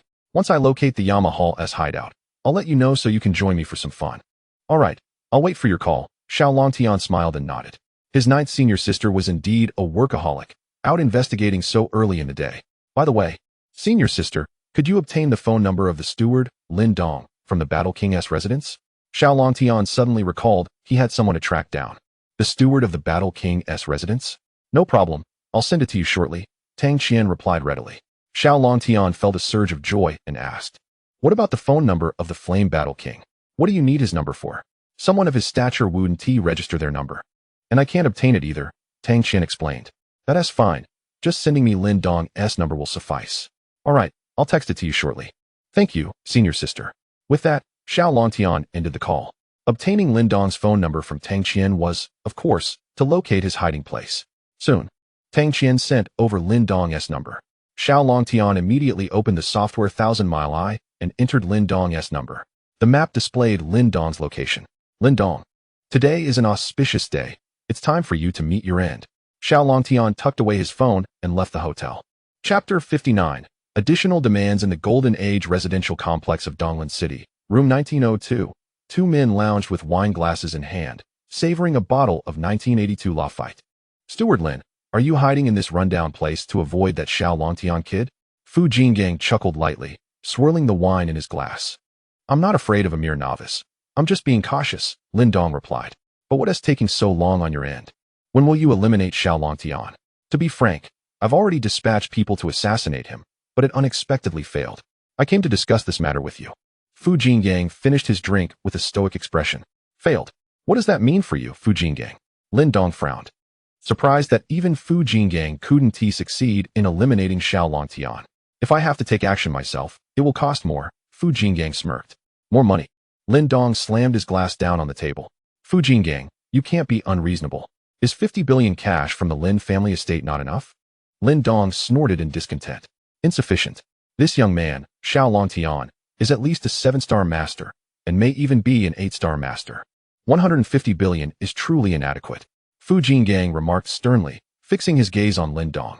How much more do you intend to add? Lin Dong, suppressing his anger, inquired coldly. Fu Jingang extended a single finger. 10 billion more? Lin Dong's expression softened slightly, as 10 billion was still within the realm of acceptance. However, Fu Jingang slowly shook his head. 100 billion, he stated nonchalantly. 100 billion. Impossible. Lin Dong sprang to his feet in disbelief. To eliminate Xiao Longtian would cost 250 billion? Even if he were to seek out the Lord of the Underworld, it couldn't possibly require such a sum. Lin Dong, infuriated, flicked his sleeves and turned to glare at Fu Jingang. Trust me, even seeking the Lord of the Underworld would necessitate such an amount. Fu Jingang poured himself another glass of Lafite, chuckling lightly. Will it be a kill or not? Lin, give me a decisive answer. Fu Jingang looked at Lin Dong with unwavering confidence. After a moment of contemplation, Lin Dong gritted his teeth and declared, Fine, I shall add 100 billion. But Xiao Longtian must perish within 3 days. No problem, Fu Jingang replied with a faint smile, rising to depart.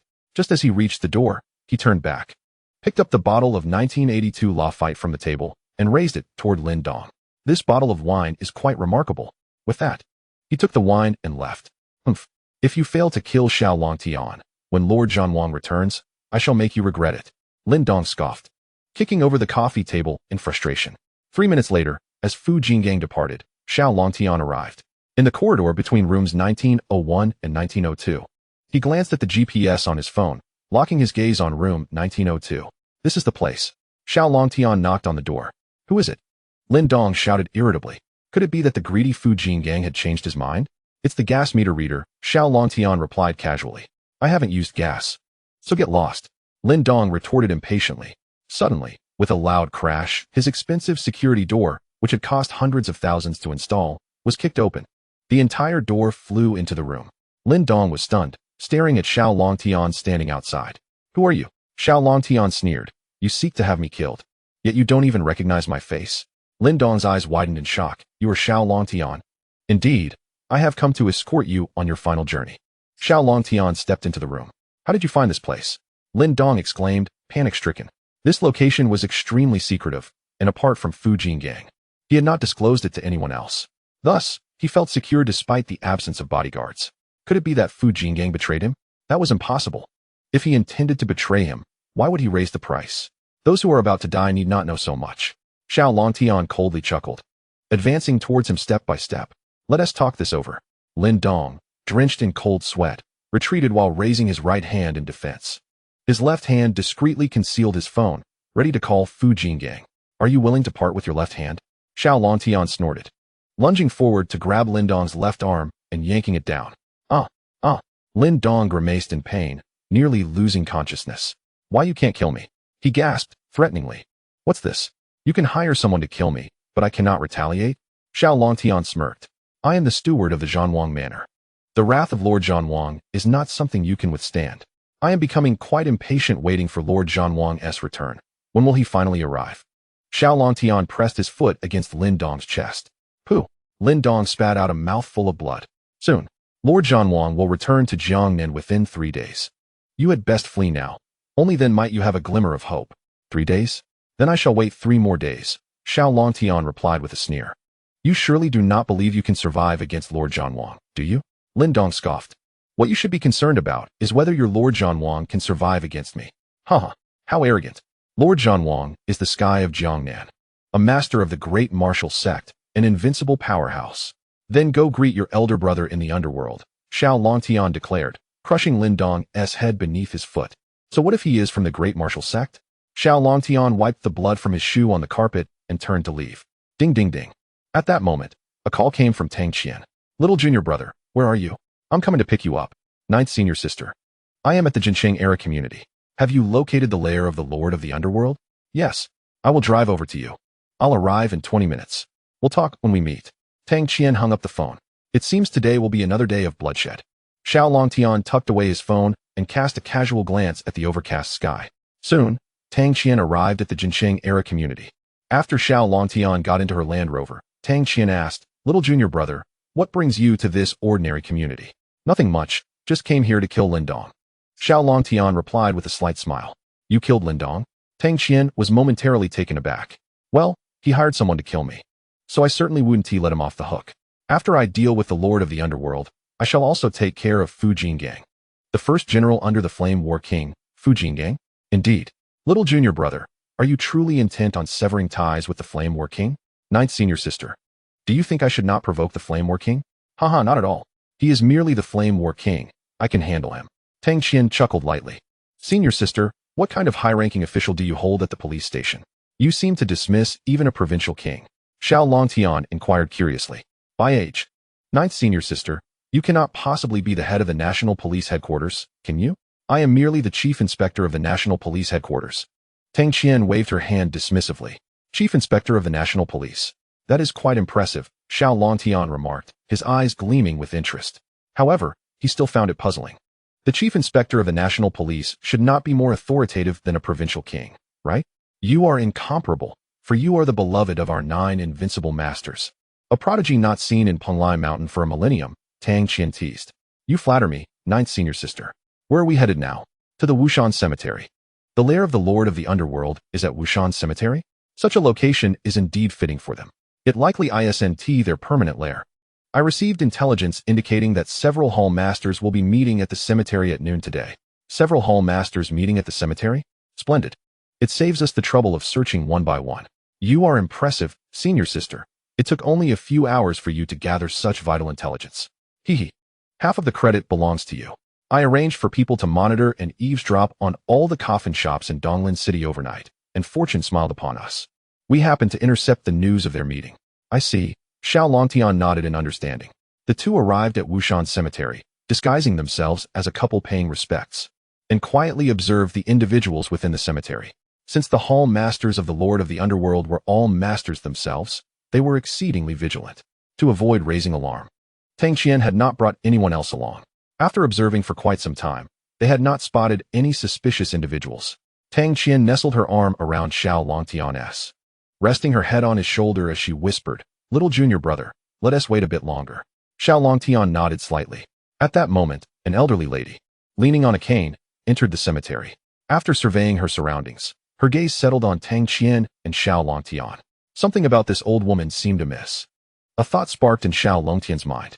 He noticed that her footsteps were remarkably light, an ability not typical of someone with mobility issues. Clearly, she possessed extraordinary agility.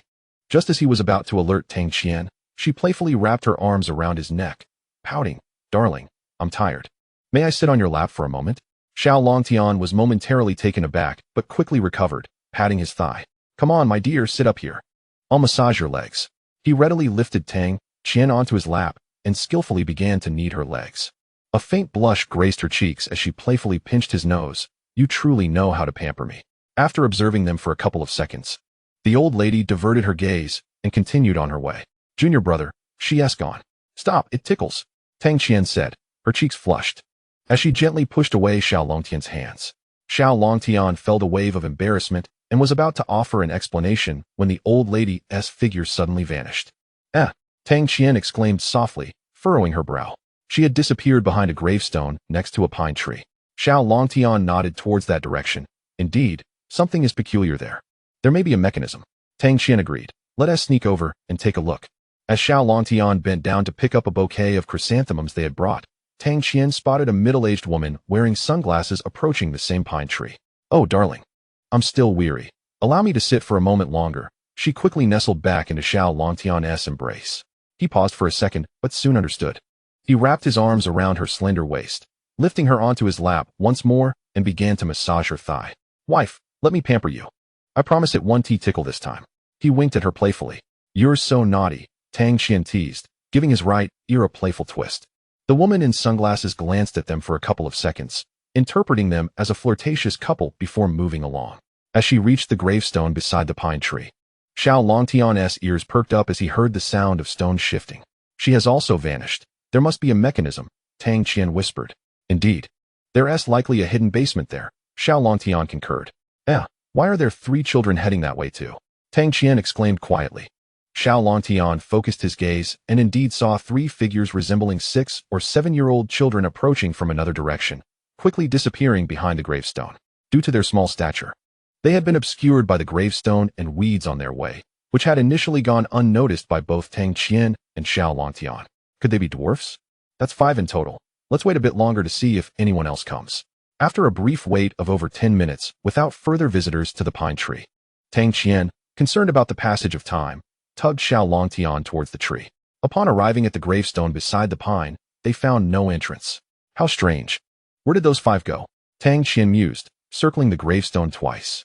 Suddenly, Xiao Longtian's ears twitched, and he crouched down, pressing his ear to the ground to listen, occasionally tapping with his hand. Curious, Tang Qian squatted beside him, watching his actions intently. After listening for a while, Xiao Longtian stood up. Junior brother, what did you hear? Tang Qian inquired. Sister, there's a secret passage beneath. It leads eastward for several dozen meters, likely to a basement, Xiao Longtian replied. You could discern that? Tang Qian asked, astonished. My hearing has been enhanced by my master, the medical sage. It's not the same as that of an ordinary person, he chuckled. Impressive. Tang Qian praised, giving him a thumbs up. There must be a mechanism nearby. Let us split up and search. Thus, they commenced a meticulous search, probing every inch of the area. Meanwhile, in the dimly lit basement several dozen meters away, the silhouettes of 5 individuals were cast upon the ground. It was the same 5 who had vanished behind the gravestone. Elder sister, is the eldest coming today? The woman in sunglasses asked the elderly lady. Younger sister. The eldest hasn't sent word. He likely won't be here today. No matter. Let us 5 discuss matters first before reporting to him. The elderly lady addressed the others. This elderly woman was, in fact, the 2nd master of the underworld palace, while the middle-aged woman in sunglasses was the 6th master. Understood. The other 3, who were short-statured men, answered in unison. These 3 were triplet dwarfs, each over 40 years old, serving as the 3rd, 4th, and 5th masters of the underworld palace. The underworld palace comprised 8 masters, each overseeing assassins in different cities. The 7th, 8th, and 1st masters were located in the provincial capital, while the other 5 resided in various other cities. Let us get to the point. The elderly lady paused before continuing. According to the information from the eldest, the 7th and 8th have both perished at the hands of a man named Xiao Longtian. Does anyone here know of him? The 3 dwarfs shook their heads in unison. The middle-aged woman in sunglasses spoke up. I know of him. He hails from Haidu. 5 years ago, the war general Wang Dong sought our help to kidnap Xiao Longtian, but we failed, and he disappeared for 5 years. I never imagined that he would return not only alive, but as a master, and that he would upheave Haidu in just a few days. I also didn't foresee that he could kill the 7th and 8th. This individual is quite formidable. The elderly lady was taken aback. To become a master in just 5 years? His talent is indeed terrifying. Just a mere youth. He must have employed some cunning to have slain the 7th and 8th. Younger sister, do not elevate him so highly. As long as you provide me with detailed information about him, I could ensure he disappears from this world within a day. I don't want him to die so easily. I intend to sever his 2 legs and leash him with a dog collar, parading him around the streets. The 3 dwarfs chuckled maliciously. Junior sister, look here. Just then, Xiao Longtian, in front of the gravestone, discovered something unusual about the tombstone. Junior brother, what did you find? Tang Qian asked. Sister, look at the characters on this gravestone. Isn't this character smoother and cleaner than the others? Xiao Longtian pointed to several red characters on the gravestone. Really? I can't tell, Tang Qian said, puzzled, as she reached out to touch the character. Just as her finger traced along the character's stroke, a loud thud echoed as a half-square-meter stone slab near the gravestone suddenly opened downward, revealing a pitch-black tunnel. Wow. Junior brother, your eyesight is incredible. You spotted that. Tang Qian exclaimed excitedly, cupping Xiao Longtian's face. Let us go in quietly, Xiao Longtian chuckled, jumping into the tunnel first. Once Tang Qian followed, the entrance closed automatically. With the door shut, darkness enveloped the tunnel. Tang Qian could only take out her phone to unlock the screen for some illumination. Xiao Longtian hurriedly stopped her. Sister, don't turn on your phone. We don't want to alert anyone. I can see well. Just hold on to my shoulder, and I'll guide you. Can you really see? Tang Qian was skeptical. It's pitch black. Are you some kind of owl? My master, the medical sage, has given me the eye of the divine eagle, so my vision is excellent. And I can see in the dark, Xiao Longtian explained. I see. Tang Qian realized, finally comprehending why Xiao Longtian's eyesight was so remarkable. She felt a twinge of fear in the enclosed, dark environment, so she pressed herself against Xiao Longtian's back, following him as they moved forward. Xiao Longtian, feeling the weight of her presence, suddenly felt a flush of warmth spread through him. Being with the ninth sister was truly a torment at times.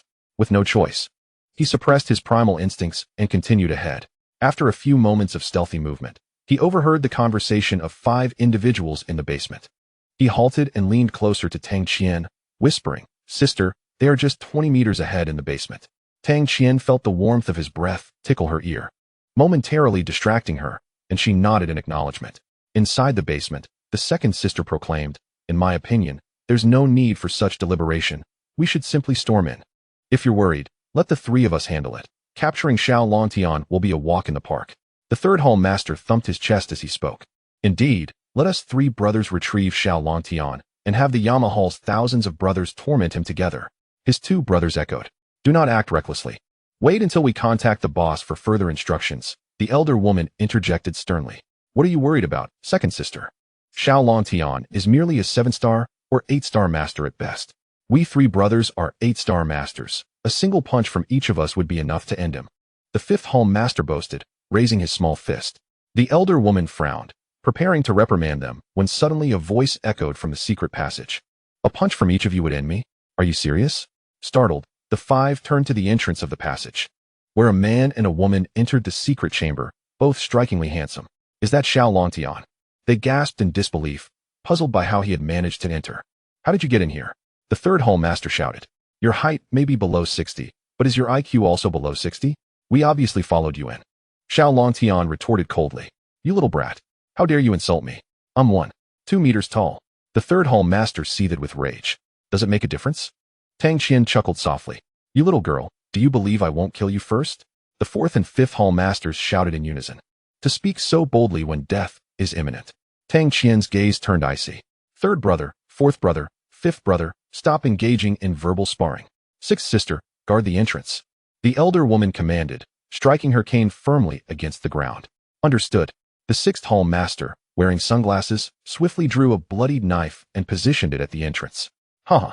Since you barged into the Yama Hall, you can only blame your misfortune. The 3rd hall master laughed maniacally. The 3 brothers simultaneously drew gleaming daggers, preparing to pounce on Xiao Longtian. Stop. Tang Qian brandished her identification, raising it high. We must follow protocol, courtesy before combat. You're a detective? The elder woman recognized Tang Qian's credentials, momentarily taken aback. Haha. You think you can make us surrender with that pathetic detective badge? The 3rd hall master guffawed. I am Chief Detective Tang Qian of the Dragon Kingdom Police Department. I suspect you are involved in multiple homicide cases. Please come with me for questioning.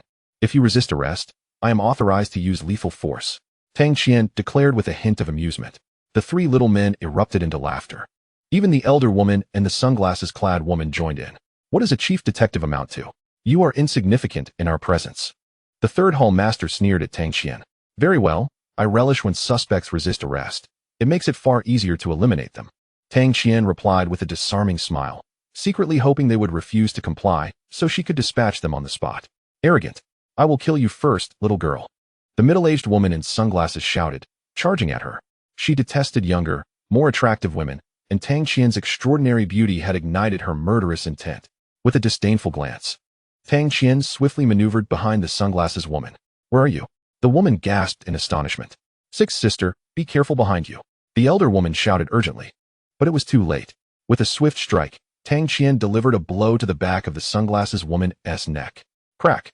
The head of the sunglasses woman arced through the air before crashing to the ground, her sunglasses shattering into pieces. Sixth sister. The four Yamahal leaders stared in disbelief at the decapitated body on the floor. Though the weakest among them, she was still a 7-star master. Yet she had been killed in a single move by this detective.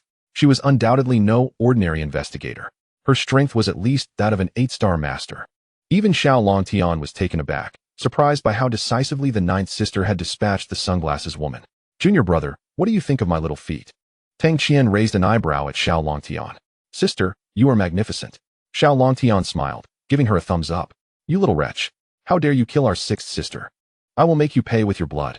The elder woman's hair stood on end in fury. "Are you much stronger than her?" Tang Qian scoffed. "I am an 8-star master. Prepare to die." The elder woman charged forward with her cane, moving with the agility of a leopard. Chapter 62. The Ruthless Sister Quite Fast. "I must admit," Tang Qian acknowledged, "our 2nd sister is no ordinary 8-star master. She has 1 foot in the realm of 9-star masters. Her lightness skill is unparalleled." "Little girl, you are doomed," the 3rd hall master sneered, fixing his gaze on Tang Qian as if she were already a corpse. "Is that so? I hope I can prolong our little game," Tang Qian replied lightly, unleashing her own lightness skill. The 2 figures, one old and one young, chased each other across the 50-square-meter basement. Tang Qian led the way, with the 2nd hall master close behind. She pursued relentlessly, yet remained just out of reach. How can her speed be so incredible?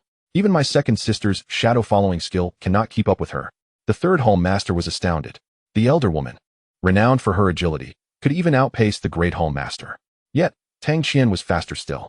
The 3 little men exchanged glances, apprehension evident in their expressions. "Is this truly the limit of your speed?" Tang Qian inquired nonchalantly as she continued to run. "Humph."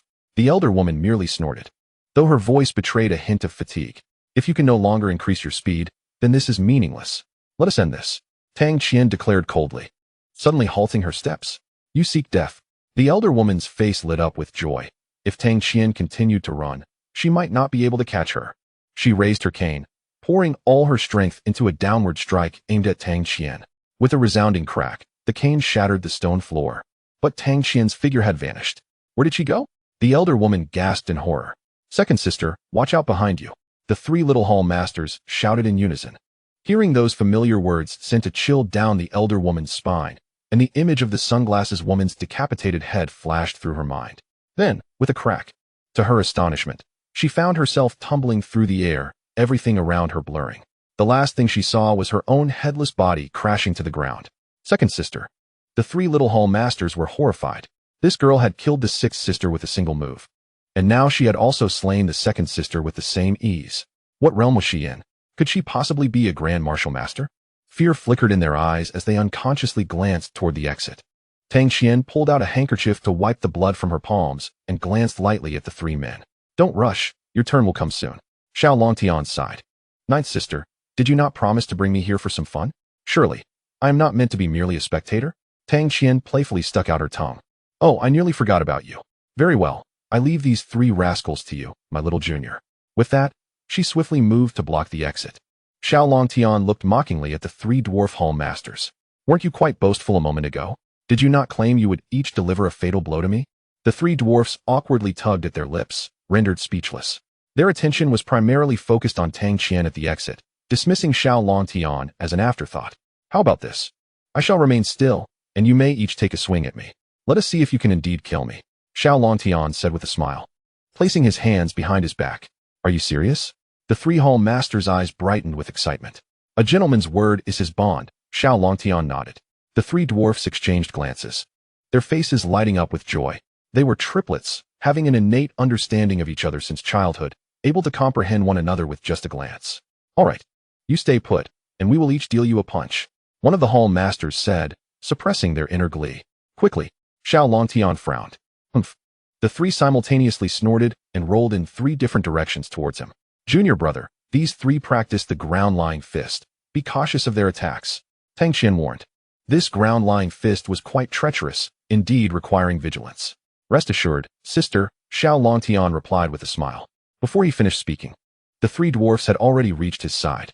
Two of them suddenly wrapped their arms around his legs, while the third charged directly at his lower region. Bang! A muffled sound echoed as the third Hall Master's small fist struck its target. Ah! Tang Qian gasped, feeling a phantom pain herself. You scoundrels! How dare you strike my junior brothers? Furious, she yelled and charged forward. However, she halted abruptly. Xiao Longtian wore a cold smirk as he looked down at the three Hall Masters. He was entirely unscathed. Not even a grunt of pain escaped him. The three dwarfs were bewildered. What kind of egg was he? An iron egg? Tang Qian was equally astonished, covering her mouth in disbelief as she gazed at Xiao Longtian. Junior brother, you are remarkably resilient. Is it over? Xiao Longtian sneered.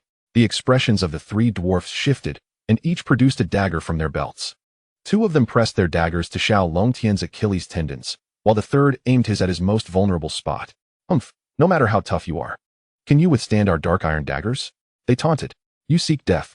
Tang Qian's previously extinguished fury reignited. Do not approach. Otherwise, we will sever his tendons and slice him open. They shouted menacingly. How dare you? Tang Qian gritted her teeth in anger. Are you done playing? Xiao Longtian's voice was icily calm. The three dwarfs snorted. Xiao Longtian, you better not move. Our dark iron daggers can slice through iron like mud. Begone. Xiao Longtian suddenly roared. In that instant, a red light flashed from his body, and he trembled with an explosive force. The three dwarfs felt an overwhelming power surge from Xiao Longtian, sending them flying. They spat blood mid-air. What is happening? What kind of internal skill is this? Has he surpassed the Master Realm? They exclaimed, horrified. To resort to such despicable tactics against my junior brother, you will all perish. Tang Qian's form flickered as she danced through the air. Ah! Before the three dwarfs could land, their heads fell first. Tang Qian effortlessly severed their heads mid-air. Once their bodies hit the ground, she was still unsatisfied. Approaching the decapitated corpses, she delivered a kick to each, pulverizing their remains utterly. Sister, Xiao Longtian gaped. Sister, you are rather ruthless. Once her vengeance was satiated, Tang Qian's beautiful smile returned. Junior brother, do not hold it against me. These ruffians were exceedingly vile. She flashed a radiant smile at him. Of course not, Xiao Longtian replied sheepishly. Sister, I never anticipated your martial prowess to be so formidable after only 5 years of practice. Had I known, I would have worried less. As she spoke, she cast a glance at Xiao Longtian's lower region. Xiao Longtian felt a chill and a strange sensation of being scrutinized, quickly turning away. In her moment of rage, she had neglected to leave any alive to inquire about their Hall Master's whereabouts. Tang Qian sighed. No matter, that Hall Master is now a lone commander. He will inevitably reveal his true colors. Xiao Longtian consoled her. Suddenly, he heard a faint whistling sound from the secret passage. Not good, sister. Quickly, take cover. He shouted as he grabbed Tang Qian and dove behind a stone table. Chapter 63, The Hall Master of Yamahal is. Before Tang Qian could respond, 2 grenades flew in from the secret passage, exploding with a thunderous roar in the basement. Boom, boom. The sound of the explosions was deafening. Shrapnel and iron beads shot out in all directions like rain. The violent shockwave sent the stone chairs and cabinets in the basement tumbling. Smoke enveloped the entire underground chamber. Tang Qian coughed a couple of times, and then realized she was pinned to the ground by Xiao Longtian. She felt both touched and slightly embarrassed. Junior brother, are you all right? I am unscathed. After perfecting my 9 sons' divine skill, I am impervious to such attacks. Are you unharmed? Of course, I am unhurt. Tang Qian's face flushed, secretly thinking, you shielded me completely. How could I be in danger? You survived?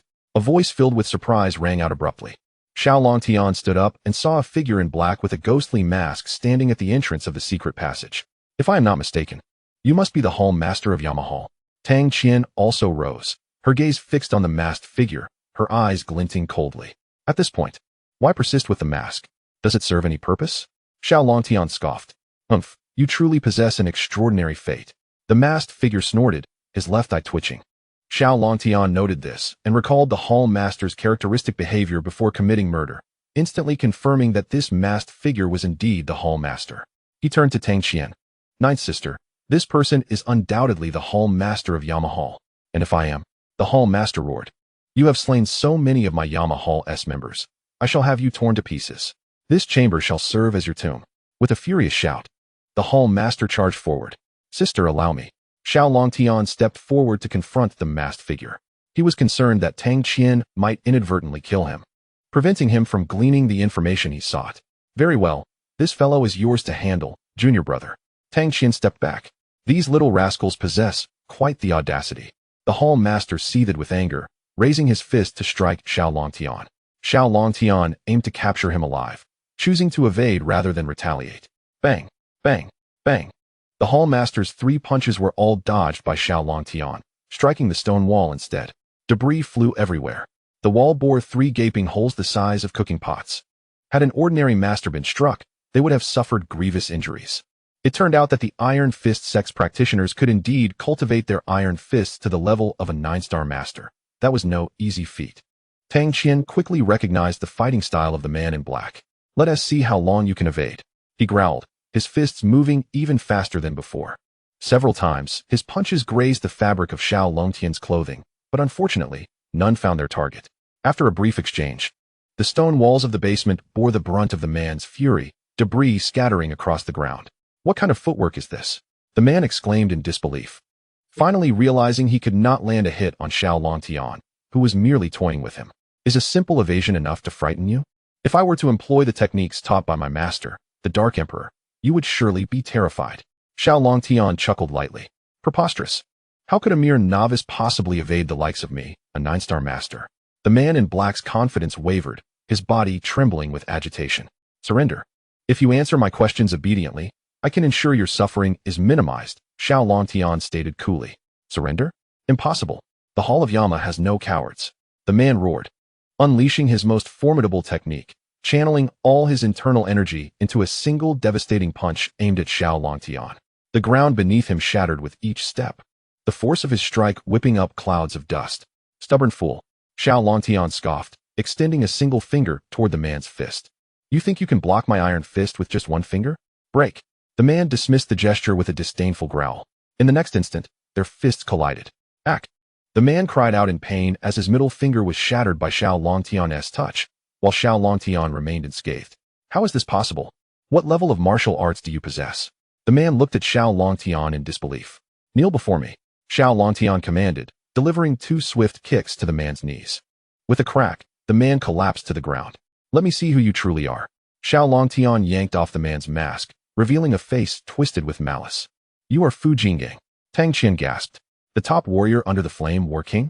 Xiao Longtian was taken aback, realizing that the notorious leader of the Hall of Yama was indeed affiliated with the Flame War King. Now that you know I serve the War King, you should release me. He will return soon and make you wish you were never born. Fu Jinggang sneered. You serve the Flame War King. That is even better. Xiao Longtian replied coldly, producing several golden needles. Fu Jinggang might possess knowledge about the kidnapping incident from 5 years ago, perhaps even about his own origins. What are you planning? Fu Jinggang faltered. Do not be alarmed. I am swift with these needles. Just relax. Xiao Longtian smirked, raising his hand. 9 golden needles pierced Fu Jinggang's vital points. What are you doing? Fu Jinggang's eyes widened in shock, feeling excruciating pain. Clenching his teeth, he finally shouted after 3 seconds. Get these needles out. The agony from the needles was 10-fold worse than the pain of his shattered kneecap. Answer my questions honestly, and the pain will cease. Xiao Longtian stated calmly. I will answer. I will answer. Fu Jinggang exclaimed immediately. A 9-star master like you can only endure 3 seconds under my 9 poison bone needles? Xiao Longtian scoffed, withdrawing the needles.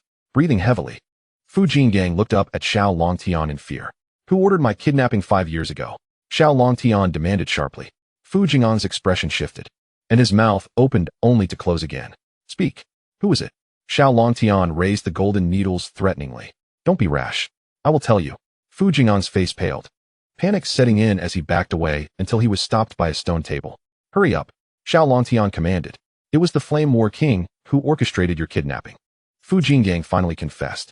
Upon hearing this, Xiao Longtian's eyes narrowed. It was indeed the Flame War King. Just then, Fu Jinggang subtly pressed a button on the stone table's leg. Boom. The stone slab beneath him suddenly opened, and he fell through the opening. As soon as he disappeared, the trapdoor snapped shut. Despite his injuries, Fu Jinggang managed to escape swiftly through the underground passage, using his arms to propel himself forward. Old fox, Xiao Longtian yelled. rushing to kick the stone slab. Chapter 64. Tire shot down helicopter boom. The slab shattered under his foot. Without a moment's hesitation, Xiao Longtian leaped down. Little junior brother. Tang Qian quickly followed him into the pit. Upon landing, she was astonished to find herself at a fork in the tunnels. Frowning, she wondered which path Fu Jingang had taken. Standing at the junction, Xiao Longtian listened intently to the sounds echoing from the three tunnels. Ninth sister. He ran down this path. He declared, pointing to the right. Stay close, and watch for traps. He dashed ahead. Understood, Tang Qian replied, following closely behind. Indeed, the path was fraught with traps, spikes, poison arrows shooting from the walls, and toxic smoke. Fortunately, their formidable martial skills kept them unharmed, but the delays were significant. Someone must be waiting for Fu Jingang. Otherwise, a man with a shattered knee couldn't possibly escape this far. Tang Qian muttered angrily as they ran. Fu Jingang is too cunning. He feigned submission to lower my guard, and had accomplices ready below. Xiao Longtian shared her frustration. Soon, they reached the end of the tunnel, where a heavy stone slab blocked their exit. Ninth sister, step back. I will remove this slab, Xiao Longtian instructed. Tang Qian complied, moving a few paces away. Huh. Xiao Longtian leaped high, delivering a kick to the stone slab. Boom. The massive slab shattered into pieces, allowing blinding sunlight to pour in. Xiao Longtian soared out like a cannonball, shielding his face with his hands. However, no attack came. Sister, come up, he called back. Tang Qian followed suit, and was startled to find herself in a cemetery parking lot. Xiao Longtian scanned the area, searching for Fu Jingang's whereabouts. Suddenly, the sound of a helicopter filled the air. They turned to see Fu Jingang inside, along with the pilot, attempting to escape. Get in my car, Tang Qian shouted, sprinting toward her Land Rover to start the engine. Xiao Longtian quickly joined her, and together they pursued the helicopter. Everything unfolded rapidly. Fu Jingang, noticing their approach, roared. Damn it, die. Grabbing a Gatling gun nearby, he opened the side door and aimed at Tang Qian's vehicle. Rat-a-tat-tat. The Gatling gun unleashed a torrent of bullets toward the Land Rover. Hold on tight, Tang Qian shouted, maneuvering the steering wheel into a serpentine pattern. Her driving skills rivaled those of a race car driver, evading most of the gunfire. However, several bullets struck the tires, causing the Land Rover to flip violently, crashing to the ground. Sister, are you alright? Xiao Longtian kicked open the car door and pulled Tang Qian out. Tang Qian brushed off the dust from her attire and coughed twice, saying, It's nothing, but it's a pity that scoundrel managed to escape. In the helicopter, Fu Jingang saw the Land Rover flip over and burst into laughter, shouting downwards, Xiao Longtian, aren't you quite formidable? Come and chase me again if you dare. Fu Jingang, if you are a man, don't run. Xiao Longtian roared in anger, run? I will kill you. Fu Jingang revealed a sinister grin and commanded the pilot to turn back. The helicopter immediately pivoted and flew towards Xiao Longtian's vicinity. The Gatling gun unleashed a merciless torrent of fire towards Xiao Longtian and Tang Qian. Junior brother, take cover. Tang Qian quickly pulled Xiao Longtian behind the car. The Land Rover was reduced to a mere skeleton under the relentless barrage. Xiao Longtian, come out. Why are you too afraid to show yourself? Ha ha. Fu Jingang cackled, feeling somewhat alleviated from the humiliation he had endured in the basement. Scoundrel, seeking death. Xiao Longtian scoffed. He glanced at the two tires of the Land Rover, a spark of inspiration igniting within him. With a decisive crack, he yanked the two tires off. Sister, have you practiced throwing stones at birds on Mount Penglai? Xiao Longtian smirked slightly. I have. You wouldn't be. Tang Qian stared at Xiao Longtian in astonishment, realizing his intention. Watch me bring that birdman down. Xiao Longtian raised an eyebrow, rolling one tire aside. Fu Jingang, spotting a shadow emerge, mistakenly believed it was Xiao Longtian and trained the Gatling gun on the tire, unleashing a barrage. Only when he realized he had perforated a mere tire did he grasp the ruse, but it was too late. Xiao Longtian had already hurled the other tire towards the helicopter. With a resounding crash, Fu Jingang watched in horror as the tire struck the helicopter's tail, muttering, My life is over. The helicopter's tail was hit, causing it to lose balance, spinning twice in the air before plummeting to the ground. Fu Jingang, seizing his pistol, aimed it at his temple, knowing that even if he survived the fall, he would end up in Xiao Longtian's grasp. At that moment, life would be worse than death. Boom. The helicopter crashed to the ground, instantly exploding into a cloud of debris. The pilot and Fu Jingang were reduced to mere fragments. The Hall of Yama was utterly destroyed. Tang Qian felt a sense of unreality. It had all happened too swiftly. Just a day prior, she had been powerless against the Hall of Yama. Now, merely a day later, all 8 masters were dead, and the hall had been uprooted and dismantled. All of this was thanks to her junior brother beside her. She joyfully turned to Xiao Longtian, patting him on the shoulder. "Junior brother, you truly are my lucky star. You have obliterated the Hall of Yama, and you deserve the credit." Xiao Longtian smiled faintly. "Sister, you flatter me. Without your investigation into their meeting, we wouldn't have been able to eliminate these scoundrels so swiftly." Junior brother.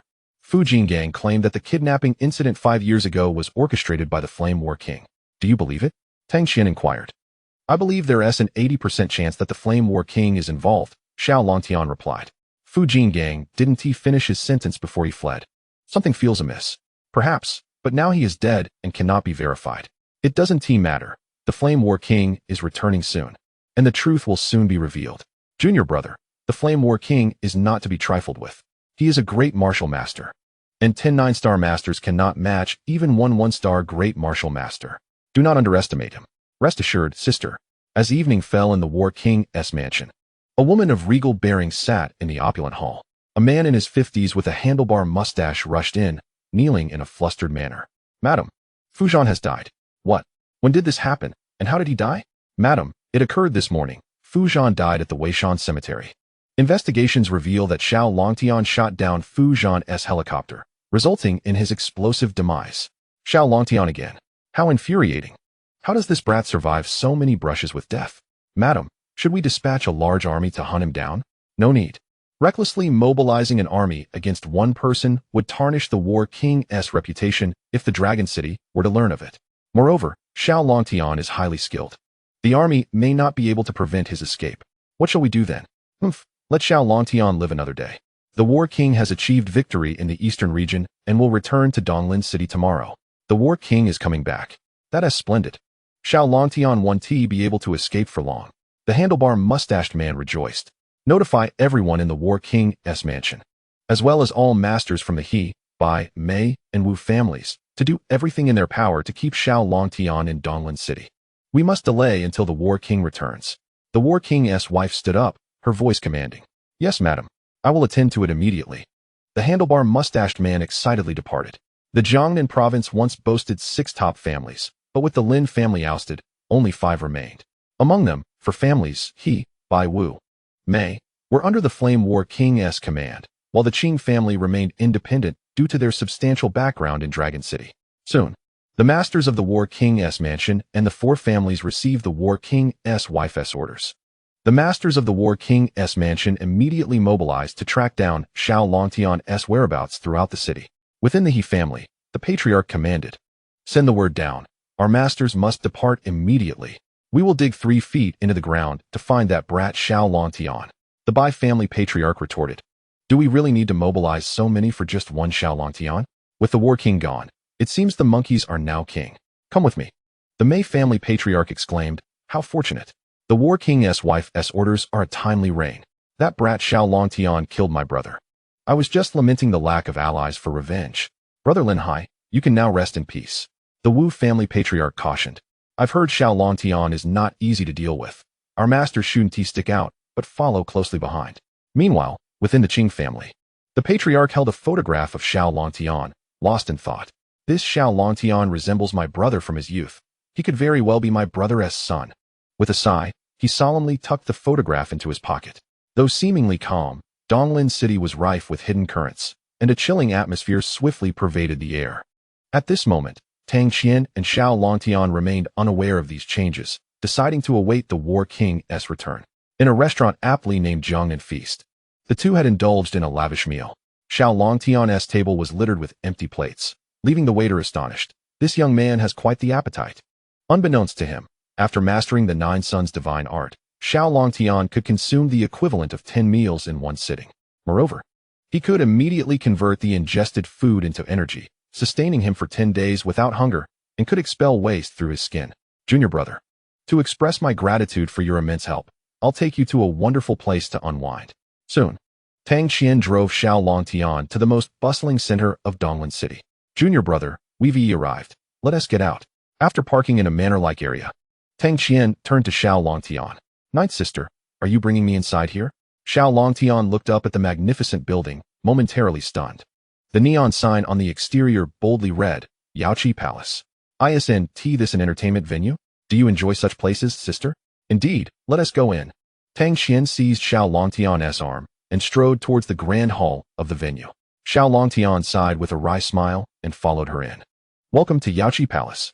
Four tall and elegant hostesses stood at the entrance, greeting the two with professional smiles as they led them to the front desk. Tang Qian retrieved a golden membership card from her LV bag and handed it to the receptionist. Junior brother.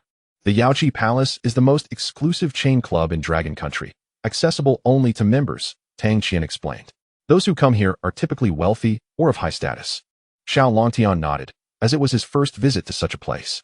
If old Yang were here, he would undoubtedly be thrilled. He adored such establishments. Ah, this card is. The receptionist's eyes widened in astonishment upon seeing the golden card, her hands trembling as she accepted it. Xiao Longtian chuckled inwardly. Even if it's a golden membership card, there's no need for such excitement. Esteemed Supreme Member, it is an honor to serve you. Please hold on a moment while I notify the general manager to personally attend to you. The receptionist bowed deeply, her voice quivering. Having worked at Yaoqi Palace for 3 years, this was her first encounter with a Supreme Membership Gold card. Personal reception from the general manager? How much did you load onto this membership card, sister? Xiao Longtian asked, slightly taken aback.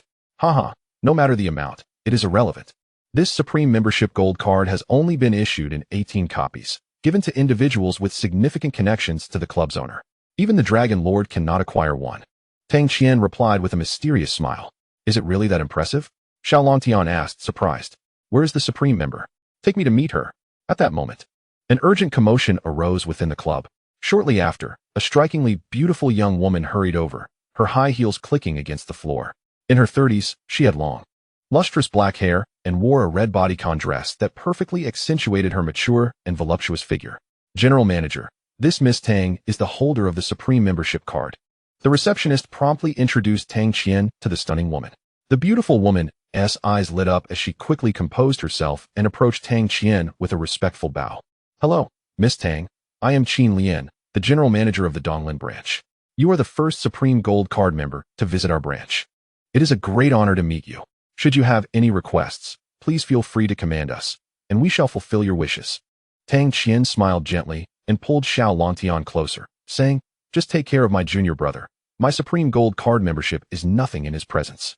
Qin Lian paused, casting a curious glance at Xiao Longtian before looking back at Tang Qian. Of course, Miss Tang is our Supreme Gold Card member. So your junior brother must also be our esteemed guest. Tang Qian shook her head, laughing. He is much more than just your esteemed guest. Qin Lian's mind raced with curiosity. A Supreme Gold Card member is already our highest tier customer. Could it be that her junior brother is also a Supreme Gold Card member? Today must be our lucky day. Miss Tang, forgive my ignorance. But are you implying that this gentleman is also a Supreme Gold Card member? Qin Lian asked cautiously. Tang Qian turned to Xiao Longtian and inquired, Junior brother, did Master give you a jade token before you descended the mountain? Yes, Master Zhou gave me such a token, Xiao Longtian nodded. Retrieving the jade pendant carved with a phoenix. This is the Divine Phoenix token. Qin Lian gasped in shock, unable to contain her astonishment. The Divine Phoenix token? What makes it so special? Xiao Longtian asked, slightly bewildered as he examined the token, finding no obvious distinctions. Could this token signify a particular status? Suddenly, Qin Lian, along with several receptionists, knelt before Xiao Longtian. Chapter 66. The Serenity of the Hot Spring Pool. Qin Lian, slightly breathless from nervousness, finally exclaimed. Qin Lian pays her respects to the young palace master. Please feel free to command us. Xiao Longtian was momentarily taken aback. It turned out that Master Zhou was the hidden owner of Yaoqi Palace. He had not anticipated that Master Zhou would have such an enterprise in the secular world. Please rise, Xiao Longtian said with a wry smile, helping Qin Lian to her feet. Qin Lian, her face flushed with excitement, gazed at Xiao Longtian. A few days ago, the palace master informed us that the young palace master had descended the mountain, and upon encountering the Divine Phoenix token, we must obey your every command. Xiao Longtian nodded. Smiling gently, Sister Lian, there is no need to be so formal. I am not fierce and am quite easy to talk to. Tang Qian stifled a laugh beside them. My junior brother may seem gentle, but when he gets fierce, it's quite another matter. Xiao Longtian shot her a glance. Sister Zhou, I am very kind to women.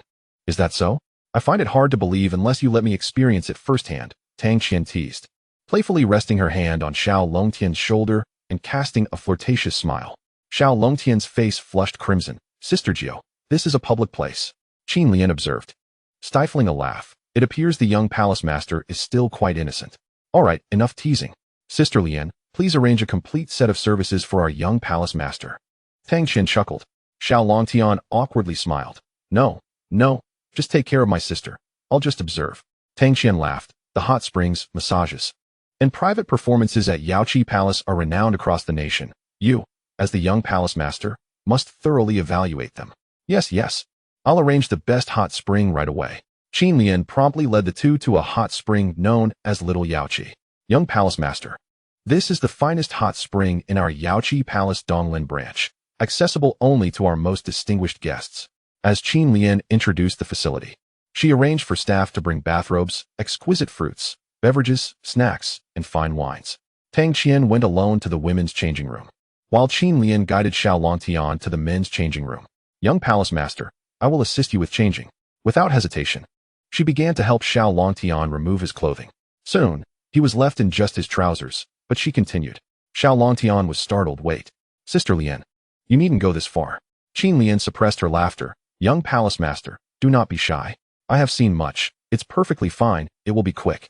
As she bent down, Xiao Longtian, from his elevated position, caught a glimpse of two delicate curves. After helping Xiao Longtian shed his last garment, Qin Lian's eyes sparkled, and a blush blossomed on her cheeks. Recovering after a moment, she hastily draped a bathrobe over him. Young palace master, you truly are the direct disciple of the palace master. I have never seen a man as remarkable as you. Qin Lian said, her face still slightly flushed. Let us hurry and soak in the hot spring. Xiao Longtian replied with an awkward smile, fearing that lingering could lead to misunderstandings. Upon stepping out, he found Tang Qian already immersed in the hot spring, lying on a massage bed that allowed guests to comfortably relax. At that moment, she was only submerged to her neck, two beautiful attendants attending to her massage. Junior brother, come on down. Tang Qian beckoned with a smile. Xiao Longtian's face turned red once again as his keen eyes pierced through the misty water, revealing a captivating scene. Sister Jiao and the two lovely attendants were clad in nothing but their pure essence. He quickly turned away, taking a deep breath to suppress the surge of blood coursing through him. Yet, the stunning vision, especially Sister Jiao's perfectly sculpted physique, lingered in his mind. Xiao Longtian approached the opposite side of the hot spring, entering the water without even shedding his robe. Qin Lian promptly summoned two even more beautiful attendants to join him in the pool for a massage. The young master, Yu and Mo are the two most beautiful girls among us. I have asked them to attend to you. I wonder if they meet your approval? Sister Lian, you need not trouble the two young ladies, I said. I can manage on my own. Observing the two young ladies loosening their garments, Xiao Longtian felt a tinge of embarrassment and called out. The ninth sister, watching from across the way, felt powerless and had to restrain herself, feeling rather uncomfortable. Upon hearing this, Yu and Mo were instantly distressed, their eyes brimming with tears. Young master, please allow us to serve you, they implored, falling to their knees in a pitiful plea. Young master, just look at how pitiable they are. If you truly find them unsatisfactory, why not let me serve you personally? Qin Lian, with a flirtatious glimmer in her eyes, suggested softly. No, let these two ladies simply give me a massage. Xiao Longtian quickly declined Qin Lian's kind offer. A beauty like Qin Lian certainly possessed formidable skills. He could not withstand such temptations, lest he find himself overwhelmed. As the young master wishes. You are a Moer. You must showcase your utmost skills to attend to the young master well. Otherwise, I shall not spare you. Qin Lian commanded the two girls. Yes, Sister Lian. The girls cheerfully responded. For the next hour or so, Xiao Longtian remained in a state of heightened tension, managing to endure while the two girls blushed and felt dizzy from the situation. Indeed, Yu and Mo's massage techniques were exceptional, alleviating the fatigue he had accumulated over the past few days. Junior brother, once the massage is done, let us head to the singing room to eat something and sing, suggested Tang Qian. All right. Xiao Longtian promptly leapt from the hot spring, dashing into the nearby changing room, water splattering all around him. Finally, he had endured to the end. Tang Qian, witnessing this scene and his flustered expression, laughed uncontrollably. The TV area was on the second floor. As Tang Qian wished to touch up her makeup, she instructed Xiao Longtian to head upstairs first. Yu and Mo escorted Xiao Longtian to the second floor toward the super VIP room. After a few steps, a commotion erupted ahead as a group of people blocked the corridor. He Bai Chi, move aside. You've pursued me for 3 months, And I've rejected you 180 times. How can you still not give up? Please, cease your harassment. A beautiful girl clad in a denim jacket and cropped jeans admonished impatiently. This girl, around 18 or 19, was strikingly beautiful with large, bright eyes and a tall, athletic figure.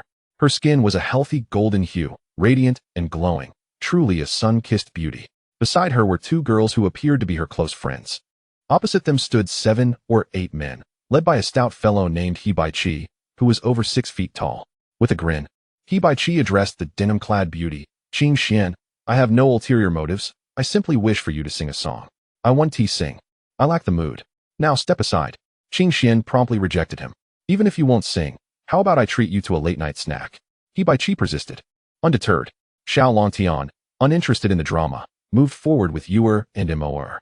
Make way, he said calmly to He Baiqi. He Baiqi frowned, glancing at Xiao Longtian, but chose to ignore him. Upon seeing Xiao Longtian, Qing Xian's eyes sparkled, and she suddenly linked her arm with his, leaning against him like a little bird. Where have you been? I've been waiting for so long. She then turned to He Baiqi and declared, this is my boyfriend. So just give up. Xiao Longtian was taken aback, quickly realizing her intentions. Who do you think you are?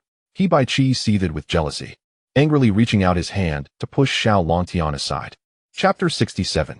The mindless sycophant Xiao Longtian's gaze turned icy as he subtly used his internal energy to deflect He Baiqi's hand, his cold stare piercing into He Baiqi's eyes. He Baiqi's expression shifted, but after a moment, he resumed his aggressive demeanor, pointing at Xiao Longtian and bellowing. Do you know who I am? How dare you compete with me for a woman? Yuer was taken aback and hurried to find Qin Lian. Moer whispered into Xiao Longtian's ear, young master, he is the heir of the He family, one of the 5 prominent families in Jiangnan. And that girl is from the Qing family. Xiao Longtian scoffed, dismissing He Baiqi with a smirk. What if you are the heir of the He family? I warn you, should you speak to me in such a manner again, you will deeply regret it. He then gently pried Qing Xian's arm away, saying, little sister, do not use others as a shield, it is unwise. With that, he intended to continue onward, uninterested in becoming embroiled in this matter. Qing Xian was momentarily stunned. It was a first for her to encounter a man who would refuse her advances. You know your place. He Baiqi scoffed before turning back to Qing Xian with a smirk. Qing Xian, do not tease me. I know you do not have a boyfriend. Only I, He Baiqi, am sincere towards you. No one else is worthy of you. Grant me this favor and allow me to treat you to a late-night snack, will you? Qing Xian felt a wave of nausea wash over her, nearly driven to madness by his persistence. She decided to take hold of Xiao Longtian and, to everyone's shock, wrapped her arms around his waist, rising onto her toes to kiss him. Xiao Longtian stood frozen, bewildered. Is this how casual young beauties have become? As she set her feet down, she whispered in his ear, handsome guy, you've struck lucky. Help me get rid of him, and I'll give you 3 million. Xiao Longtian curled his lips. You think 3 million is enough to buy me as your boyfriend? Moer was utterly astounded by the scene. The young master's charm truly knew no bounds. Even the Qing family's young lady could not resist. How dare you kiss Qing? Seize him. He Baiqi fumed, gritting his teeth, barking orders at the bodyguards behind him. Stop. He is my boyfriend now. You cannot harm him. Qing Xian intervened, standing protectively in front of Xiao Longtian. Qinger, what makes this brat worthy of you? He is unfit. He Baiqi exclaimed in a panic. Uft. You should look in a mirror. He is 100 times more handsome than you. Qing Xian retorted. What good is being handsome? I am the heir of the He family. Who is he? He isn't even worthy to carry my shoes. He Baiqi bellowed. Hearing this, Xiao Longtian's expression turned cold. Are you called He Baiqi or He Baiqi? He Baiqi was taken aback. What did you say? Qing Xian couldn't help but chuckle at this. He Baiqi was indeed a brute with a simple mind and a particularly volatile temper. Many referred to him as He Baiqi behind his back. Yet no one dared to say it to his face, not even Qing Xian. Now, Xiao Longtian had the audacity to call him by his nickname, which invigorated Qing Xian. I said, are you an idiot? She clearly despises you and would never be with you. Why must you play the sycophant? Are there no other women in this world? Xiao Longtian frowned, unable to refrain from criticizing this sycophant. Indeed, look at how beautiful this young lady is. Qing Xian pointed at Moer. No one can compare to Qinger. I will marry no one else. He Baiqi roared. Xiao Longtian and Qing Xian exchanged glances, both speechless. This fellow was beyond hope. What do you intend to do? Xiao Longtian asked coldly. What else? I want to kill you. He Baiqi's forehead was throbbing, and he truly harbored murderous intent. You seek death. Xiao Longtian's gaze turned frigid. A sycophant like him no longer warranted survival. Charge. He Baichi bellowed, stepping aside. Yes, young master.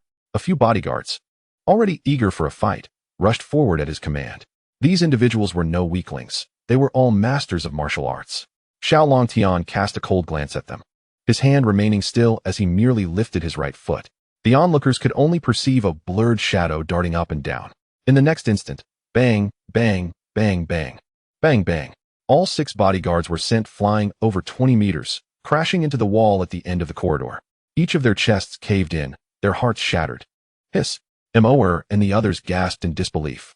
To kill 6 martial arts masters with a single kick was sheer brutality. Qingshuan's eyes flashed with immense shock. She never anticipated that the mere shield she had hastily chosen would turn out to be such a formidable expert. You dare to kill my He family's men. You are doomed. He Baichi roared furiously. Xiao Longtian frowned, wondering if this man was truly an idiot. His bodyguards lay dead, yet he still boasted so boldly. Handsome, which family or sect do you hail from? How can you possess such strength? Qingxian asked, astonished. In her understanding, anyone capable of achieving such remarkable martial prowess at this age must have been nurtured by family or sect resources. I grew up in an orphanage, Xiao Longtian replied nonchalantly. Shaking his head. An orphanage?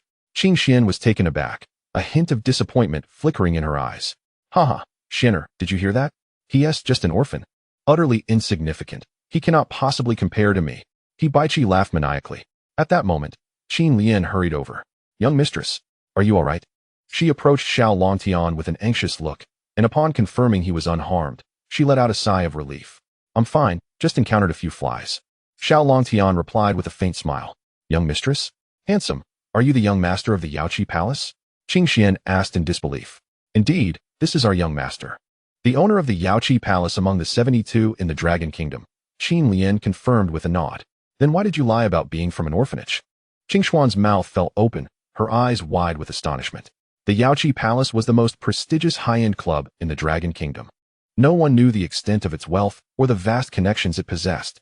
The handsome man before her was, unexpectedly, the face of the Yaoqi Palace. She had thought she merely picked up a charming man, yet he turned out to be a young master. Humph. Young master of the Yaoqi Palace, or whatever. Those who offend my He family will meet a grim fate. He Baichi scoffed defiantly. Qingxian rolled her eyes, muttering, He Baichi, you truly are a fool. You dare to insult our young master? You're asking for a beating. Qin Lian scolded, preparing to teach He Baichi a lesson. Suddenly, a figure approached swiftly from the corridor, reaching He Baichi in a breath's time. Young master what has transpired? The newcomer looked at the 6 bodyguards' corpses with surprise. Tong Gongfu, this brat has killed my He family's men. Hurry and kill him. He Baichi shouted, pointing at Xiao Longtian. You dare to kill our He family's men? Do you understand the consequences? Tong Gongfu looked coldly at Xiao Longtian. So what if I did? Xiao Longtian asked calmly. State your name. I do not kill nameless individuals. Tong Gongfu commanded with a chilling tone. You lack the qualification to know my name. Xiao Longtian replied indifferently. Arrogant. Prepare to die? Tong Gongfu retorted, launching a palm strike at Xiao Longtian. Do not harm our young master. Qin Lian dashed forward, countering with a palm strike of her own. Bang. The 2 palms collided with a resounding crash. You are a 6-star master. You too are a 6-star master? Both exclaimed in astonishment. Xiao Longtian felt a flicker of surprise. A branch manager under his 9th master possessed the cultivation of a 6-star master. Yaoqi Palace was indeed remarkable. After a brief exchange, both combatants regarded each other with caution, refraining from making any rash moves. Tong Gongfu, why are you hesitating? Go kill her. He Baichi bellowed in frustration. Young master the Yaoqi Palace is no simple matter. In my opinion, we should retreat for now, Tong Gongfu advised in a low voice, feeling incredulous at his master's lack of insight. Can you not see that the opponent's strength is on par with mine? Absolutely not. I must kill that brat today. I will not allow any man who dares to speak to Shinner to escape, especially one who is close to her. I want him dead today. He Baichi gritted his teeth, his eyes reddened with fury. Young master, that guy's strength is not less than mine. Should I call for reinforcements? Qin Lian suggested quietly to Xiao Longtian. Qingxian added, Handsome, this incident arose because of me. Should I notify my father to send people over? Xiao Longtian shook his head nonchalantly. There is no need for such trouble. I will deal with these flies directly. Huh. Qingxian was taken aback. Facing a 6-star master. How could he kill him? Moreover, this was Jiangnan. Even the strongest dragon does not suppress the local snakes. Though Yaoqi Palace was powerful, it might not rival the He family in Jiangnan. However, Before she could regain her composure, Xiao Longtian had already acted. He stepped forward, reaching for He Baiqi's throat. Tong Gongfu snorted coldly, striking out with a palm. You dare to disregard this master? Those who block my way shall perish. Xiao Longtian did not even glance at him, casually pointing a finger. Suddenly, Tong Gongfu's expression turned utterly horrified. He realized he could not evade this seemingly casual gesture. Puff! Xiao Longtian's finger struck the center of Tong Gongfu's brow. You! Tong Gongfu's eyes widened, falling backward as a blood hole appeared in his forehead. The young master's martial prowess. Qin Lian was utterly astounded. She never imagined that Xiao Longtian could kill a 6-star master with such ease. What level of mastery must the young master possess? Qing Xian was equally stunned, rendered speechless by shock. He Baiqi, in your next life, do not be a mindless sycophant. Xiao Longtian sneered, gripping He Baiqi's neck tightly. You dare to kill me. My He family will not let you off. He Baiqi gasped, still fixated on Qing Xian, sending chills down her spine. What on earth is happening here? At that moment, Tang Xian, having changed her clothes and touched up her makeup, strolled over and curiously surveyed the corpses on the ground. Nothing much, just eliminated a few flies, Xiao Longtian replied with a faint smile. Humph.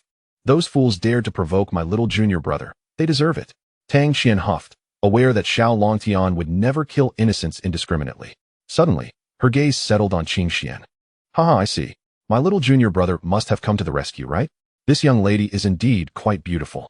Tang Xian smiled meaningfully, appraising Qing Xian. Qing Xian rolled her eyes. But I did not ask him to kill He Baiqi.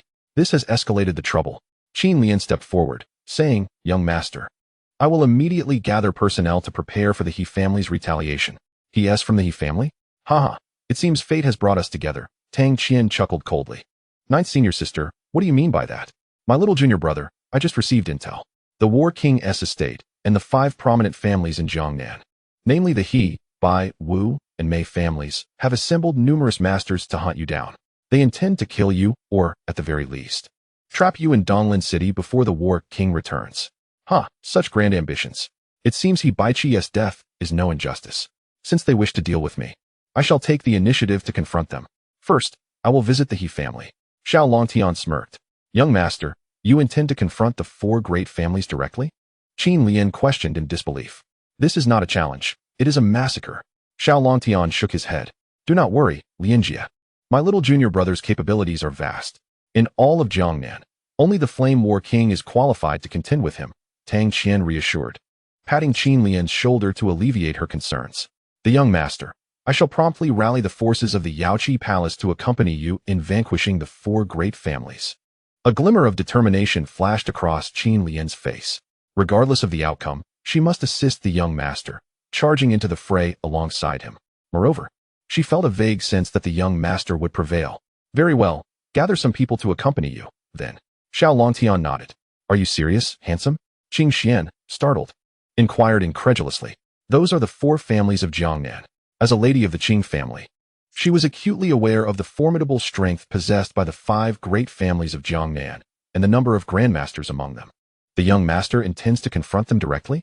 Surely, this cannot be a jest. Thank goodness your family did not get involved, otherwise, you would find yourself an orphan by tomorrow.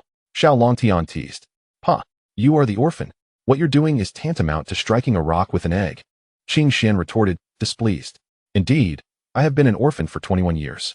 Xiao Longtian murmured, recalling his origins and the possibility of his parents still being alive. A resolute expression adorning his face. You should return home. Tonight, Donglin City shall bear a scent of blood. Xiao Longtian said to Qing Xian with a calm demeanor. Oh, thank you for tonight. Do take care. Qing Xian cast a deep glance at Xiao Longtian before departing. Junior brother, you are quite impressive. You've managed to charm another beauty so swiftly. Tang Qian praised with a thumbs up. Ninth sister, please do not jest with me. We have a significant undertaking ahead. Xiao Longtian replied with a wry smile. Before long, Qin Lian had procured a spacious room, assembling over 100 individuals. Remarkably, each one was a young woman. All exceptionally beautiful. They donned form-fitting black leather attire, accentuating their alluring figures. Xiao Longtian stared in astonishment at this unique assembly, feeling as though he were amidst a vibrant garden, each girl possessing her own distinctive charm. Young master, the Black Rose Squad of the Yaoqi Palace's Donglin branch is fully assembled. Please provide your instructions. Qin Lian, also clad in black, exuded a valiant aura.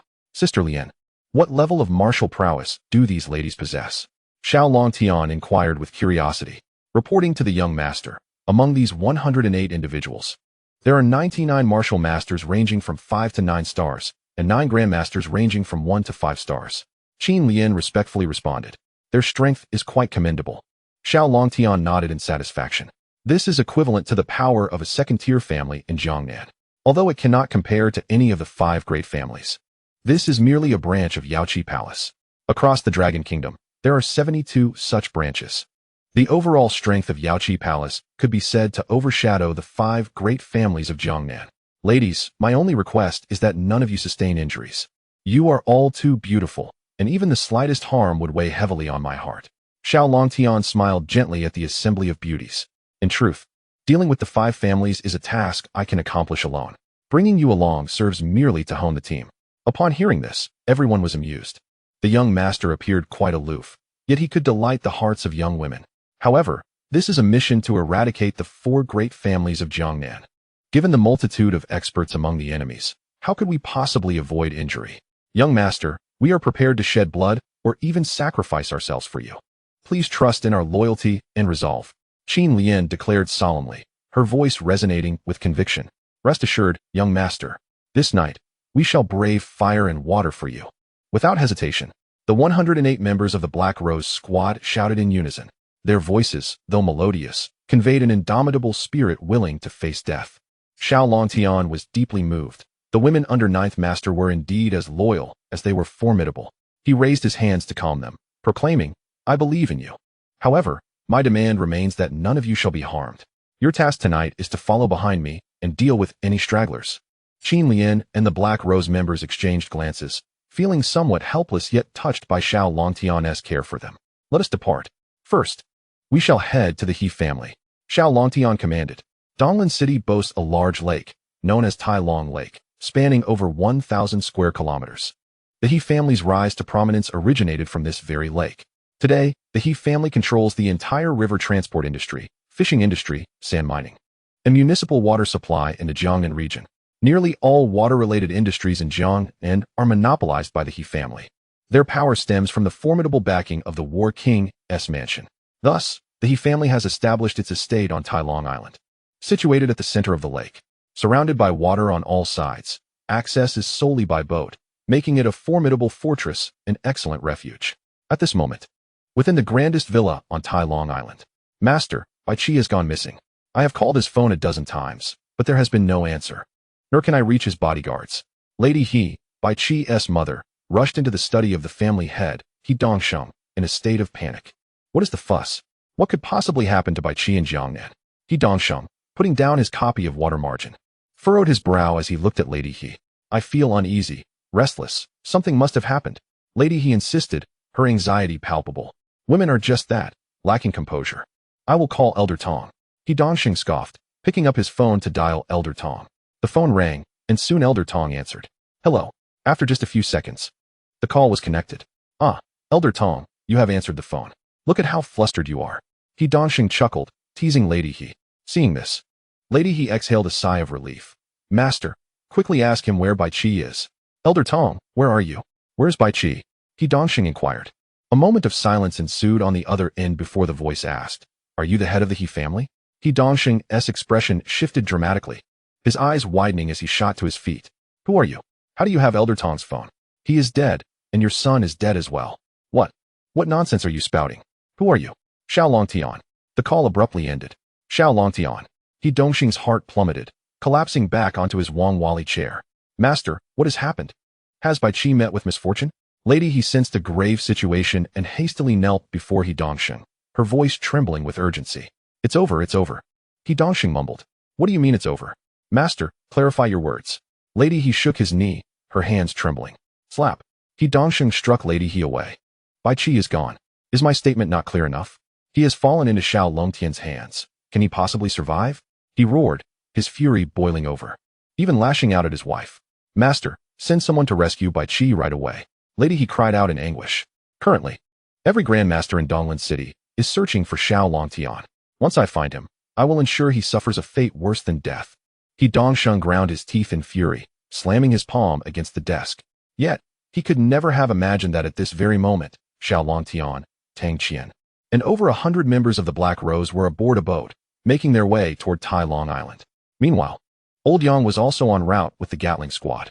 Young master, we are approaching Tai Long Island, Qin Lian reported. Excellent. Prepare to disembark. Xiao Longtian waved his hand decisively. Yes, young master. The 108 members of the Black Rose squad eagerly responded. Ninth sister, you need not trouble yourself to fight. Just assist me in forming a perimeter. Xiao Longtian smiled at Tang Qian. Junior brother, will you not grant your elder sister even a small chance to play? Tang Qian pouted. Such roles are unworthy of calling upon the senior sister to intervene. Why not assist in watching over the members of the Black Rose? TSK, you truly are a soft-hearted one. Tang Qian rolled her eyes. The members of the Black Rose are all highly trained assassins, yet here they have become protected individuals. Soon, the ship arrived at the dock and came to a halt. Who are you? Outside ships are forbidden from docking at Tai Long Island. Leave immediately, or we will open fire. A contingent of armed guards, numbering 200 to 300, appeared at the dock, guns aimed at Xiao Longtian and his companion's vessel. Xiao Longtian instructed the Black Rose, stay inside for now, find your shooting positions, and wait for my command to fire. With that, he emerged from the cabin, standing on the deck with his hands clasped behind him, and shouted coldly, those who wish to live, get lost. Which fool dares to shoot? The captain of the guards on shore shouted angrily. Fire! Xiao Longtian roared, simultaneously employing his elusive footwork, transforming into a fleeting shadow. The sound of gunfire erupted from both sides, with submachine guns blazing. 10 seconds later, the gunfire abruptly ceased. Chapter 70. Ancient Taiji Cloud Hands. The dock lay strewn with 200 to 300 corpses. The River family's dock guard had been completely annihilated. Meanwhile, Xiao Longtian's ship, aside from the hundreds of bullet holes in its hull, suffered no casualties. Excellent marksmanship. Xiao Longtian's eyes gleamed, and he sincerely praised. Although the Black Rose had taken advantage of surprise, annihilating foes that outnumbered them 2 to 1 in mere seconds indicated their remarkable shooting skills. Thank you for your compliment, young Master Xia. Upon receiving Xiao Longtian's praise, Qin Lian and the Black Rose members were overjoyed. Let us disembark. With a grand gesture, Xiao Longtian leaped onto the dock first. Inside He Dongxing's villa. What is happening at the dock? Does anyone dare to intrude upon my Tai Long Island? He Dongxing's expression darkened. Report, master. A ship carrying over 100 people has breached the island. They have slaughtered the dock guards. An aide rushed in to report. Nonsense. There are indeed fools brazen enough to pluck a tiger's whiskers. Gather all island guards and offerings. Follow me to eliminate these intruders. He Dongxing was furious. Minutes later, He Dongxing, accompanied by 2,000 to 3,000 men, marched towards the dock with great momentum. As Xiao Longtian and his companions reached a small grove, young master, there are 2,000 to 3,000 men approaching. Should we avoid confrontation and flank them for a surprise attack? A scouting member of the Black Rose reported, visibly anxious. 2,000 to 3,000, is it? There's no need for stealth. Just prepare your shooting positions, Xiao Longtian commanded. Understood. Soon, 108 Black Rose members concealed themselves behind the trees, with only Tang Qian and Qin Lian remaining by Xiao Longtian's sides.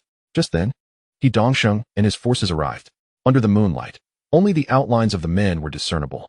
Facing the throngs of 3,000, Xiao Longtian exhibited an impassive demeanor, his heart unperturbed.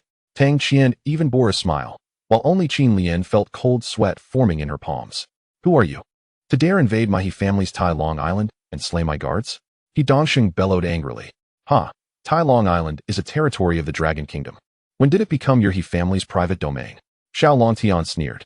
Spare me your nonsense. Quickly state your name. He Dongxing, clearly impatient. I am Xiao Longtian. Your junior brother, replied Tang Qian with a light laugh. You are Xiao Longtian. He Dongxing's gaze abruptly sharpened, instantly deducing Xiao Longtian's identity. Go, light the lanterns. He Dongxing commanded loudly. Soon, someone activated the large searchlight atop the lighthouse, illuminating the grove as bright as day. Both sides' faces became distinctly visible. So it is indeed you. Xiao Longtian, you have truly killed my son. He Dongxing exclaimed, both furious and anxious, pointing at Xiao Longtian. I have brought his remains to you. As a gesture of respect, Xiao Longtian replied coolly. Shortly thereafter, 2 Black Rose members carried forth He Baiqi's corpse. Upon seeing the body, He Dongxing let out a frantic roar. Baiqi. He raised his bloodshot eyes, fixated on Xiao Longtian. How has my son offended you that you would take his life? Xiao Longtian scoffed. Because he sought to kill me, and those who wish me harm shall not have a favorable fate. You too shall share this destiny. You damn scoundrel. My He family has not yet sought you out, yet you come knocking on our door. You shall not escape Tai Long Island today. He Dongsheng was livid. Then your He family may as well vanish. Ha ha ha, who do you think you are? Presumptuous little brat, when I battled alongside the Flame War King in his conquests. You were yet to be born. So, you followed the Flame War King over 20 years ago. Xiao Longtian's heart stirred. He might hold knowledge of the mysterious event that transpired in Haidu City 21 years ago. Humph, indeed.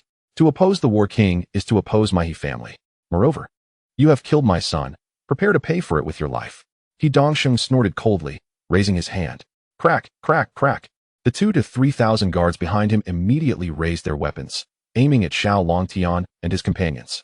The Black Rose remained concealed, fire at will. Senior sister, Lian Jie, stand behind me. Xiao Longtian shouted, simultaneously shedding his outer garment. Fire. He Dongsheng bellowed, slashing his arm down. Bang, bang, bang. More than 2,000 men fired simultaneously, bullets hurtling towards Xiao Longtian like a torrential downpour.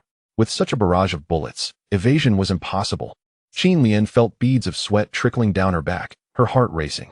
Nevertheless, she followed Xiao Longtian's orders, standing behind him alongside Tang Qian. Xiao Longtian spun his coat, utilizing the ancient Taiji cloud hands, transforming his coat into a whirling shield. Ding, ding, ding, ding, ding. The incoming bullets were all swept aside by his coat. Not a single one missed. They fell in front of him, accumulating into a pile nearly a meter high. Yet, Xiao Longtian, along with Tang Qian and Qin Lian, remained unscathed. How is this possible? He Dongsheng stared in shock at the scene. What martial arts has Xiao Longtian mastered to deflect so many bullets? The guards, numbering over 2,000, stood dumbfounded. Qin Lian and all the Black Rose members were equally astonished. The young master is simply divine. One man stands against 1,000. What an astonishing feat. He Dongsheng, 21 years ago, did you accompany the Flame War King to Haida City? Xiao Longtian asked coldly. Why do you inquire about this? He Dongsheng frowned, surprised by the question. Clearly, he tacitly acknowledged his past association with the Flame War King 21 years ago. Xiao Longtian's eyes sparkled with intensity. What transpired in Haida City 21 years ago? Xiao Longtian bellowed. Haha, what a joke. Why should I tell you? He Dongsheng sneered. RPG rocket launchers ready. He shouted to his subordinates. So what if you, Xiao Longtian, can withstand bullets? Can you withstand rockets? Soon, 10 guards hefting rocket launchers rushed forward, kneeling on one knee, aiming at Xiao Longtian, preparing to fire. Qin Lian's face paled, and she shouted urgently, Young master, be careful. Protect the young master. Rocket launchers are heavy weaponry capable of destroying tanks. How can the young master withstand this? In an instant, 108 Black Rose members surged forth, shielding Xiao Longtian, guns raised, prepared to fire at the 10 soldiers. The opposing guards also raised their weapons, aiming at the Black Rose members. The situation was dire. As Qin Lian's heart raced perilously, Tang Qian suddenly remarked, Do not be anxious. Await my junior brother's performance. Before her words had fully settled, a vibrant red light enveloped Xiao Longtian's hands, his garments fluttering as if caught in an unseen breeze. Cloud pushing palm. He bellowed, thrusting his palms forward with fervor. Chapter 71. Your swordsmanship is too soft. What is he attempting to do? He Dongsheng's eyes widened, a sense of foreboding creeping in. Launch the rockets. He shouted in desperation. It was too late. Qin Lian's face turned ashen, despair consuming her. She lamented her failure to protect the young master, regretting not dissuading him. Yet, in the fleeting moment before the 10 guards could pull the triggers on their rocket launchers, a barrage of bullets erupted from in front of Xiao Longtian, hurtling towards the 10 rocket-bearing soldiers and the over 2,000 guards. The speed was astonishing. The cries of anguish from the opposing side were relentless. More than half of the 2,000 guards fell, especially the 10 guards with rocket launchers. Each was riddled with dozens of bullets before they could even fire. Impossible. He Dongsheng's eyes nearly bulged from his head.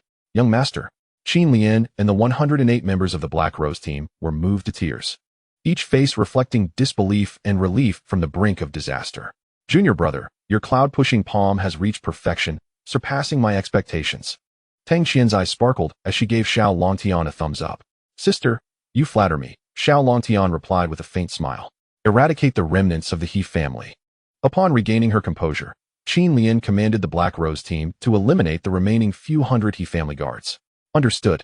The 108 members of the Black Rose team surged forward with unbridled zeal, each yearning to showcase their prowess before Xiao Longtian. He surveyed the pale-faced He Dongsheng, advancing step by step. At this moment, only 3 Master Guardians remained by He Dongsheng's side, the others dispatched to locate Xiao Longtian's whereabouts. He Dongsheng, your family is finished. Surrender now, Xiao Longtian declared coldly. Surrender? Never.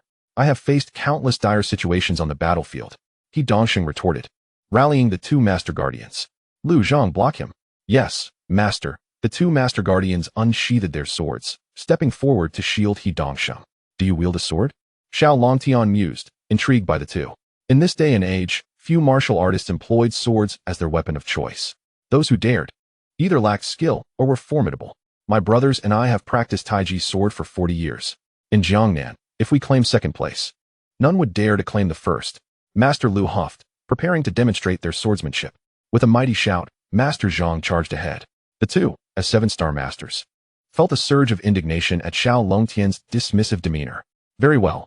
I find myself somewhat intrigued. Xiao Longtian smiled faintly, anticipating their Taiji's sword. The 2 flanked him, launching a coordinated assault. Under the illumination of the lights, their swords danced through the trees, yet Xiao Longtian moved among them with the grace of a butterfly, effortlessly evading their strikes. Your swordplay is too soft. Xiao Longtian shook his head in disappointment. Bah, what do you know, you impetuous youth? Our Taiji sword overcomes rigidity with softness. The 2 retorted defiantly. Overcoming rigidity with softness? Huh. With a light laugh, Xiao Longtian extended 2 fingers from either hand, pinching the swords. Clang. The blade snapped beneath his grip. Not good. The 2 simultaneously cried out in horror, retreating hastily. How can your softness not overcome my rigidity? With your level of skill, you dare to wield a sword? Xiao Longtian scoffed. Arrogant words. You merely rely on your profound internal strength. What do you know of swordplay? Master Lu huffed, unconvinced. I have also studied ancient Taiji's sword on the mountain. Allow me to demonstrate. Xiao Longtian sneered, lifting the 3-inch broken blade before him. You intend to wield that 3-inch blade to showcase your swordsmanship? Master Lu chuckled derisively, feeling deeply insulted. Xiao Longtian, you insult the way of the sword. You will never master true swordplay. Master Zhang exclaimed angrily. The essence of Taiji's sword is indeed overcoming rigidity with softness, but it is not solely about softness. Unrelenting softness is mere weakness, Xiao Longtian asserted, gracefully tracing a circle with his right hand, moving as lightly as a feather. He truly comprehended Taiji's sword. The 2 guardians' pupils constricted simultaneously. Having immersed themselves in Taiji's sword for 40 years, they instantly recognized that Xiao Longtian's technique was indeed Taiji's sword, and his mastery was profound. Only through the harmony of rigidity and softness can one attain true Taiji's sword. Before their words could settle, the tip of Xiao Longtian's 3-inch blade suddenly accelerated, slicing through the air with a brilliant flash. Both guardians gasped in unison, clutching their chests. Xiao Longtian casually discarded the bloodstained blade, addressing them. This is the true Taiji's sword. Harmony of rigidity and softness. Their expressions were complex, a blend of unwillingness and admiration, as they collapsed to the ground, lifeless. Such swiftness in his swordplay. He Dongsheng's pupils tightened. As an 8-star master, he barely discerned the trajectory of that single strike. It seemed Xiao Longtian had delivered not 1, but 2 swift thrusts, accurately piercing the hearts of both guardians in the blink of an eye. Junior brother's ancient Taiji's sword has indeed reached perfection. He is truly a prodigy in the martial arts. Tang Qian couldn't help but exclaim in awe. Meanwhile, the Black Rose team members had failed to perceive the brilliance of Xiao Longtian's strike. He Dongsheng, what transpired in Haida City 21 years ago? Xiao Longtian's gaze was piercing as he interrogated He Dongsheng. You've slain so many of my family. Do you expect me to divulge that information? Never. He Dongsheng retorted coldly. You will speak. Xiao Longtian advanced relentlessly, revealing 9 golden needles that had appeared in his hand unbeknownst to him. At that moment, a flurry of hurried footsteps erupted from the east side of the forest. Xiao Longtian's ears perked up. He discerned over 200 individuals approaching. Among them more than 30 master experts. Xiao Longtian, stand down. A commanding voice rang out as one individual rushed forward. Brother Jiang, you have finally arrived. He Dongsheng's face lit up with joy as he rushed to greet them.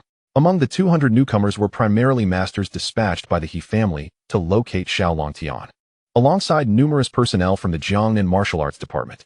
Brother He, I have arrived late. Rest assured, I will not allow this villain Xiao Longtian to escape Ta Long Island. The newcomer, appearing to be in his 50s and clad in a gray Zhongshan suit, seemed to share a close relationship with He Dongsheng. Are you also under the command of the Flame War King? Xiao Longtian's gaze turned icy. The man in the Zhongshan suit held his head high, declaring coldly, I am Jiang Beihan, the head of the Jiangnan Martial Arts Department. Xiao Longtian, you have been wreaking havoc in Jiangnan, committing heinous acts. Today, I shall bring you to justice. Surrender now if you are wise. The Martial Arts Department? This was the first Xiao Longtian had heard of such an official organization. Junior brother, the Martial Arts Department is specifically tasked with managing martial artists, dealing with advanced practitioners that the police cannot handle, Tang Qian explained softly. Haha, Xiao Longtian. My 20 masters have returned, and with the addition of a dozen from the Martial Arts Department, how will you contend with me now? He Dongshin cackled triumphantly. Chapter 72. Jiangnan Martial Arts Department, let them come. I shall slay one as they arrive, and two if they come in pairs. Xiao Longtian scoffed. Arrogance. You are but a handful, yet you dare to boast in front of our 30-odd masters and over 200 martial arts grandmasters? Jiang Beihan scoffed with disdain. Tang Qian mused inwardly. If it were merely the 20 or so masters from the He family, my junior brother and I, along with the Black Rose, could easily handle them. However, with the addition of the martial arts department, things have become rather troublesome, and some casualties are inevitable. With this thought, she took out her credentials and stepped forward, stating, I am Chief Inspector Tang Qian from the National Police Department of Longhua. Should the Martial Arts Department choose to intervene in this matter, the National Police will not stand idly by. The Chief Inspector of the National Police Department? Both Jiang Beihan and He Dongsheng were momentarily taken aback, exchanging glances that revealed a hint of trepidation.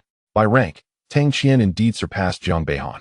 However, the Martial Arts Department was a unique institution, specifically designed to deal with martial artists and possessed formidable power.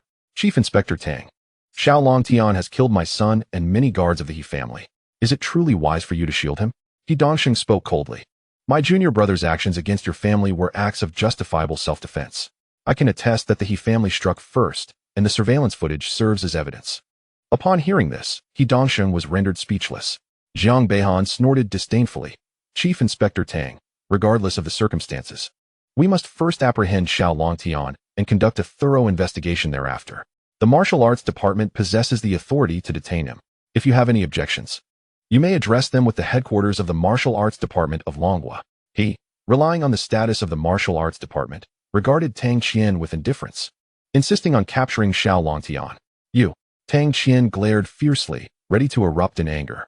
Junior sister, do not be enraged. Reason cannot be had with such individuals. The one with the stronger fist dictates the truth. Xiao Longtian patted Tang Qian on the shoulder, indicating her to remain calm. Haha, Xiao Longtian. Your words are indeed pleasing to the ear. If you refuse to surrender, do not blame us for killing you. Jiang Beihan laughed. In truth, regardless of whether Xiao Longtian surrendered, he would not hesitate to strike. Let us dispense with the pleasantries. If you possess the ability, come and attempt to apprehend me. Xiao Longtian sneered contemptuously. Jiang Beihan's expression darkened, and he retorted, Xiao Longtian, do not be so arrogant. As a 9-star master, alongside my brother He, an 8-star master, killing you would be as easy as pie. Brother Jiang, let us strike together and eliminate him. He Dongsheng could no longer contain himself. Prepare to die. Jiang Beihan drew 2 daggers from his waist and charged at Xiao Longtian. He Dongsheng also seized an iron oar from his subordinates and flanked him from the other side. Their martial prowess was among the pinnacle in the entire Jiangnan province. They were confident that, aside from the Flame War King, no one could withstand their combined might. Those who seek to kill me shall perish. Xiao Longtian coldly huffed. With a swift motion, he reached out and grasped the oar. Clang. He Dongsheng's powerful strike was effortlessly caught within Xiao Longtian's fingers. How is this possible? He Dongsheng stared in shock, realizing that even a tank would be shattered by such a blow, yet Xiao Longtian had caught it with ease. His strength surpassed that of a tank. Before he could fully comprehend the situation, Xiao Longtian had seized the iron oar from him. Clang, clang, with the sound of metal clashing. Jiang Beihan's daggers aimed at Xiao Longtian's face and waist were sent flying by the iron oar. How could he be so fast? Jiang Beihan was astonished, the color draining from his face. He was a 9-star master, yet he had been disarmed in a single move. What realm of martial arts does this Xiao Longtian inhabit? Retreat. Both Jiang Beihan and He Dongsheng hastily withdrew. Leave them to me. Xiao Longtian commanded coldly, sweeping the oar towards the two. Thud, thud. Both men were struck by the oar, their left arms shattered. Gasp. Everyone collectively inhaled sharply. This was the combined force of an 8-star and a 9-star master. Could this young man truly possess the power to rival the War King? He Dongsheng was dumbfounded. unable to fathom the existence of such a prodigy. Quickly, everyone charged together. Jiang Beihan frantically shouted to the 30 or so masters and over 200 martial artists behind them. Kill! The members of the He family and the martial arts department hesitated for only a moment before surging forward.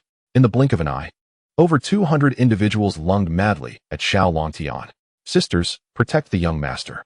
Qin Lian was the first to rush forward, meeting the tide of people. 108 Black Rose team members followed suit. Tang Qian snorted coldly and joined the fray. Die! Xiao Longtian bellowed, charging into the crowd and beginning a massacre. Although the Black Roses fought valiantly, they numbered only 10 masters alongside Qin Lian, while their opponents boasted over 30. In terms of martial masters, the Black Roses were far outnumbered. Soon enough, the Black Roses found themselves struggling to hold their ground. If you dare harm even one of my people, I will ensure you die without a complete corpse. After exploding the head of an opposing master with a punch, Xiao Longtian roared. However, amidst the chaotic battle, everyone was blinded by bloodlust, heedless of their surroundings. At that moment, young master, Old Yang has arrived. Old Yang brought 100 Gatling men. Old Yang, focus on eliminating those martial masters first, Xiao Longtian exclaimed with delight, pointing at the forces of the He family. Yes, young master. Old Yang immediately commanded the Gatling squad to open fire. Rat-a-tat-tat-tat. 100 tongues of fire erupted, instantly throwing the martial masters brought by the He family and the martial arts department into disarray. Soon, over 200 martial masters were reduced to chaos. The He family and the martial arts department were left with only about 20 masters, all of whom looked on in shock at the 100 Gatling men. Masters, join me in attacking.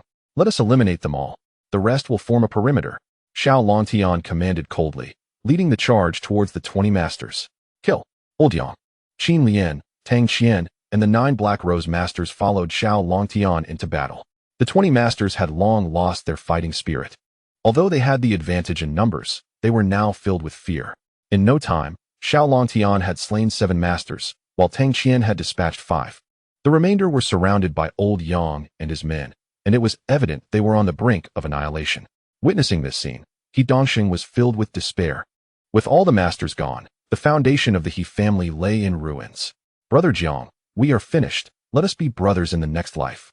He Dongxing, knowing death was inevitable, picked up a knife and prepared to take his own life.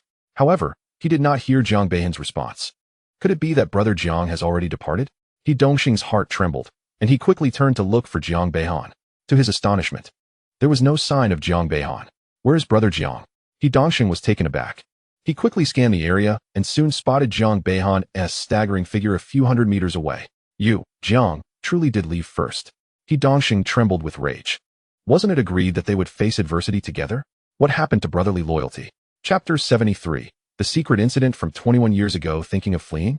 Xiao Longtian snorted coldly, raising his hand to launch a silver needle. Ah! Jiang Beihan cried out in agony, collapsing to the ground with a needle in the back of his neck. You deserve it. He Dongxing spat, feeling a sense of relief. Bang! Xiao Longtian kicked He Dongxing, sending him sprawling on the ground. Xiao Longtian, if you have the guts, kill me. The War King will avenge me. He Dongxing glared at Xiao Longtian with a twisted expression. Humph, soon you will plead for me to end your life. Xiao Longtian chuckled coldly, casually inserting 9 golden needles into his pressure points. Even the most defiant will become a sheep before the 9 poison bone needle. Indeed. Moments later, He Dongxing's face contorted in agony, and he began to wail.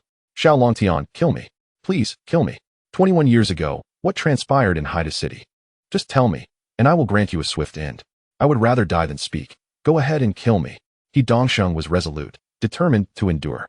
10, 9, 8, 7, 6. Xiao Longtian smirked coldly as he began the countdown. I'll talk.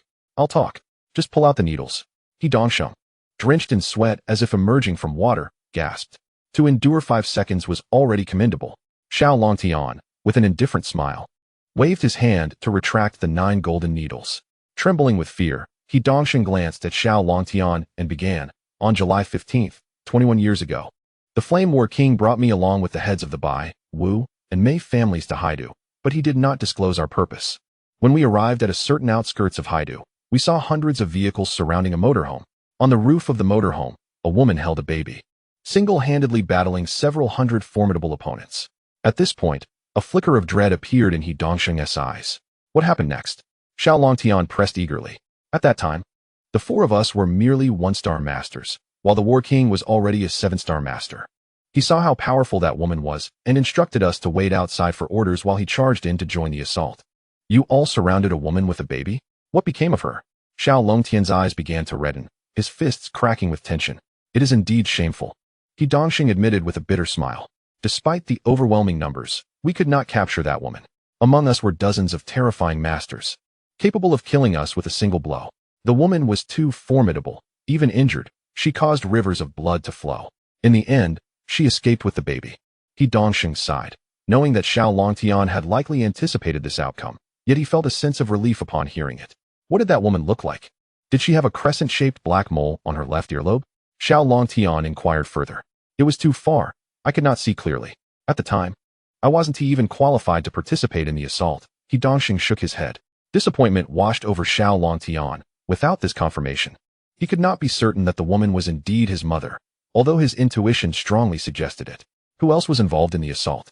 Xiao Longtian's eyes blazed with fury. Some were from the Jiangnan Martial Arts Division, and Jiang Beihan was among them. Beyond that, I did not recognize anyone. Later, I heard the War King mention that most of them came from Longdu. He Dongxing shook his head again. From Longdu? Xiao Longtian furrowed his brow. If that woman were indeed his mother, what was her identity? Why did she attract the attention of so many masters from Longdu? What else do you know? Speak quickly. He Dongxing replied. I have divulged all I know. Just grant me a swift end. He had lost all hope and closed his eyes, wishing to escape the torment of the 9 poison bone needles, longing for a quick death.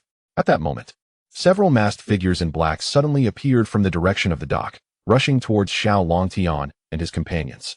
Halt! Who are you? Qin Lian brandished her blade to block their path. May I ask if Mr. Xiao Longtian is present? We have extremely important and urgent news for him. The leader among the masked figures shouted. Let them through. Xiao Longtian gestured to Qin Lian. The masked figures hurried to Xiao Longtian, their eyes widening in shock at the sight of the corpses strewn about. The leader cautiously asked, Are you Mr. Xiao Longtian? Xiao Longtian nodded. Mr. Xiao, you must leave Tai Long Island immediately. The masked man urged. Who are you? Why must I leave Tai Long Island? Xiao Longtian's brow knitted in suspicion. Please do not misunderstand, Mr. Xiao. We are friends, not foes. The masters of the 3 great families are approaching Tai Long Island on over 20 ships, driving away nearby vessels, and they plan to destroy your ship, trapping you on the island. The masked man explained urgently. They wish to confine me to Tai Long Island? Humph. Xiao Longtian scoffed disdainfully. Indeed, reliable information indicates that the Flame War King will return to Donglin City early tomorrow morning. The 3 great families intend to trap you on Tai Long Island and wait for the War King to come and kill you. The masked man nodded. Then I shall wait here for the Flame War King, Xiao Longtian replied with a dismissive smirk. The masked man was taken aback, utterly unprepared for Xiao Longtian's lack of fear towards the Flame War King. Mr. Xiao, this is far too perilous. My master has instructed me to persuade you to leave Tai Long Island. He urged earnestly. No need for further discussion. Please convey my gratitude to your master. Depart quickly to avoid the 3 great families' wrath, Xiao Longtian said coolly. Since they were unwilling to disclose their identities, he saw no point in pressing further. The truth would eventually come to light. Well then, I bid you farewell. The masked man, seeing Xiao Longtian's stubbornness, had no choice but to leave. Old Yang, senior sister. Qin Lian, take everyone away from Tai Long Island. I can handle the Flame War King alone, Xiao Longtian instructed his companions. Master, I will not leave. I will accompany you to face the Flame War King, the young palace master declared. I cannot leave either. Our Black Rose will stand with you through thick and thin. Do not worry about me, senior sister. One Flame War King cannot harm me, the young disciple added, refusing to leave. You must consider not just yourselves, but also the sisters of Black Rose and the brothers of the Gatling team. Against the Flame War King, your presence will be of no assistance, Xiao Longtian urged. Here's what we'll do. Qin Lian, you lead Black Rose and the Gatling team away. Old Yang and I will stay with the young disciple. Tang Qian pondered for a moment before suggesting. Very well, let it be so. Xiao Longtian decisively agreed. Old Yang and the 9th sister were powerful enough to remain without danger. Young palace master, it is far too dangerous for you to stay and confront the Flame War King. Instead, Qin Lian's eyes brimmed with tears. If you regard me as the young palace master, you will heed my command and leave at once. Xiao Longtian's voice turned cold. Upon hearing this, Qin Lian had no choice but to comply. Yes, young palace master. Please take care. With that, she led Black Rose and the Gatling team away. Ha, useless. You will all meet your end at the hands of the War King. He Dongsheng, lying on the ground, chuckled ominously. Chapter 74. The Return of the Flame War King. Xiao Longtian's gaze turned icy as he glared at He Dongsheng, who was clutching a short knife plunged into his chest, already lifeless. Rest assured, you will soon meet the Flame War King in the underworld, Xiao Longtian scoffed. Young disciple, let us check the dock and see if the masked figure spoke the truth, Tang Xian proposed. The three made their way to the dock. At that moment, over 100 members of Black Rose and the Gatling team had already departed on Old Yang's ship. As for the vessel Xiao Longtian arrived on, it had been riddled with bullet holes by the guards, making it easily recognizable and interceptable by the ships of the three great families, so it remained at the dock. 10 minutes later, over 20 ships belonging to the Wu, Bai, and Mei families arrived at the dock, surrounding it entirely. Fire! Sink the remaining ships at the dock! Shouted the white-haired head of the Bai family. Yes, head. Soon, a dozen burly men hoisted rocket launchers and aimed them at the few vessels at the dock. Boom, boom, boom. With several thunderous explosions, a few ships were struck and slowly sank to the lake's depths. Haha, Xiao Longtian never imagined we would arrive so swiftly. Now he can only perish on Tai Long Island. The head of the Bai family laughed heartily. Unless he can fly, the head of the Mei family chuckled ominously, his long hair cascading around him. We merely need to patrol around Tai Long Island to prevent any ships from coming to aid Xiao Longtian, and then await the arrival of Lord War King tomorrow. The portly head of the Wu family laughed slyly. Just then, a voice echoed across the dock. Are you all so idle that you're wasting your efforts? Startled, the heads of the three families looked around. Who spoke? The head of the Bai family, with keen eyes, quickly spotted Xiao Longtian perched in a large tree at the dock. Fire! Fire! The head of the Mei family shouted urgently. In rapid succession, several rockets were launched towards Xiao Longtian. With a cold smirk, he vanished, reappearing atop another tree. The rockets soared past and struck the distant villa area of the He family, erupting in thick clouds of black smoke. Spare your efforts. I shall not leave Tai Long Island before I have slain the Flame War King. Xiao Longtian's chilling voice reached the ears of the three family heads. How arrogant. The War King is not someone you can contend with. The head of the Bai family's face flushed with rage. Xiao Longtian, clean your neck and await the War King to claim your head. The head of the Mei family's eyes glinted with murderous intent. This young man is formidable. It seems the He family has already been eradicated by him. The head of the Wu family remarked with concern. You best not disturb me tonight, otherwise I shall send you on your way prematurely, Xiao Longtian declared before leaping down from the tree and turning to leave. The three families had received orders from the War King, and, fearing that Xiao Longtian might seize their ships, dared not approach the shore, thus waiting on their vessels for the morrow. That night, Xiao Longtian, along with Lao Yang and Tang Qian, found a small villa on Tai Long Island for the night.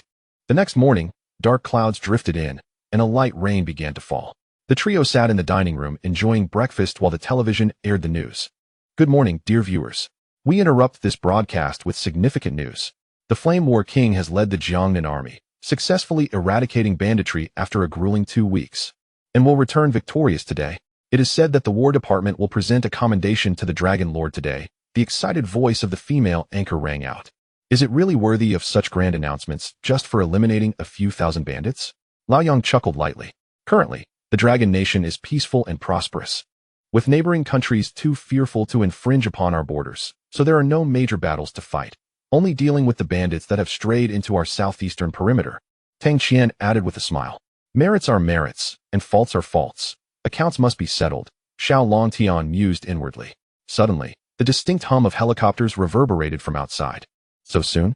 Xiao Longtian scoffed. The trio rushed out of the villa to see 3 military helicopters approaching the open area of the island. On the boats on the lake, members of the 3 families rushed to the deck, gazing skyward. It is the War King's helicopter. The War King has returned. Today is Xiao Longtian's day of reckoning. Haha. Xiao Longtian, prepare to be flayed alive by the War King. The heads of the Wu, Bai, and Mei families exclaimed in jubilant anticipation. Let us go ashore to welcome the War King, they declared as their ships docked. Xiao Longtian and his companions stood at the landing site of the helicopters, waiting quietly in the drizzle. As the helicopters descended, the roar of their engines grew louder. Soon, all 3 landed simultaneously, and the cacophony ceased, leaving only the gentle patter of rain in the air. The central helicopter's door swung open with a clang, and a man clad in military attire, exuding a fierce aura, emerged. He appeared to be in his 50s, towering at around 6 feet 3 inches, with an imposing presence. Following closely behind, an aide jumped down from the helicopter, holding an umbrella over him. He scanned Xiao Longtian and his companions, then unfurled the black umbrella and strode forward. "You are Xiao Longtian?" he inquired, his gaze piercing. "And you must be the Flame War King?" Xiao Longtian replied nonchalantly. A tense silence ensued as both men regarded each other. "You have slain the steward of my War King's estate, killed my subordinate, and annihilated the He family. Do you comprehend the gravity of these offenses? They are sufficient to warrant your death 1,000 times over." The Flame War King thundered. "Those who seek my life shall all perish." Xiao Longtian's response was succinct. "Youth, I admire your fearless demeanor, yet regrettably, you have misjudged your adversary." The Flame War King smirked disdainfully. "I wish to pose 2 questions to you, and have no time for idle chatter. Haha, it has been ages since anyone dared to speak to me in such a manner. You wish to question me? You are not worthy." The Flame War King erupted into a thunderous laugh that echoed across Tai Long Island. At that moment, 2,000 to 3,000 figures rushed towards them. "We salute you, Lord War King," they shouted in unison, kneeling on one knee. "You have arrived? Rise," the Flame War King commanded, silencing his laughter as he gestured to the heads of the 3 families. "Congratulations, War King, on your renewed achievements and glorious return." The 3 family heads beamed, bowing respectfully. "These petty bandits are hardly worth the effort. It was far more exhilarating to fight alongside you in the past, haha," the Flame War King boasted with pride. "Flame War King, do you dare to battle me?" Xiao Longtian's voice cut through the air like ice water, extinguishing the War King's mirth. The Flame War King's expression hardened, his eyes narrowing as he fixed his gaze on Xiao Longtian. "Young man, do you know what martial realm I inhabit?" Xiao Longtian replied with a faint smile. "You are at best a Grand Martial Master, I presume? A mere Grand Martial Master? You truly are unaware of the vastness of your ignorance. Do you comprehend what being a Grand Martial Master entails? Compared to a master, they are nothing. A 9-star master cannot withstand a single blow from a Grand Martial Master. Xiao Longtian, you have chosen the wrong adversary. The War King could crush you with a mere finger." The 3 family heads shouted indignantly, pointing at Xiao Longtian. "Are you 3 dogs claiming such grandiose notions? Are you also Grand Martial Masters? If not, do not flaunt your power and pretend to be a threat." Xiao Longtian retorted coldly. "You." The 3 were momentarily speechless, their faces flushed with anger. "War King, permit us to take the field and eliminate this Xiao Longtian."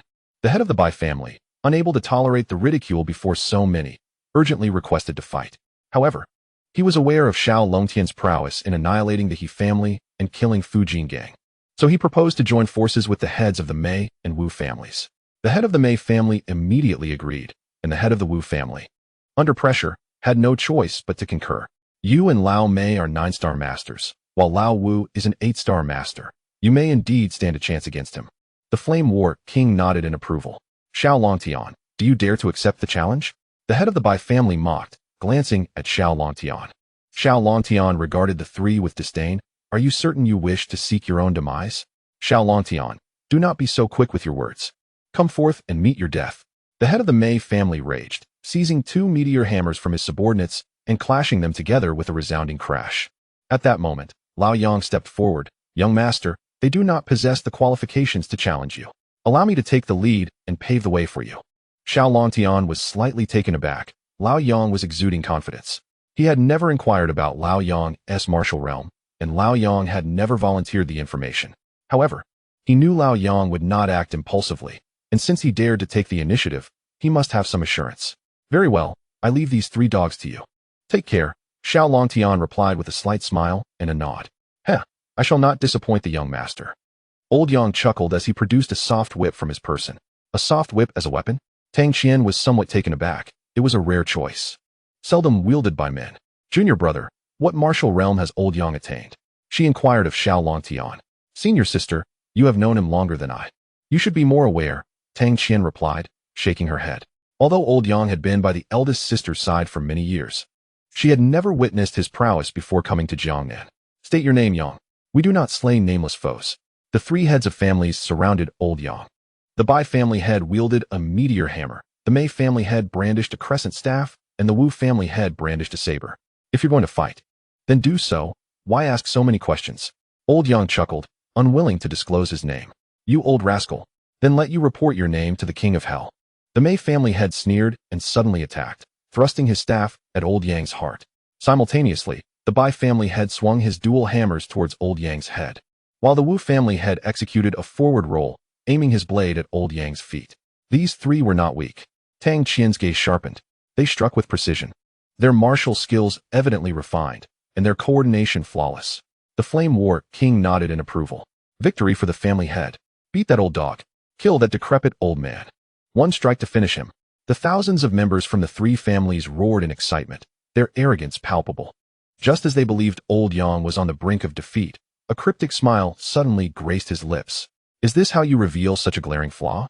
He murmured as he wielded his whip. The whip coiled like a serpent, swiftly ensnaring the Mei family head's crescent staff. The Flame War King's eyes widened in astonishment. This whip technique, this individual, seemed oddly familiar. Release it, Old Yang commanded, snatching the crescent staff from the Mei family head's grasp. The Mei family head froze, aghast. That staff had accompanied him in battles for decades, as familiar as his own arm, never having been seized by another. How could this old man possess such formidable internal strength to take it so easily? In that moment of shock, Old Yang raised his left foot, deftly striking the Wu family head's saber. The Wu family head, startled, promptly abandoned his weapon and rolled backward to a distance of 10 meters. Then, with a backward lean, Old Yang skillfully evaded the two meteor hammers from the Bai family head. A thunderous crash echoed as the hammers collided. Die! Old Yang shouted, his whip entwining the crescent staff, striking the Bai family head's waist. Act! The Bai family head cried out in pain, collapsing to the ground, unable to rise again. His spine had been shattered. The Mei family head, having lost his crescent staff, screamed in terror and turned to flee. Die! Old Yang's foot flicked, sending the Wu family head's saber hurtling forth. Thud! The Mei family head fell, struck in the back, severely wounded. Lord War King, save me! The Wu family head, drenched in sweat and fear, scrambled behind the Flame War King. Shameless scoundrel. A grand martial master hiding his strength to bully 3 junior experts. The Flame War King fumed, glaring at Old Yang. He is a grand martial master. Everyone gasped in disbelief. This old man was indeed a grand martial master. Jiangnan possessed a second grand martial master. Even Xiao Longtian and Tang Qian were astonished. Xiao Longtian chuckled, shaking his head. Old Yang truly knows how to put on a show. Huh? Do you think I am you? Afraid others do not recognize your esteemed title as the Flame War King? Old Yang mocked. Excellent. It has been long since I faced a true opponent. Today, I shall use you to hone my skills. The Flame War King's eyes gleamed with intense battle spirit. Young master, can Old Yang withstand this battle? Old Yang respectfully inquired of Xiao Longtian. It dawned upon everyone that Old Yang, this grand martial master, was merely a servant to Xiao Longtian. To possess a servant of such caliber, Xiao Longtian's status must be formidable. The gazes directed at Xiao Longtian were filled with trepidation and reverence, none daring to provoke him or even meet his eyes. Xiao Longtian smiled and nodded. Just do not kill him. I still have many questions for him. The Flame War King's expression darkened, glaring fiercely at Xiao Longtian. How dare you belittle me so? Yes, young master. Old Yang's eyes sparkled with excitement. He had not felt such exhilaration in years. With a fierce gaze, he turned to the Flame War King. Old Flame, come forth and engage in 300 rounds. His voice resonated with fervor and battle intent. Chapter 76. The despair of the 3 families. Bring me a spear. The Flame War King bellowed, extending his right hand, raised at his side. Immediately, 2 soldiers emerged from a helicopter, carrying a red-tasseled silver spear, placing it in the Flame War King's grasp. Without a doubt, the 2-meter-long silver spear was heavy. Bang! The Flame War King thrust the spear firmly into the ground. In today's battle, one shall surely perish. Attaining the rank of Grand Martial Master is no easy feat. Will you still refuse to reveal your name? The Flame War King's voice boomed like thunder. If you wish to fight, then let us. Old Yang roared, his figure darting like lightning towards the Flame War King. Then you shall die. The Flame War King thrust his spear forward. The spear was long, and so was the whip. The Flame War King was powerful, steady, and precise, his spear striking like a dragon. Old Yang moved with extraordinary agility, weaving through the spear's trajectory, his whip dancing like a serpent. Haha, how exhilarating. It has been ages since I felt such thrill. Old Yang laughed heartily. Allow me to showcase my fiery spear technique. The Flame War King shifted his technique, unleashing his unique skill. The speed of his thrust surged dramatically, and the red-tasseled spear burst forth like a flame, sweeping towards Old Yang. Excellent spear technique. Old Yang exclaimed in admiration. You have the privilege of witnessing my unique whip technique, where every blade of grass becomes an adversary. He cried out, and the whip in his hand seemed to elongate by a meter. The Flame War King was taken aback, increasingly feeling a sense of familiarity with Old Yang. Their martial prowess was comparable, each excelling in their respective skills, resulting in an evenly matched confrontation. The onlookers were spellbound, gasping in awe. Xiao Longtian and Tang Qian watched with keen interest, their eyes shimmering with intrigue. After some time, the Flame War King suddenly exclaimed with realization, "You are the former Greenwood War King. You are still alive." Tang Qian gasped in surprise. "So Old Yang is indeed the Greenwood War King of your. No wonder his whip technique is so formidable." Old Yang sighed. "I never expected that after 20 years, there would still be those who remember me. However, I am no longer the Greenwood War King. I am merely a servant to my young master." Xiao Longtian was astonished. Old Yang had once been a war king. How had he come to serve the eldest sister? "Senior sister, why did the Flame War King believe Old Yang was dead? What was the status of the Greenwood War King back then?" Xiao Longtian inquired curiously. "Junior brother, there are 36 war kings in our dragon country, each guarding a region.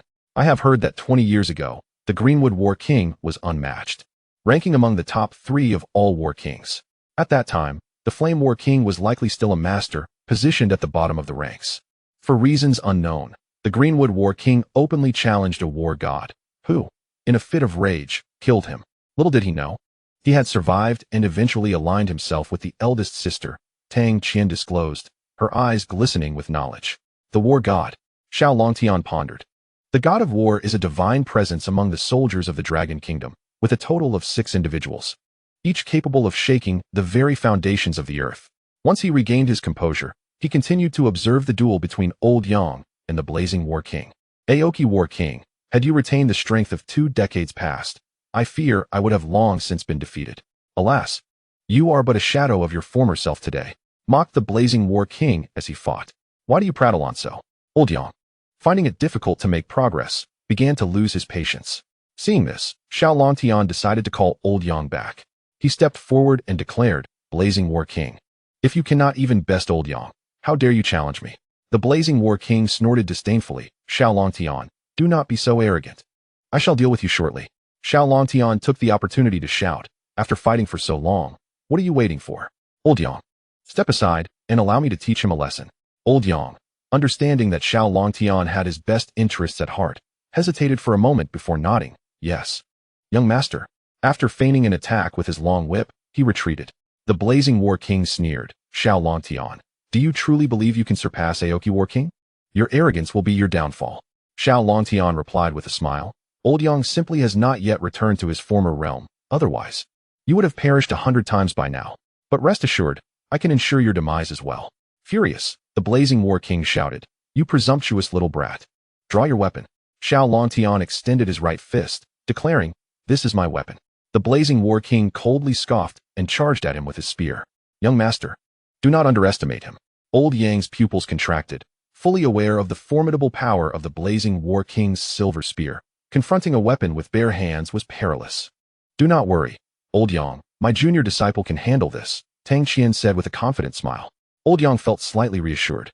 With a sweeping motion, the Blazing War King wielded his spear horizontally toward Xiao Longtian's waist, the force behind it immense. The 2-meter-long silver spear bent, as if it were a fishing rod. Xiao Longtian cast a calm glance at the spear, and suddenly unleashed a powerful punch. Clang! The red-tasseled silver spear shattered into 2 halves. The upper half soared dozens of meters into the air before embedding itself into the ground. Gasp! Everyone inhaled sharply. A single punch shattered the Blazing War King's spear? Inconceivable. Old Yang leaped with excitement. So the young master is also a Grand Martial Master, and at least a 2-star Grand Martial Master. The Blazing War King stared incredulously at the broken spear in his hands, a chill creeping into his heart. This boy's inner strength far surpassed his own. "Take another punch from me." Xiao Longtian stepped forward, charging at the Blazing War King. In a moment of panic, the Blazing War King abandoned all fight, tossing his spear aside and fleeing toward the helicopter. If he did not run, he would meet his end at Xiao Longtian's hands. Everyone was stunned. Was this truly the valiant and invincible War King? "You cannot escape." After casually deflecting the broken spear, Xiao Longtian propelled himself toward the Blazing War King like an arrow released from a bow. "You cannot kill me. I am a War King of the Dragon Kingdom, a significant figure. If you kill me, your clan will face extermination. The blazing war king bellowed. Rest assured, you will not die so swiftly. Xiao Longtian had already closed the distance behind him, launching a punch. The blazing war king turned abruptly, bracing himself to meet the blow. Boom. A sudden thunderclap echoed through the air. Bang. As lightning split the sky, their fists collided. The blazing war king was sent flying 10 meters, crashing to the ground. His entire right hand shattered. The members of the three major families stood in shock. The war king had been defeated, and so thoroughly. How could Xiao Longtian possess such an extraordinary martial arts mastery? He was merely a lad of around 20. A wave of profound despair washed over everyone from the three families. Release the war king. Some loyal masters rushed forward to save the blazing war king. Stay back. Xiao Longtian swiftly positioned himself before the blazing war king, placing his foot upon his chest. If you take another step forward, I will crush him. Xiao Longtian coldly surveyed the members of the three families. In chapter 77, the fierce matriarch of the war king family exclaimed, "Damn you, Xiao Longtian! How dare you insult the war king? Release the war king, or the millions of soldiers from Jiangnan will tear you apart." The members of the three families roared in anger. "Young master, the blazing war king can be killed, but not publicly, or it will indeed cause some trouble." Tang Qian whispered to Xiao Longtian. Even as the chief investigator of the Dragon Kingdom's police department, backed by a more formidable force, she did not dare to kill a war king in plain sight. "Young master, if we can take him to a place without witnesses, we can deal with the blazing war king without issue." Old Yang also murmured. "Very well, let us leave Talong Island first." Xiao Longtian nodded. He was unconcerned about any heavy crimes, but he could not implicate his senior sister. After all, she was from an influential family. "Let us go to the dock and seize a boat to escape." Xiao Longtian grasped the blazing war king and proceeded towards the dock. He chose not to leave by helicopter, as it was too conspicuous. If someone disregarded the blazing war king's life and shot down the aircraft, their safety would be jeopardized. By boat, even if they came under fire, there was still a chance to jump into the water and escape. The members of the three families dared not approach. Trailing behind at a distance, Xiao Longtian tightened his grip on the blazing war king's neck, glancing back at the others, and stated coldly, "If you enter my 100-meter range, I will strangle him." The blazing war king's face turned ashen, remaining silent. The members of the three families were startled and quickly halted their advance. Once Xiao Longtian had moved a distance away, they cautiously followed. "Young master, we are nearing the dock. I will go ahead to seize a boat." Old Yang volunteered, sprinting toward the dock. However, within 2 minutes, he returned, looking anxious. "Old Yang, what happened?"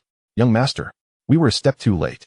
The entire Talong Island is surrounded by warships, hundreds of them, estimated to be 10,000 troops." Tang Qian gasped in shock. 10,000 troops. How could they arrive so swiftly?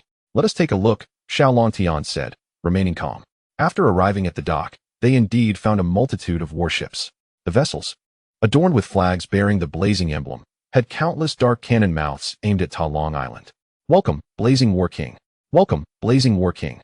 10,000 soldiers shouted in unison from the hundreds of ships, their voices shaking the heavens. One of the largest flagship vessels sped toward the dock.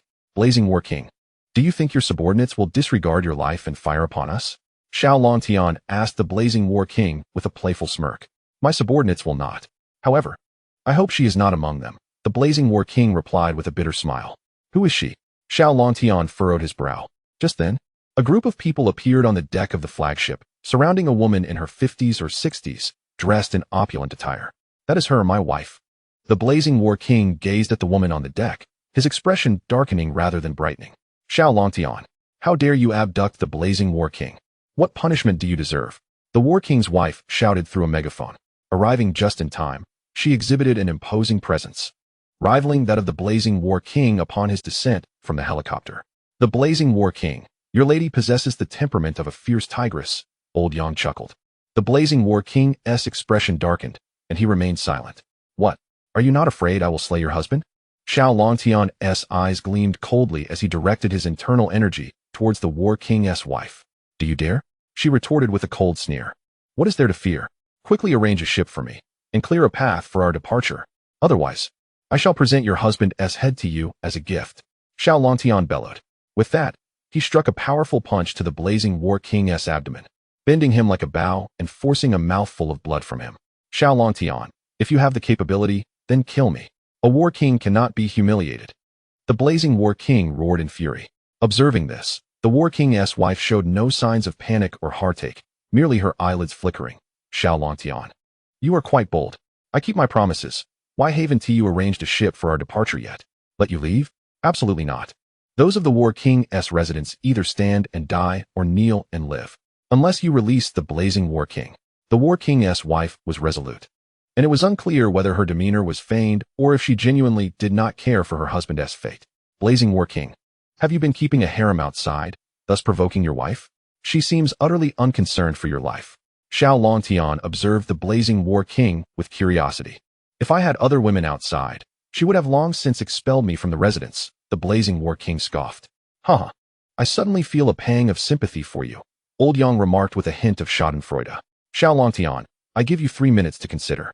If you do not release the blazing War King after 3 minutes, I will order the annihilation of Tai Long Island, leaving you to perish with it. The War King's wife shouted again. Upon hearing this, the blazing War King's expression turned as dark as water. The members of the 3 major families were startled and hastily fled to the other side of Tai Long Island, fearing they would become collateral damage. What a ruthless woman. Xiao Longtian cursed inwardly. How can the War King's wife command an army? Do these naval forces heed her command, disregarding your life?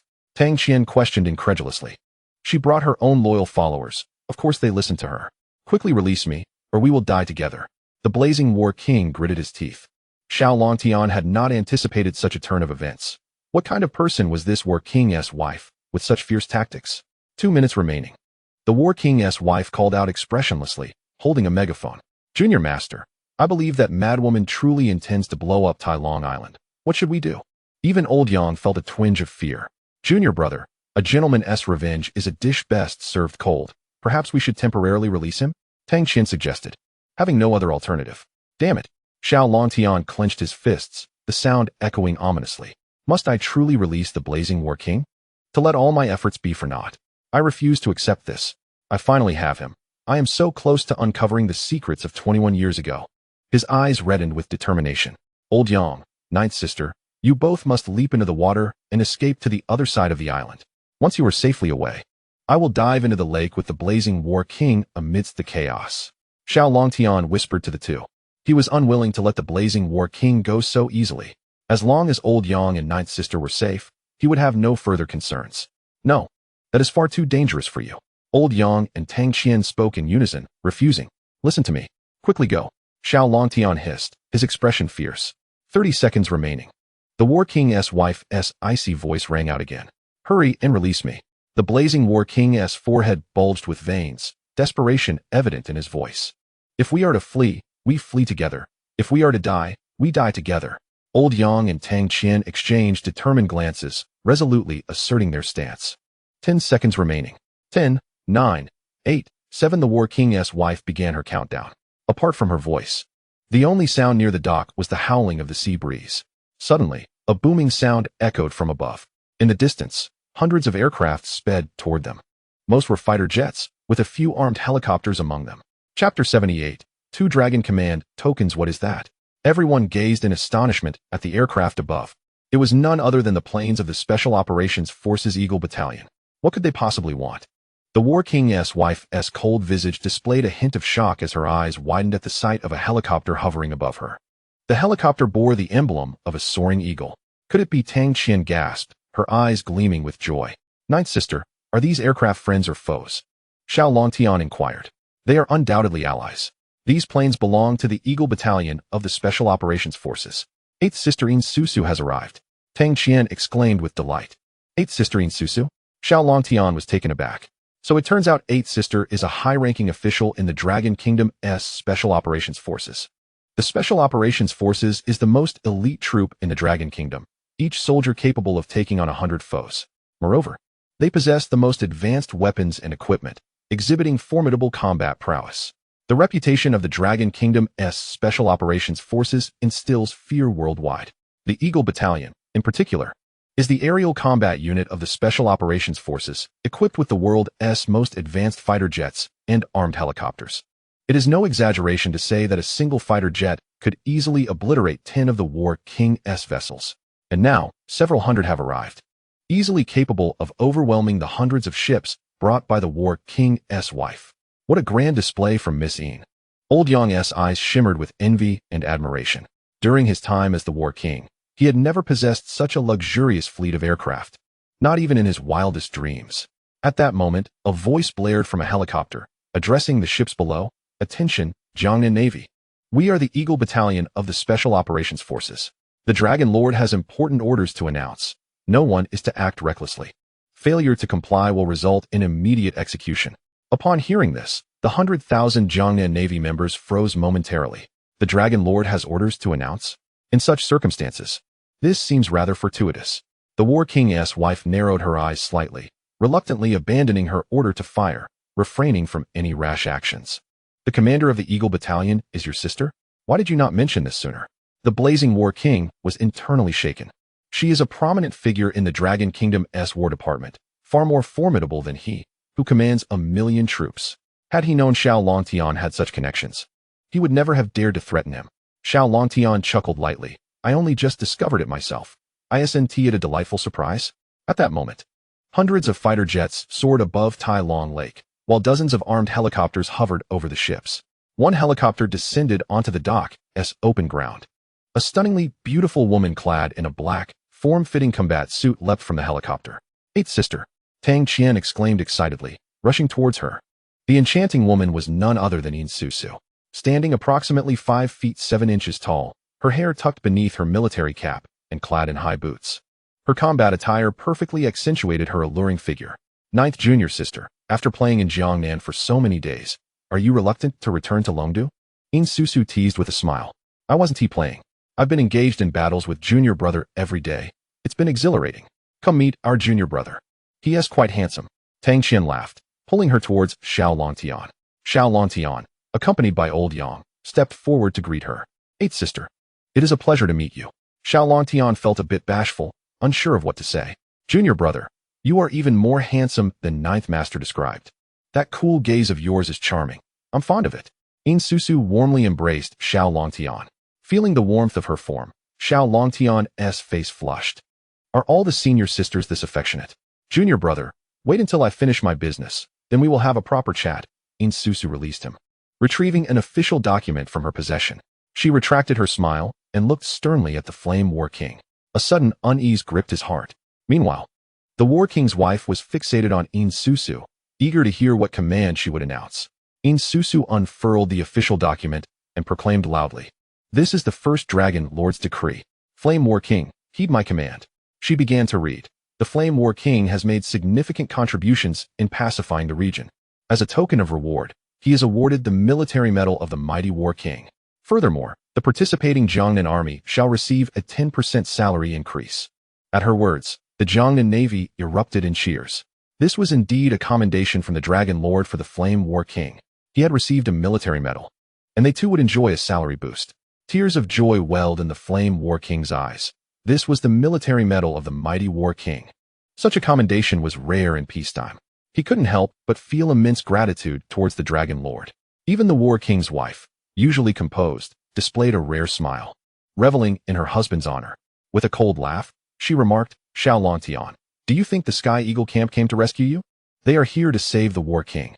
Now let us see if you still refuse to release him. Xiao Longtian was taken aback. He had not anticipated that at this moment, his senior sister would present the Dragon Lord's commendation. After rolling up the commendation, Yin Susu produced another document and announced, "This is the second Dragon Lord's decree. Flame War King, heed my command." The Flame War King replied promptly, "Yes." Yin Susu continued, "The Flame War King has guarded Jiangnan for over 20 years, achieving great merit, yet he also bears grave faults. It has been discovered that during his tenure, he allowed his subordinates to monopolize various industries, amassing wealth unscrupulously, and even condoned the indiscriminate slaughter of innocents.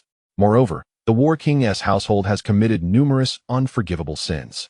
Therefore, I hereby announce that his title as War King is hereby revoked. He and all involved parties shall be escorted back to the Dragon capital for trial." Her voice, though not loud, resonated deeply, striking the heart like thunder. Upon hearing these words, the Flame War King turned pale, drenched in sweat. It was over, utterly over. Gasps of disbelief filled the air. The Flame War King had been stripped of his position. Just after receiving commendation, he was dismissed. There would be no more Flame War King. He had completely fallen. The War King's wife turned pale, her chest heaving violently, nearly collapsing. She hastily ordered her confidants to set sail. She needed to leave Jiangnan. However, a group of Sky Eagle warriors descended from helicopters, swiftly subduing her and bringing her before Yin Susu. Xiao Longtian let out a cold laugh. Flame War King, your retribution has arrived. A sense of satisfaction surged within him. Now, even if the Flame War King were to be killed, there would be no repercussions, and his ninth sister would be spared. Furthermore, the secret from 21 years ago, one pertaining to his origins, would soon be unveiled. Xiao Longtian seized the Flame War King's throat, his eyes icy and penetrating. Speak. Who was the woman you besieged in Haidu City 21 years ago? The Flame War King froze, trembling involuntarily at the sight of Xiao Longtian's terrifying gaze. Your eyes are exactly like hers. Chapter 79. The Mother's Power. Xiao Longtian's eyes widened in shock and joy. The woman they had besieged 21 years ago was likely his mother. He tightened his grip and pressed. Who is she? Why did you want to kill her? The Flame War King struggled to breathe, gritting his teeth. All I know is that she hails from the dragon capital. Xiao Longtian relaxed his hold slightly. Why did you besiege her? After taking a deep breath, the Flame War King replied. It was said that she possessed a rare treasure, and many powerful figures pursued her from the dragon capital. I, too, was not immune to temptation. Don't try to sugarcoat it. You, like those from the dragon capital, are nothing but scum seeking wealth and blood. Xiao Longtian barked. Such filth will eventually meet their end at my hands. The Flame War King fell silent, unable to refute the truth. What features did that woman possess? Did she have a crescent-shaped birthmark on her left earlobe? A crescent-shaped birthmark? I have no recollection. After a moment of reflection, the Flame War King shook his head. In the chaos of that battle, who could have noticed such details? He paused and added, however, your eyes are identical to hers. I suspect you are the infant she held at that time, and she is indeed your mother. Upon hearing this, Xiao Longtian's fists clenched with excitement. He had a strong premonition that the woman must be his mother. If that were the case, her decision to abandon him at the orphanage was likely a choice made out of necessity. Did you harm that woman? Xiao Longtian's gaze turned frigid as ice. Huh. At that time, I was merely a 7-star master. How could I have harmed her? Her martial prowess was terrifying. With a single punch, she could kill a grand martial master, effortlessly slaying hundreds of top-tier experts. The ground ran red with blood. What became of her afterward? We besieged her for an hour, suffering heavy casualties, yet we still failed to detain her. Had it not been for the infant she held and her prior injuries, I doubt any of us would have survived. What was her condition when she departed? She appeared gravely injured. Did you ever hear from her again? None. Since that day, she has vanished from the Dragon Kingdom. Some say she may have escaped to another country, while others believe she succumbed to her injuries long ago. You scoundrels! How could you treat a mother with an infant so cruelly? Who else survived besides you? Xiao Longtian's fist struck a nearby tree, splitting it in two, sending dust flying. The Flame War King trembled, unable to meet Xiao Longtian's gaze, which reminded him of that terrifying woman from 21 years ago. The Dong, Yuan, Ho Yin, and Qin families from the Dragon Capital, as well as Captain Fu of the Earth Tiger Camp and Martial God Mu, along with members of the Martial Arts Department, all survived. I've heard that most of them are members of the Four Dragon Society. Xiao Longtian committed these names to memory. One day, he would demand blood for blood from each of them. Why are you cooperating so readily, divulging everything? Xiao Longtian questioned, sensing that the Flame War King did not appear to be lying. He had yet to employ the 9-yin poison bone needle. Yet the Flame War King had already confessed everything. I don't know, perhaps it's because I often have nightmares about that woman, the Flame War King sighed. In truth, the reason he had so readily shared with Xiao Longtian was due to his shattered confidence. A young man, barely 20, had effortlessly defeated him in just a few moves, which was a significant blow to his pride. Moreover, having been stripped of his position, he was utterly disheartened. After a moment of silence, Xiao Longtian inquired, 5 years ago, was it you who ordered Wang Dong to kidnap me? The Flame War King was taken aback. Shaking his head, that was not my doing. Xiao Longtian furrowed his brows. If it wasn't you, then who else could it be? Who else knows my identity? Wang Dong may be my disciple, but he is not my confidant, the Flame War King insisted. Not your confidant. Could it be your wife's confidant? Xiao Longtian turned to the War King's wife. Her expression shifted slightly, and she scoffed. Wang Dong is my adopted son. Xiao Longtian's gaze turned icy. So it was you who ordered Wang Dong to kidnap me? She disdainfully shrugged. And if it was me? I'm not like that useless man, devoid of any sense of responsibility. The Flame War King's expression darkened, and he retorted angrily. How am I a useless man? How do I lack responsibility? If it weren't for your madness and constant troublemaking, would I have fallen to this state? At his words, the War King's wife erupted in fury. You're still a useless man. For so many years, I have been unable to bear a single seed. At my age, I cannot even possess my own flesh and blood. Moreover, if it weren't for my father, could you have dominated Jiangnan for 20 years? The Flame War King trembled with rage. If it weren't for your father, I would have long since divorced you, your own barren womb. And yet you lay the blame at my feet. Their quarrel bore no semblance to that of a married couple. They appeared more like enemies. Xiao Longtian, feeling exasperated, barked. Silence. The War King's wife scoffed. What are you? How dare you command me to be quiet? Xiao Longtian's expression darkened as he swiftly stood before her. With a resounding slap, he knocked out several of her decayed teeth. The War King's wife, seething with fury, clutched her swollen left cheek and pointed at Xiao Longtian, exclaiming, How dare you strike me? Do you know who my father is? I don't care who your father is. Speak another word, and I shall return the favor to your swollen visage. Xiao Longtian glared fiercely. The War King's wife felt a jolt of fear and immediately quieted down. Who exactly is your father that instills such trepidation in you? Xiao Longtian inquired of the Flame War King.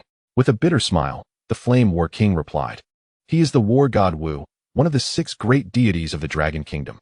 Old Yang gasped in astonishment. It is indeed that old fellow, war god Wu. Xiao Longtian, intrigued, asked, Old Yang, do you know this war god Wu? Old Yang gritted his teeth. Not only do I know him, he is my enemy. Back in the day, I was already a 7-star Grand Martial Sect Master, my strength second only to the 6 great gods. That old wretch falsely accused me of treason, resulting in my imprisonment and a significant reduction in power. Thankfully, Miss Long rescued me. Otherwise, I would have perished in that dungeon. Xiao Longtian, understanding the gravity of the situation, solemnly stated, Old Yang, I will ensure that this grudge is avenged for you. Old Yang's face expressed gratitude. Thank you, young master. Revenge?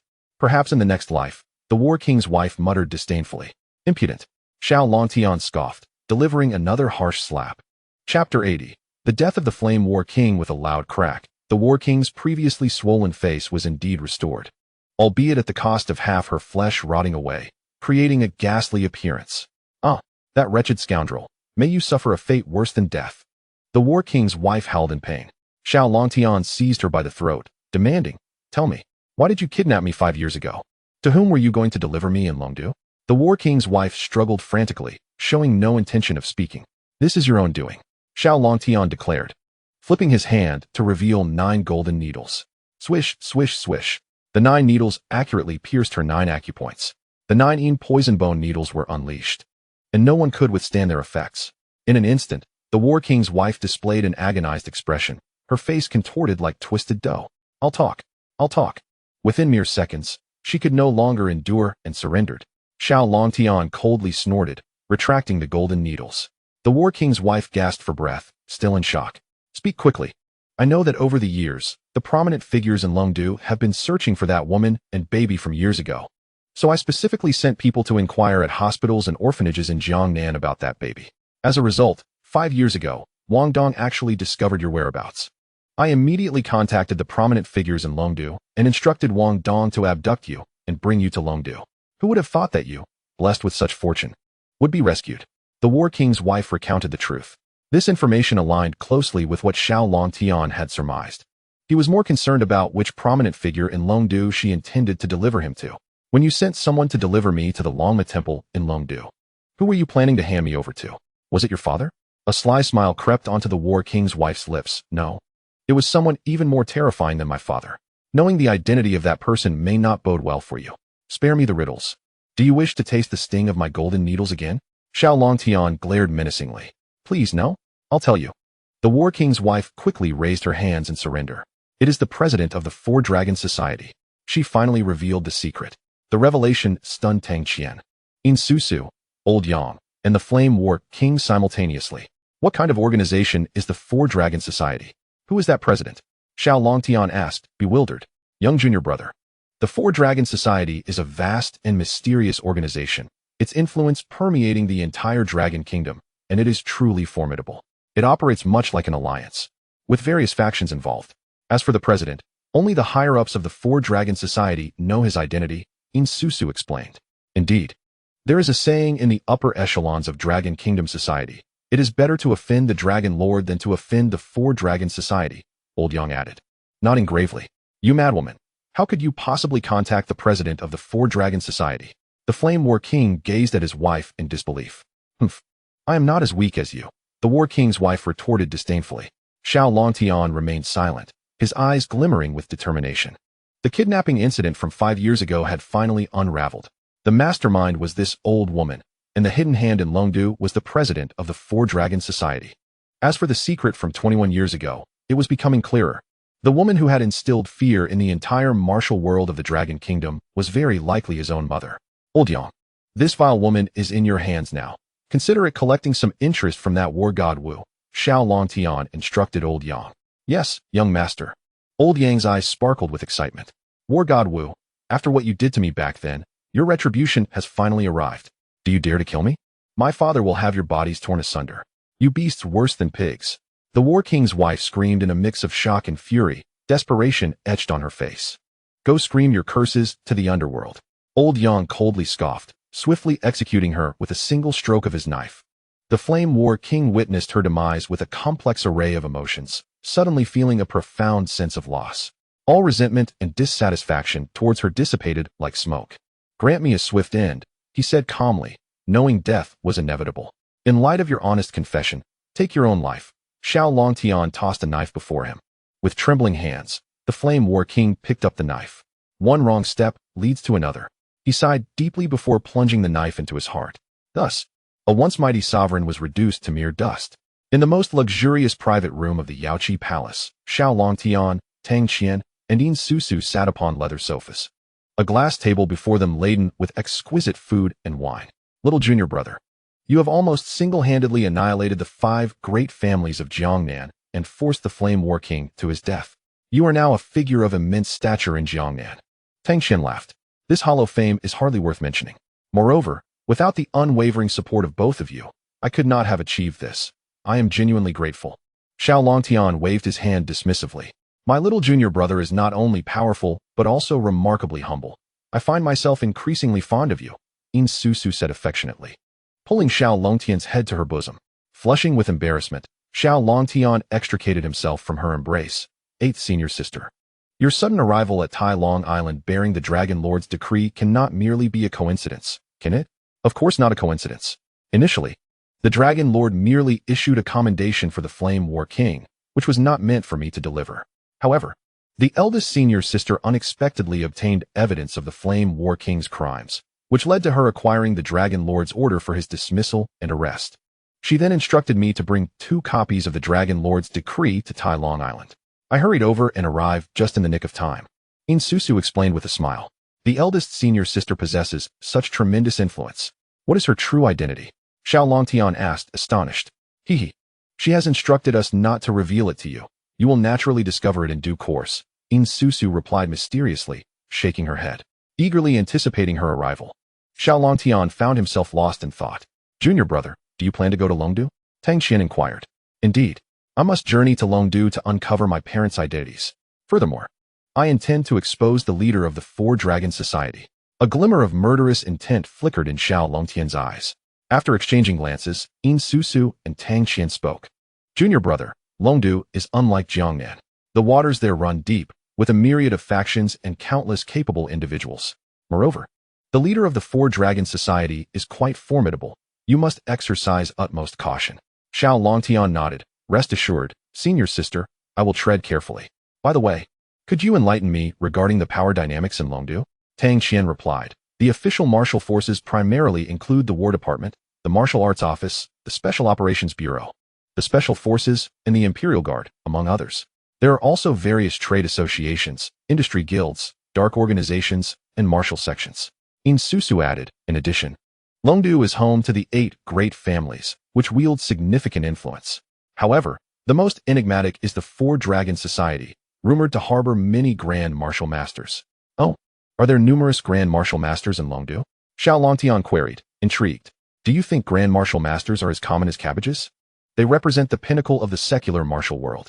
Even in the hidden realm of Longdu, they command great respect, and most individuals will never encounter one in their lifetime. Tang Qian remarked with a scornful glance. Junior brother, are you familiar with the Martial Master rankings? Susu asked. Xiao Longtian shook his head, indicating he had not heard of it. The Martial Master Rankings is a list of Grand Martial Masters in our Dragon Nation, limited to those who have publicly made an appearance. There are a total of 108 individuals. Do you know where the Blazing War King ranks? Susu teased. Given his limited prowess, it should not be high, right? Xiao Longtian pondered. Indeed, he ranks 97th. Yet for the millions of martial artists in the Dragon Nation, he is a figure perched atop the summit, almost unattainable. Susu chuckled. Oh, what about Old Yang's rank? The Qingmu War King ranked 32nd 20 years ago, among the top of the 36 War Kings. Unfortunately, he suffered greatly due to the treachery of the war god Wu, leading to a significant decline in his strength. Tang Qian sighed. What is that scoundrel Wu's rank? Xiao Longtian inquired further. Wu war god ranks 19th, quite powerful.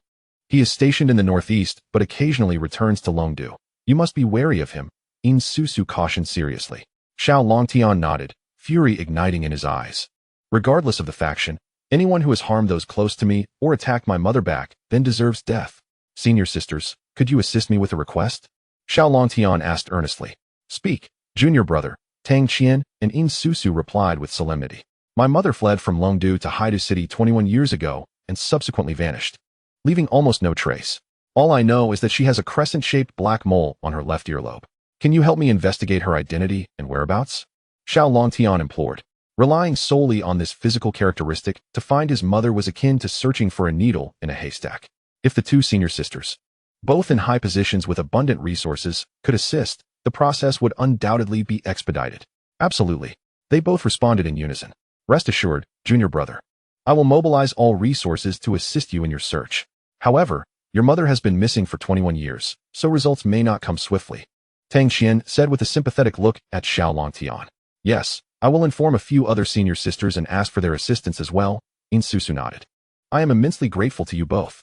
Xiao Longtian expressed his heartfelt appreciation. Among family, no need for formalities, Susu smiled. Indeed. No need to be so polite with us. I will return to Longdu immediately to assist your search, Tang Qian declared, rising to her feet. In such a hurry? Xiao Longtian was taken aback. Hee, I have been away from Longdu for quite some time, and I have a multitude of matters awaiting my attention. Moreover, the old man at home is urging me to return, Tang Qian laughed. I too must return to Nandu, having brought so many planes to Jiangnan. The Special Operations Department is pressing me as well, Susu added, also rising. Nandu is the largest city in Southern Dragon Nation and serves as a crucial base for the Special Operations Department's naval and air forces, responsible for guarding the southern borders of the nation. A wave of reluctance washed over Xiao Longtian. Junior brother, when do you plan to head to Longdu? Would you like to accompany me now? Tang Qian patted his shoulder. Ninth senior sister, you go ahead.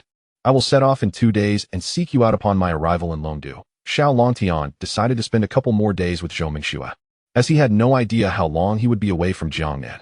Very well, then we shall take our leave. Until we meet in Longdu. Tang Qian embraced Xiao Longtian and planted a kiss on his cheek. Junior brother, do visit Nandu when you have the chance. I will ensure you have a splendid time. Susu followed suit and kissed him before departing with Tang Qian. Watching the two graceful figures depart, Xiao Longtian sighed wearily, then sat down and consumed a bottle of Maodai. At that moment, footsteps approached from outside the door. Young mistress, the head of the Qing family, Qing Heng, seeks an audience. Qin Lian knocked on the door and called softly. The head of the Qing family? What business does he have? Xiao Longtian pondered, somewhat perplexed. He had never interacted with Qing Heng, having merely assisted his daughter, Qing Xian, once at the Yaoqi Palace. However, during that encounter, he had not revealed his identity. So Qing Heng likely did not come regarding his daughter. Recalling that among the 6 great families in Jiangnan, only the Qing family had not troubled him, he deemed them somewhat discerning. Let him in, he instructed Qin Lian. Yes, young mistress. Qin Lian's eyes sparkled with admiration and respect for her young master, who was capable of defeating the Blazing War King. Soon, Qin Lian ushered Qing Heng into the room, dressed in a gray suit. He was of average height and sported a pair of gold-rimmed glasses, exuding an air of refinement. Hello, Mr. Xiao, I am Qing Heng. Upon entering, he smiled and extended his right hand for a handshake. Xiao Longtian stood and shook his hand lightly. Please, have a seat. He gestured toward the sofa and sat down himself. What brings the head of the Qing family to me? Xiao Longtian inquired directly. Mr. Xiao is truly forthright. Qing Heng chuckled, retrieving a photograph from his pocket and sliding it across the glass table toward Xiao Longtian. What is this? Xiao Longtian glanced at the photograph with curiosity. The yellowed image depicted two boys, around 17 or 18 years old, with their arms draped over each other's shoulders, set against what appeared to be a school backdrop. Mr. Xiao, this is a photo from my high school days. The person on the left, wearing glasses, is me. Now, take a closer look at the other person. Qing Heng maintained his smile, though Xiao Longtian sensed a hint of excitement in his gaze. Curiously, Xiao Longtian picked up the photograph, first examining the figure on the left. Indeed, it was Qing Heng. He then shifted his attention to the figure on the right. Ah, a jolt of recognition surged through him. The boy on the right bore a striking resemblance to him. Could this boy be? Suddenly, Xiao Longtian sprang to his feet, excitement radiating from him as he fixed his gaze on Qing Heng, head of the Qing family. Who is the other person in this photograph? What is his name? Qing Heng, equally exhilarated, stood up and replied emphatically, his name is Xiao Shan, my high school classmate and a dear friend from back in the day. Xiao Shan. He shares my surname. Xiao Longtian's breath quickened. Is he from Longdu? What else do you know? He grasped Qing Heng's arm tightly. Mr. Xiao, please calm down. Qing Heng grunted, feeling the intense pressure on his arm. The strength of this young man was truly formidable. Apologies, I lost my composure. Xiao Longtian hastily released his grip and instinctively assisted him in massaging a few acupoints. It's all right, I understand, he said. Qing Heng rubbed his arm, astonished to discover that the pain had miraculously subsided. Mr. Qing, I implore you to divulge all the information you possess about him. Xiao Longtian gazed at Qing Heng with urgency. Chapter 82. The new king of Jiangnan. Qing Heng nodded and began to speak slowly. Both Xiao Shan and I attended Longdu No. 1 high school. He was an academic prodigy with an exceptionally high IQ. Later, he was admitted to Harvard University in the Eagle Country, while I enrolled at Jiangnan University. And thus we lost contact. He sighed deeply, filled with regret. If I am not mistaken, you must be Xiao Shan's son, for you bear an uncanny resemblance to him. Qing Heng smiled at Xiao Longtian. I have discovered my father's whereabouts. His name was Xiao Shan. Xiao Longtian murmured, his mouth agape and eyes wide, grappling with the overwhelming news. He stared at the photograph of Xiao Shan, feeling an increasing sense of familiarity, his heart silently shouting. He must be my father. I must find him. Mr. Qing, do you know his address? I know where he lived during high school. However, after he went to university, I returned home during the summer to seek him out, only to discover that he had moved. Otherwise, we would not have lost contact, Qing Heng replied. Xiao Longtian's face paled as disappointment washed over him. Another lead had vanished. Nevertheless, Longdu No. 1 high school, Harvard University, and that photograph were all invaluable clues. Gradually, his expression returned to normal, and his confidence was rekindled. No matter where, he would certainly find his father. Do not fret, you will find him. I will give you this photograph, Qing Heng reassured him. Thank you, Uncle Qing. Xiao Longtian said gratefully as he tucked the photograph away. These clues were of utmost importance. You call me uncle? Qing Heng was momentarily taken aback, surprised that this young man, who commanded respect in Jiangnan, suddenly addressed him as uncle. Well, you were a close friend of my father's, so naturally, you are my uncle. Xiao Longtian smiled gently. Haha, excellent. Knowing that Xiao Shan has such an outstanding son makes me immensely proud. Qing Heng laughed heartily, clearly delighted. Uncle Qing, if I am not mistaken, the masked person who informed me to leave Tai Long Island was sent by you, right? Once his emotions stabilized, Xiao Longtian quickly recalled this detail. Indeed, it was I who sent him. At that time, I did not dare to openly offend the Flame Warrior, so I refrained from revealing my true identity. Please do not hold it against me, Qing Heng replied, a tinge of guilt in his tone. How could I blame you? I am immensely grateful that you risked incurring the wrath of the Flame Warrior to assist me. Xiao Longtian shook his head. You are Xiao Shan's son. It is only natural for me to help you. Qing Heng chuckled. On the day your father departed for the Eagle Country, I accompanied him to the airport, and he jokingly said that if our children were a boy and a girl, they should become in-laws. Qing Heng looked at Xiao Longtian with increasing fondness. Xiao Longtian's mind immediately conjured the image of Qing Xian. Could it be that Uncle Qing genuinely intends to betroth that girl to me? That girl is no simpleton. Longtian, you have yet to meet my daughter, have you? She is quite fair in appearance. I shall call her over for you to meet. Qing Heng said with a smile while dialing Qing Xuan's number. What? Uncle Qing, no. Xiao Longtian waved his hands frantically. Yet, the call had already connected. Hello, Dad. What is it? Xianer, please come to Yaoqi Palace. Dad has someone to introduce to you. Dad, why are you doing this again? I have already told you. I will not marry your classmate's son. There are countless suitors lining up from the north of the city to the south. Why are you so eager to marry me off? What is wrong with my classmate's son? He is far superior to many others. Uft. I don't believe that anyone who could match me would be found even with a lantern. Enough of this nonsense. Hurry over. If you do not come, do not expect to receive any money from me in the future. Dad, you are so ruthless. Fine, I will go. But don't blame me if I don't show him any respect. After saying that, Qing Xian abruptly hung up the phone. Xiao Longtian felt a wave of frustration wash over him. Haha, Longtian, do not be misled by this girl's sharp tongue. She is quite gentle at heart. Qingheng chuckled awkwardly. Is that so? Xiao Longtian longed to inform him that he had already met Qing Xian, but he was unsure how to broach the topic. By the way, Longtian, I came here today with a few others who are eager to meet you. Would you be willing to see them? I would never refuse the guests brought by Uncle Qing. That is splendid. I shall invite them in. Qingheng promptly made a call. Soon, 6 individuals entered, all exuding an air of affluence. Xiao Longtian immediately recognized 2 familiar faces and exclaimed in surprise. Uncle Huang. Yuyan, what brings you here? It turned out that Huang Yuyan and the head of the Huang family, Huang He, were among the 6. Longtian, my dear nephew, we meet again. Huang He spoke with a hint of formality. While in Haidu City, Huang He had not dared to underestimate Xiao Longtian.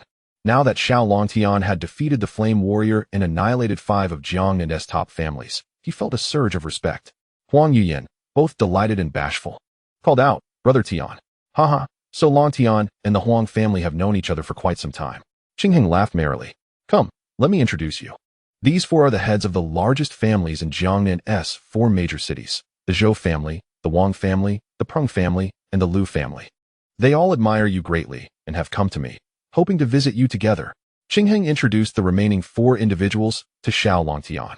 It could be said that the most prominent families in contemporary Jiangnan had gathered here. A single word from this private room could alter the fates of many in Jiangnan. It is an honor to meet Mr. Xiao. The 4 men respectfully clasped their hands in greeting. You are too kind. I, Xiao Longtian, am merely an inexperienced youth. Xiao Longtian replied with a faint smile. Once Xiao Longtian took his seat, the others followed suit. Yuyan, why not just call me directly? Why go through Uncle Qing and take the long way around to find me? Xiao Longtian smiled at Huang Yuyan. Brother Tian, I came with my dad today. I could have said I wanted to meet you alone, but my dad insisted on this manner of introduction. Huang Yuyan pouted. Huang He interjected, today, the major families of Jiangnan have come to visit you, my dear nephew Longtian. How could I just use backdoor connections? His implication was clear. He would not leverage his acquaintance with Xiao Longtian to overshadow the other families. The other 4 men looked at Huang He with envy. The head of the Huang family had managed to forge a connection with Xiao Longtian so early. What foresight! The 4 were already strategizing on how to present their most beautiful daughters to Xiao Longtian. Qingheng stated, Longtian, let us speak plainly. With the Flame Warrior deceased, the remaining 5 major families in Jiangnan are no longer a force to be reckoned with. Now, the only families that hold sway are we 6. We all wish to meet you and seek your guidance on the future direction. Xiao Longtian was momentarily taken aback and then chuckled softly. So they believe I intend to take the place of the Flame Warrior and reign over Jiangnan? Hence their visit to pay their respects? Though he possessed the strength to do so, he had no desire for such a role. Gentlemen, I cannot presume to offer guidance. I have only 4 requests. Xiao Longtian said with a subtle smile. Mr. Xiao, please speak. The others exclaimed with a glimmer of excitement in their eyes, hastily inclining their hands in respect.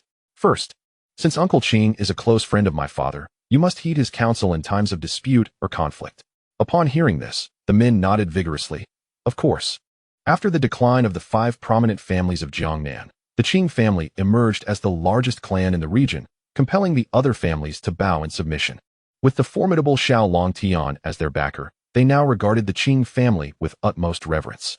Furthermore, Yuyan is a friend of mine, and the late matriarch of the Huang family had once shown me kindness.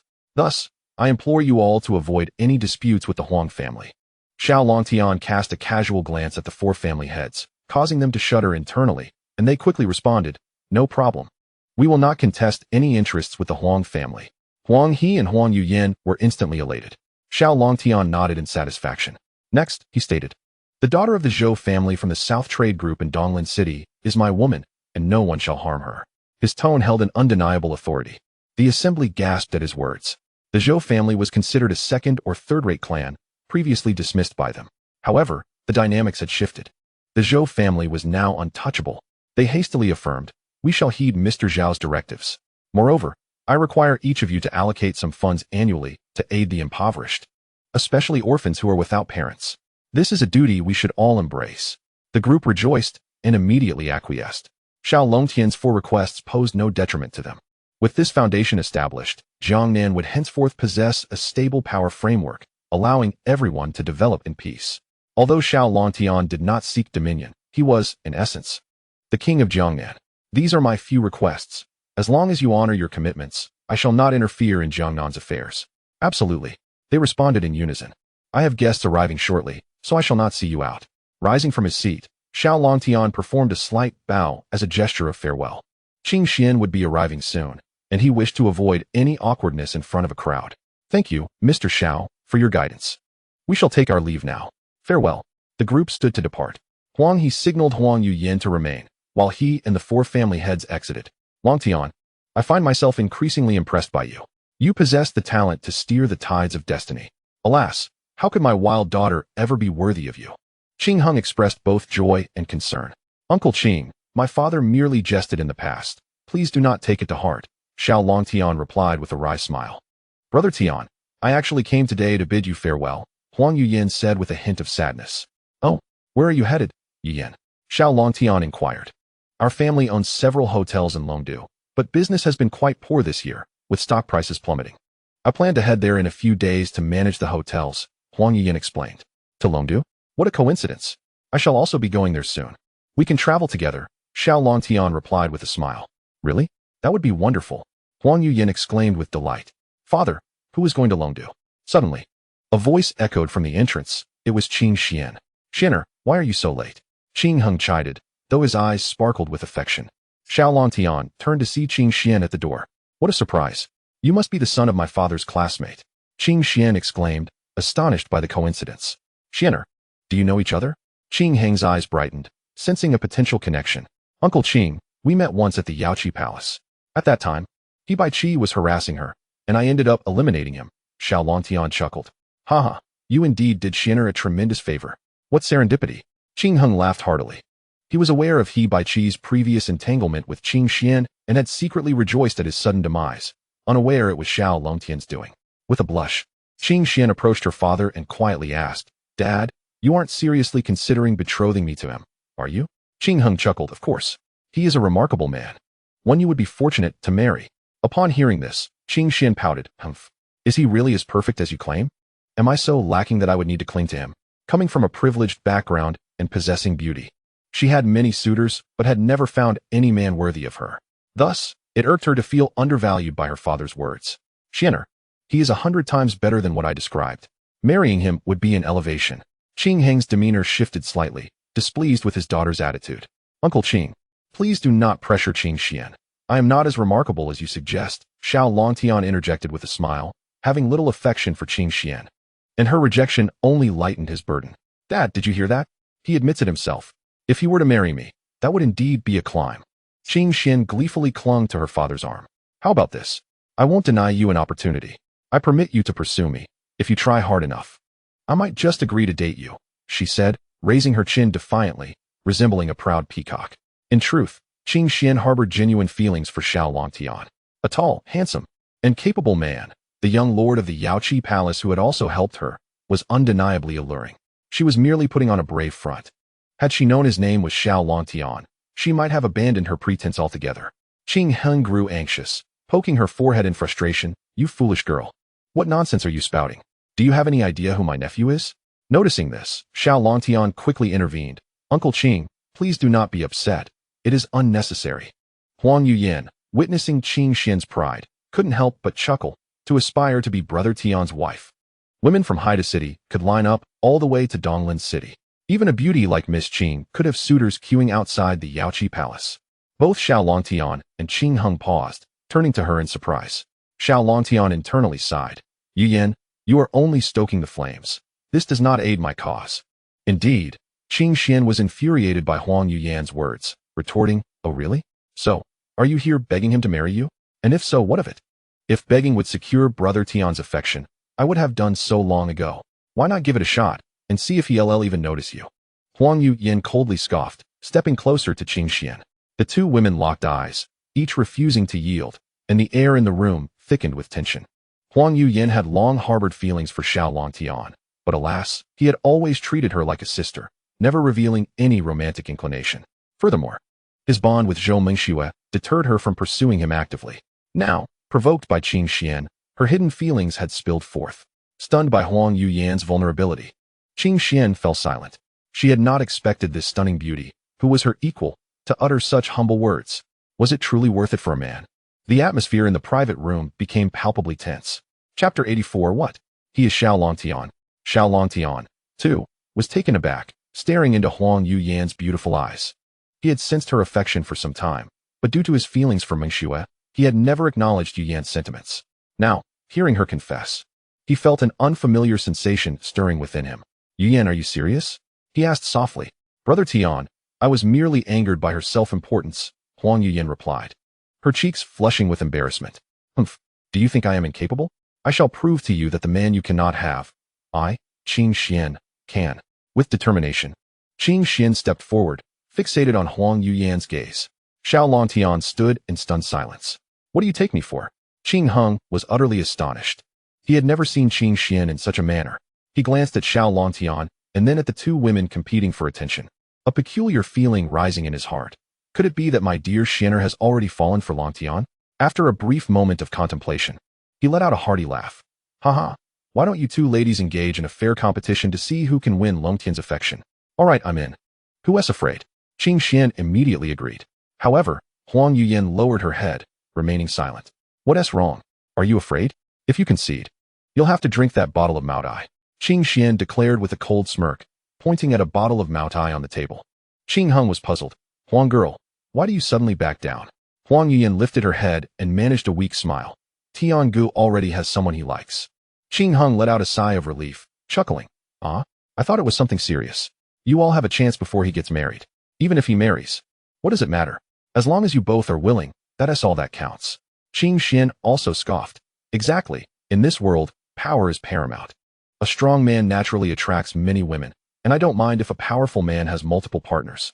Huang Yuyan was taken aback, looking at Qin Xian in astonishment. She hadn't anticipated that this fiery beauty would possess such a tolerant view on marriage. Was she too conservative? The door to her previously steadfast heart had quietly begun to crack open. With this thought, she felt a newfound clarity. As long as I am willing and Tian Gu is willing, what do I care about others' opinions? All right, I will compete with you fairly, Huang Yuyan declared confidently, wrapping her arm around Xiao Longtian's. Qin Xian coldly huffed, quickly linking her arm with his other side, purposefully brushing her pride against him. Haha, splendid. A fine spectacle. Qin Heng laughed heartily, raising a glass of Maotai and downing it in one go. Only Xiao Longtian was left with a perplexed expression, wondering if they had ever considered his opinion. He certainly had feelings for Huang Yuyan. Her previous confession had touched his heartstrings. Yet, he felt nothing for Qin Xian. This so-called fair competition seemed inherently unfair from the outset. By the way, Tian Gu, in a couple of days, we're heading to Longdu. You should take my family's private jet, just the two of us. Huang Yuyan emphasized the last part with particular intonation. You're going to Longdu? I'm going too. Qin Xian immediately interjected. The thought of them, a man and a woman, sharing a private jet made her heart feel a twinge of jealousy. What? Are you planning to travel at lightning speed to Longdu? Sorry, there's no room for you, Huang Yuyan shrugged. My family also has a private jet. Why don't you take mine? Qin Xian insisted, clinging to Xiao Longtian's arm, playfully leaning against him. Xiao Longtian felt a shiver run down his spine and gently freed himself from her grasp. No, I've already promised Yuyan. He then turned to Qin Heng. Uncle Qin, Yuyan and I have some matters to attend to, so we'll take our leave. With that, he took Huang Yuyan's hand and swiftly exited. Dad, they're bullying me. Qin Xian stomped her foot in frustration. Xianer, you really need to step up your game. It seems the Huang girl is leading you by quite a margin. Qin Heng sighed, shaking his head. So what if she gets a head start? My charms are not something ordinary men can resist, Qin Xian retorted defiantly. But Longtian is no ordinary man, he reminded her. Longtian, that name sounds so familiar. Qin Xian tossed her hair back. Of course, it's familiar. He is the one who caused the Flame War King to take his own life and annihilated the 5 major families of Jiangnan. Qin Heng shot her an annoyed glance. What? He is the renowned Xiao Longtian of Jiangnan. Isn't he the young lord of the Yaoqi Palace? Qin Xian's eyes widened in shock. The young lord of Yaoqi Palace is merely one of his identities. As far as I know, his background is terrifyingly formidable. Admiration flickered in Qin Heng's eyes. Dad, why didn't you tell me earlier? Qin Xian exclaimed, collapsing onto the sofa. Had she known he was Xiao Longtian, she would not have dared to speak to him in such a manner. Had her attitude not made him dislike her? I wanted to say something, but there was no opportunity. Qing Heng sighed. After leaving Yaoqi Palace, Xiao Longtian let Huang Yuyan return home first, while he headed to the Zhou family to find Zhou Mingxue. On the way, he took a photo of his father's picture and sent it to his two senior sisters, asking for their help in locating his father's information. Soon, the ninth sister responded, "Little junior brother, I'm sorry. I couldn't find any information on your father. His record, Xiao Shan, has been deleted from the Dragon Kingdom's household registration system, leaving no trace." Xiao Longtian felt helpless. It seemed that his parents' enemies were indeed powerful and had left no stone unturned. "Ninth sister, it's all right. I'll go to Longdu myself in a couple of days to investigate. I believe there will be some clues left behind." After composing the message, Xiao Longtian sent it to the ninth sister. Feeling downcast, he arrived at the Zhou family home. Zhou's father and Zhou Mingxue were naturally overjoyed to welcome him. "Brother Longtian, you're simply incredible. The Flame War King, the tyrant of Jiangnan, has been subdued by you. You've shattered the heavens of Jiangnan," Zhou Mingxue said, both in awe and pride. "Your abilities are truly astonishing. In such a short time, you've turned Jiangnan upside down. The Flame War King has dominated for decades, and now it's as if the clouds have parted." Zhou's father echoed his sentiments. Old Yang watched with a smile as the two praised their young master, as if they were praising him instead. Suddenly, a servant rushed in to report, "Mr. Zhou, Mrs. Zhou, no. Ms. Chu Fong has come to pay a visit." Chu Fong was Zhou's mother, and the two had been divorced. "What could she want?" "We want to see her," Zhou's father huffed. "She said if you don't come out, she'll just stay at the door and not leave," the servant stammered.